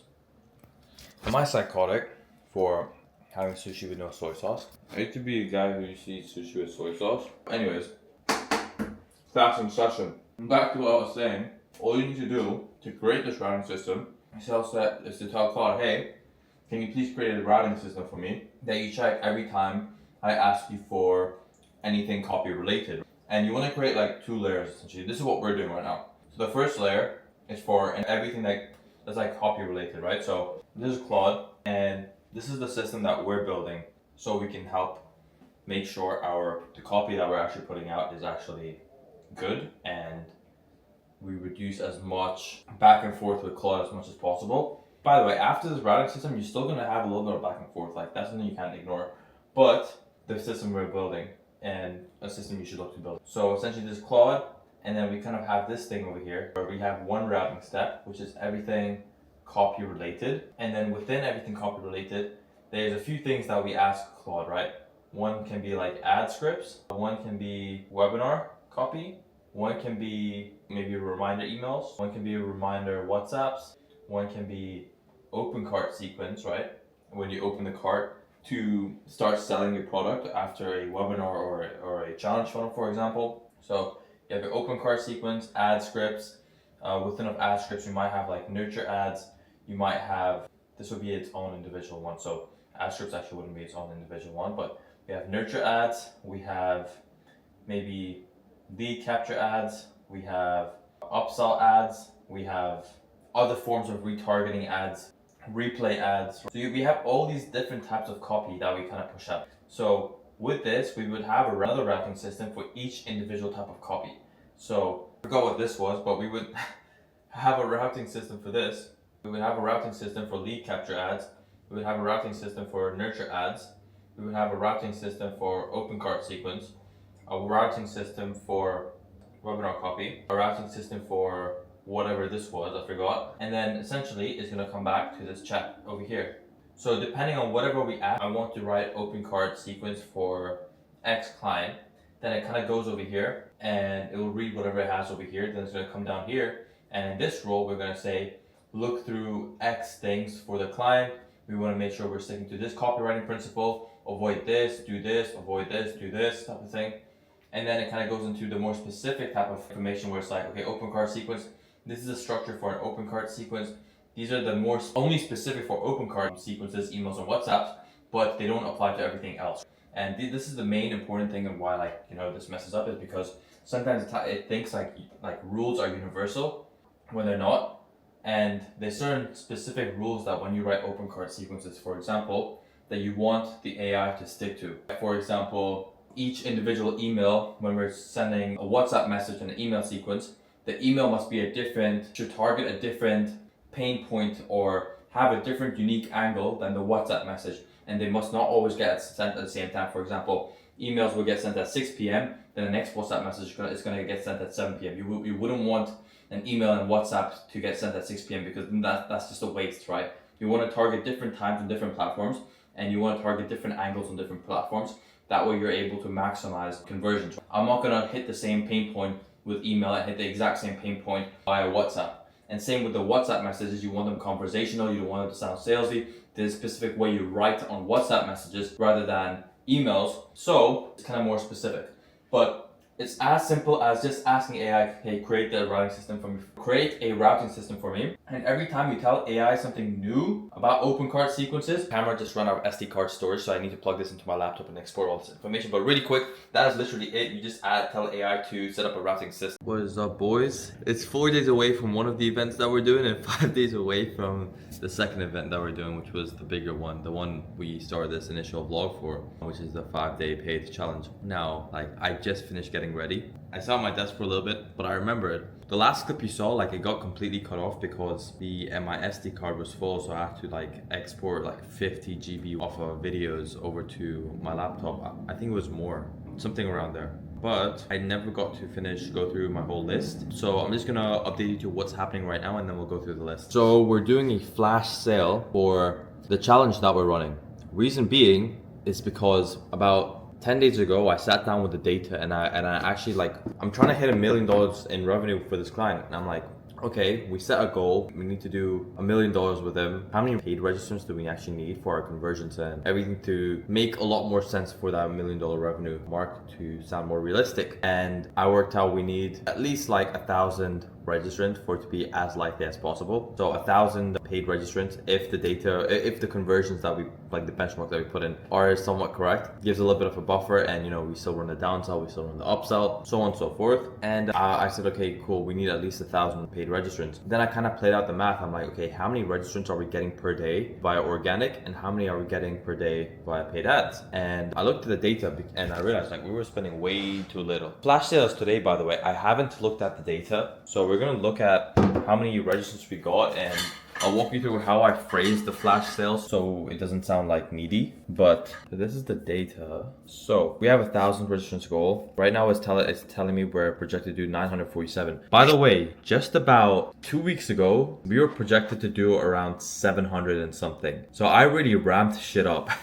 Like we were projected to do 720. Now we're projected to do 947. I bumped up our daily ad spend, but over here I kind of set up the metrics. I was playing around with the metrics, and now we're getting about 7 paid registrants, and we're getting about 17 paid registrants, organic including emails. So the first touch might even be an ad, but if they got sent to our email list and they bought from our email list, they still get counted as an organic sale because we count the last touch. But before, this was like 3 and this was 11. So what I realized was like, okay, what can I do to bump our total registrants per day thing? What can I do to make this goal more realistic? Because I'm not gonna sit here and look at the data and say, okay, yeah, this makes sense, this is what we should do, and now we're not doing this, and just say, okay, like, fuck, Like, I actually said, okay, what can I do to make sure that we're getting more registrants per day than our average? And bro, like, I'll tell you everything we did, but this was at 3, and this was at 11. Now this is at 7, and now this is at 17. So, the first thing we did was I increased ad spend. So, I said, alright, let's slowly start increasing the ad spend. Our cost per lead started going up, and I'm like, fuck. So then we started dishing out more creative. So we put out a bunch more video creatives. We took the best performing videos on his Instagram, and we just stitched a CTA at the end of it, and we started running those as ads, and they started performing really well. I think I actually haven't looked at the data for that, but I know they've been performing really well. But we started pushing out a bunch more static ads for him, a bunch more video ads, and we upped the creative volume. So these are all like the ads that we created for him. Like our ads started to fatigue, like the frequency started going up. I'm like, okay, this is not enough. So just so you know, we're sending out an email every single day with a CTA to the event. We're putting out X content every single day. We have YouTube content going out. We have Instagram stories going out. And I'll show you our content schedule just so you know. But we're sticking to this pretty well. Like, this is our organic promo calendar. So we've got emails going out every single day. We've got X posts going out every single day. Instagram stories, like YouTube community posts, actual YouTube videos with CTAs. So this is what we've been doing for a minute. Like we've just been putting a bunch of organic content out. So those are the first couple of things that we did. Then I realized, I'm like, okay, look, we're about 10 days out from the event. Fuck the cost per lead. It's like, the only reason I was worried about cost per lead is so we can have enough money to put back into ad spend. But we've spent now $65,000 in ads. We got $31,000 back, and we still have 35K which we can put back into ad spend. So I might even ramp it up a little bit more, which I'm gonna do right now, actually. I think it's the highest now. 6K there, 2K there. So 6K on video ads, 2K on image ads. So I'm gonna try and use as much money as possible. So I'm like, fuck the cost per lead. Like it doesn't really matter anymore right now. It's gonna go up, but as long as we're getting more registrants, and then the math is just gonna play out in itself. So that's the goal. Our ROAS just went from 478 to 461. I just got a report. Okay, so we spent $67,000 in ads now. So I have like a Claude automation that automatically updates our total ad spend, so I don't have to do it manually anymore. So it does like every 6 hours. So there's that. And now I'm like, okay, we were like about like 800 projected registrants, and I'm like, what else can we do? So I'm like, fuck it. I looked at the data, and we have about like 1,300 people that have opted in but have not made a purchase. So I broke down the data. I said we have 1,300 people that opted in and have not made a purchase, and has gone through the abandoned cart and still have not made a purchase. So I'm like, what can I do to maximize those sales? Because those are like, they've already done it. And I'm so happy I looked at that data, because then that's what like helped me conclude to, okay, you know what? Let's run a flash sale only to this list. So only people that have opted in but have not made a purchase, so it's not front facing anywhere, just to help them get through the door. So I'm like, fuck it, let's do a flash sale. And the one thing, you know, like whenever you do discounts or anything, if you just say, hey, we're doing a discount, it sounds so needy, and it's like, you sound desperate. It's like, why are you doing a discount? So you need to tie it into a special event, or you need to tie it to a reason why you're doing a discount. So I'm like, I asked AI, I'm like, what reason can we tie this to that will make a lot of sense? I don't know what the fuck this is, but like it's a trading offer, and apparently every 2 weeks or something like that, every like second week or third week in a month is like, it's something called an OPEX or something like that. So I sent this email. This is tomorrow at 8 a.m. So I sent this yesterday. Friday is May's monthly options expiration. The challenge starts on X date. The first trading session after Friday's OPEX wraps. That's the week I want to train for. We have 50 uses on the GA promo code, 30 uses on the VIP promo code. Tomorrow is also the last day of early bird pricing. Once midnight hits, prices go up. So tomorrow is actually when the early bird pricing gets removed from the website, and we go into extended early bird pricing. So on the website, let me actually show you. Guys, I'm giving you guys some sauce right now. So we have early bird tickets ending in 9 hours. It says $147 is standard, $97 is like early bird pricing. This is gonna change to $127 because we're gonna go to extended early bird pricing. So this is still gonna stay the same. We're never actually like gonna like leave early bird, but there's that. And I tied in some scarcity to it. So I'm like 50 uses on the GA promo code, 30 uses on the VIP promo code. Once this like ends, like the promo codes just expire, like they don't work. So I sent one the day before so they're prepared for it. So we sent it to 1,600 people that opted in but didn't buy. And we're sending about 3 emails right now across today for this early bird. Let me see if I can. And this is the one which gets sent to the other list.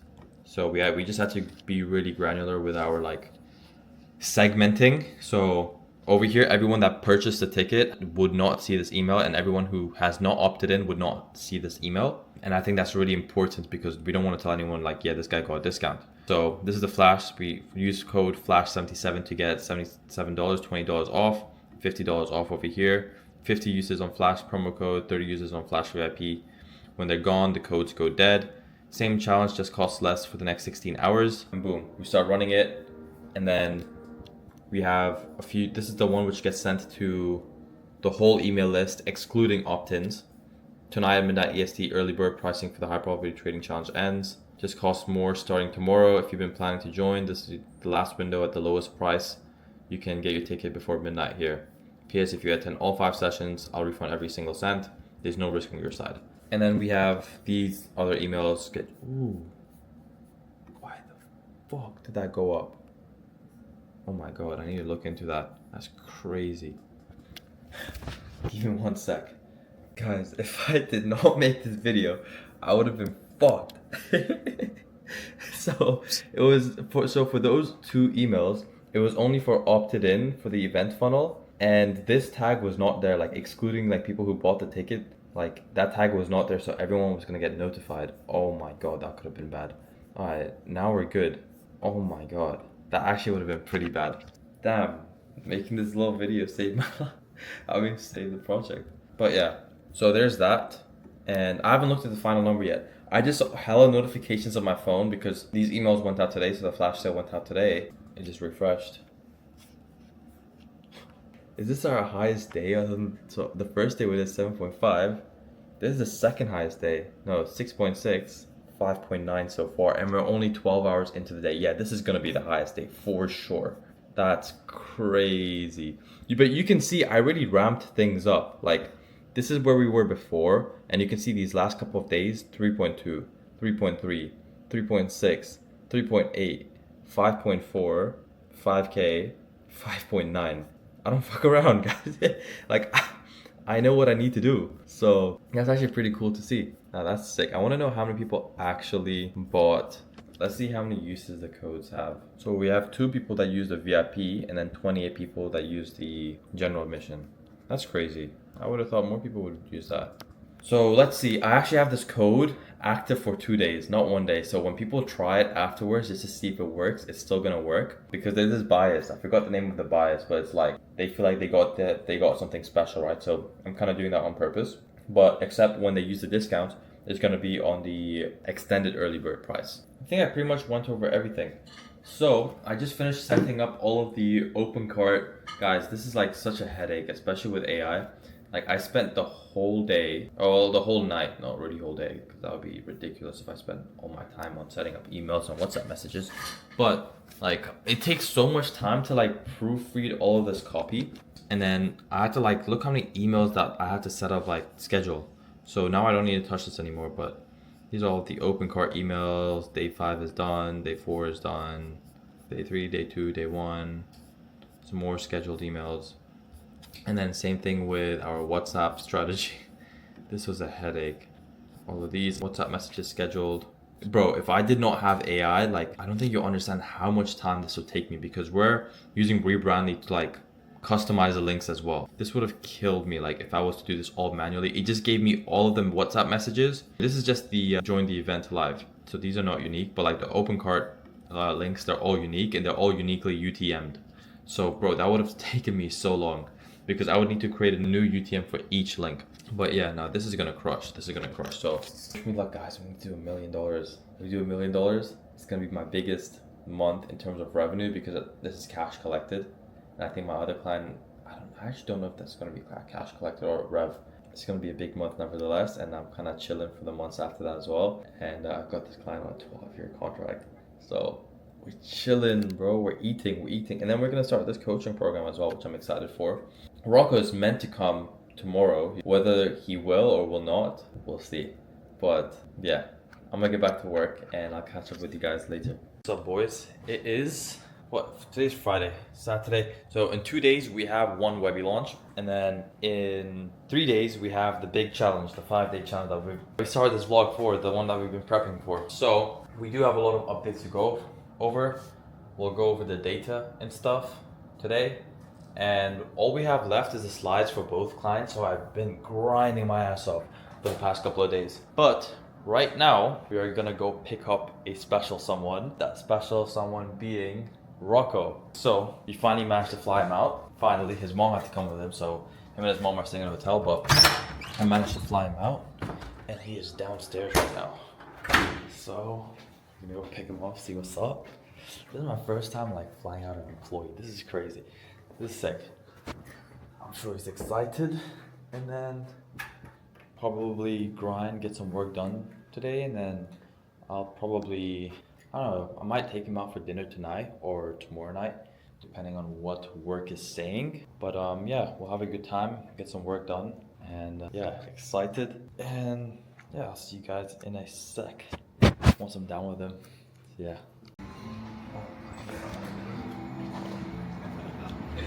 Bro, you didn't get in, bro? It was good, bro. It's good, bro. Good to see you, bro. How you been? How's good, the bro? Good? Bro, fucking tired, G? Flow. Are you on the fucking thing? Yo, you can see my Junos in person. Junos. Nah, bro. Bro, I thought you were inside, bro. Damn, G. bro. Damn, bro. Stunned, bro. Bro, my dad got it, bro. The LV. Not me. Damn, bro. Aloe too? Aloe pants. Got the LV, bro.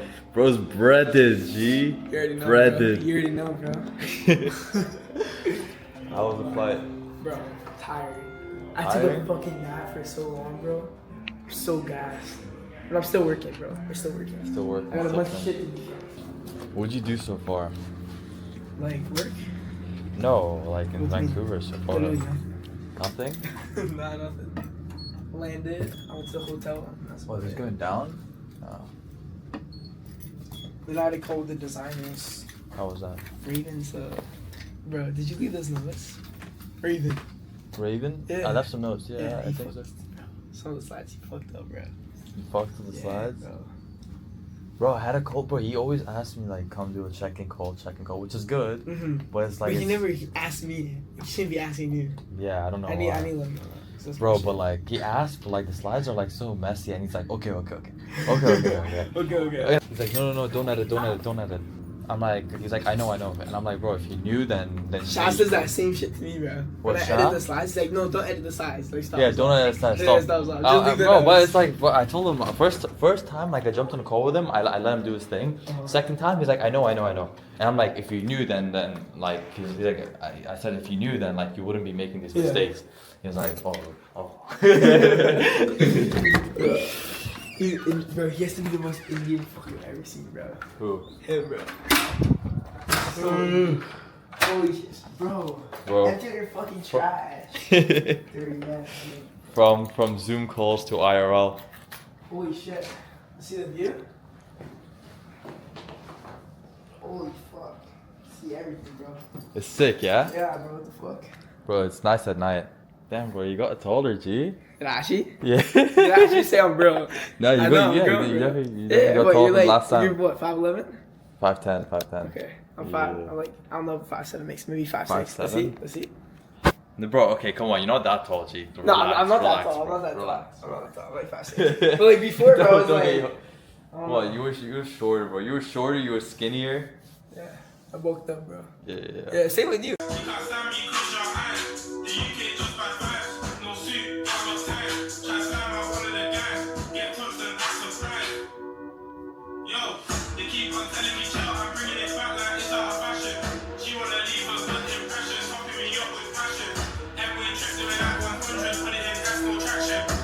Yo. We're on the pre-call page, bro. Bro, update them. What's going on, G? Alright, so I'm finishing up all the funnels for Ali, the sales ones.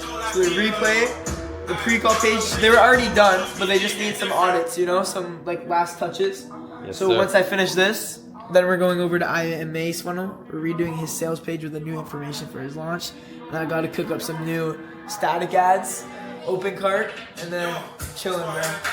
We're like about, what, 2 days from IMA? Yeah. And then Sunday, today's Friday. Yeah. Saturday, Sunday. That's true, yeah, 2 days. So like a day pretty much. Yeah, basically. A day. And then we got, Yeah, let's actually see, right? Let's see. bro, this setup looks so tough, bro. Oh my god. Bro, this looks so tough. This is work, bro. Only we can get this thing to work, bro. Yeah. Yo, we had so many problems with this thing, bro. We couldn't even find the cord. I just found this monitor. And we had the cables, so we had to jump on like Lime bikes and go get the cables for it. But we got this crazy setup going on for Rocco right now. Got the Claude code doing his thing, AI agents, know what I'm saying? We got the funnels going on. Rocco's setup over here. And then we got my setup going on over here. We got the craziest crib. We got the vibes. Yo, peak life right now, bro. Launch vibes, bro. I gotta introduce you to the launch week vibes, bro. This is peak. We're gonna go grab dinner after this as well. Yeah, get some We're just gonna. I haven't eaten sushi in like 7 years. Guys, so I'm looking like I'm trying to put Rocco on sushi. He doesn't like sushi, but I'm gonna take him to this one sushi spot which I always go. And he hasn't had sushi in 7 years. He's like, oh, like I throw up and stuff, bro. I'm gonna change his mind. I'm gonna change his mind. We'll see. We'll test it out. We'll see. Me and Rocco are walking downtown right now, going to the sushi restaurant. Look at the line for the AP swatch. Like people are literally, it goes all the way around and back there, and it just extends. Crazy, bro. Like, people are spending their nights like this, bro. Bro, Really? just buy at resale. Like, why would you want to camp out? You know, like, are you guys not broke? You know? Crazy. Buy at resale. I don't get it. Like, this is crazy. I could never do this shit. Like, come on, Isn't man. it really just like a pocket watch, bro, or some shit? Yeah, it's not even all that, bro. It's just like, it's like a wristband. Tell us every Là cái xăm toại咁Yeah, kìa. see, they're just pocket watches every hour. And then sometimes, How much are one of these? You know? 500. Oh, that's it? Less than 600. Is that what the whole line is for? Yep. Yeah. Wait, so are you guys' plans to like resell it or what? Nope, but it's rare and it's like limited edition. Yeah, that's crazy. Sorry. Yeah.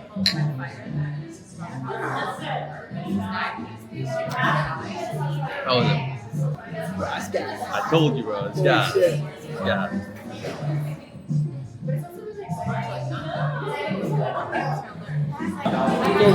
It's good?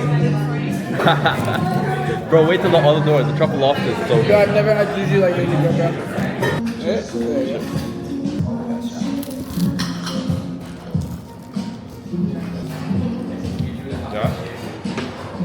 This is snow crab. We have one more. You have one more? Yeah, we have the long crab. This is crab. Let me try this one. What's snow crab? It's like actual crab, like this is type of crab. What? Yeah, tomorrow we're going to a pub and getting chicken strips. No.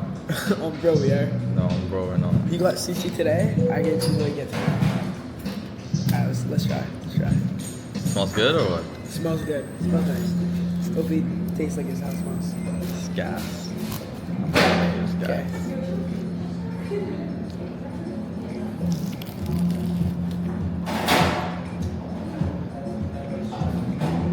No, I'm gonna get so mad at you, bro.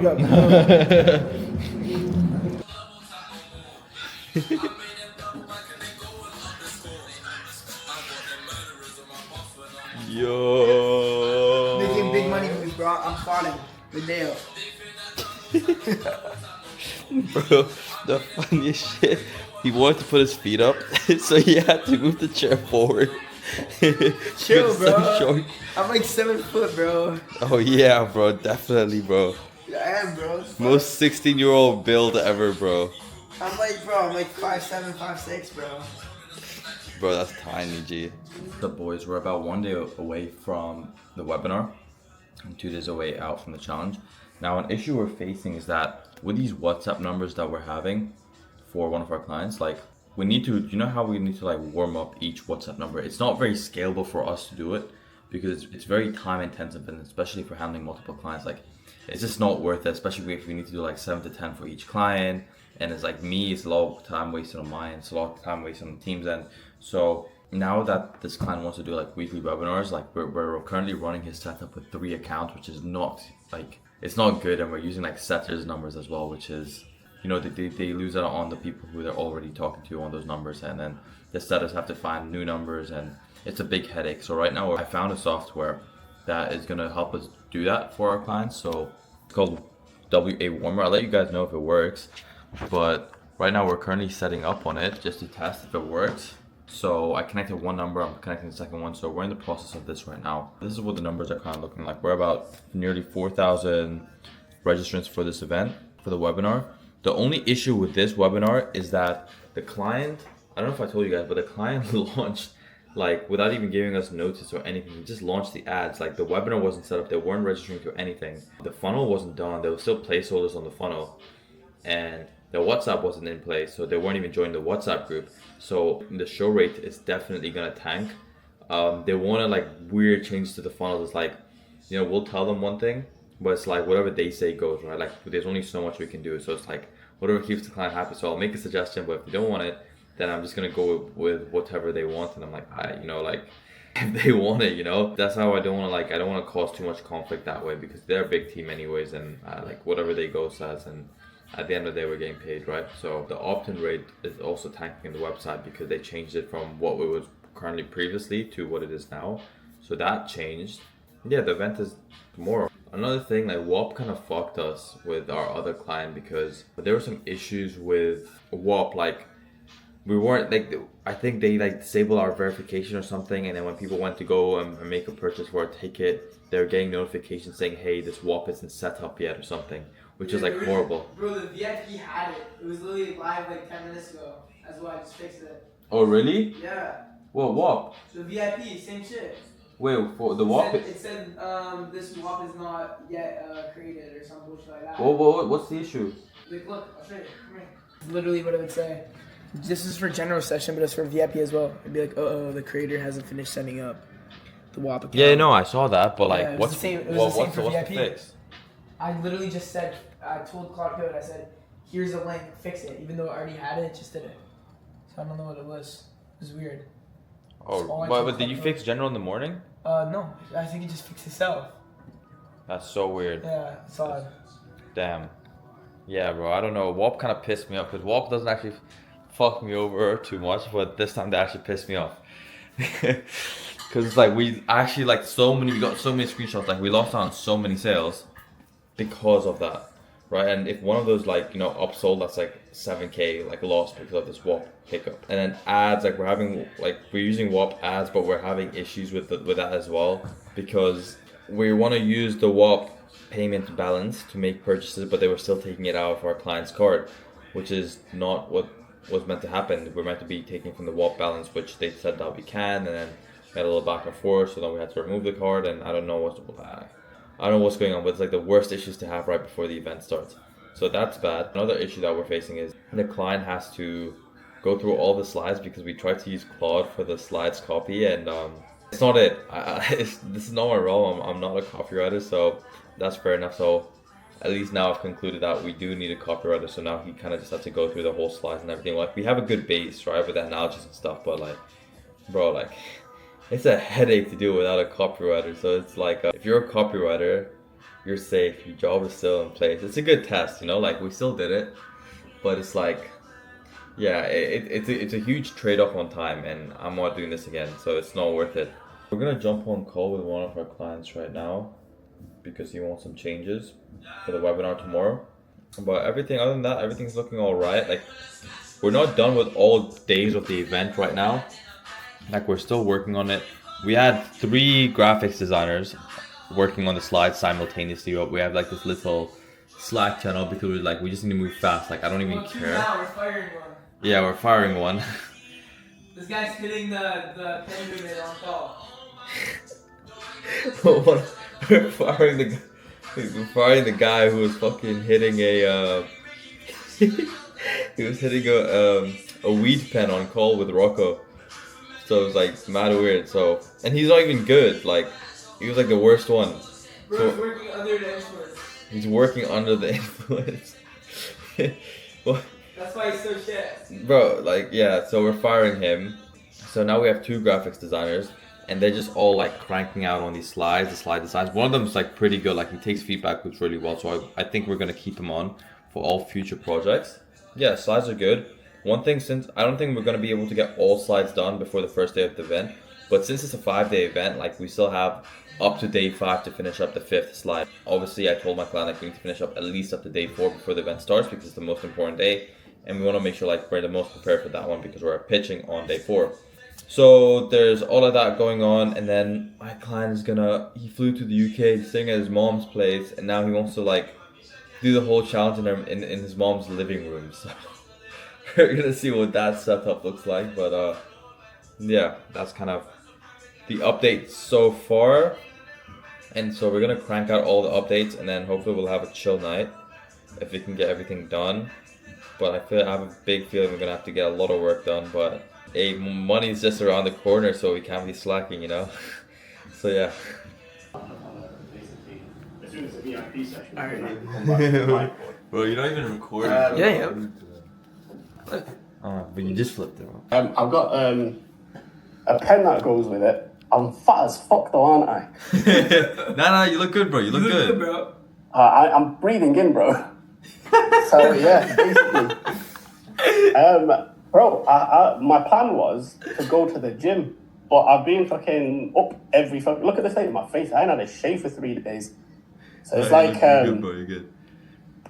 But yeah, basically, I've got my clicker thing coming tomorrow. So okay. At the minute, I can't use anything. I've usually your laptop, right? So you use the keys on your laptop. And this is if you don't get the clicker, just have the laptop like next to you on the side. No. So what? I'm gonna have a bit of help right now. Everybody's asleep. Shiraz had to get off because he's got a wedding to go to. But Shiraz is gonna be with me every night on every event. So he's gonna sort camera stuff out. He'll sort questions or whatever we need. We'll have a few laptops around us, so we'll be okay. And I'm just gonna have a clicker. So like I'm gonna have a laptop in front of me, so I don't have to keep looking at the screen. I can keep looking at the audience, and then I just click, so I can just, it doesn't look like I'm looking at the screen, and I can just chat shit and go along with it. I'm not happy with the lighting properly. My cousin's a bit busy, so he says he's going to come down maybe tomorrow, help me out a little bit more. I might need a softbox because I think that light's a bit too harsh. This one isn't too bad, but I'm going to be stood here predominantly because I'm right-handed. I'm just going to flick through like, obviously this week, this day 2 is solid. Day 2 is really solid. Like I've got like a lot of really good charts on day 2, but one of my concerns is like, are we going to be able to see the charts well enough? But they're not bad. It's not bad. It looks good. I can still draw my fair value gaps. Okay, that's sick. Okay. This is crazy setup.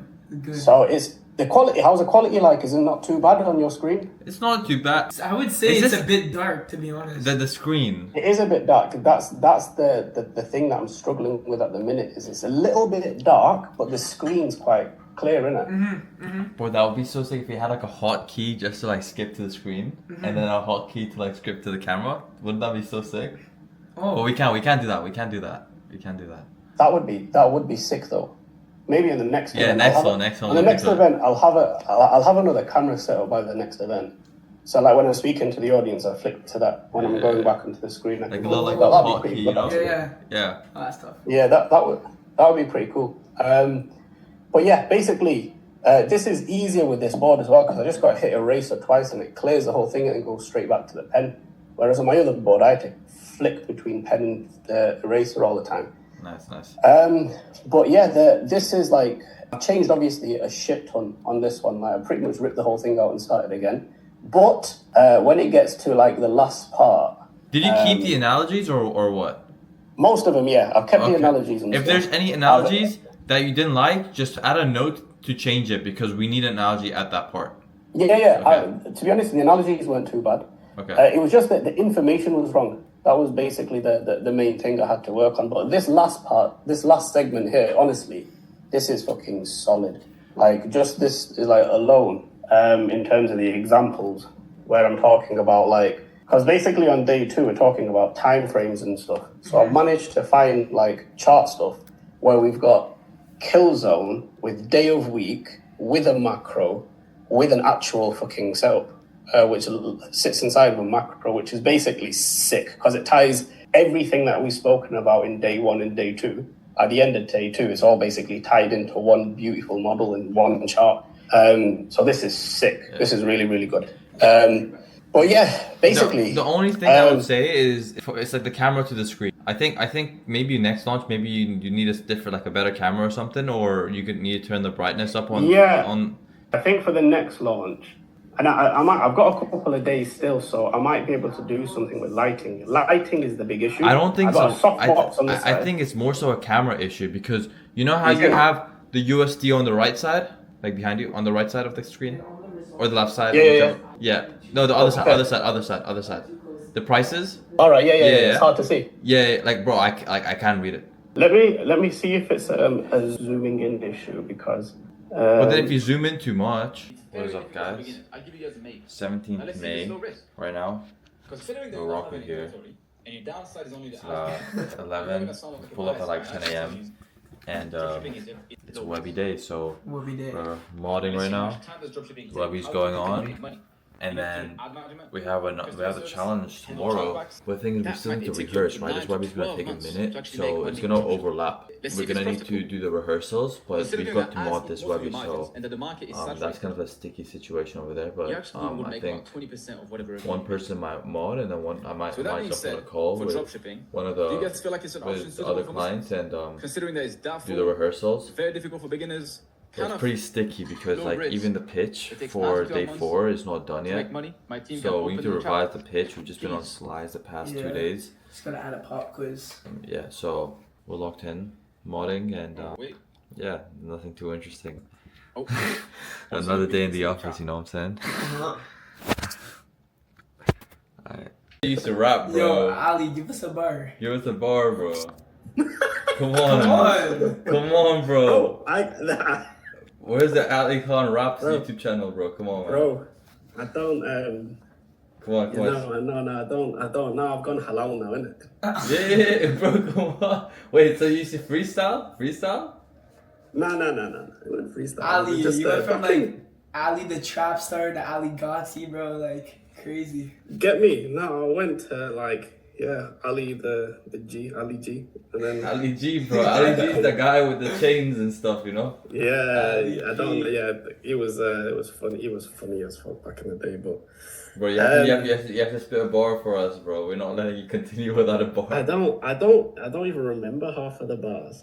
Like it's just you used to make your own songs, yeah, but bro, I'm talking 20 years ago. So before bloody like Rocco hasn't even been alive that long ago. You know what I mean? Like, I can't remember that shit. It was just back in the day, back in school ground, we used to just rap battles because this was before internet, by the way. Yo, like it's Ali on the mic. Yeah, get me. It's going like, hard get me. in 2026. Yo, we're making money. We're doing 5-day live challenges.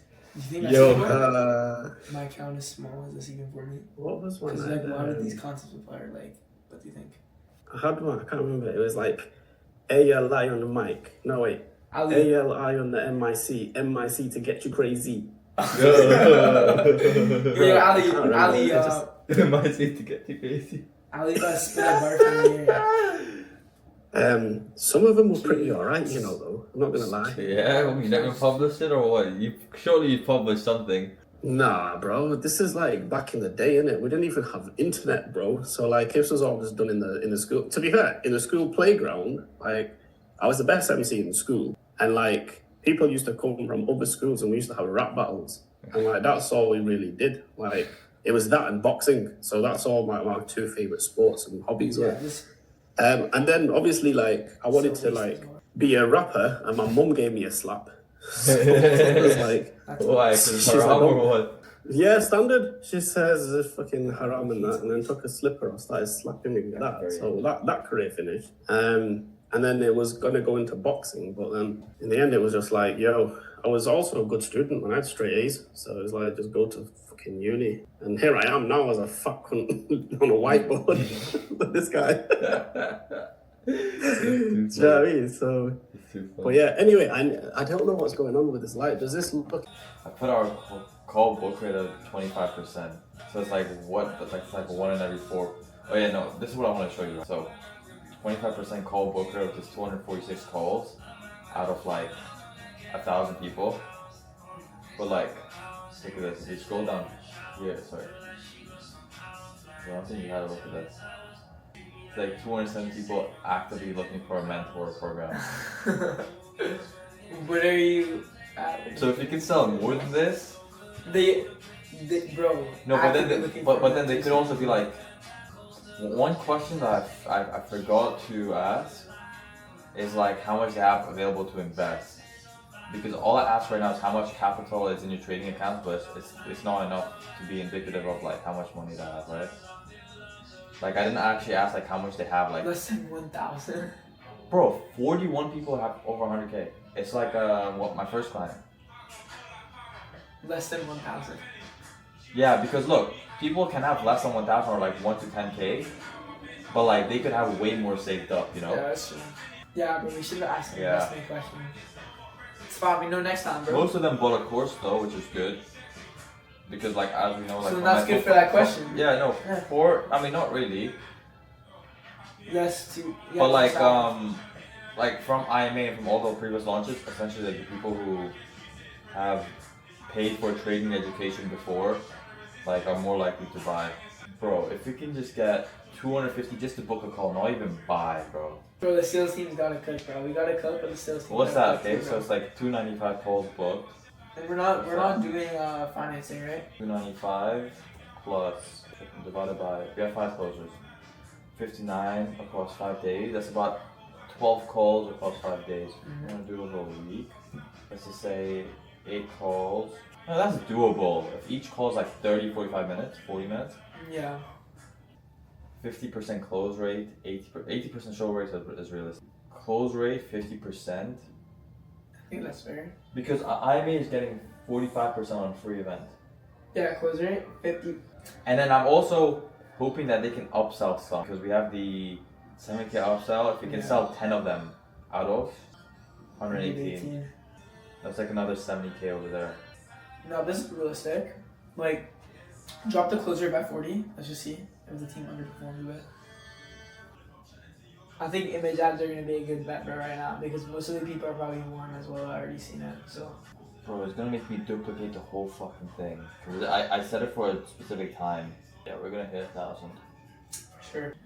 What's good, boys? It is the next day, so we had the event yesterday, and I just remember I didn't run you guys through everything that happened. So it actually did really well. Like the retention was good. The only thing is with the show rate was fucked. The only reason the show rate was fucked was because the client decided to launch without the WhatsApp messages or anything being ready. Like they didn't even check with me like, yo, are we good to launch type of thing.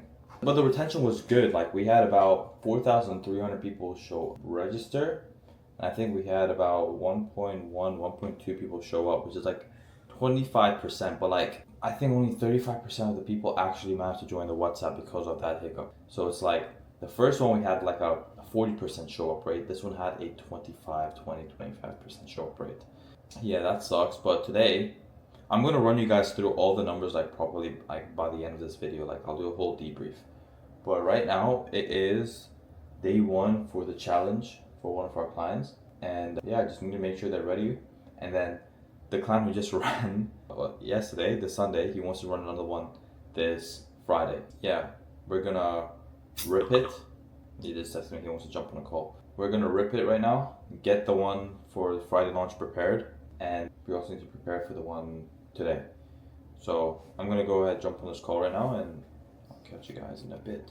So I haven't spent much time on like the actual calls. We haven't had as many closes as last time, like in the beginning, so we'll see how it goes.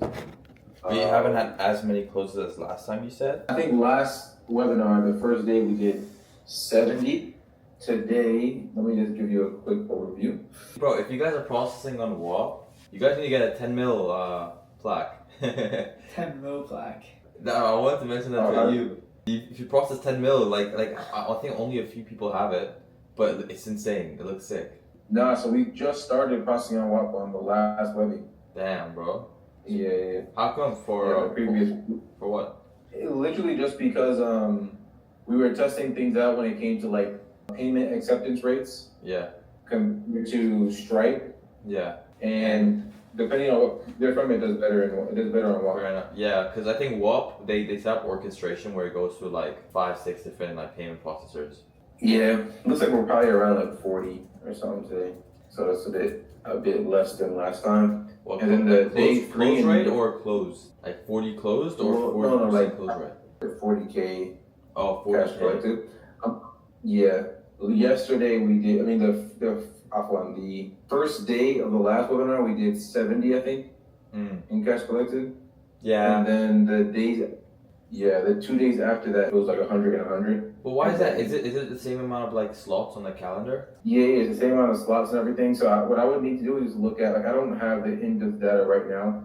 I could get it, but it's just, what I'll do is I'll have Zay, because Zay does it every day. So I'll have him just break it down. We could ask him in the Slack to give a breakdown of what's going on and show him. All right, let's get this WhatsApp thing out of the way so we can stay prepared and stuff. You said you already have a account on yourbusinessnumber.com? Haven't signed in for a while. Let's see what's going on. So what do you do? Just add some more numbers? Yeah. Some are gonna hit, some are not gonna hit. The ones that don't hit, we just contact them and tell them like it doesn't work. Not like that. I think there's a better way to do it. So if you go back in. Alright, let me finish talking to them and I'll get back to you, inshallah, maybe within the next like hour or two. And I'll tell you whether to get it. Okay. Alright, cool. If you need anything, let me know, so I'm about to go to sleep though. Alright, bro. Have a good night. So I just got off a call with them. We're testing out this new WhatsApp software to one with the WhatsApp numbers. So we set up yourbusinessnumber.com for them, which is where we're going to be buying all the WhatsApp numbers because we want to do WhatsApp marketing. And then we found this software called WA Warmer, which warms up the WhatsApp numbers. But the way it works is that it talks to each other numbers. Like if I connect 10 numbers to the software, it talks to, the 10 numbers talk to each other type of thing. Like it doesn't talk to anything external. So we need to buy numbers in bulk and then we need to get them to talk to each other, and that's how we're going to warm them up. But in the meantime, we're just going to do a few numbers, get them connected, and then we'll do the warm-up process afterwards because right now I'm so busy, and at least that way we can get started ASAP. So I'm gonna get started on that, and they want everything set up today. Today is so crunch. Like we have to make sure we're all set for the challenge, and then we need to host the challenge, and then I need to moderate the challenge. After that, I'm probably gonna hop on a call with them to prep for the next day, and then I gotta jump on a call with a team meeting to make sure everyone's synced and get everyone like in place, and then I gotta take care of the customer service, and then I gotta set up their launch for tomorrow for a completely different time, completely different day. So that's gonna be a headache with all the zaps and tech and all that stuff. And then we're going out for dinner tonight, so it's gonna be a crunch day, but I'm gonna show you guys how much you guys can actually get done in a day. So I'm gonna make sure we get every single one of these tasks done, and yeah, we're good to go. Rocco, did you see how many tickets we sold today? Over 1,000. Yeah. Yeah, tight shit. Let's go. Let's get it, We bro. got about 2-3 hours until the event starts, and I'm gonna turn these ads off, and then we'll get ripping. Yo, I need to get all our tasks done. I bet. Come here. read this. Dear Ali, I hope the meal finds you well. My name is Ali. I've joined your hyper course research today. I have a question. My arms are amputated. He said in the email that everyone should have a pen and notepad to take notes. Do you provide a recording of every session? I can write, but very slowly. Bro, is that a joke? Is he serious? Both of my arms are amputated. Bro, what? Bro, I feel fucked for laughing about that, bro. Bro, how can you write but your arms are amputated? How is he even writing that fucking email? Like, did he write it with his dick or something? Like, bro, it's like the grammar is fine as well, bro. He's probably using whisper flow like us, bro. Whisper flow accent. Yeah. True. Who put bro on? Good boys, right now we're in the rehearsals. We got our client here. He's got like a pretty nice setup. It's like on some Dan Henry. Is that glare? No, that's my glare. I thought it was... No, it's a good setup. It's a good setup. Just needs to remove his camera tracking. Yeah, no, but it's good though. Like it's professional. It's different. Like it's much more different than our other launches. So we're gonna get this set up, and I think it's pretty cool. This is the first time I'm doing a launch with a unique setup, like the presentation board behind. But honestly, like with paid challenges, this is the type of quality that you kind of do need to come through, rather than just pulling up on your laptop, you know. Because like you need to show authority, you need to show like you know they're getting their money's worth, and they're about to get into some serious sauce. So it's like when you got the board behind you, you know shit's about to get real, you know. So that's what it is right now, and we've got about 1 hour till the VIP sessions, and then the hour after that is the general session. So I need to get him set up with VIPs. This honestly all should have been sorted out yesterday. We're here. He got like so. The setup for this, let me guys just walk you through it. So one was the interactive board, which you know, if he taps on the screen, it goes back and forth. The next thing you need is a clicker, which I made him get, which is it essentially mimics the back and forth buttons on the keyboard, which he had to buy. And then the third thing he had to get is portable monitors, just so he can have the chat on one screen, he can have the speaker notes on one screen, he can have the actual presentation and see himself on another screen. That's and then the fourth is a mic, right? Like he attaches a mic to himself. So it's quite a setup, but it's pretty good. And then obviously like he also has like lighting set up. He has a camera right behind him, the lighting set up, and then for the VIP sessions, it's like he's trading. He has like a little desk in front of him that he can just pull out, and he can like go through the trades. Because usually if you have the camera set up on one angle and he goes close to the camera, like the camera just going to be on his forehead, right, while he's on the laptop. So he has a desk that he kind of pulls out. And we're also going to have like multiple cameras that we're going to be able to control with like a board, so we can like swap between the screen and Ali himself. So that's going to be cool. We're definitely going to do a huge free challenge after this. After seeing like the CPM to reach 1,000 like people for him was like $30, which is like hella cheap.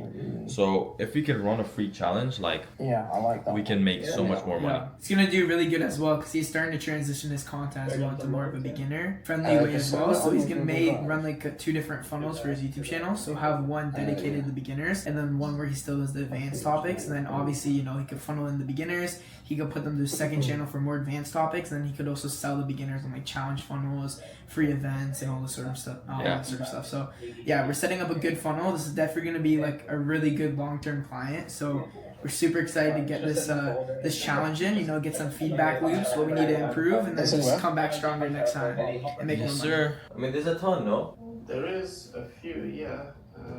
Here, I'm gonna send you these slides. Can you, okay, actually, I know you said you haven't really rehearsed. Go 20 minutes, 30 minutes, rehearse these slides for the general session. Which slide? The general session ones. And then I'm gonna send you a slide to put behind you for the inner circle session. I'll put it in the chat right now, but you don't need to have it up right now. Just do your rehearsals for general sessions. Don't worry about it. Okay, send it to my Gmail info because I'm gonna have to get it on the other laptop. Why? Because I'm not connected into Slack because Slack's full of shit and I can't actually get into it. So it asks me what's your Slack space thing and what's your password. I don't fucking know it. So. Okay. Well, we'll get that sorted later, but I'll send it to you. Send the link to your Gmail, yeah? Yeah. Do you see, Ali? We hit 1,000. GA. Bro, we hit 1,000, bro. What the fuck? That's madness. I swear, I smashed it, bro. I didn't think we would. Appreciate it, bro. Yeah. Yeah, man. You guys are smashing it, bro. Need to fucking sort customer service out. I know, bro. I know. I just got my VA on it, but I think I'll probably. That's why I told my project manager find like an actual like customer service person that we can bring on because I just can't be active to train them up. Yeah. But she's handling it now, though. She's handling it now. Okay, fair dues. Yeah, if you want to ignore any, by the way, like feel free to. Ignore the chavas. Yeah, I've got a few. I've got like 3 up here already, which are pretty good. Okay. So do you want me to add it to the slides on Figma slides? I can do that right now. No. Because I'm gonna on the VIP stuff. I'm just gonna share it on my screen. What, are you gonna open up the Slack channel? Yeah. No, don't do that, bro. Okay. I'll close the Slack channel. I'm going through them, and I'm just opening them in a new tab. So I'm opening in a new link tab. So then I'll close the Slack, and then I can have them on my top. Do you know what I mean? Okay, yeah. And then you can also, I would say, I'll read out their name so they know like we're addressing them, and they'll get like even more happy. How the fuck? They haven't got any name on it. Yeah, they're all names. So your name, and then I click it says add your screenshot below. Oh yeah. There's not really a way I can do that without having Slack open. Or you can just say, if this is your chart, just type a name in the chat. Yeah, that's a good idea. So whose chart is this? Yeah, call them out, bro. Yeah, I mean, why have you put your dealing range levels like this, bro? Where's it anchored from? Yeah, tell them you're an absolute retard. Or you're the person who I made this challenge for, dumbass. Alright, I'm gonna try to do maybe 3 or 4, and then I'm gonna just do Q&A, so I can just basically chat shit. I need to find out like the chat box is there. That's fine. So I can just go through the chat box. I'm gonna see a few other cleaner examples if I can find something. We're doing like a 5-pound trade. Bro, I'm not even joking. Look at this trade here. My guy is taking.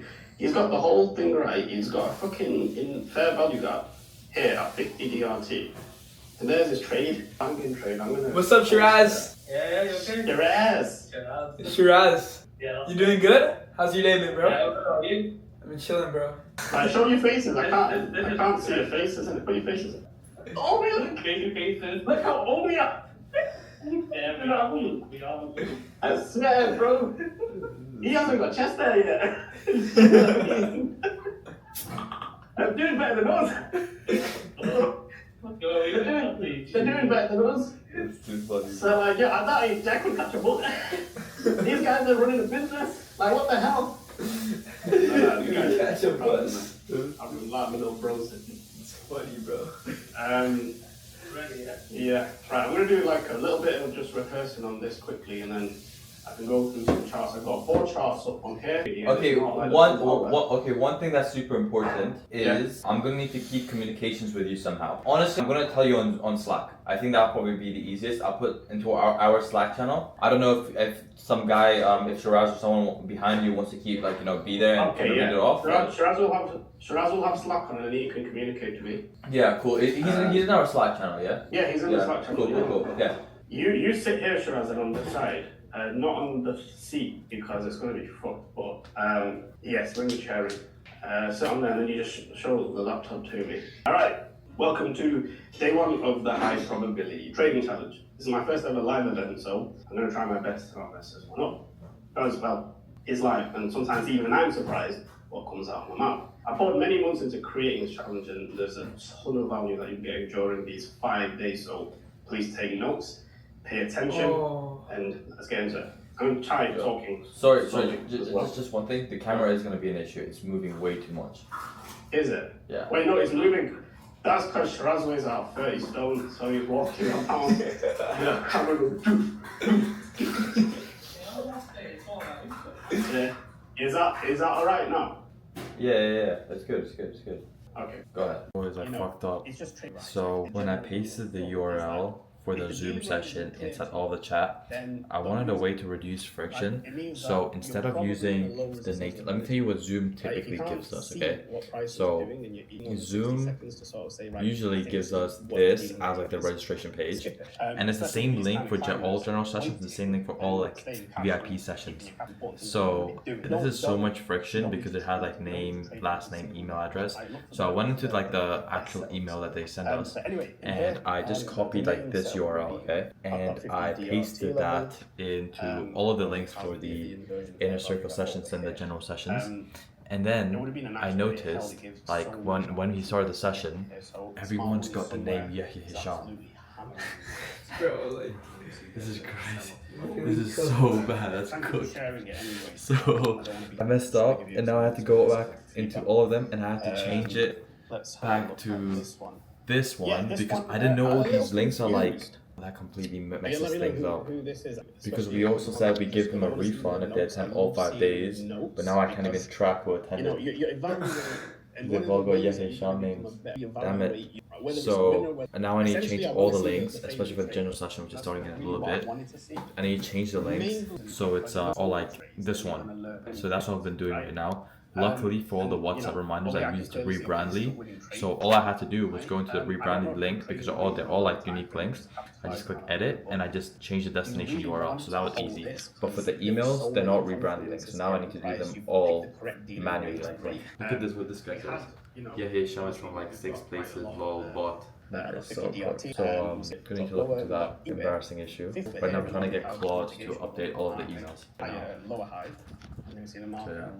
Wow, with the waffling and stuff, like people actually don't notice that too much. They can't see through it. Like you can cover it well. It's not all that. Yeah, just a couple things that you said like, oh, like I got this over with type of thing. Like you shouldn't say that because you kind of like he got it over with. Like this is like a burden to him type of thing. Yeah. So, Did I say that? Yeah, day one's out of the way or something like that. Or you said something. Yeah, I think because in the beginning I introduced by saying I'm nervous about doing it, but now with the first one's out of the way, it's a bit more comfortable, isn't it? Yeah. So I don't know if people would take that the wrong way. No, but it's just like you just lose frame, and then also at the end you're like, oh, how do I end this? like I know, yeah. but it also instills some kind of personality in there. Yeah, do you know what I mean? I guess and I find that when I do my live stuff in my private group, they way connect with me better when I'm just being a bit more of an idiot. Yeah. And they like that about it's the feedback that I've got from my own community is like when I'm not being too serious and professional, they prefer it. So I've taken that same approach to be a little bit like, yeah, you know, I'm not mad serious about everything, although I know my shit, you can clearly see. So it's a bit of, I don't know, it can be, some people will like it, some people won't. It's but, like, you know. It's just that, like, if you want to, like, do that, you can do it, but it's like, you don't want to lose frame. You don't want to feel like you're completely out of the know or anything like that type of thing. It's just more so as, like, a frame and authority thing. Like, you want to maintain it. Like, I mean, you automatically get it with the board and the standing up, right? So it's like, that's all right. Yeah. But yeah. There's that, and then pointer number 3 in the VIP sessions, you should have given more time to transition because we were like a minute late, and I was looking at the participants and people were like leaving and joining. Oh, really? Yeah. Yeah, okay, so I'll have to try to give like I'm in mind the right Zoom room, did it start type of thing. Right, okay, I see what you mean. Yeah, okay, yeah. So I'll try to leave about 5 minutes earlier. Yeah. What the issue I actually had was I'd finished, but I couldn't get the VIP shot off the back of the board. So I was like, I had to close all that off and then go back into Figma, then find the next slide and drag it over. I think it was a bit of pointless in the end. That's what fucking all the time. Yeah, at least now you know. The good thing about challenges is like if you fuck up from day 1, at least you have day 2, day 3, day 4 to make up. Whereas if it was like if it was like a 1-day webinar, that's your one shot. If you mess it up, you mess it up. So True. That's like I think it's easy to iterate over. Yeah, I think the values part of what I gave in VIP was sick. I gave some mad gems. Obviously, you wouldn't have understood half of that, but that was good. Presentation is there. I think obviously next 2 is going to be a lot of gems in there. They're quite detailed, especially with the chart stuff. So I like doing that. And I think they'll get more value out of stuff like that as well. I heard that we couldn't let the packies in. What happened there, bro?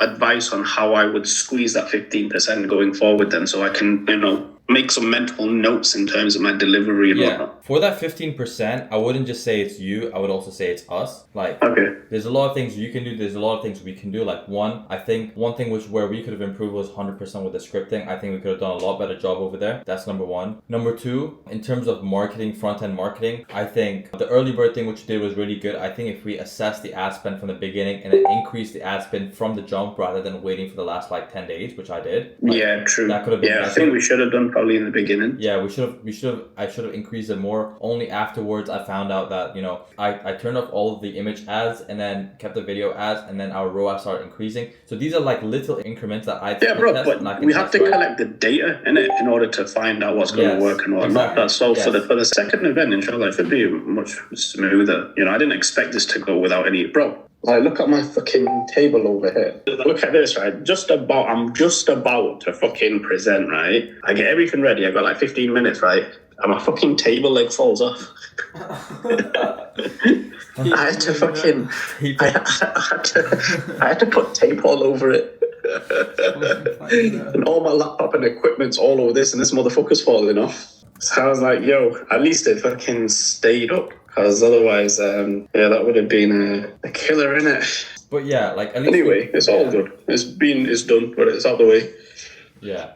We got the 85, just small iterations to kind of get closer to that.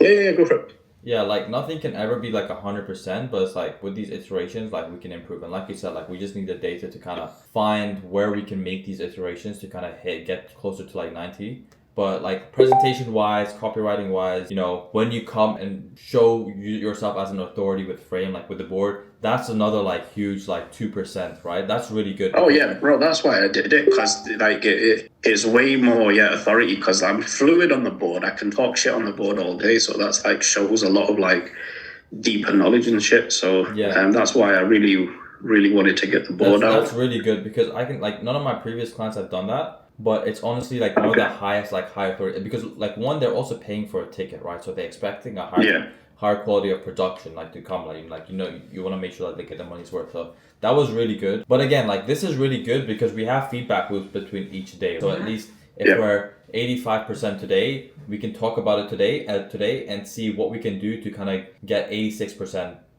good, 87% good for that as the days go on, right? So at least now where we can make the iterations in presenting and where I can make iterations in the tech side of things, and that's what I'm gonna do. Right now, I can tell you something I noticed. The presentation slides weren't as long, so I'm gonna go into day 2 right now. I'm gonna add a few more slides so we can actually extend it and make it longer. So just little things like that. I take away notes and bear that in mind. We'll just iterate over time and we'll continue and make the presentation better and try and actually squeeze the juice and get it man. To 90. Let's get it. No, to be honest, it's alright, bro. I'm so proud of you guys. You're doing well. I'm gonna shoot. I need to get some sleep. Fucking knackered. What time is it? What time is it right now, bro? It's it's 1:45 in the morning. Yeah. Just finish up day 2, day 3. We'll need to get finished up just so we can also make day 4, day 4, Yeah. day 5. So yeah, I'd say- tomorrow I'm gonna plan on trying to get. Obviously, I need to finish the script for day 2, and then I'm gonna try to get day 3 finished. Also the confirmation video, if you can record that. Yeah, we need that. Oh by, shit! like, Yeah, I've got to May- get that done as well. May 20th. Fuck. I'm gonna definitely try to get that. Yeah. If I get time, I might actually do it tomorrow. Whilst I'm just on the board, I was gonna do it in my office. But it's just getting back and forth and all my equipment's here, so I might as well just do it on the board actually. Yeah, you gotta. So I'll get that done tomorrow. That's only short. The confirmation video and then the application video. So there's 2 videos. Yeah, cool. Yeah. Tomorrow I think today the issue was I had to set everything up, which was fucking hard, but now I've got everything set up. I should be a bit more organized tomorrow, so before I jump on, I'll do the 2 scripts, get them on the laptop, and then, yeah. Okay. By the way, apparently they're saying like the file got stuck. Zoom. The file got stuck? Yeah, like as in like we can recover it. So They've recovered it? No, I think we can. They're making me follow a few steps because he's telling me right now, as per checking that there is a local recording of it on someone's laptop, whether that, I think mine maybe. The second is... I'll tell you what to do. If we can recover the file, and send all the packies, the VIP one as well. Yeah? Like compensation or something or what? Yeah, say, listen, we apologize, innit? You know, so it is what it is. There's a technical issue. We're going to give you the recording for the general session, but we're going to also throw in the VIP session. How can I filter back? Bro, but they're fans of mine, innit? Ali Bhai Saab? I fucking love it, innit? Do you know what I mean? No, like, get me? Yeah. So, like, you know, at the end, they push the algorithms on social media for me, so fuck it. We'll just keep them happy. And it would be good if we can recover it, that'd be sick. Yeah. But yeah, let me know either way, innit, G? Alright, bro. Sweet then. Go get some sleep. I'll check you later. We'll catch up again tomorrow, 45 an hour before. Yeah, defo. We'll get things. Yeah, defo. Alright. Yeah, defo. See you. Alright, boys. Take it easy, man.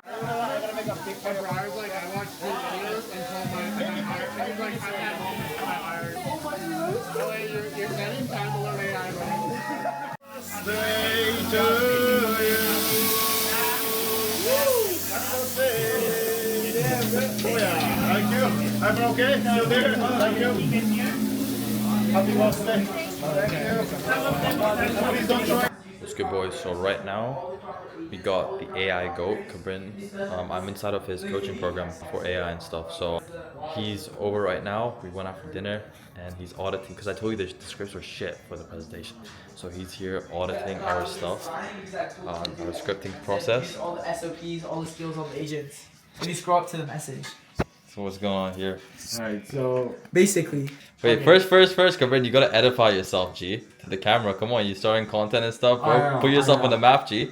Rocco had asked to Okay. do 10 scripts. Yeah. Read, see? So Okay. Use SOPs in the correct routing system. Use everything SOPs in there. the correct routing system. Wait, so what are we doing?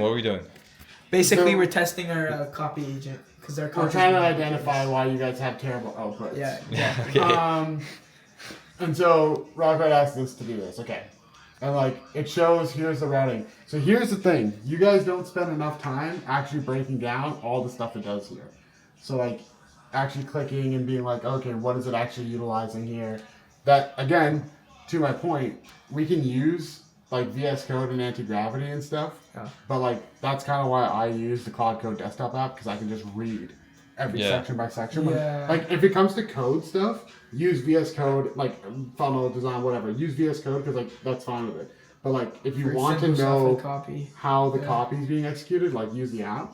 But anyways, okay, has all the details, has all the stuff, yada yada yada. Okay, then this is what the output was. All it did was load the Claude Markdown file, memory, and then everything about the client context, and that's it. It did not load a single marketing skill. None of the deep SOPs. Loaded. I told it. Didn't I say in the message? Look at the SOPs. You did. I worked with memory rules, ICP, voice alone. Okay. But here's the other thing.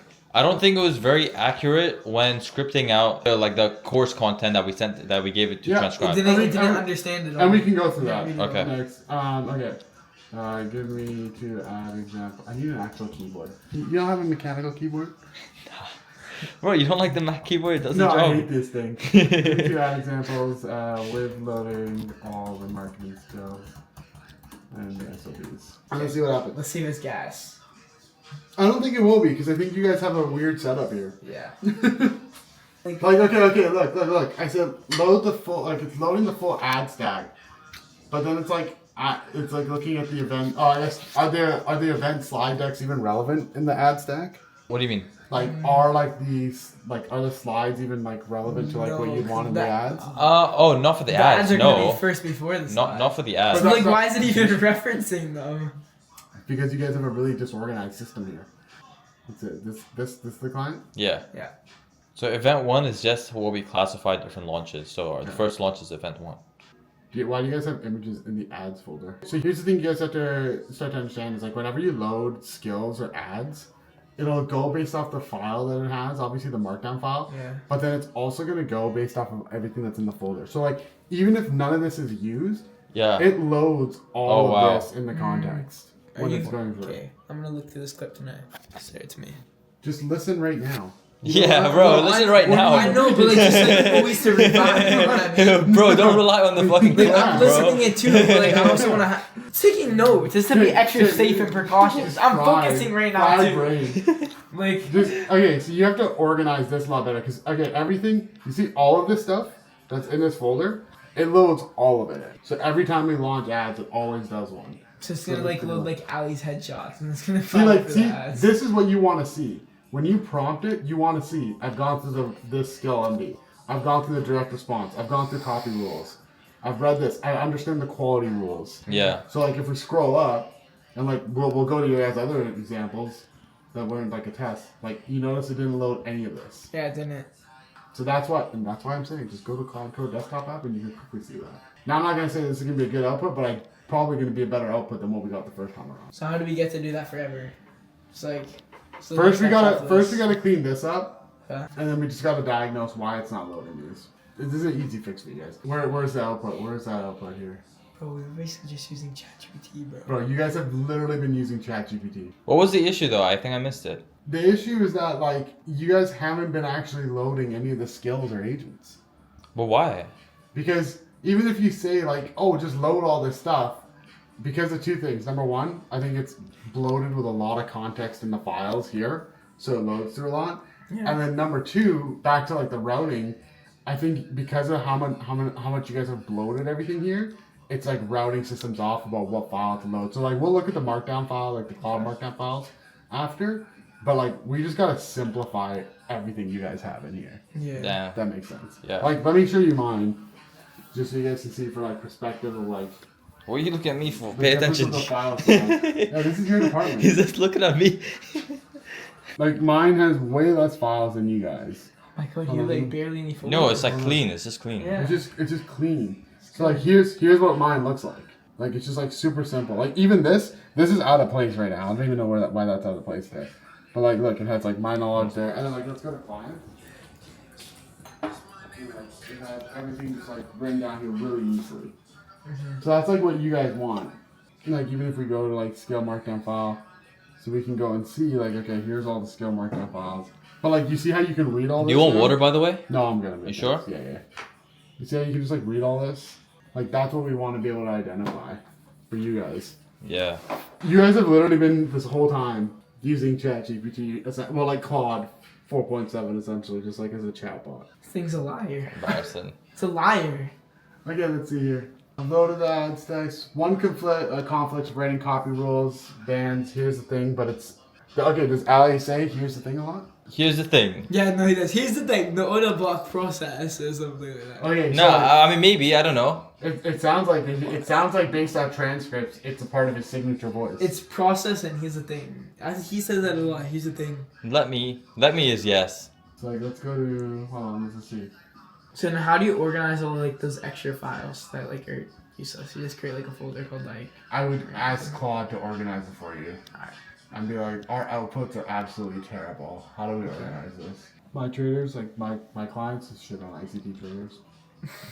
No, but he built off of ICT. Like he does DRT. Yeah. But like ICT is like the foundation, It's but like just he the built off of it. DRT Type of thing. is just ICT concept into an easy framework. Okay, so somewhere in this voice DNA, how did you guys collect this data?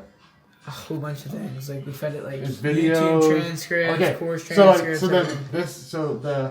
the here's the thing is coming from all these. So like if you guys film ads, it's gonna. I have it banned in my rules not to include here's the thing because it's like a ChatGPT giveaway. Yeah. But your client actually talks like a ChatGPT in like some context. So just understand that. Okay. So like, look, this is all the stuff it loaded. This is what you want to see. And like what you can do is you can set up every time, just like set it up as a rule in your Claude Markdown file, which you can do after this, but like, it's just like every time you want to load, I want you to message me what you loaded, like what skills, what stuff you loaded, and then you can see everything it loaded. So look, it loaded all this, loaded all this, loaded all this, and all this information. Mm-hmm. That make sense? Yeah. Mm-hmm. Okay. And now look, it's like saying, hey, here's the thing. Do you want me to write it like with the here's the thing? Do you want to write it with it? How do you want to do it? Yeah, sure. Let's let's now it's saying here's the thing. It's not like we're not supposed to say it, but like it's an Ali's thing. With how Ali speaks. Ali's acting smart. Okay, while that's doing its thing, why are you skipping future, man? 45, my 45-year-old goat. Bro, I don't like this. It's like the beat switch sucks. There's so many beat switches in this album. That is one thing. Bro, are you guys even running on the updated? Yeah, I imported all the updated stuff. Okay. What is good, boys? Today is day 2 of the challenge. So let me give you guys a little bit of a recap yesterday. So yesterday, we did a little bit of rehearsals before the challenge started. I think I got clips of it. And then we had the actual challenge where I made a hiccup and I didn't realize that Zoom, when you do webinars, each link is unique. So they all signed in as me for the VIPs. Luckily, I used Rebrandly to have the links for WhatsApp. So all I had to do was go into Rebrandly and change the destination link. But yeah, that's a lesson learned. At least I know now. But yeah, today's day 2. Day 1 kind of ended 10 minutes early, which was interesting. And he wanted to do a Q&A, and I'm like texting this Slack. I'm like, no, that's for day 4 and day 5. Oh my god, I'm like, my face is hella bloated today. So yeah, we had that. And then the same client wants us to launch another webinar this Friday. So we just spent the whole night just building that, sorting out WhatsApp, etc. So we managed to launch that last night. And I went to bed. We had dinner with Cabrin and some of the other boys we were all in Artisan Lab, which is like Ben Bader's like mentorship community. So we all caught up last night, had dinner, came over, showing us like a bunch of like this AI stuff and where we can improve in our AI, because like he's like actually go-to with AI. But yeah, today is day 2. We're gonna crush day 2. 2 more days until pitch day. We had about 85% show rate. Hopefully we see a 90% stake rate. Right now everything is going well according to our like financial forecasting, but we'll see. I sound, whoa, my voice is like hella raspy today, bro. I don't know, man. But yeah, back at the workstation. Rocco's gonna be coming over in a bit, and we're gonna get to work right now. I'm gonna get to work right now, but he's gonna be over in a bit. So yeah. We have the lunch macro, and there's 2 of them. The market here is coded to run against traders who are in the money during the morning session. So that's essentially how I would trade these. I'd see who's been making money, and if I can see clean targets, and I very rarely trade lunch macro in all honesty. It's just if I'm at my charts, I'll trade it, but I'll wait for these specific macros to do anything, right? And then we have the PM session macros. We've got 10:50 to 2:10, and then we have 2:50 to 3:10. All 6 of these, the London close is on this table here, right? So we've got the opening range. This is if you want them all together. The London close. We've got the lunch one. I said it a few times. Yeah, hashtag value. No, it's good though. Yeah, hashtag value. Yeah, it's good engagement. It's good engagement. People always like whenever they find value. I look at the chat. They're just saying hashtag value, hashtag value. Yeah, it was good. I think people enjoyed it. I gave a lot of gems out there. Yeah. So we'll see. I'm just now anxious for day 3. Bro, you're nearly there, bro. I took a couple notes for you. Starting off with the VIP one for the Q&A. I think it would be better if like when you're reading the questions, you don't share your screen just so they can see you in full screen. Because our previous client was doing something similar, and like the chat said that they prefer like just share the screen fully And then again, if you need to share Oh, that's a good idea. How do I do that though? just don't share your screen. Stop sharing my screen. Yeah. Oh, okay, yeah, cool. I'll do that. I'll do that one then. Yeah. Yeah, because also when you were sharing your screen, there was a tag over like your forehead, so they couldn't even see you like properly. Oh, really? Okay, Yeah, cool. Yeah, that's good to know. And then if there's any questions you don't want to like answer, you can just skip over them. Okay. Yeah, so you don't. There was a few because they wanted chart stuff, and I'm like, I've only got a few minutes. People were asking for the indicators, right? And obviously you're gonna say that on day 4. So I like skipped those questions because I was scared. I'm like, this dude's gonna say like something like, yo. No. I was like, we'll see about it, innit? We'll talk about that later. Okay, good. But it's all right. But the indicator is a good one because I know it's good. The thing is though, bro, I've got to actually get it published and sorted and sent to you guys. If I don't even get it during this week, it's fine because we can do it even after that. But then obviously the we've got the journal as well. No, it's I need to publish them so I can make them. I can publish it. It's not hard. Yeah. But you've got the journal stuff, haven't you? Have you been through the journal? Yeah, but that's everything as part of your fulfillment. So once these people join, you guys, you or Samantha would need to send it to them. Yeah. One thing. But I mean, we're including that into. Have you seen it? Have you seen the journal itself? You showed it to me. Yeah. Okay. Cool. Yeah.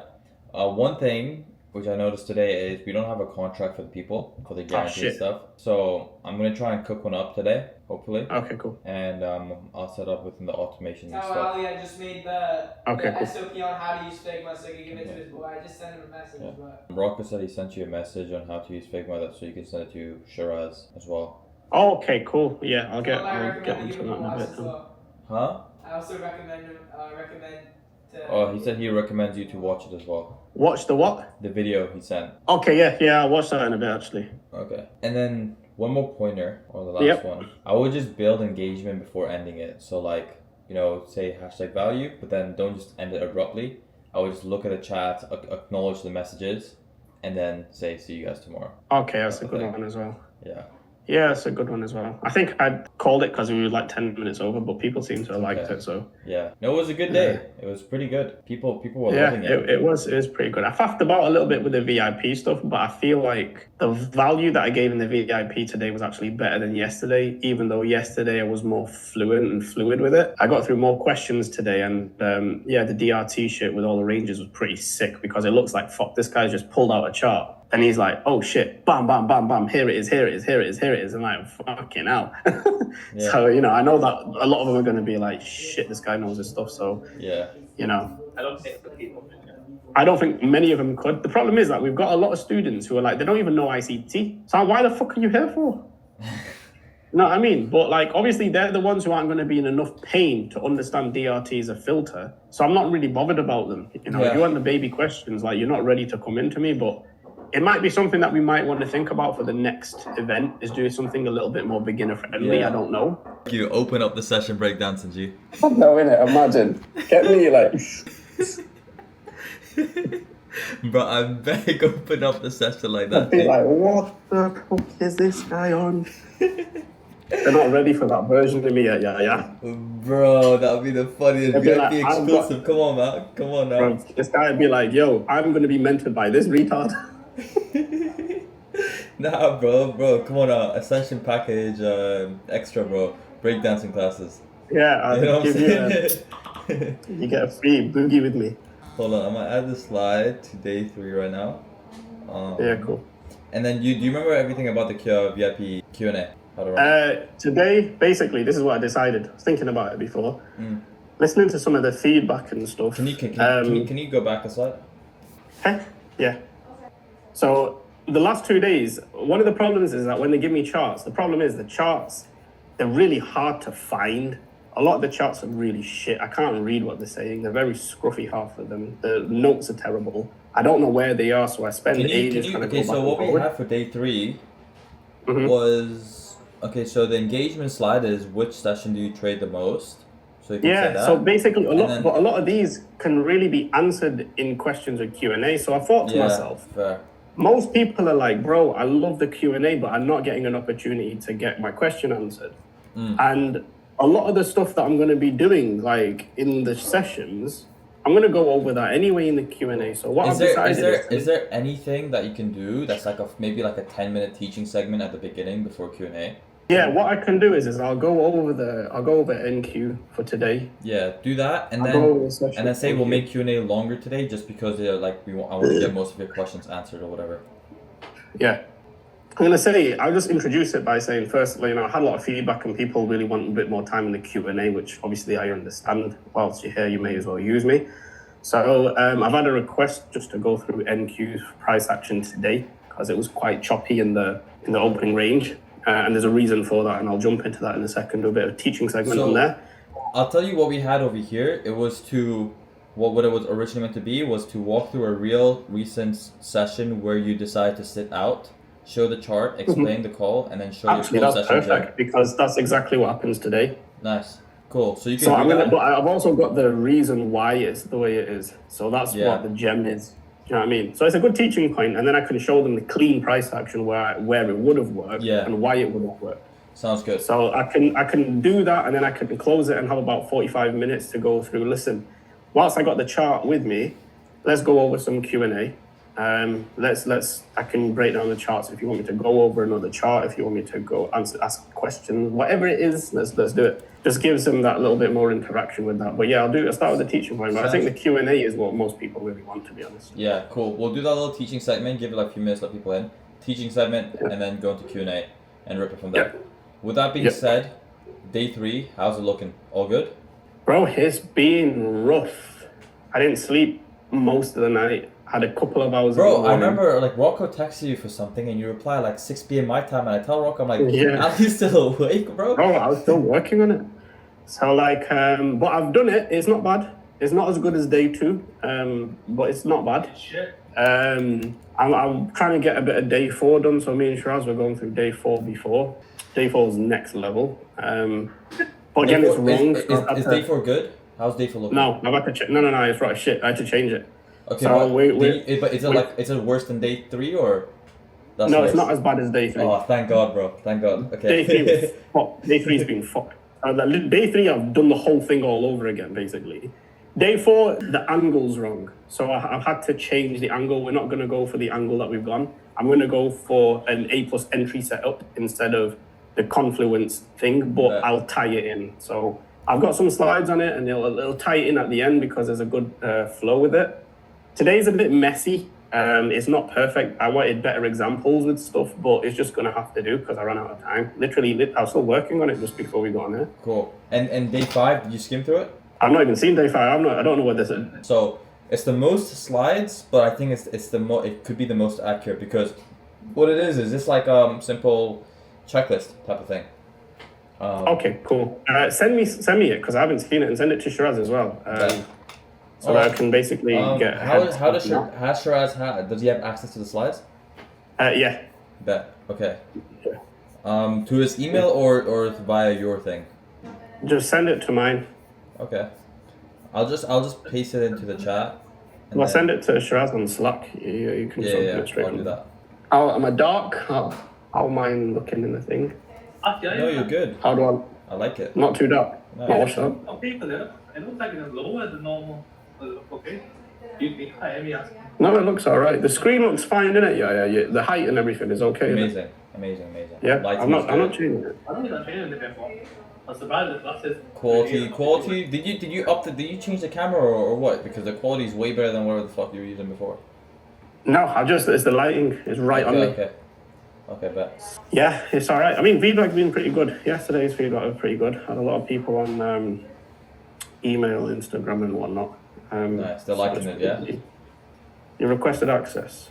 Yeah. Shiraz has requested access to that Figma shit. So. I'm gonna deny him.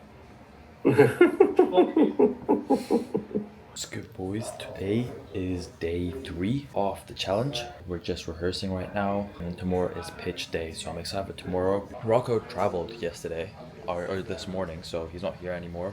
So he's currently missing day 3. So right now it's just me. Yeah, same. You're so fat right now. But I can't see it. It's like fat in the way. It's just I look down and see my fucking belly. Bro, what are you chatting? What are you saying, bro?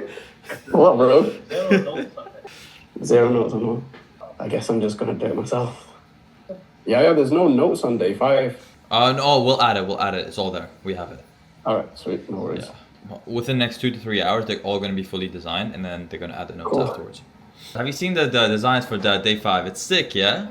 How many slides? How many slides? Yeah. Bro, there's like, so we have the whole day 5, and then we attach the pitch at the end. So it's like total like maybe like 300 slides or more. So am I pitching day 4 or pitching day 5? Both. Both? Yeah. Really? Bro, I'm telling you, the repitch is like insane. It's like one of the best strategies. Because I've seen with my previous launch, like we had like 30 deposits, like $1,000 deposits on day 4, and we got another additional 25 on the next day. And we did the repitch. Alright, okay. And then we have the email sequences, the WhatsApp sequences, the ads, retargeting ads. So yeah, it'll be good. Alright, cool. Yeah, cool. Yeah, we'll get it done. Day 3, 2 days after this. Tomorrow's gonna be hench. And then next month, we could do like a Webby, 1 day Webby. Might as well. Or do you just want to rep the VSL? I'm not sure. We need to sit down after all of this is done, strategize, and then think about what the next step's going to be. I'm thinking like end of July, August, we should do a free challenge. Yeah, probably. I think it's a good idea. Yeah, we'll go big. I'd say next month we'll do something light, just so we have time to strategize, get things in place. Yeah, whether that be a Webby, we can build a Webby and then just run it autopilot. You know, we can do 2 Webbies next month. We'll build one and then we can run the same thing twice. Yeah, we'll sit down, think about it, and then doing a free one might be a good idea. But I think we'll do it a little based on the feedback that I'm getting here. I think we need to do like a really beginner friendly one. So like based on ICT concepts. Yeah. And segue into DRT. There's something, I don't know. Have you heard of this guy called Dan Henry? Yeah. Okay. Yeah, it's pretty good. Yeah. He's actually where I got a lot of my strategies from, but I actually met him while I was in Dubai as well. No way? Yeah. But there's this one challenge he does, a free challenge. It's called Dan Challenge. And he's not talking about himself. He's talking about a guy called Dan Kennedy. Okay. So it's essentially the same thing. He's doing a challenge based off someone else's teachings. So you can do the same thing. It's like, his is called Write Like Dan Challenge, Trade Like ICT Challenge. That's a great idea. Yeah. Good idea. And then at the end we can reveal, kind of reveal like the flaw of it, and then introduce DRT as like the filter to it. And that's actually a great idea. That's a good segue into the pitch. Yeah, because I can do a real sick breakdown with the webinar and go over like the foundational concepts. But he wouldn't like sue us or anything, no? No, what do you fuck? He won't, yeah? No, what do you fuck? He won't sue us. Like, the concepts are widely used everywhere, isn't it? Trade like ICT. Technically, it's ICT's like, you can't brand it now. It's just a fucking type of trading. It's like, you know what I mean? 1 minute? 20 seconds. Alright, shit. Yeah, I run out of fucking... It's getting easier though, would you say? It is, yeah. I'm feeling more comfortable. It's just, I talk too fast. Did you watch the video I sent you? No, I'm going to watch it later. Cool. Alright, let's go. Mic check. Can you guys hear me? Am I live? Awesome. Thank you guys. How are you all? Great. Sorry, I just had a little bit of a laggy issue. I should be good.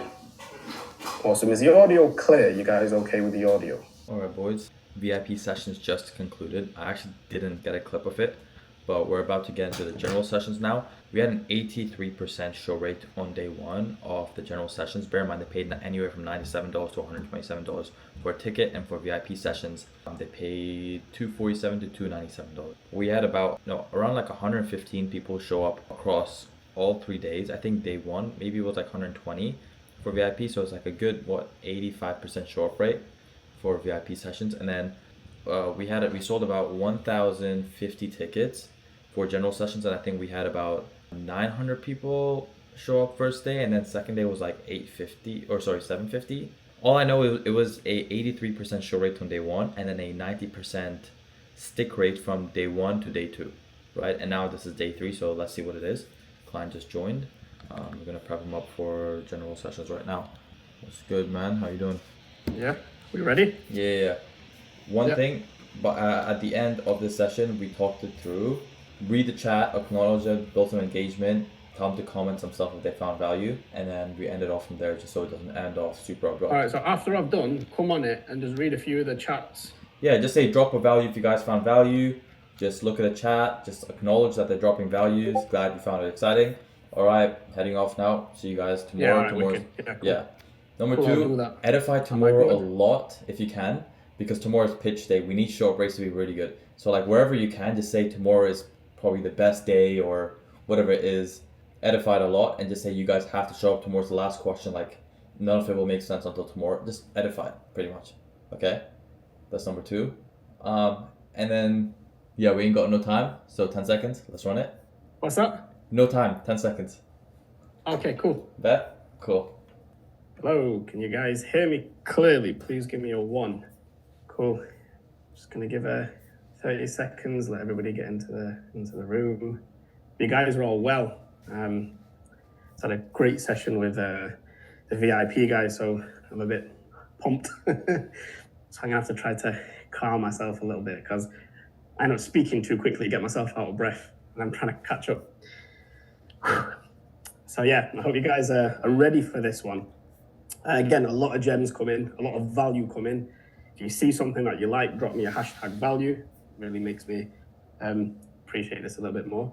I'm gonna get into a little bit more detail again today, right? So one of the things I want to apologize is that I've had a tremendous amount of feedback. You know, you guys are really, you know, enjoying it and getting a lot of value. I know I speak too quickly. I have 10 years of knowledge here that I sometimes just dump out and I forget. You know, and I know there's a lot of people here who are still fairly new to ICT concepts as well. So I'm going to really try to slow it down a little bit today, take my, you know, time a little bit more and pace it. So let's get into this one. Today we're going to go a bit deeper into the building blocks of dealing range theory and build upon, obviously, the previous 2 days. Again, I'm throwing out a lot of gems today, so keep your pens and notepads ready. And as always, I'm all about giving as much value as possible, right? So tonight, I'm walking you through the structural piece of the framework, where essentially, where inside of the program does the algorithm run high probability setups? And that's one of the most important things that we need to know. It has to be over 700. And we're not just looking for any sort of setup. We're looking for the ones that actually fire. And by the end of this hour, you're going to look at any chart and be able For all the numbers to play out, where the let me high show you. probability setups are likely to form before the setup even forms. Hopefully. And So by we the end did of the this financial hour, planning. you look at any chart, I'm gonna mute this for and a you second, real hopefully quick. will be able to look at Okay. For this financial planning to play out, this is what the numbers are looking like so far. We're just keeping it accurate. So we had an 83% show rate, 835 showed up on day 1, 760 day 2. We need at least 700 for day 3. I'm not fucking with this number right now. It needs to go up. I think like 15-20 minutes in, we should have a final number, but it should be a lot higher. Again, there's replays and stuff as well, so there's that. We had a 13% OTO1 $250 conversion rate. The reason it's 250 and not 247 is because we had some people buy at $247, we had some people buy at $297, and if I scroll a little bit down over here, actually not here, it's on our average ticket paid was $102 pretty much, and then $250 for our, actually that should say VIP. VIP 250, average ticket 101. So we just go with the average sold pretty much. So we're staying accurate. This is what the numbers are looking like so far, right? If everything else stays accurate and we get 25% booked call, we should end with $900,000 in gross profit, right? If we can hit this number, I'm rich. Hopefully we can do more, right? 80% show rate, 45% close rate. Honestly, I'm expecting close rate to be like 50% because we've done a free webinar for someone and close rates were like 45%. So minimum 50% close rate I'm expecting. 25% call book rate, hopefully even more. And maybe even show rate can even be like 85%, I'm thinking. Right? And if we do these numbers, if this loads, we do $1 million. So yeah, let's see, hopefully everything goes well, and our downsell and upsell numbers need to stay accurate as well, right? If we sell 10 people, it's a 1% conversion rate off the people who buy the main offer. That is another 70K revenue for the upsell, and 1%, so another 10 people buy the downsell, that's another 50K over there. So hopefully these numbers play out, and I'm super excited because we are about to print and scale. I'll talk to you later about my scaling plans, but I'm just super excited to scale my business now, and I have a lot of big plans. So yeah, let's run it. Which array is it using? You know, yes, we can argue that there's a gap there, and again, that overlaps perfectly with the 25 DRT level, but that candle there, that's the candle, that's the algorithmic signature. When I'm looking at DRT, I want to see and prove to me that you're going to reprice in one direction over another. When I see something like that, it's like it's hitting a wall. Eventually that wall's going to collapse and you see the market reprice through it. When I see that, alright, we just crushed day 3. They got a lot of value. People are happy. And one thing I like to do for I do this with all my clients. It's like after we're done with a webinar, I always send them like an instant Zoom link. So I did it for the past 3 days. I did it for the webinars that we've done before, and we're gonna do one right now for day 3. And then we pretty much just recap, see what he say. I'll say what he could have done better, what he should do the next day, etc., so on and so forth. And yeah, so now tomorrow is for one thing. I think he didn't edify the next day, so let's see. I'd send him a Zoom link. We're gonna catch up, and it's the best thing. Like if you guys are running webinars for your clients, you should always send them a Zoom link after the webinar. It's just to catch up. They will obviously want to say what's on their mind. You want to say what's on your mind. You want to hype them up. You want to tell them they did a good job, and then tell them where they can improve. So that's what we're doing right now. Text in the Zoom chat, people praising him. I think what I'm gonna do is I'm gonna compile all of these texts. I'm gonna put it on day 4 slides. So let's see. yeah, I don't give me a rest, bro. I straight on it. What? Yeah, bro. Insane. Gotta catch up, bro. It was really good today, bro. You were in flow state today, bro. Come on, man. Was I? Yeah. I thought it was shit, to be honest. Really? I thought I was messing up in a few. Do you know what it was today? For some reason, like every time I look here, like I don't know why I was doing it. I just kept looking at the light, and then when I look back at the screen, I can't see it. So I was like, oh shit, I can't read it.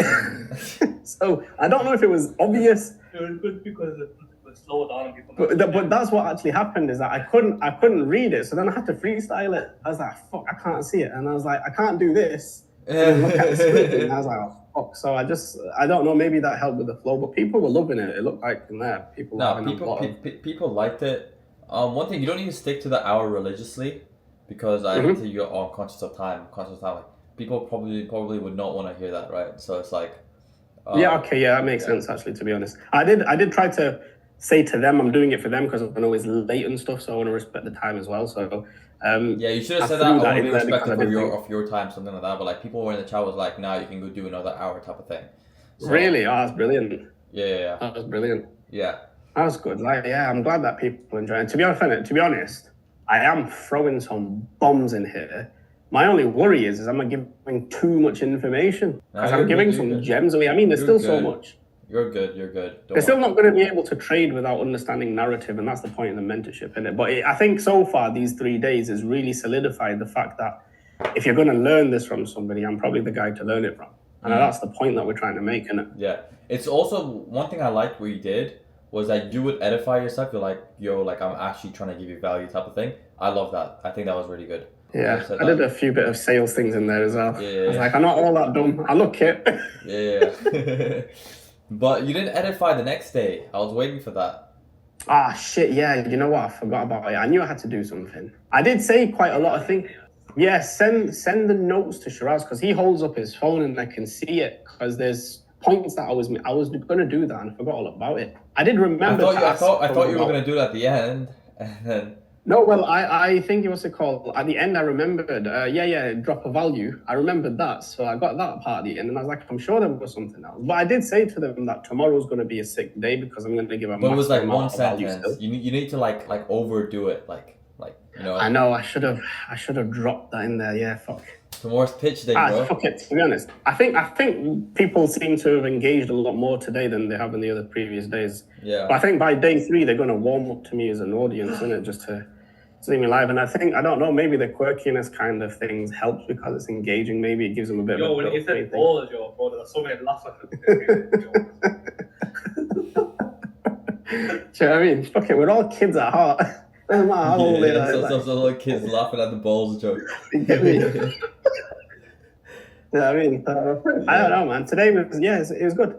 VIP session was pretty good. Yeah, Nailed do all you see what I the. sent into Slack chat? No. I just took a few screenshots of like people saying you're like insane. I took quite a few. I'll probably put them on day 4, day 5 slides. Oh, sick. Yeah, people liking it. Yeah, good man. I'm buzzing. Like it's weird to see, but it's good. I don't know, man. I think people kind of like this is we're in a trust economy. We've moved from, and I think because people see that I'm not the flashy type and I do base everything purely on value, and the fact that I can speak for 2 hours fluently on any given subject in this whole massive niche. And then today I was like, fuck it, I'm going to throw it in there. There's a lot of educators in the space. Casper's one of them, who's moved from ICT to order flow because he couldn't make ICT work for him because he was exposed when anybody asked him a question on it. Where I'm like, you don't need anything else if you understand ICT, and my audience love to hear that because they're hardcore ICT fans anyway. They're hardcore ICT cult.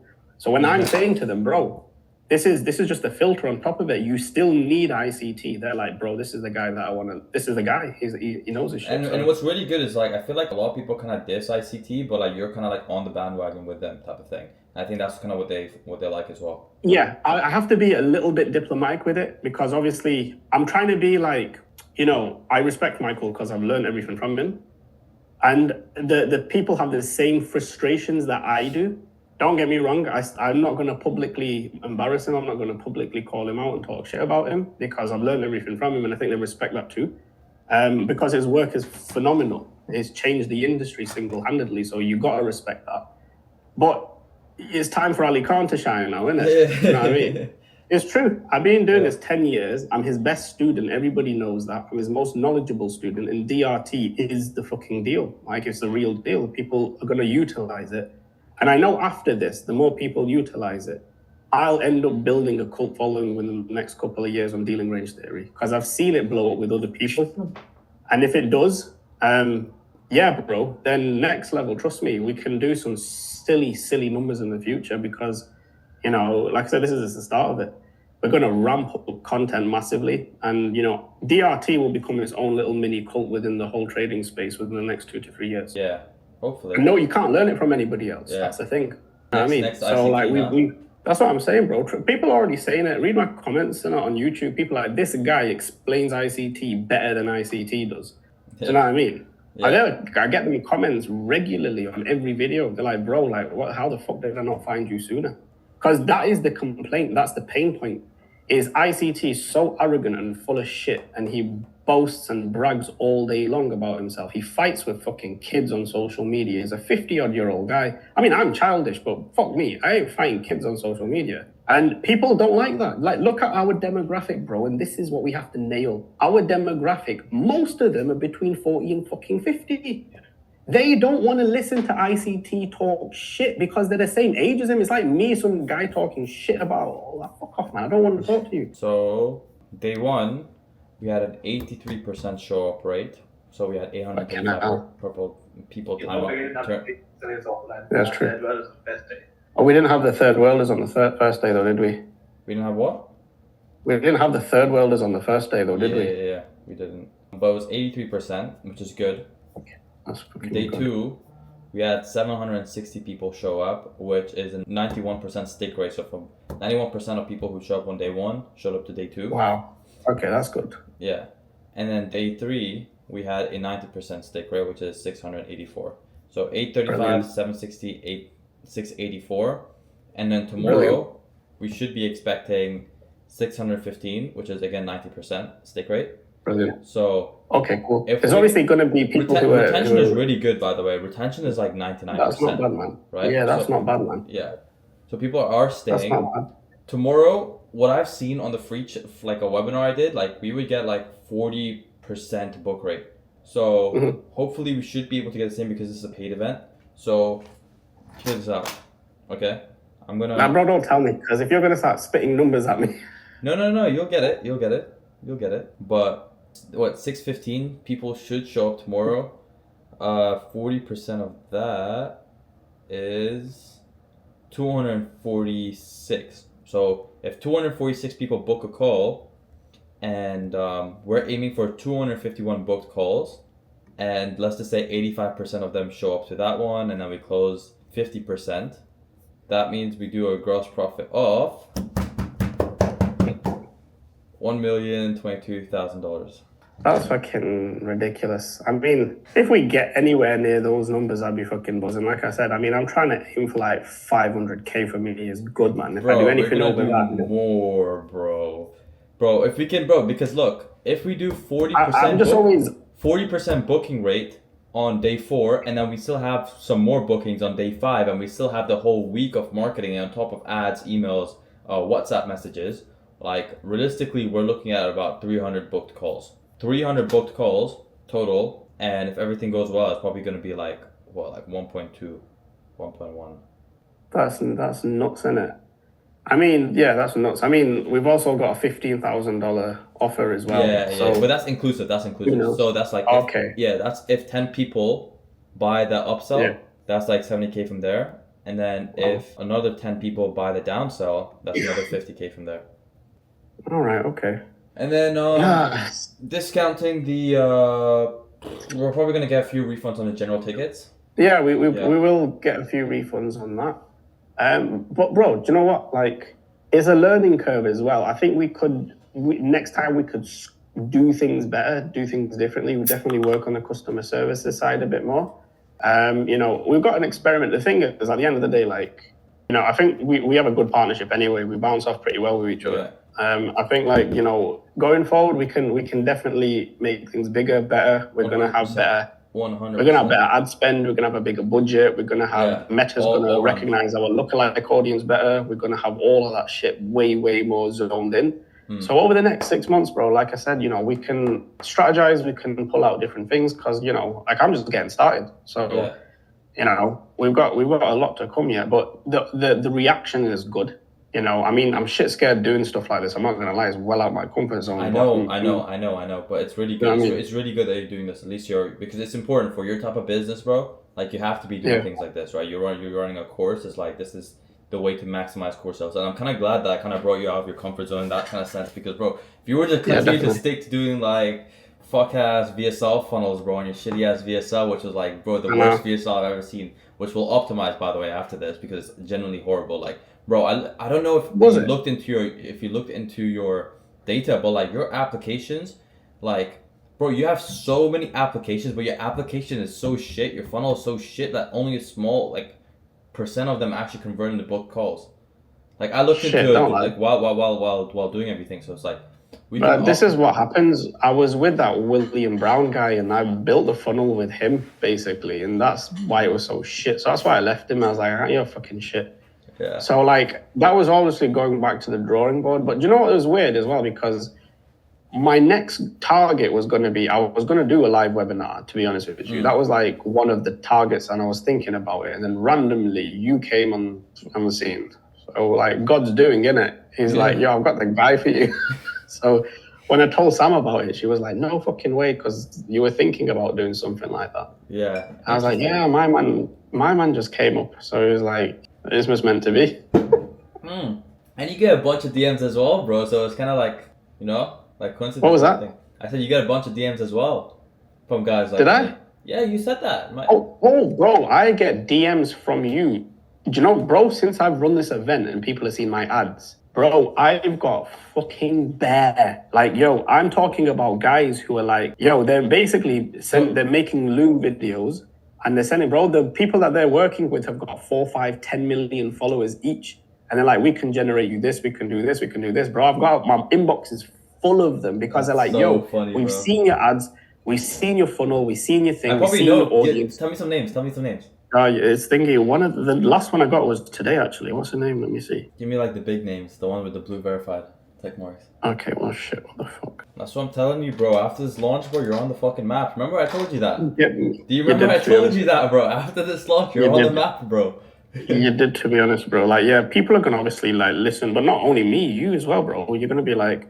So the last one I got was this girl called Layla Greenhill. She's like, bro, I can get you $2 to $3 million within the first couple of months because I've got traders that I work with. And then she's like 2 people that she works with. She actually got a Whop plaque for the guy, so it's legit. She's actually got a picture with him as well. So this guy's called Thomas Krallo. He's got 1.6 million. Bro, I was meant to work with him, bro, last year. Don't lie. He's huge. Don't lie. I was. Yeah, he's big. Wait, I was like insanely close of working with him. It got to a point of sending the contract, and I think I sent off. Yeah. And I think I've sent off the contract, and then his team gets back to me. They're like, "Yeah, we just paid Iman Ghazi," and I'm like, "What do you mean?" I'm like, "Oh, like his mentorship program." They're like, "Nah, like I think he paid Iman like 75K plus like rev share or some shit." But no way they got her. Yeah, they got him, and they got this woman as well, Afan Khalifa. She's got 1.9 million followers. Is that what you can even see your screen? She's working with her, or she DM'd you? Or yeah, she's again one of her clients. She got 1.9 million followers. She's a mom. You got stuck with Ali Khan. Nah.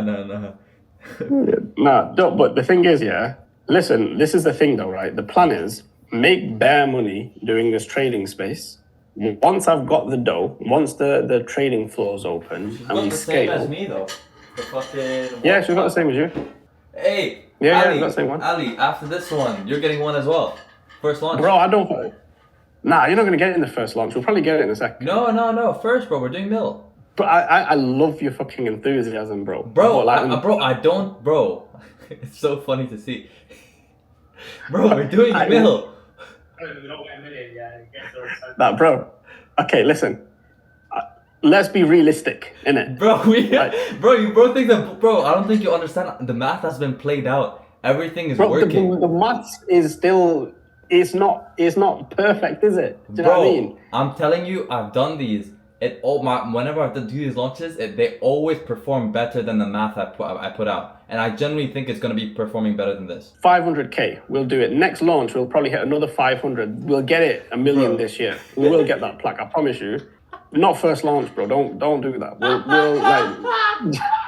We'll be like, yo, trust me.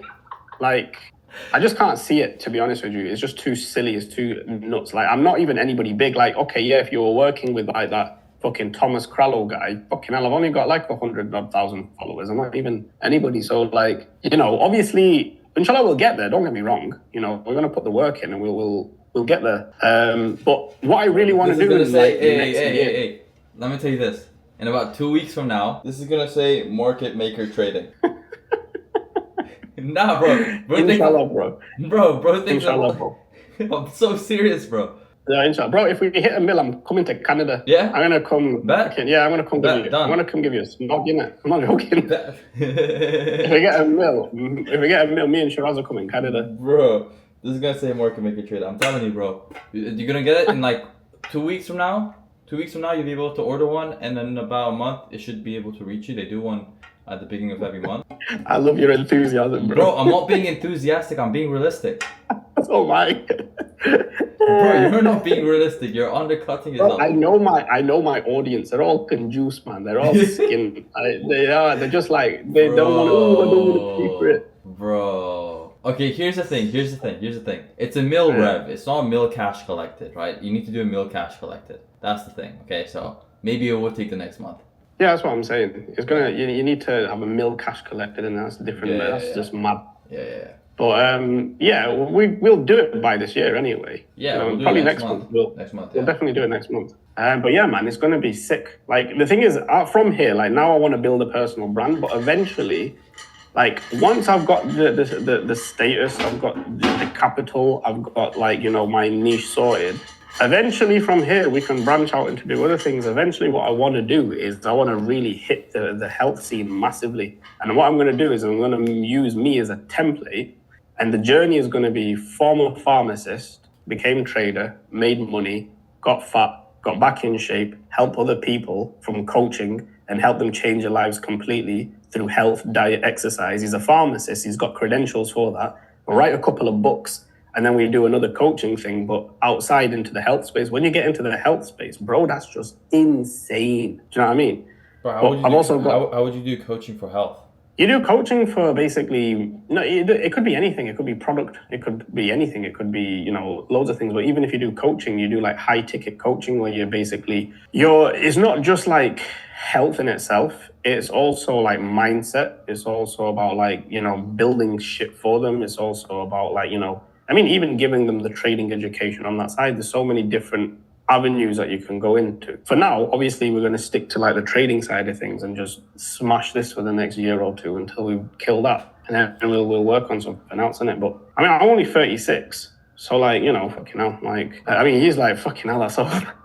Yeah. Guy's like, what the fuck? How's day 4 looking? Not started it yet. I'm going to start it in a minute. I'm going to go get some food now and then I'm going to go and start. Cool. If you need my help, I'm here. Yeah, I will do, G. Cool. All right, I'm going to chat to you. Yeah, I'll give you a shout if I need you. But inshallah, if not, I'll talk to you tomorrow, yeah? Sounds good, bro. All right, bro. All right, my G. Take it easy, bro. Safe. Hey, and one more thing. Watch the 2 videos I sent you. How to do the pitch. Okay, yeah. I sent you a video and I told you to skip to this part and watch how he does it because he's like one of my best clients. And the way he does the pitches is on point. And if you go through our slides, we've replicated something similar for you. Okay, so cool. like, there's things where he's like, the team will drop a link in the chat. Like he will say it, even if it's not on the screen, then I'll go ahead and do it because I'm going to be active. And then I'll pause the chat for a little bit to let them all like apply. And then I'll activate the chat again because usually the chat just all right, brilliant. So yeah, just be active with me. Just say, can the team just pause the chat so the guys can go ahead and schedule their call or something like that. All right, okay. Okay. All right, cool. Yeah, I'm gonna nail it. Let me get the teaching side done. The pitching side's pretty much done, so it's just the early part that I have to do. So I don't think it's gonna be too bad. But no, we'll be fine. Tomorrow, the only thing I got to spin is the live shit. So I'm gonna have to work my way around that tomorrow. But I'll figure something out. Cool. Sweet. All right then, yeah. Take it easy, G. All right, take it easy, bro. In a bit, bro.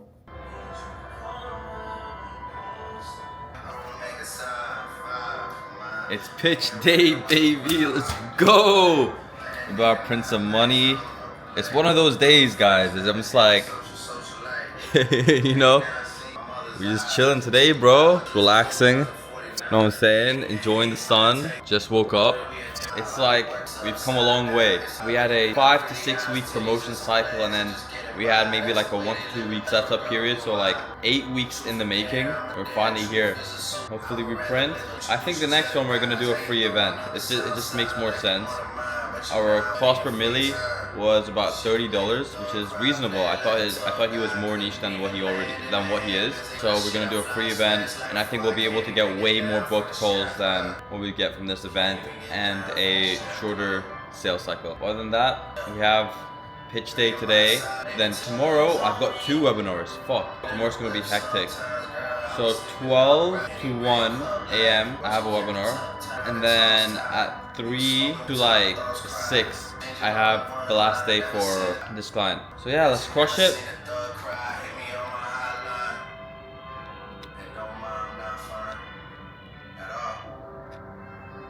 Screenshots of my, like, because I'm doing it on demo and then I'm going to explain to them, but I've done it on my personal account as well. I've got my MT4 screenshots like all the way. It's sick. So I'm going to break it down and go through the whole thing with him, and I'm just using DRT, and bro, it's sick, right?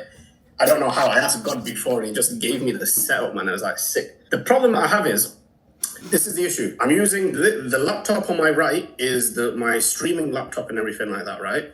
My laptop on the left is what's on the board. How am I going to transition when I say, okay, I'm going to share my screen? Because the laptop that I'm on right now on the right, this is my, bro, I'm on the same thing at the minute. I hate this shit, right? Why? Bro, okay, I don't like bro, come on, man. You gotta at least get the sugar-free, G. Come on, bro. What happened to your goals?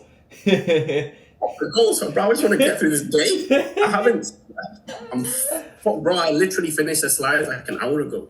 It's been fucking rough. I've not slept. That's mean I've been up all night doing it. It's just been rough. But money anyway, doesn't wait for people who sleeps anyway, so yeah. Yeah, standard. Whoa. But if I get this right, yeah, I'm good with it. It follows me. Right. So what I'm saying is like, just run me through the process, because first I'm on a Zoom here on this laptop. Okay. I'm doing a live stream in here. I want to use this one again to go and do the live stuff. Okay, you are going to need to. So are you saying you need your trade is on the other laptop? Yes, it's on this one I'm speaking to you now, and this is the same laptop that I do the VIP session on. Okay, can you use the same laptop or no? I can't use the same laptop because basically there's a few things. Number one, the screen that I'm on is blank, and that's the one that goes on here. When I share my screen on this... I like the view. Looks good. And I don't know what the fuck to do though. So Can you not just exit a Zoom and jump on a Zoom on your laptop? No, I don't think you should exit it. I think you can join from both laptops. So yeah, let's try that right now. Can you open up your Zoom on the other laptop real quick? Okay, that's the biggest issue that I have. Is that right? The laptop. Okay, I understood what's going on. Just get Zoom. You can use Zoom browser. It's all right. Yeah, but the problem that I have is actually let me. Don't worry. I know what's going on. The issue is I haven't got fucking Slack on this fucking computer. Good, bro. The thing is, I don't want to screen share with Slack because I saw on your laptop you get the Slack notifications. That's not what we want. If like I don't know, sales team is like posting like, yo, excited to pitch or some shit like that, and then pops up onto the screen, yo, let's take all their money type of thing, bro. How do I get the screen? So okay, this is like, because I'm thick when it comes to technology side, bro, you're gonna have to help me here, right? So when I go to zoom.com, right, I'm just going to Zoom. I go onto the normal Zoom platform. What do I do? What the fuck do I do here? Okay, no. So I'm gonna send you an invite right now. Okay, can you log into the same account, just like how I did, on the other laptop? I think I can, but can you, right, so basically I've got access to the info Gmail on this account. Can you email me the link? Yes, I will do that right now. To the info Gmail. Yeah, bro, because come on, man. Use email, isn't it? That's how it is. Oh my god, it's on the Shut up, your phone, man. one day on the policy. Which email is that? Info@marketmakertrading.com. Okay. I've been more stressed out about this than anything all day.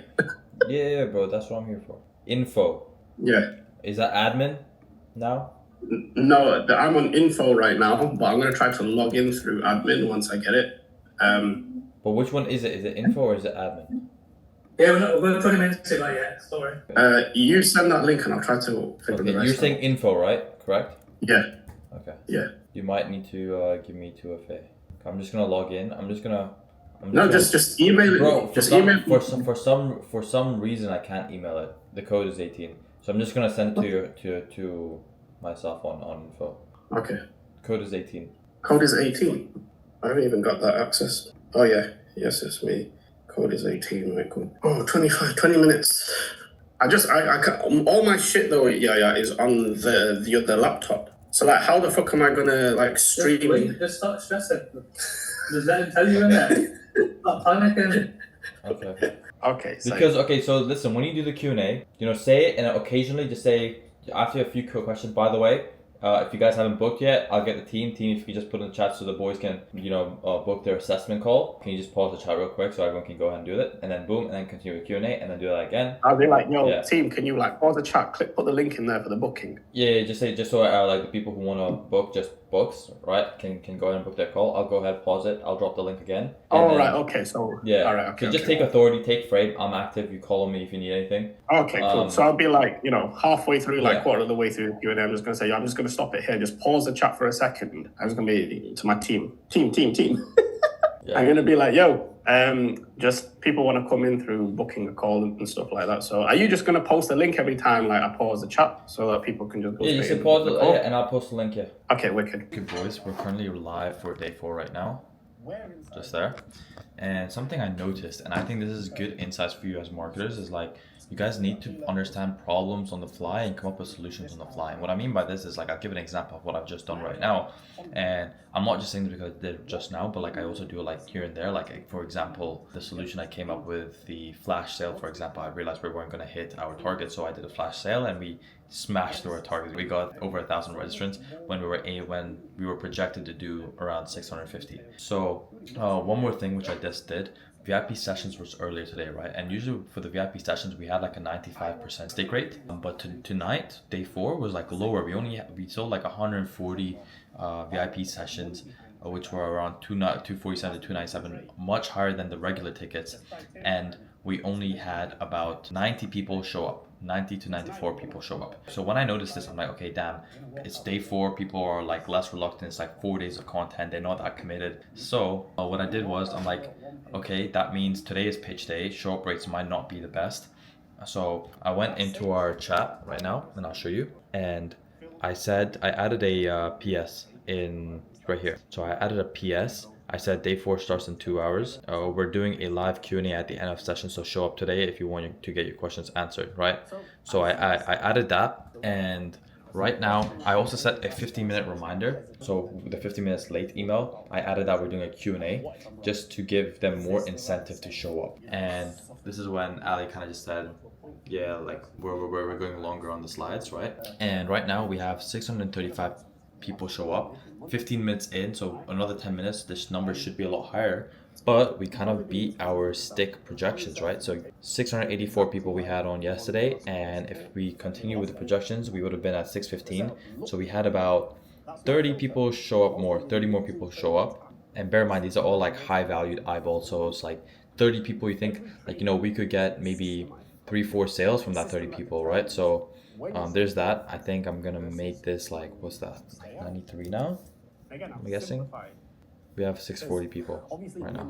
Yeah, 636, so it's like more like a 94% stick rate. I think it's gonna go a bit higher. See, 643 right now. Let's go day 5. Day 4 is gonna crush. Hopefully we get a bunch of booked calls, and excited. Let's run it. Perhaps this is the start of a higher time frame type 2 dealing range. And then I look for my levels, and then I assess accordingly. Often, that will give me multiple entries on the way up because it's above the dealing range, it's above the time frame that I'm currently trading. And Rocco. it's a really good. Yeah. You know what I did? Type 1s and type 2s. I made a few changes. We have a 99% stick rate for today. Well, that's actually What changes did you type make? 1s and type 2s. I told them we're doing a Q&A in the 15 minutes you're late, and also the workbooks. The price action isn't clean and the range isn't obvious. Sit on your hands and Yeah, bro, we have 673 position is today. a position. Yesterday we had 684.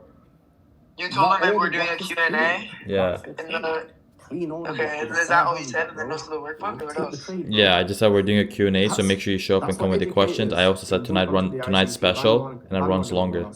Okay, so stay consistent. And the one before that was 91. Today is 99. Guys, he told people to take a bathroom break twice. He said take a 5-minute bathroom break.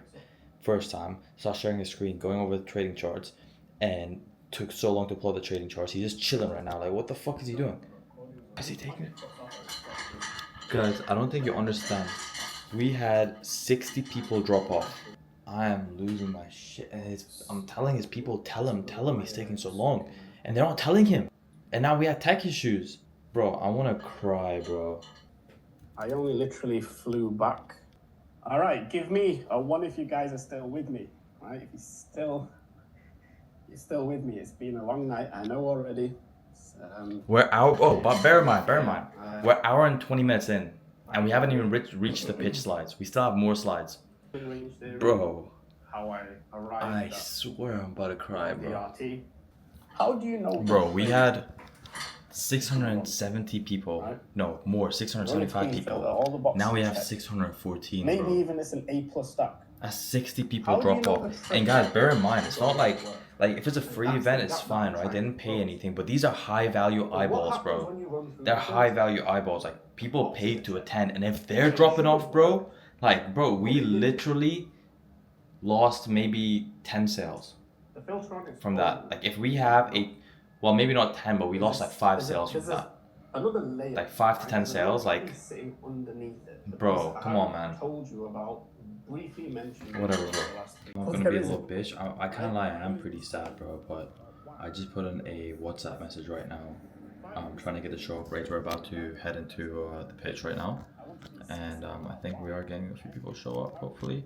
I'm just about to cook up an email right now, but I'm pretty much saying Q&A is coming up soon. Join the session here if you want to get your question answered. So let's see. I'm editing this video for the replay now. Today's session. Bro, fucking horrible. Like, we got booked calls. Like, I think we got like about 175 booked calls. But it's like, bro, fucking horrible, man. Like, look what he says. Like, the whole time he's making it so apparent that he didn't make these slides. Like, look at this. Times you have to tell him. Book your assessment call now. Link is in the chat. It's like he's so embarrassed to book your assessment call.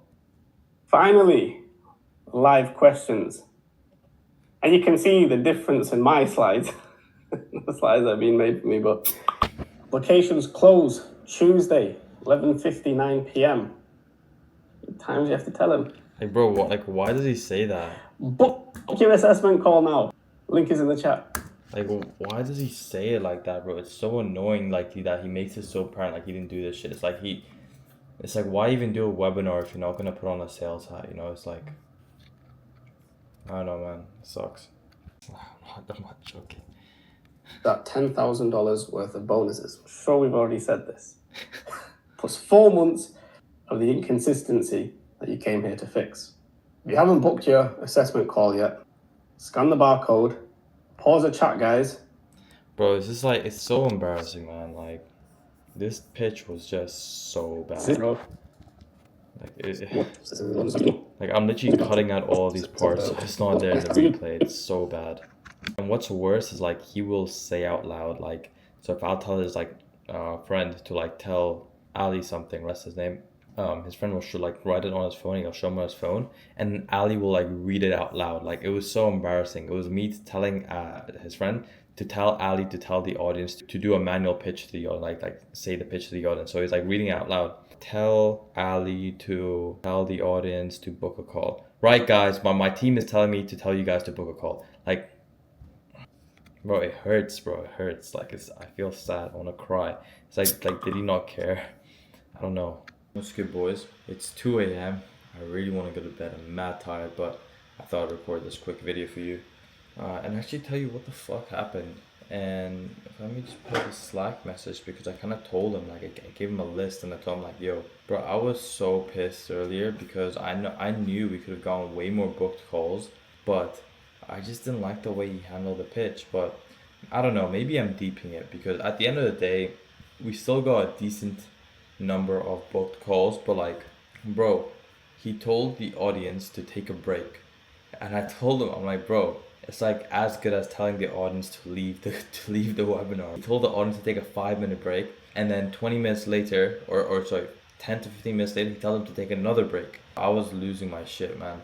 I don't know, like, and it's not even like being money minded, right? It's just doing the right thing. I just want to do the right thing. I want the webinar to do well. That's more so what it is. He said he was really tired, and like his energy was so dead during the pitch. But to be fair, he was like on 3 hours of sleep because of slides. He was revising it. But I told him the pitch was done 2 hours in when it should have been done an hour and 15 or hour 20 minutes in. So that was wrong. The pitch was done hour 30 to hour 40 minutes in. I told him telling the people to take a 5-minute break costed us 60 people dropping off. The screen share part where he was sharing his screen was way too long. A lot of parts, especially before the pitch, was dragged. You dropped the link too early in the chat because there was still a few more slides. You're reading out the comments which his friend was showing him on his phone out loud, which is like, that's wrong, because it's like it's like internal notes and he's saying it to the whole audience. That was wrong. And then he also told the audience that he didn't write some of the slides, which was like so wrong.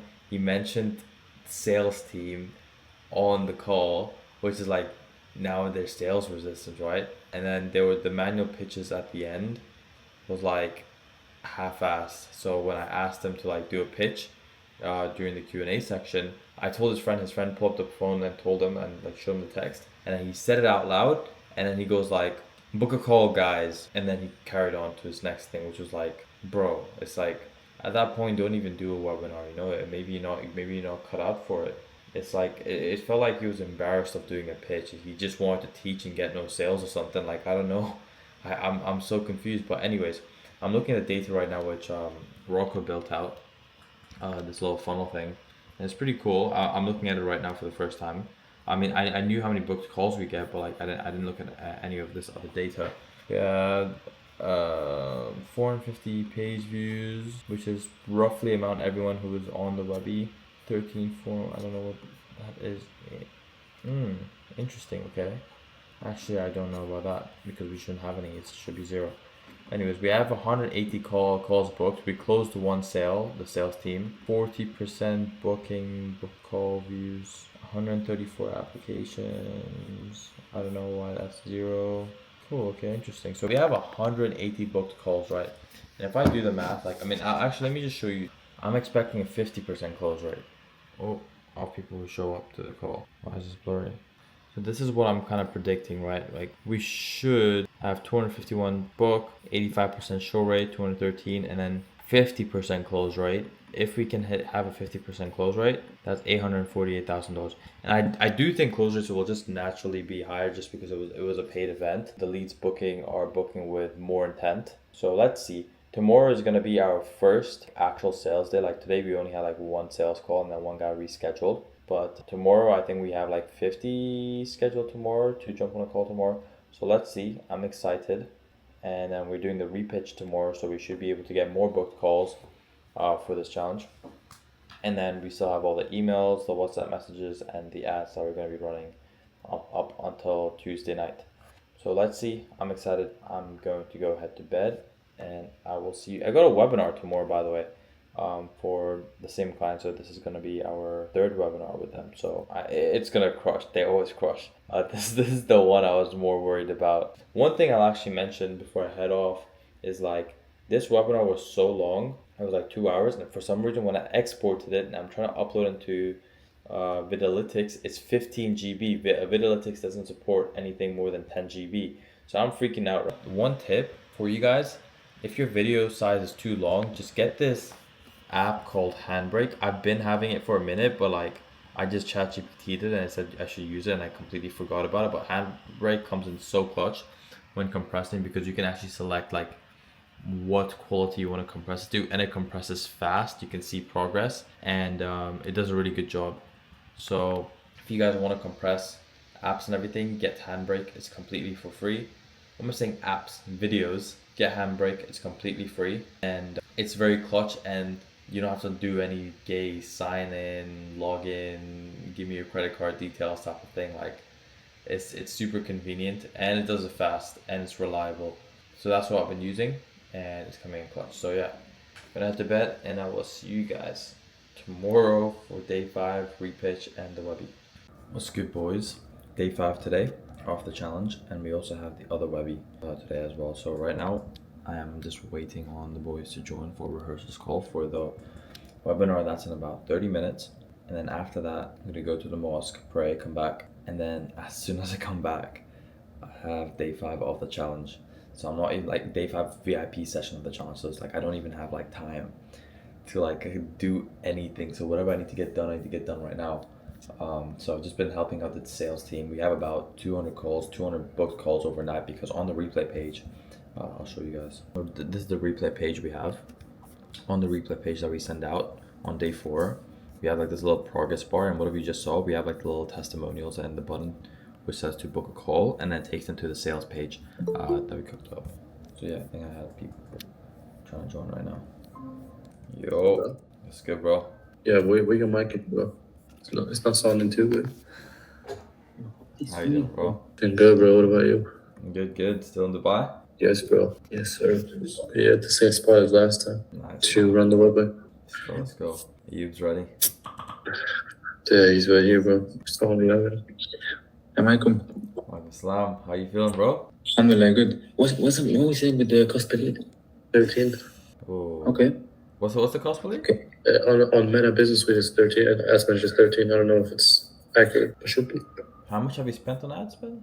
25, almost 30. Let me check.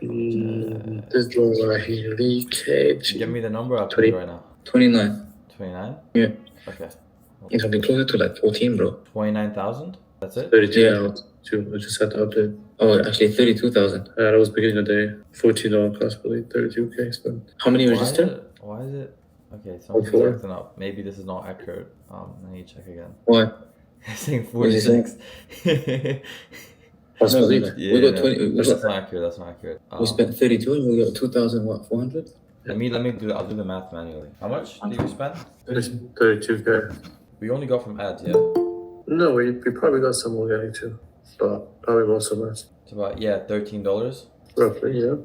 $13 cost per lead. But if we That's got better than something 18, huh? It's way better already, bro. I think this is pretty scary. What's your usual cost per lead with like other clients you work with? I mean, it's different based on like free events and stuff, right? Like I did a free challenge where our cost per lead was like 8 to 10. But like Ayub's done like 3 webbies, so obviously it's gonna go up. Ayub's first cost per lead started off at like $3, bro. So at $3.50, now it's like all the way up to 13, 14. But hopefully, like, he's just reaching a colder audience, right? So it's like it's probably gonna stay around here for a little bit. What are you munching on? Nah, what's it called? What's the name of this again, bro? Cherries. Cherries. Bro forgot cherries. Bro, it's just, I thought about them in German, bro. It's like what's the name of this one? Like, bro, when you like, when you think in a couple different languages, you sometimes think about. True. If you see me, I already down the can of iced tea, even though it's already 11 p.m. here for me, and I got a coffee right there at 11 p.m. just to make sure we are ready. And we're gonna start in 1 minute, inshallah. Before that, can you guys drop which country, which city you guys are from? I wanna chat to the guys and know where they are from. Yeah, Shabab. Japan, Ireland, UK, Dublin, London, Canada, Toronto, Sheffield, Boston, Toronto, from Philippines. Shout out Philippines, shout out UK, Canada, Ohio, Canada. Okay. Allahumma barik. Okay, a lot of the guys from the UK, a lot of the man them. Massachusetts, okay. Guys. Algeria, but living in the USA. Tahya Jazair, ya habibi. Alright, I hope you guys cleared out your calendar. I hope you guys are ready because we are starting straight away and it is going to be heavy, inshallah ta'ala. Before we start, can you all confirm you can see my screen clearly? Type clear in the chat just so I understand you guys can see it. Mumtaz.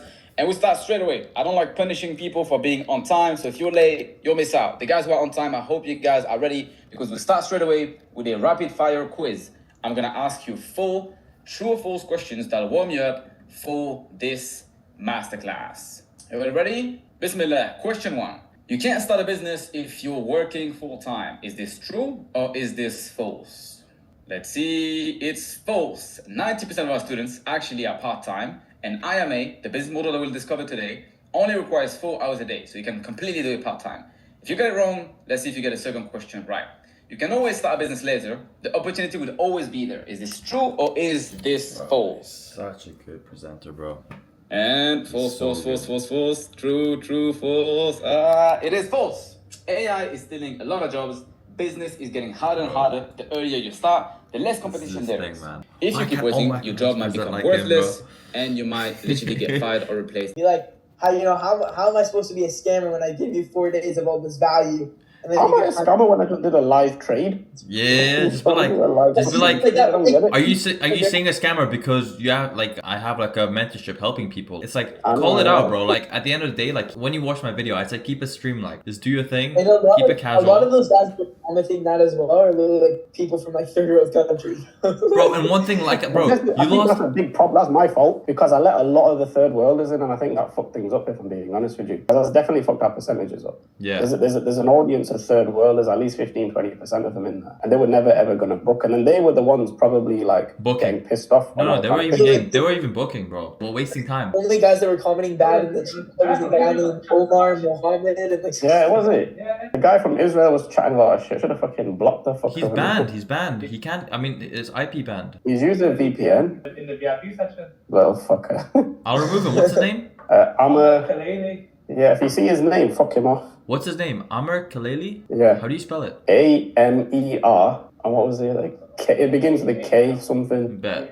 He's on blacklist. Okay, Ali, come on. We're gonna get it today. We need those emotions on the pitch, and we just need so basically, I'm just gonna go through this part quickly. I'm just gonna do Q&A on VIP. I'm not gonna go fast. I'm just gonna be dead chill. But I think what happened was I put in so much energy during the whole presentation. By the time I got to Q&A, I was fucked. By the time I got to the presentation, it has. That's also obviously it as well. Please maintain authority, bro. The amount of fucking authority you gave off, like you just made them feel like one, you're their buddy, which is not what you meant to do, and two is you made it seem like you don't know anything. You told them that you didn't make the slides, you just losing all your authority, bro. I know. It's same with the sales team as well. Don't be like, oh, my sales team's gonna. I know.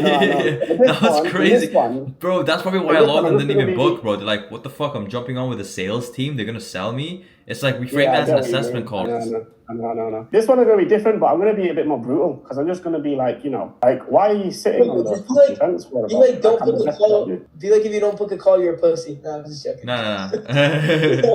No, don't say it. Not to this audience. This audience is kind of more professional, sophisticated. Yeah. They're a lot more mature. This is what I'm saying. I think, like, you know, because they're a lot more mature. I think this is what it was. I got awkward because I was like, they're going to see through me right now when I was doing the pitch. And then that, you know, put me on my back foot, and I was like, fuck. And then because I couldn't read the slides properly. How are you getting pressured by the computer, bro? I think. How are you getting? Are you getting pressured by your mind, bro?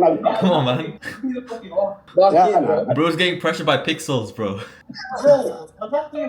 Nah, I don't know. It's not. It's a skill to be able to sell. To be able to pitch is a completely different skill. Yeah, I know. But this is where Yaya said to me before. He's like, don't you have the best course? And it's true. I actually have the best mentorship in the world when it comes to this. So that's why I was like, actually, yeah, this is my fucking house, bro. Yeah, bro. What I mean? So this is why I'm just going to go in and be like, listen, like, if you don't want to come, you're going to fuck it up for yourself. So it's fine. Yeah, it's like, bro, it's like at the end of the day, you're helping people, right? It's like, you know? Exactly. This is a scary like move for them to make, but it's like the end outcome is not bad. Like we've all been through risks, you know, we've all taken risks, and that's how we got in here. Yeah. Making a purchase is a risk, but it's like if you genuinely believe you have the best program for them, there's no risk for them. Yeah, I've added that. I said that it's risk free because I'm guaranteeing you a skill set that you can make multiple times back the investment that you're gonna use to acquire that skill. Do you know what I mean? Yeah. I'm giving you a skill that can make you some fucking money. What time is it? Yeah, exactly.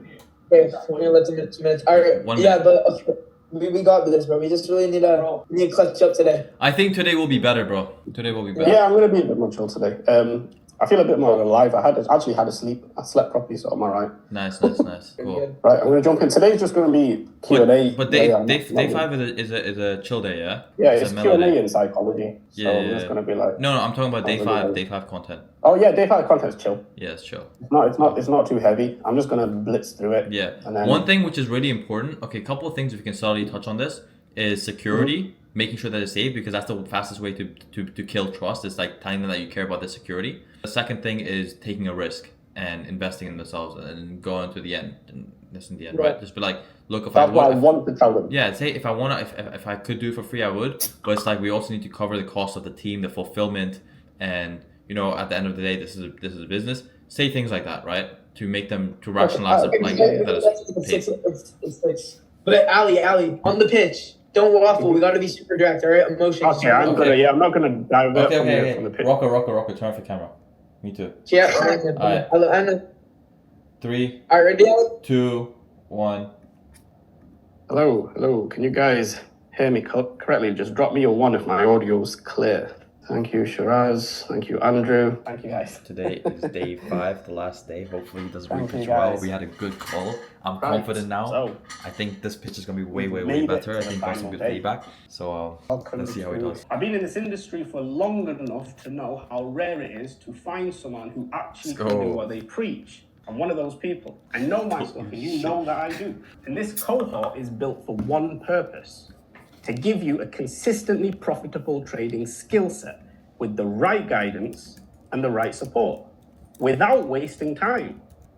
And here's the promise. By month 4, you will have the narrative down to a T. You will be able to predict where the markets are going to go.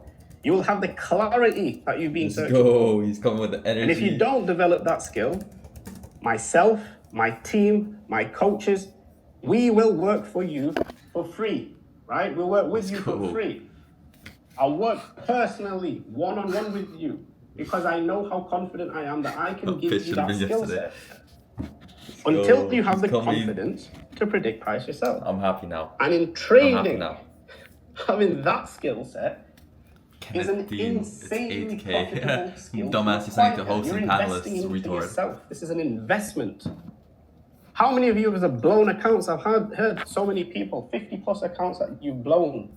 Let's go. Yet you don't want to invest into your skill because I'm a scammer for teaching you how to become profitable. So this is your chance to develop a real profitable trading skill set, and it's guaranteed. And here's a crazy part.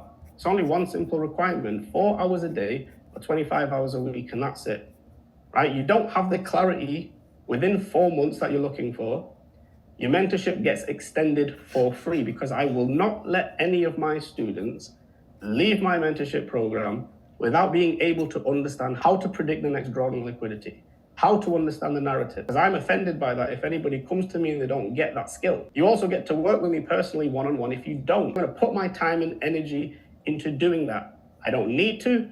I want to. Like I said, this is important to me. I'm passionate about what I do. Bro, this guy is cooking right now. Bro. You're gonna Why miss couldn't out he do this on all day this extra 4? stuff. You're gonna miss Bro, out. I'm gonna on the cry weekly because I'm calls so with me. I'm so You're proud gonna of him miss now. out on the extra months of mentorship for free. That's thousands of dollars. Bro, this is right. This is not a so cheap good, little bro.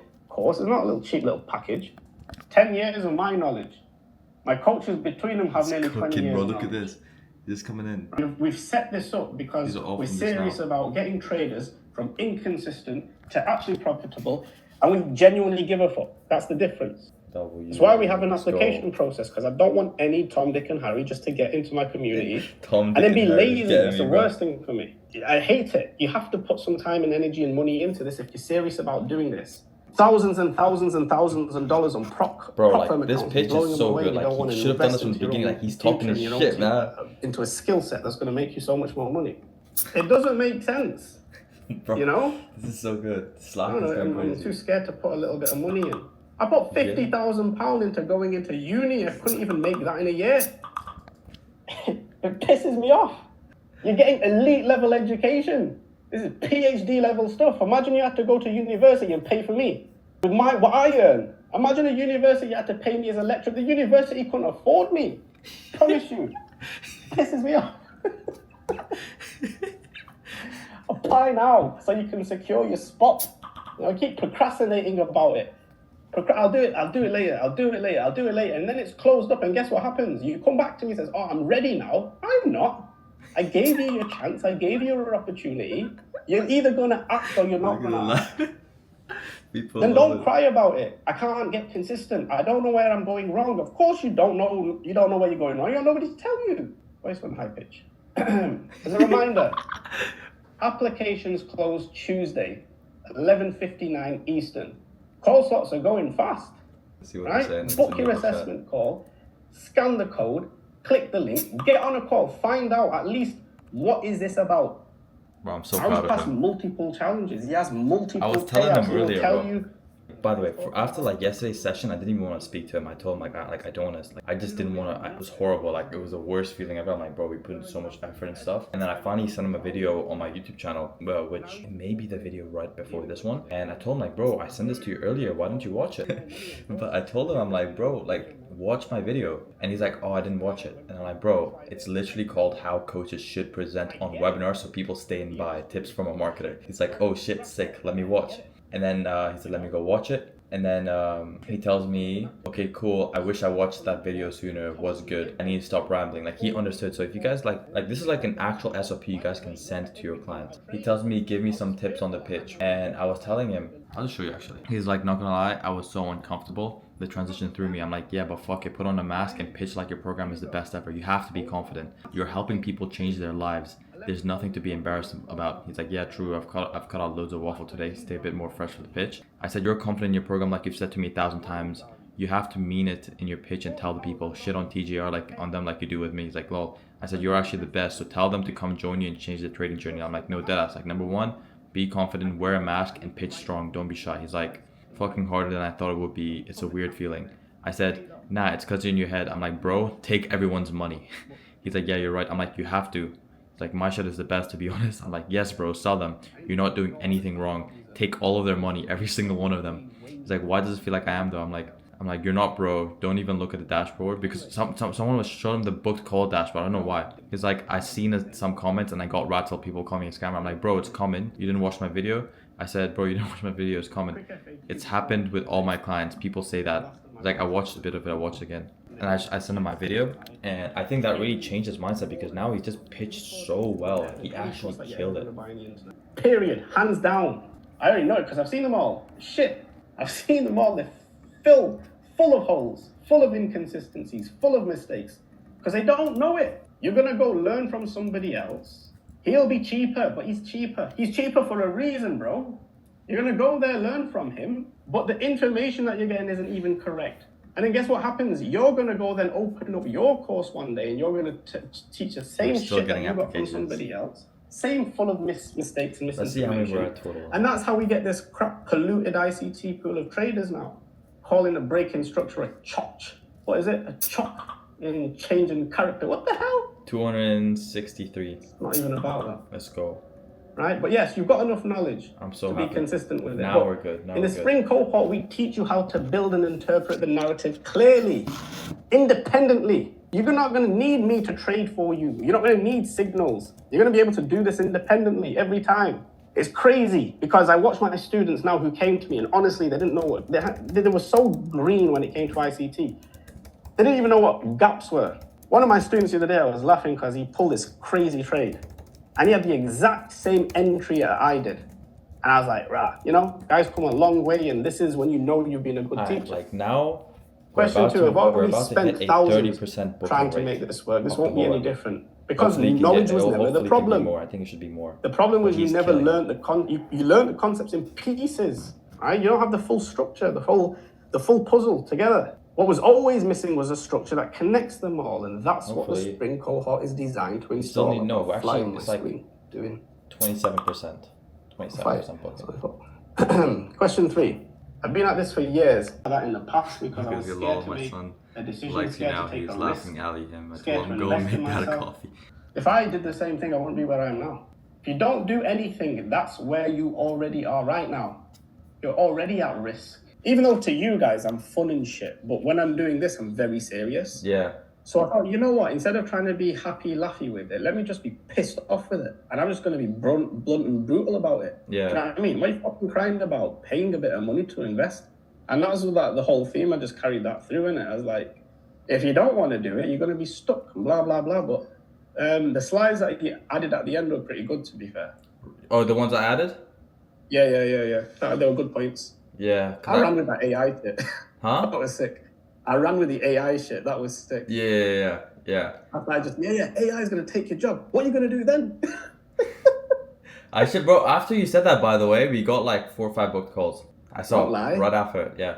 Rah, sick. Yeah, that was I seen that and I thought this is a fucking brilliant fair tactic. Let Yeah. me just go in there and be fair. So that was a sick one in there actually. Yeah. Should have had more emotional ones. But yeah, like I'm glad you like the point about the mask, right? Yeah, no, because it's good because it's like that because like even that sometimes how I feel like when I record my YouTube videos and stuff, it's like this is not really me, but it's like you have to put on a mask and present your way that way. It's like fuck everything else, just like you have to be someone else and put your mind in a different. The first pitch, I was trying to do it and put myself like an American salesman. That's how I was trying to do it, and I realized I'm just not that guy. So today I was like, fuck that. Let me just be me and be pissed off because I'm better like that, and I'm just gonna go brutal at them and say, look, this is basically what it is, right? I'm not gonna fucking sugarcoat it. This is how it is. And I think that more direct approach is probably gonna be like my sort of pitch when it comes to it, because fuck it. It was good. It was really good, bro. It was very, very good. I'll say, bro. It's like night and day difference, bro. It's like the other one. As long as the other one was like, bro. The other one was like a 2. motivated. Yeah, the one yesterday was. Yeah, that's sick, bro. Yesterday was 2. Today was like a good like 8.8, bro. Serious. All right, cool. I'm happy with that then. No, it was good. Yesterday.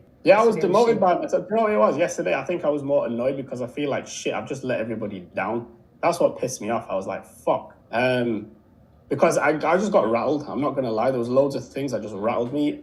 And I should have read the pitch before should have read the script before I did it. And it was the first time I was reading the script. I read the slides and I skimmed through them and I thought, okay, yeah, the slides aren't too bad. But then when I read the script, I mean, today I realized how fucked the script actually was, but I can't pitch a fucking without rehearsing. And that was where my issue was. I should have sat down. Today I rehearsed the pitch. You know, I actually went through the slides. I changed the script around. And I spent about a good hour or 2 just going through it. So that was the difference, I think. So we did it anyway. You know, bro, 5 we're days. done, G. What, 60 days, 70 days in the making or something like that, yeah? Yeah, man. I know. I was so upset today, though. You don't understand. Like, fucking mum and dad were like, what the fuck's wrong with you? I was like, oh, I'm just depressed. Nah, bro, you crushed it today, bro. It was like, today was by far like the best day. Like from the jump, even from the start, like your pacing was really good. Your energy was really good. The pitch was really good. I thought I fucked the pitch up because of all the duplicate slides. That little section of price pissed me off. It really annoyed me that it did, because otherwise it would have been. It was about Must have been about 20 minutes in there that I wasted fucking around with it because I really condensed it. There are like 20 slides that I cut off that was still in there.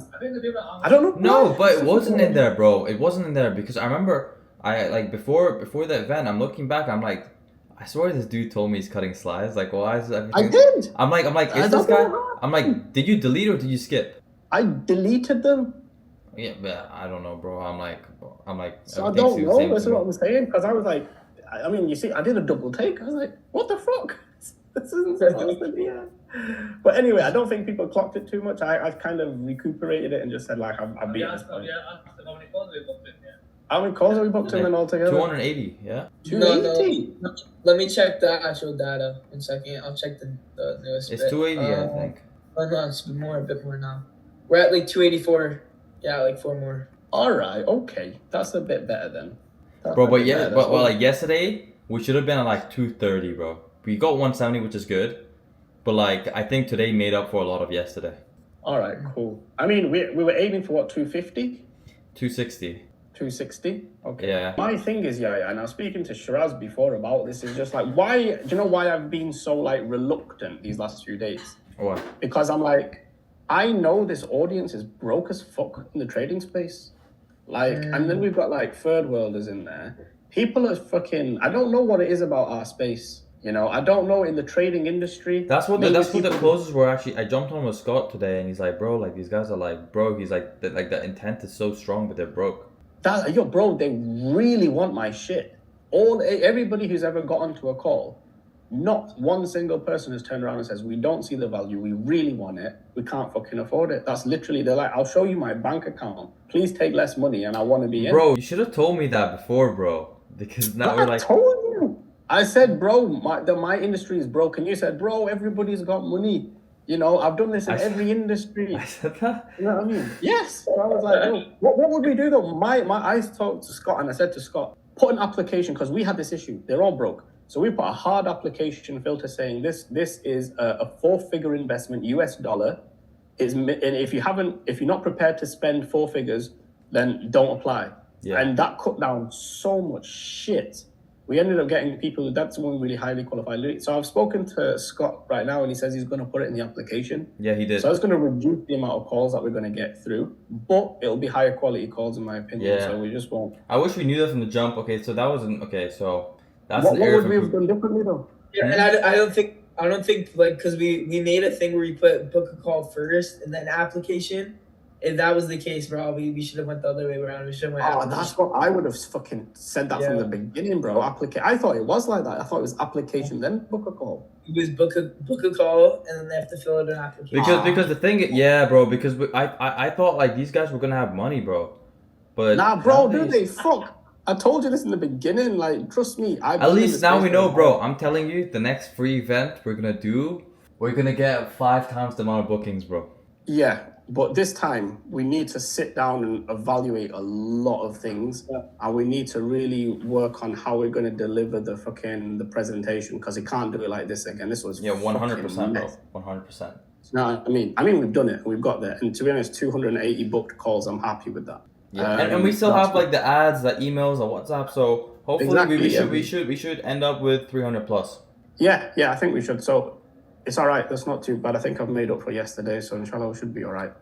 And then there's obviously going to be people who haven't seen the recordings yet, so they'll get on it. That's going to be, Rocco, that's going to be like a 35% registrants to booking. Yeah, around, let me actually check. I think I might text Scott and tell him to get status to call up and financially qualify. Yeah, I think we got to do that. I think, we need to do something in terms of before they even get on a call or something. Like what we ended up doing is just sending an email to everybody and saying, look, this is it's going to be 4 figures USD. Do you still want to book your call? Reply to this email if not, or something like that.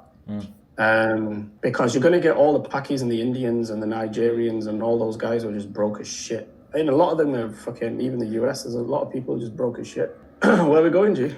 When the sheesh? What's up, boys? The event is done now, yeah? I'm happy because like I feel peace again. It's just quiet now. Like I don't think you guys understand how hectic the past like 3-4 weeks are. Like you can see I'm so smiley because it's like, I feel like I really pushed myself, and I'm happy because I'm proud of myself. I feel like I really accomplished something. Yeah, no, it's a good feeling. I feel like I did my part. A lot of my launch, like, well, actually all of them crushed. Yeah, like we're having a few issues with sales for this client. Hopefully we can still pull it out the fire, but I don't know, man. I just feel very happy because I did what I said I could do to myself, and I feel like I'm in a lot better position in my life right now. I think I have a momentum going on, which I've been begging for to myself, that I really want, and I've built up momentum, and I'm gonna try and keep up this momentum. And I think I really need to go all out here with this video, with all the YouTube videos, and yeah, like our launch is crushed. It's been so hectic. Now I'm happy because I feel like now I've also opened up avenues to more things I can do now. I can now go ahead and build out a team, a fulfillment team. You know, I have a call with a sick copywriter tomorrow. Like, I've worked with him previously. He was one of my OGs, and I'm looking to bring him on full time. And I have good clarity on what I want to do next, and that's getting myself out of fulfillment. I'd say that's step one. I'm so busy, man. Like, I've been so busy because I've been stuck in fulfillment, but now I'm gonna outsource, and I'm going to outsource my copywriting, the designs, the customer service, the operations. I'm gonna get an operations manager, and then I'm gonna have time to work on this coaching program and service you guys and help you guys do the exact same thing I'm doing and make money. And I wanna go bigger with my personal brand. And then I wanna start working on a different service-based business. I can bring on more clients. I can maintain good results. I can stay on strategy only for my clients. I'm excited, man. I'm happy with myself a lot. I'm very happy with myself. And it feels a little bit emotional, man. I can't lie, but yeah, it is kind of emotional. But anyways, we're gonna walk through everything, and I am going to show you all the numbers. We built this tracker, Rocco custom built it on using Claude code. So I can't lie, let me actually say this before showing the screen. And the sales information is not the best. Like, it's pretty bad, man. And what the closers have been saying, they're like, these guys have no money type of thing. But it's like, I don't know, man. I'll tell you how I know, like, I did my part. And that is because we have 365 total booked calls, which is about a 36% booking rate, which is really good. It's pretty decent. But for some reason, we have a 42% show rate, which is 142 calls out of 365 booked. Actually, wait, I think that should discount not booked yet. Alright, boys, it is the next day, but it's only because of that, because I was trying to fix up the metrics so I can show you accurate metrics, but I couldn't get it all done in time yesterday, but we're all good right now. They're accurate, and because, like, bro, honestly, like, our numbers are all over the place. Like, I don't know what it is. It's like they have their own metrics tracking, and because of that, we couldn't, like, we're using Calendly, but then when I have access to Calendly, like, now the zaps are coming through, so now I gotta use Claude code and like Calendly API, and it's like, it's hella weird. It's very weird. But what I do have is, right now we have 403 booked calls. Let me actually flip this around. So we have 403 booked calls, which is way more than what I thought we were gonna get. I thought we were gonna get about 25%. We're at like 400% pretty much now. 78.8% show rate. One thing I noticed yesterday is, like, none of the reminder emails were on, or they were on, but like they were set up wrongly, and literally zero of the reminder emails were getting sent. The welcome ones, the reminder ones. Luckily, we still had the setters and like WhatsApp touch points and stuff, which still maintained the show rate, but none of the emails were getting sent. So I found that bug because I'm like, bro, why do we have 57 canceled, 18 rescheduled? That's like too high. That's insanely high. So I'm like, that's not right. So I looked into it. I'm like, none of the reminder emails are getting sent. So I turned those back on. And right now what's happening is the first 2 days were completely messed up. Like, the closers, like, we barely had any closes the first day, and we had like 100 calls, and I think we had like 5 closed, which was like horrible. They said it was a lead quality thing, where it's like a lot of them were broke. But, you know, benefit of that, let's just say fair enough, okay? But today they're closing more. Yesterday they're closing more. Today I think was the most. We're finally bringing in some money, but it's still like, bro, the close rate is horrible, man. It's like 17.5% out of 212 calls held, out of a paid event as well. Like, that's so bad. That's actually disgusting. It should be double that, at least. At minimum, it should be double that. but it's going up. I think we have a 30. Okay, that's wrong. That's wrong. Should be more so 40 because we had 400 booked calls. I need to tell my Claude that, hey, our booked call rate is wrong. It's saying 314 when we had 403 booked calls. So our booked call rate needs to be updated. Please make sure all of the metrics are also accurate. You see what I mean? It's kind of annoying, but to be honest, like this dashboard is kind of makeshift. We kind of made it in the middle of the fire of everything, but we're gonna build out a better dashboard for funnels and everything. But this is one thing about working with clients is like they're not marketers. They have the worst insight. So we did a paid event. He's texting me right now. He's like, wish we didn't do a money back guarantee to this broke arse niche. And I'm like, I'm like, we didn't do one. What do you mean? He's like, for the event, I mean. But the reason we did a money back guarantee on a paid event is because one, we can get way more ticket sales to put back into ad spend to buy more leads, and number two, get more ticket sales. I'm just seeing a lot of emails coming in asking for them. I'm sure Sam has already put them through yet. But like, it's like that's expected. Like we bought so many leads. It's like, why you wish we didn't do a money back guarantee, bro? We wouldn't be having the amount of booked calls or amount of general tickets sold if we didn't do one. We sold I think 36 or 37, so it's not even too accurate. So 36, 37. We have 7 on deposits. 2 of them are for the upsells. I'll actually show you the wins channel here. We got a PIF.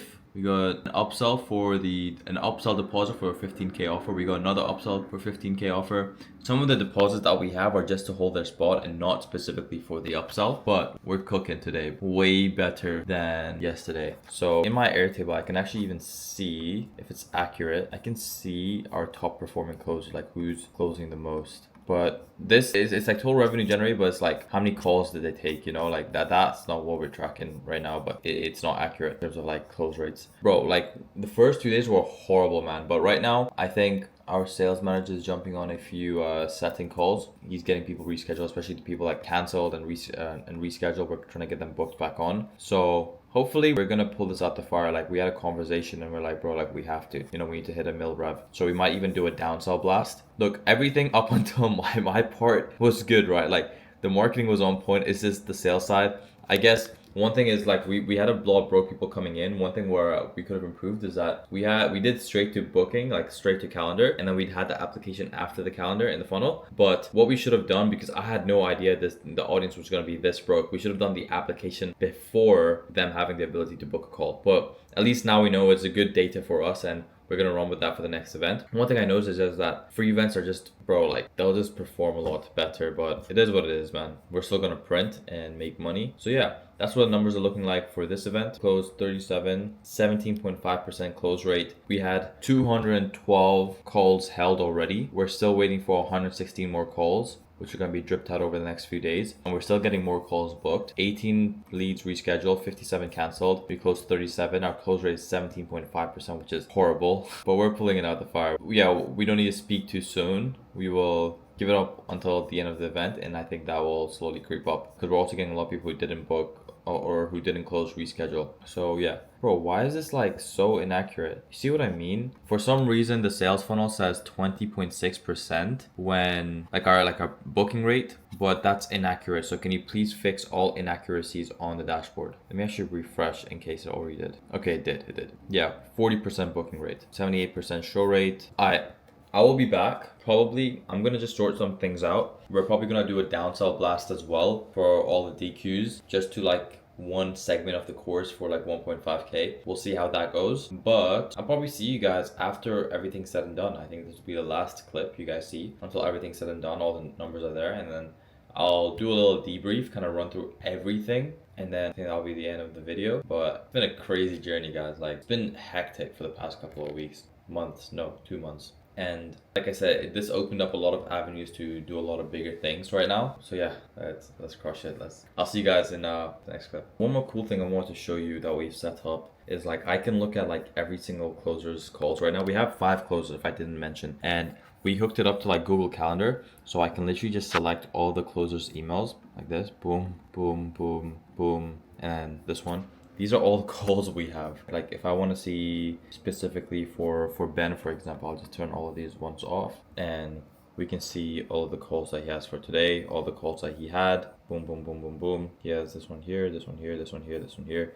If I go on to next week, he also has some tomorrow and day after. And if I want to go see Melix. I can see hers as well. So she's about to have a call right now, her first call of the day, I think. And boom, boom, boom. We have a few over there. We have a few tomorrow. She has a few tomorrow as well. And a few day after. And Marco. I actually want to see Dimitri's. This guy is one of our top closers right now. Let's see where he's at. Oh, he's on calls right now. So yeah. Boys, I'm back at the restaurant in my building. This, honestly, this restaurant's like really good. My hair looks crazy, whoa.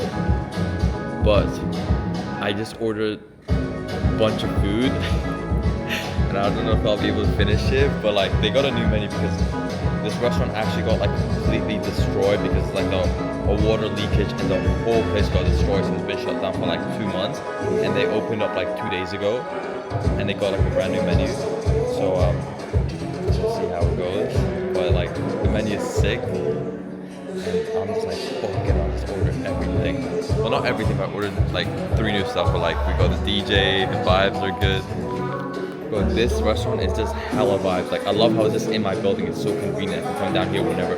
But I'm saying the most convenient thing that you guys can do, like when you guys make money, if you guys are looking to move into a place, you guys have decent money, always try and find a hotel apartment. If you can find a hotel apartment where it's like half hotel, half apartments, like it's just the most convenient thing ever. And there's hotel apartments in every single city. Like in Dubai, when I was living in Dubai, like they have like amazing hotel apartments. This is like one of the few buildings in Vancouver that actually has a hotel apartment. But you get the convenience of living in a hotel, literally. But you're living there, you're literally living in a hotel. You have restaurants, you have a spa, you have a pool, sauna, you have the best service, best concierge. Like they actually try and maintain a quality in the building. Everything's clean, and you're just getting really good service. So and like generally, like they're not even as expensive as you guys think. Like I highly recommend it. So if you guys are, you guys want to come up with whatever you guys are thinking, oh, I want to move out of my family's crib, always look into hotel apartments. It's the best. But yeah, that's the service. Thanks so much. Alright, boys, celebratory meal 1. We got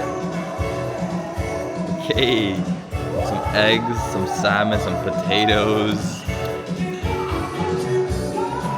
So excited. I'm like Armin Sarukian up from here.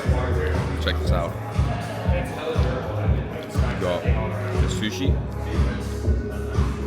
We got this. I still got a few potatoes to devour. Eggs Benedict, I think that's what it's called. I don't know. And then we got the lobster and shrimp pasta. And we got them tunes. And this is peas. And I don't even know how much this costs. It's probably gonna be over $100, but it's like, bro, I've gone to a point where it's like, I swear, like I barely, I'll skim at the price. I won't like dwell on it. I'll skim through the price, but get your money up, boys.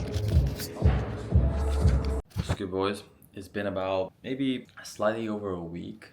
Around a week or so since the last clip. All sales has concluded, so we're gonna do a debrief today, and I'm gonna break down what the numbers look like, thought processes, and everything I learned, takeaways, things I'm gonna do better, things I'm doing right now, all of that information. We've cash collected about, for me, like for the agency with operating. So this is how much I've made from one client that I've acquired 100% through AI systems, the D100 outreach.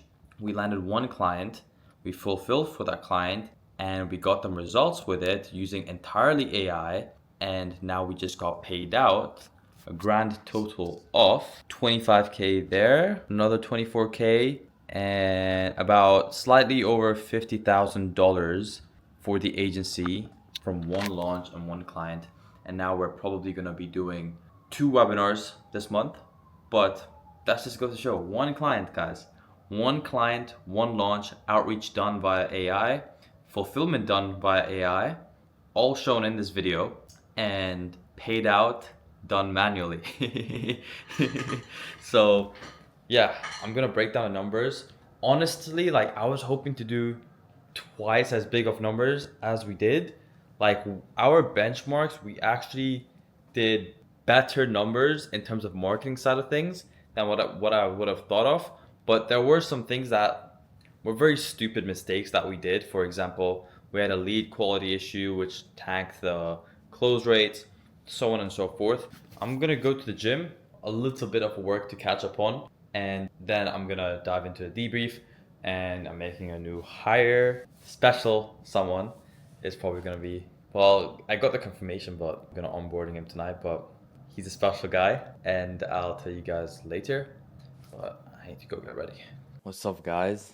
It's been a minute since I've actually jumped on Tele and done something screen sharing. I mean, maybe not, because like the last video I did was a screen share video, but that was like 2 months ago. Anyways, let's jump into this debrief now that the event has concluded. The event concluded like literally like 10 days ago. I kind of procrastinated to record this, and I've just been super busy because we've got some very, very big goals for this month, and I've just been preparing for that and juggling between clients and just getting a lot of work done. So here we are, taking the time to record this debrief video, and we're going to jump straight in. So all in all, let me actually see if I can pull up the payment processor. So in the last, I mean, all time really, because they just jumped on Whop. So within this product, just so you can see, like this is actually like this product, we did $478,000. It's a little bit off-putting because I had to like fix some stuff up. It was a little bit behind, then it was a little bit ahead, and now I probably have to delete some transactions, but all in all, it's $478,000.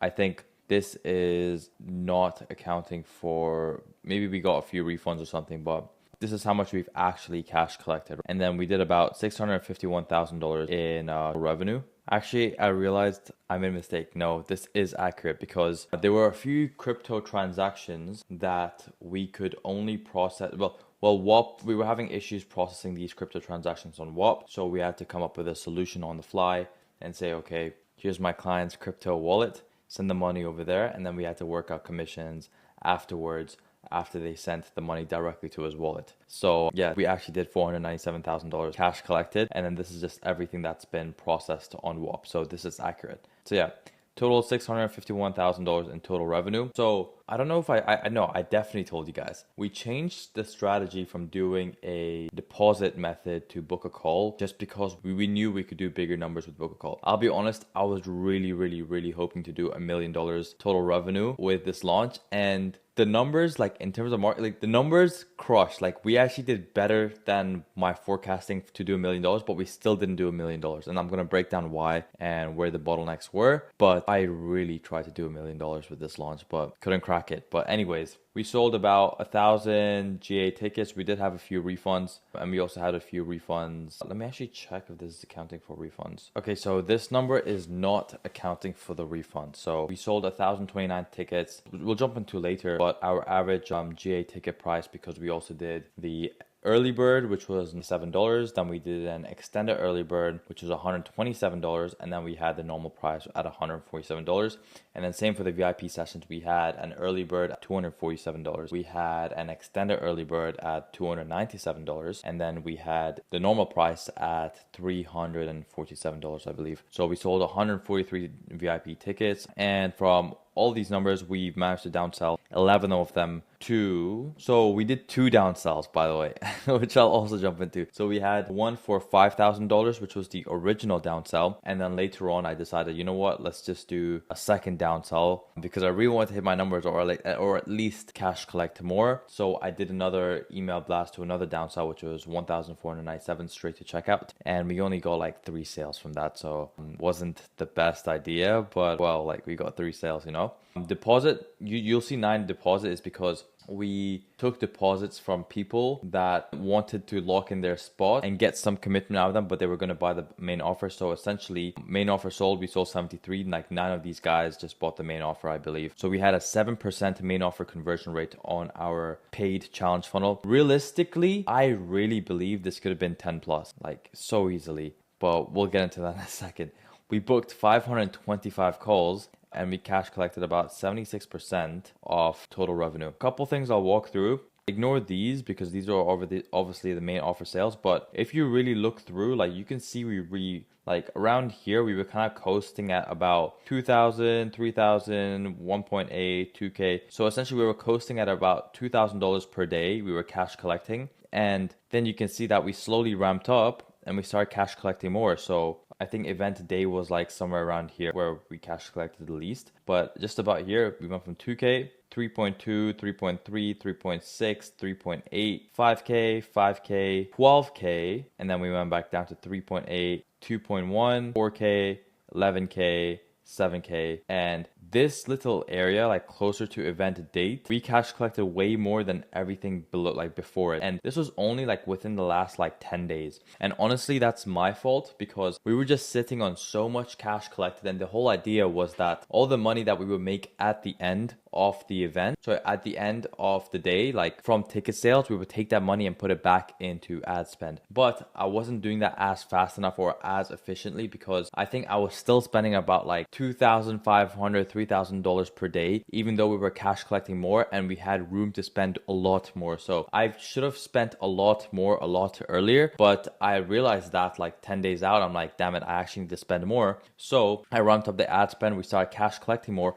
Our ROAS started dropping, but it was like at that point I was like, I don't care about my ROAS because the whole point within the first 20 days was to collect cash so we can buy more leads. The whole strategy of running like a paid challenge or a paid event or a paid webinar is that so you can offset ad spend and collect more cash to put in back into ad spend to buy more leads. And I think I did that a bit too slow, but at the end, I'm like, we don't need to profit from this event. We're not profiting from this event. So I'm like, I don't care if ROAS is going down. I'm just going to spend as much as I can towards the end of the event. And like, I'm just not going to care about ROAS because it's like the event is just in a few days. And my job is to spend as much money as possible on ads. Like Jeremy Haynes was talking about in one of his videos where it's like, he's talking about like how you should put your balls on the table and just be relentless when it comes to ads. And he's like, the guy who's spending $100,000 and getting a 1.5x or 2x ROAS is gonna make way more money than that dude who's spending $20,000 and getting a 4x ROAS. And that's kind of the mentality I had. I'm like, we're already spending a lot, our ROAS is dropping, but ultimately we're still gonna make a lot more in the end because I was thinking in terms of percentage. Like I financially played out the launch and I said we're gonna hit these benchmarks. I just need to make sure that we get this many leads and the numbers take care of themselves from there on. Let me see if I can actually pull up. I'm going to see if I can pull up the financial model that I did. And I was filling this out as I was going through the event. But initially, if you guys watched the whole video, you can see that I initially planned for a conversion rate at about 25% of a call booking rate. We got, 52% call booking rate. But I planned this for 25% conversion rate. And I'm like, okay, if we get 1,000 registrants and we have a stick rate of this, we have an OTO take rate of this, and we have a rate of this, we have a call booking rate of this, and then we have our close rate of this amount, which was I think about what I predicted it to be was about like 50% or something like that, our close rate. Then we are going to do $1 million. And my goal was to make sure that we hit 1,000 registrants. I think about like 70% into the challenge, we were sitting at about like 600 registrants. And my client was like, there's absolutely no way we're going to do 1,000 tickets. I'm like, bro, I'm going to take care of it. Don't stress it. Watch me. And we did it. Like we ended off at like 1,030 general tickets sold, which by the end. So I'm proud of myself that I actually did what I said I was going to do because it says something to me for myself as a marketer. Like I know my shit type of thing, you know? But the reason you see, but that's not the only reason why we started cash collecting more, because you can see over here, we did 12K and we did 11K on this day. So it's like, what did we do differently on these days to have this drastic spike? And I talked about this earlier in the documentation video. We introduced a sale on the last day of early bird prices. So people were anticipating that the prices were going to go up to 147. So the early bird is ending in 2 days. It's ending tomorrow. And on this day, what I noticed was that we had so many people opting into the event, but they haven't made a purchase. And I excluded everyone that already bought a ticket and included all the people that opted in, but didn't buy pretty much. So everyone who opted into the event, but didn't buy a ticket, I noticed we had about like 900, 1,000 people in there. We would literally be wasting a huge opportunity if we didn't like reactivate this list, because these are people who are semi-warm. They showed interest, but they didn't have anything to go over the jump over the fence. So I'm like, in my head, it's like, it doesn't matter what the discount is. They just need a reason to jump over that fence pretty much. So I'm like, you know what? Fuck it. Let's do a flash sale. And I didn't just do the flash sale and say, hey, we're having a flash sale. Like when you do something like this, you need to tie it to a rationale. And a A rationale meaning a reason why you're doing it. It needs to be a strong reason. And one of the strongest reasons what you can do is tie it to like a special event. So I literally Googled up and I'm like, what rationale can I tie this sale that I want to do on this day for trading? And like what special event can I tie this to? And it mentioned something about like an OpX that happens like once a month or something like that. Some bullshit. I have no idea what the fucking OpX is. It's some event. Like I don't think it even made sense, but I'm like, oh fuck it, let's run with it. And we ran with it and we said because OpX is in a few days and we want to give you guys like a reason to like, we want to give you guys like capital, or I forgot what the rationale was, but it worked, right? We just said because OpX is happening and we want to give you guys a reason to like, you know, join the challenge and make some money for OpX. We're doing a flash sale tomorrow and we sent it a day before to build anticipation for the next day so people know like we're gonna do a sale. And I think it was like a $20 sale for admission, and then it was like a $50 sale for like VIP. We barely had any VIP people take discounts. The discounts for the VIP, we did have a few, but not a lot. But we did have a lot of people take the general admission coupon, and it only lasted for, so it lasted for like a day and a half, and I did it intentionally because the cutoff was a day. But there's this bias where it's like people want to take advantage of things that they feel like they can take advantage of. So it's like if they still see the coupon there for like, and if on the website said the coupon expired but the coupon is still valid when they typed it in, they're like, damn, this is my chance. Like these guys, they forgot to like remove the coupon or whatever, and they're going to buy it. They're going to take advantage of that. So that's kind of the mentality I had, and I think we also got a few sales when I did that. But yeah, we did 12.5k and then it dropped down to 3.8, and then we were probably messing around with the ad account went down. I think it got suspended or something. The ads weren't running, and then we did 4k, and then we went back up to 11k because it was like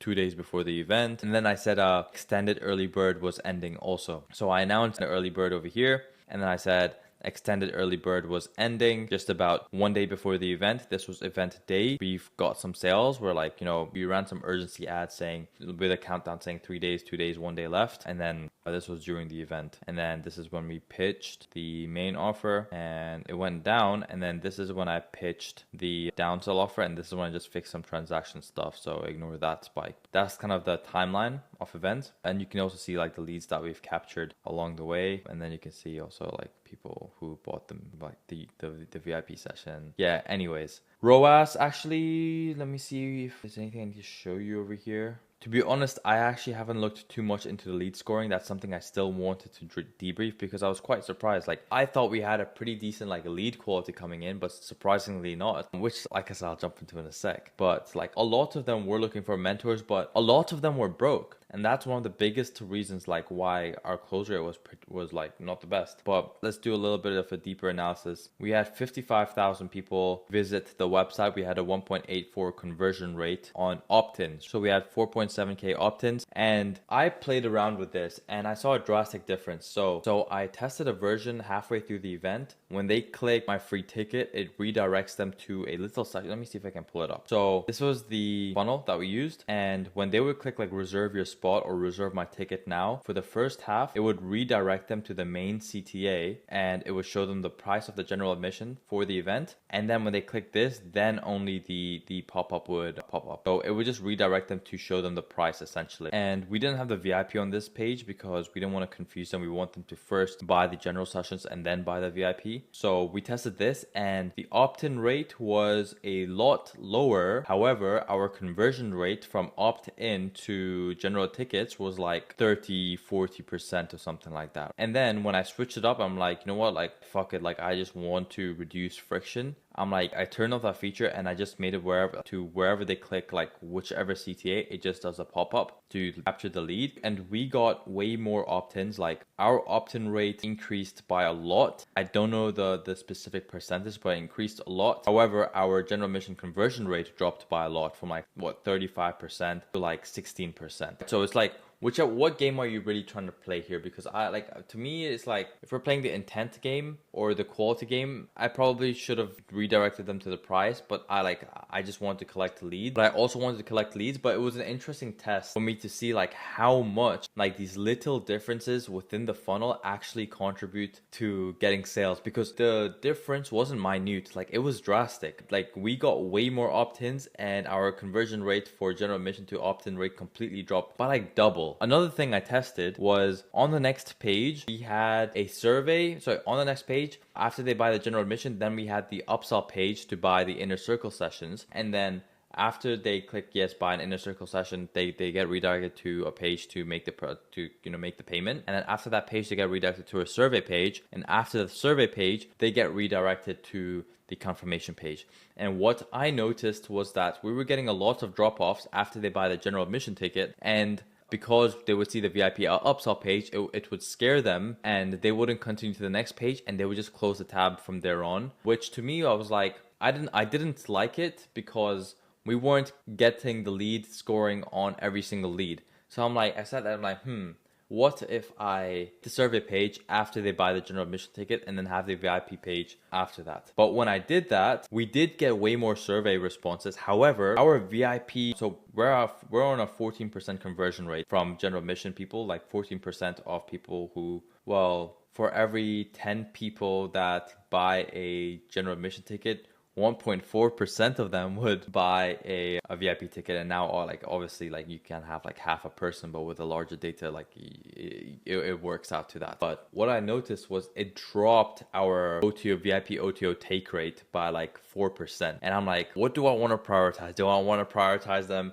buying a VIP OTO ticket, or do I want to prioritize more server response? I'm like, obviously the OTO ticket, because we want to buy more lead. So I changed it back, and then our VIP conversion rate went up. So for me, it was very interesting to see like how much these little changes actually matter, like the order of the funnel, the redirect on the opt-in page. It was interesting for me to see, but it was a pretty cool test that I did. And I think because they just bought a general admission ticket, they're in line the spending money mindset. So I think that's really what it is. So that's like $105,000 in general admission revenue and $37,000 in VIP revenue. We sold 73 tickets. I recovered that. We did $281,000 cash collected. We had a 1% downsell conversion rate, and then we also had an upsell. I'm not sure why the upsell metrics aren't showing, but I'll get into that later. Let me see if we can go into ads first. Okay, actually no, let's go into attendance first.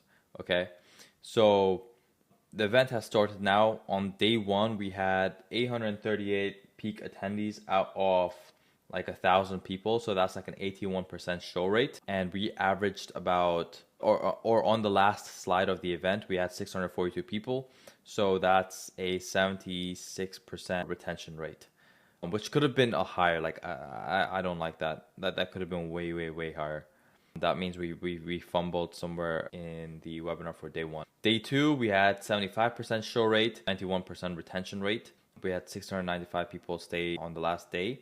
And then day three, we had a 67% show rate and 95% retention rate. And then day four, if you notice, by the way, you can see the drop in attendance. So we lost about maybe 100 attendees there. Maybe we lost another like 70 attendees there. And now day three and day four, where day four was pitch day, but it's nearly the same number of attendees.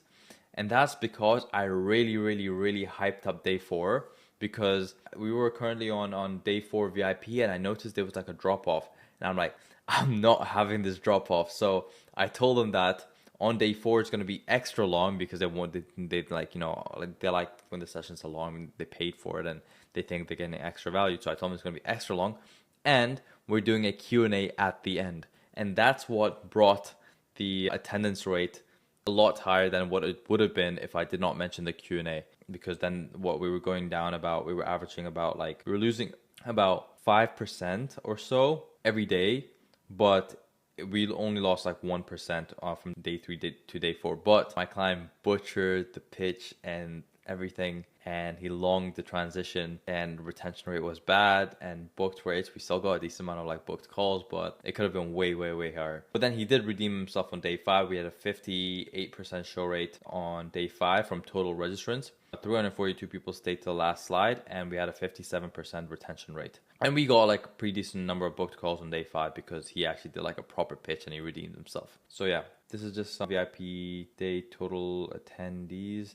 So this got messed up. If you guys watched the full documentation video. Like I completely fumbled it. So our day one attendance rate was probably like 90%, honestly. I think it was like 85, 90% or so. But I sent the wrong link and they all signed in as like Yahya Hisham. And I fumbled it. So I don't have the full accurate data here, but day 2 was 78, day 3 was 76, 66, and then 62. Getting it down to like a bottleneck analysis, pretty much top of funnel from when they saw the landing page to actually getting sales. We had a, what's that, 8%? Was that the same above? Okay, clarification.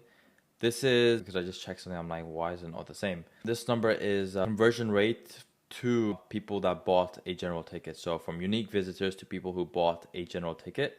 And then this is from unique visitors to people who opted in, just clearing that up. So yeah, we had about 8% opt-in rate. And then from opt-ins to registering for the event, we had a 23% register rate. So this number is including people that opted in. And so this is including opted in and bought the main offer. And then we have general admission conversion rate, which is only people that bought the main offer from total registrants. We had a 14% VIP conversion rate. We already went through the attendance rates. We had 66% of people that registered for the event actually show up on day one on the first pitch, so pitch 1, and then 58% of people show up on pitch 2. We had a 51% booked call rate, and our close rate was it 14%? Yeah, I'm not surprised. It was 14%. So we completely shut the bed with the sales team, and I wouldn't even blame them. I don't even think it's their fault too much. I mean, in just a little bit, because it's a new offer and they're still trying to get used to it. Even though the leads are broke, there were quite a few leads that should have been closed still at the end. But one thing which I underestimated was that I thought because it's a paid event, the lead quality is going to be a lot higher, and the broke people, or the people that would not have money to buy the main offer, they wouldn't register because what? It was $100 for a ticket. And it was crazy because these guys, they bought the ticket and they're broke. They're broke. Like, and you know what's crazy? Like, we got emails from them saying, hey, I know everything about ICT. I know everything about trading. So I know you're legit and I like everything you talk about, but I just can't swing the program yet. And they're like glorifying themselves, saying like how good they are at trading. And we've got numerous emails like that. So it's kind of a different perspective, because it's like, what is that? Is that ego or not even ego? It's like they actually think they're sick at trading, but they're broke. And that's why they paid $100 for a ticket, and the quality is not good, because like they have the money, because they know they need to reinvest in themselves. They're willing to put $100 for a ticket and actually get more knowledge, but to swing a bigger amount, it's like they can't afford it. So there's a great amount of people that think they're sick at trading and have the money to invest in themselves, but not that amount. And I was just like shocked. I'm like, okay, that was not something I was expecting. And because of that, like, since I was expecting the quality to be really high, they just coming out like fresh out of a paid event, I did not have an application before they booked a call. So I had the application after they booked the call. And I didn't filter out for broke people, which is a mistake. I should have added friction there, but that was my fault. Like, I should have done that a little bit better. And then later on, the sales manager clocked to this and he's like, hey, like the lead quality is like horrible and stuff. And then we added a little checkbox saying like, this is a 4-figure investment. Kindly don't book if you cannot afford it. But it still somewhat baffles me. I'm like, it's a paid event. Like, these guys paid money to be here, and this is the quality. Like, they were broke. Like, the things they were telling us were crazy. It's like some dude was like $100K in debt and still wanted to find a way to buy the program. And it's like, bro, the intent was crazy. Like, people really wanted to buy the program. Like the buy-in was so strong, but they were just simply broke. So that's a lesson learned from me. So I probably should have assessed the ICP a little bit better. I looked at the lead scoring, and it seemed like a lot of people wanted mentors. There were like like people who couldn't afford it, who I saw, but like there were still people with like 100K plus like portfolio, and I don't know. I was like surprised. But we had by the way, this is not against leads, but it's against booked calls. But they were just super broke, so that caught me off guard. And that was a sinking ship, because I was expecting about like 250 calls. We got 500 calls and we still couldn't crack a mil. Like, to me, it's so annoying, because I put in so much work and we crushed it on the marketing side, but that was neglected.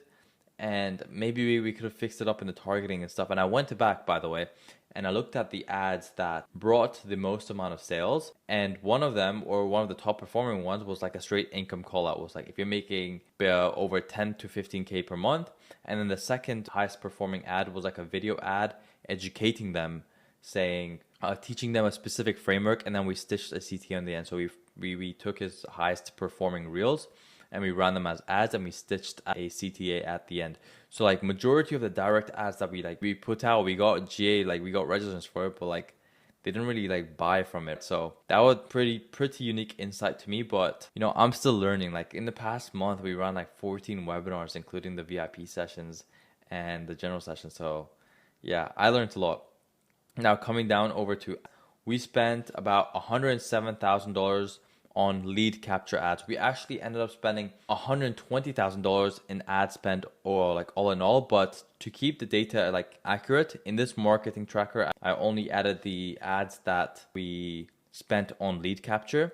And I also did not include the lead magnet ad, because on the lead magnet ad, we ran ads with a free lead magnet, which was teaching them this framework, and we were getting like a $2-3 cost per lead. But on the next page, on the page after that they register for the lead magnet, I added a CTA to get a ticket for the general sessions, and we actually got like a decent amount of people coming from that funnel. But that wasn't also like really like a lead capture funnel per se, even though that they came from it. But the purpose of it was just to expand his email list. That was the main purpose of it, and just capture more fresh emails and get those emails and hit them with like daily emails to register for a general ticket. And we only consider the last touch as the source of where they came from. So if they opted in via ads and the last touch was emails, then they bought a GA ticket via, which is organic. So we would classify them as like an organic lead. So we also ran like nurture ads. We ran some Forrester ads to reactivate his audience and remind like his audience like who he is, because he like when we jumped on, like he didn't post content too much and all of that. Yeah, but on lead capture we spent $107,000. We got back $191,000. Our ROAS was 1.7 ish, 1.8 ish. We profited 83k purely from ads. This could have been a lot higher if we had done a free event, which we are doing this month now. And I noticed this because I thought I wasn't really too familiar with this space, ICT trading. I thought it was kind of more niche, but bro, I was getting a $30 cost per lead. That's insane. Like that's pretty affordable. And I'm like, bro, like we should just run a free event at that point, bro. For it's like $30 to reach 1,000 people. That was so cheap.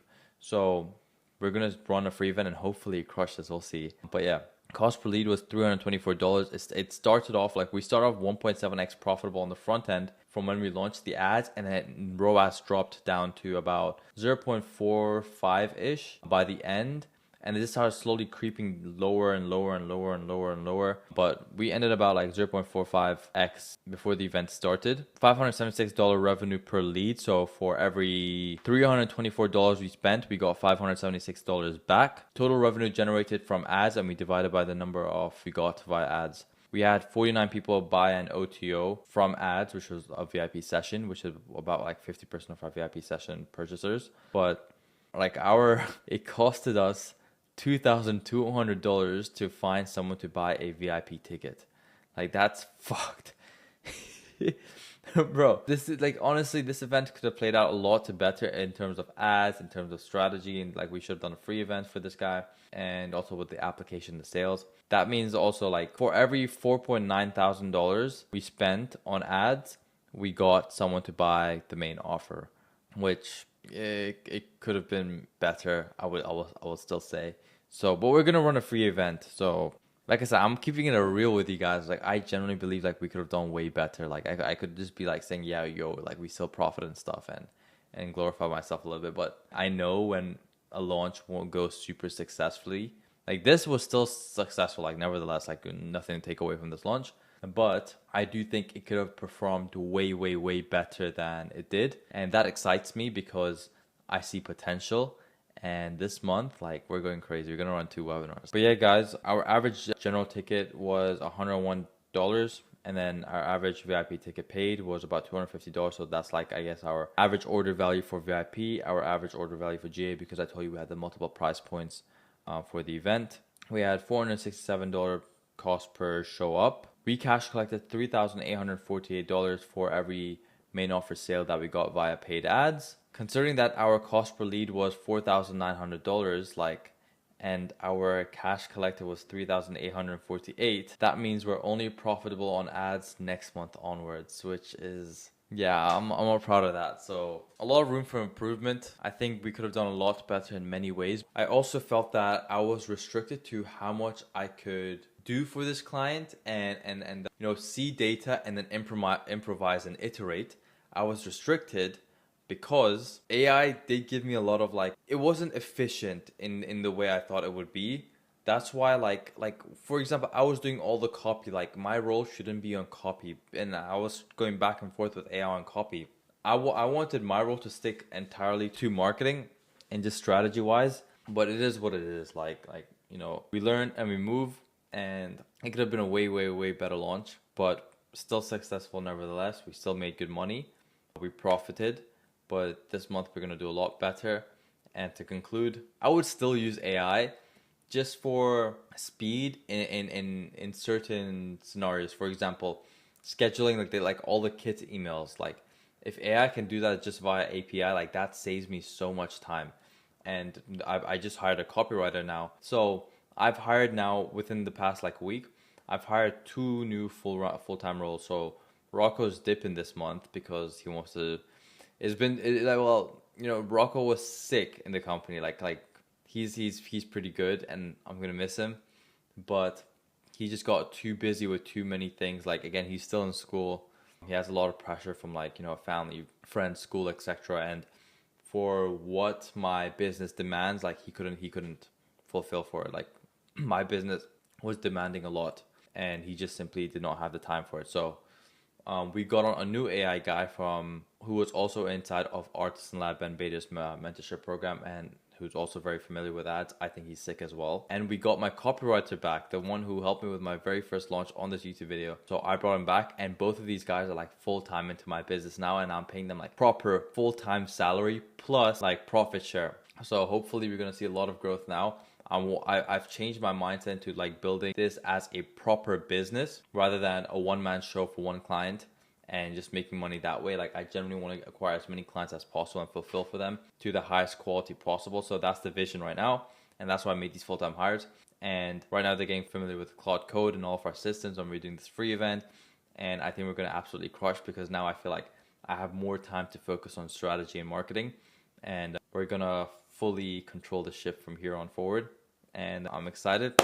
Yeah, I will see you guys in the next documentation video coming soon. I have some ideas, but I hope you guys enjoyed this video. If you guys would like AI systems, if you guys would like my help in operating plus AI, implementing the exact same AI systems I used in this video to acquire that client in the beginning, fulfill forward with this client, get better AI systems, and talk to my team and see exactly what we're doing in our business and how we can help you in all realms of AI, copywriting, operation, etc. So if you're interested, go ahead, there's a link in below, book a call. Might be doing limited spots, I'm not too sure yet, just because I want to maintain the quality. I am going to do this though. Everyone that books a call, for the first 20 people that join agentic operators, I am going to give you guys an extra month inside of my program. So yeah, first 20 people want, this is not even fake scarcity. I was just thinking I wouldn't want more than 10 people inside my program, at least for the first month or 2. But I think I'm going to open up to 20.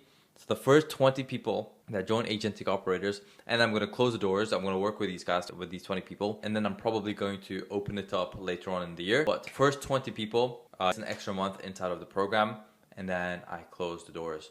So yeah, if you're interested, go ahead, book a call, apply, and I will see you in there. I hope you guys enjoy this documentation video. And to conclude this video, I hope you guys found a lot of value though. That's what I want to say. I hope you guys found a lot of value, because I actually try my best to give you guys a lot of value. I'll see you guys in the next one. Let's go.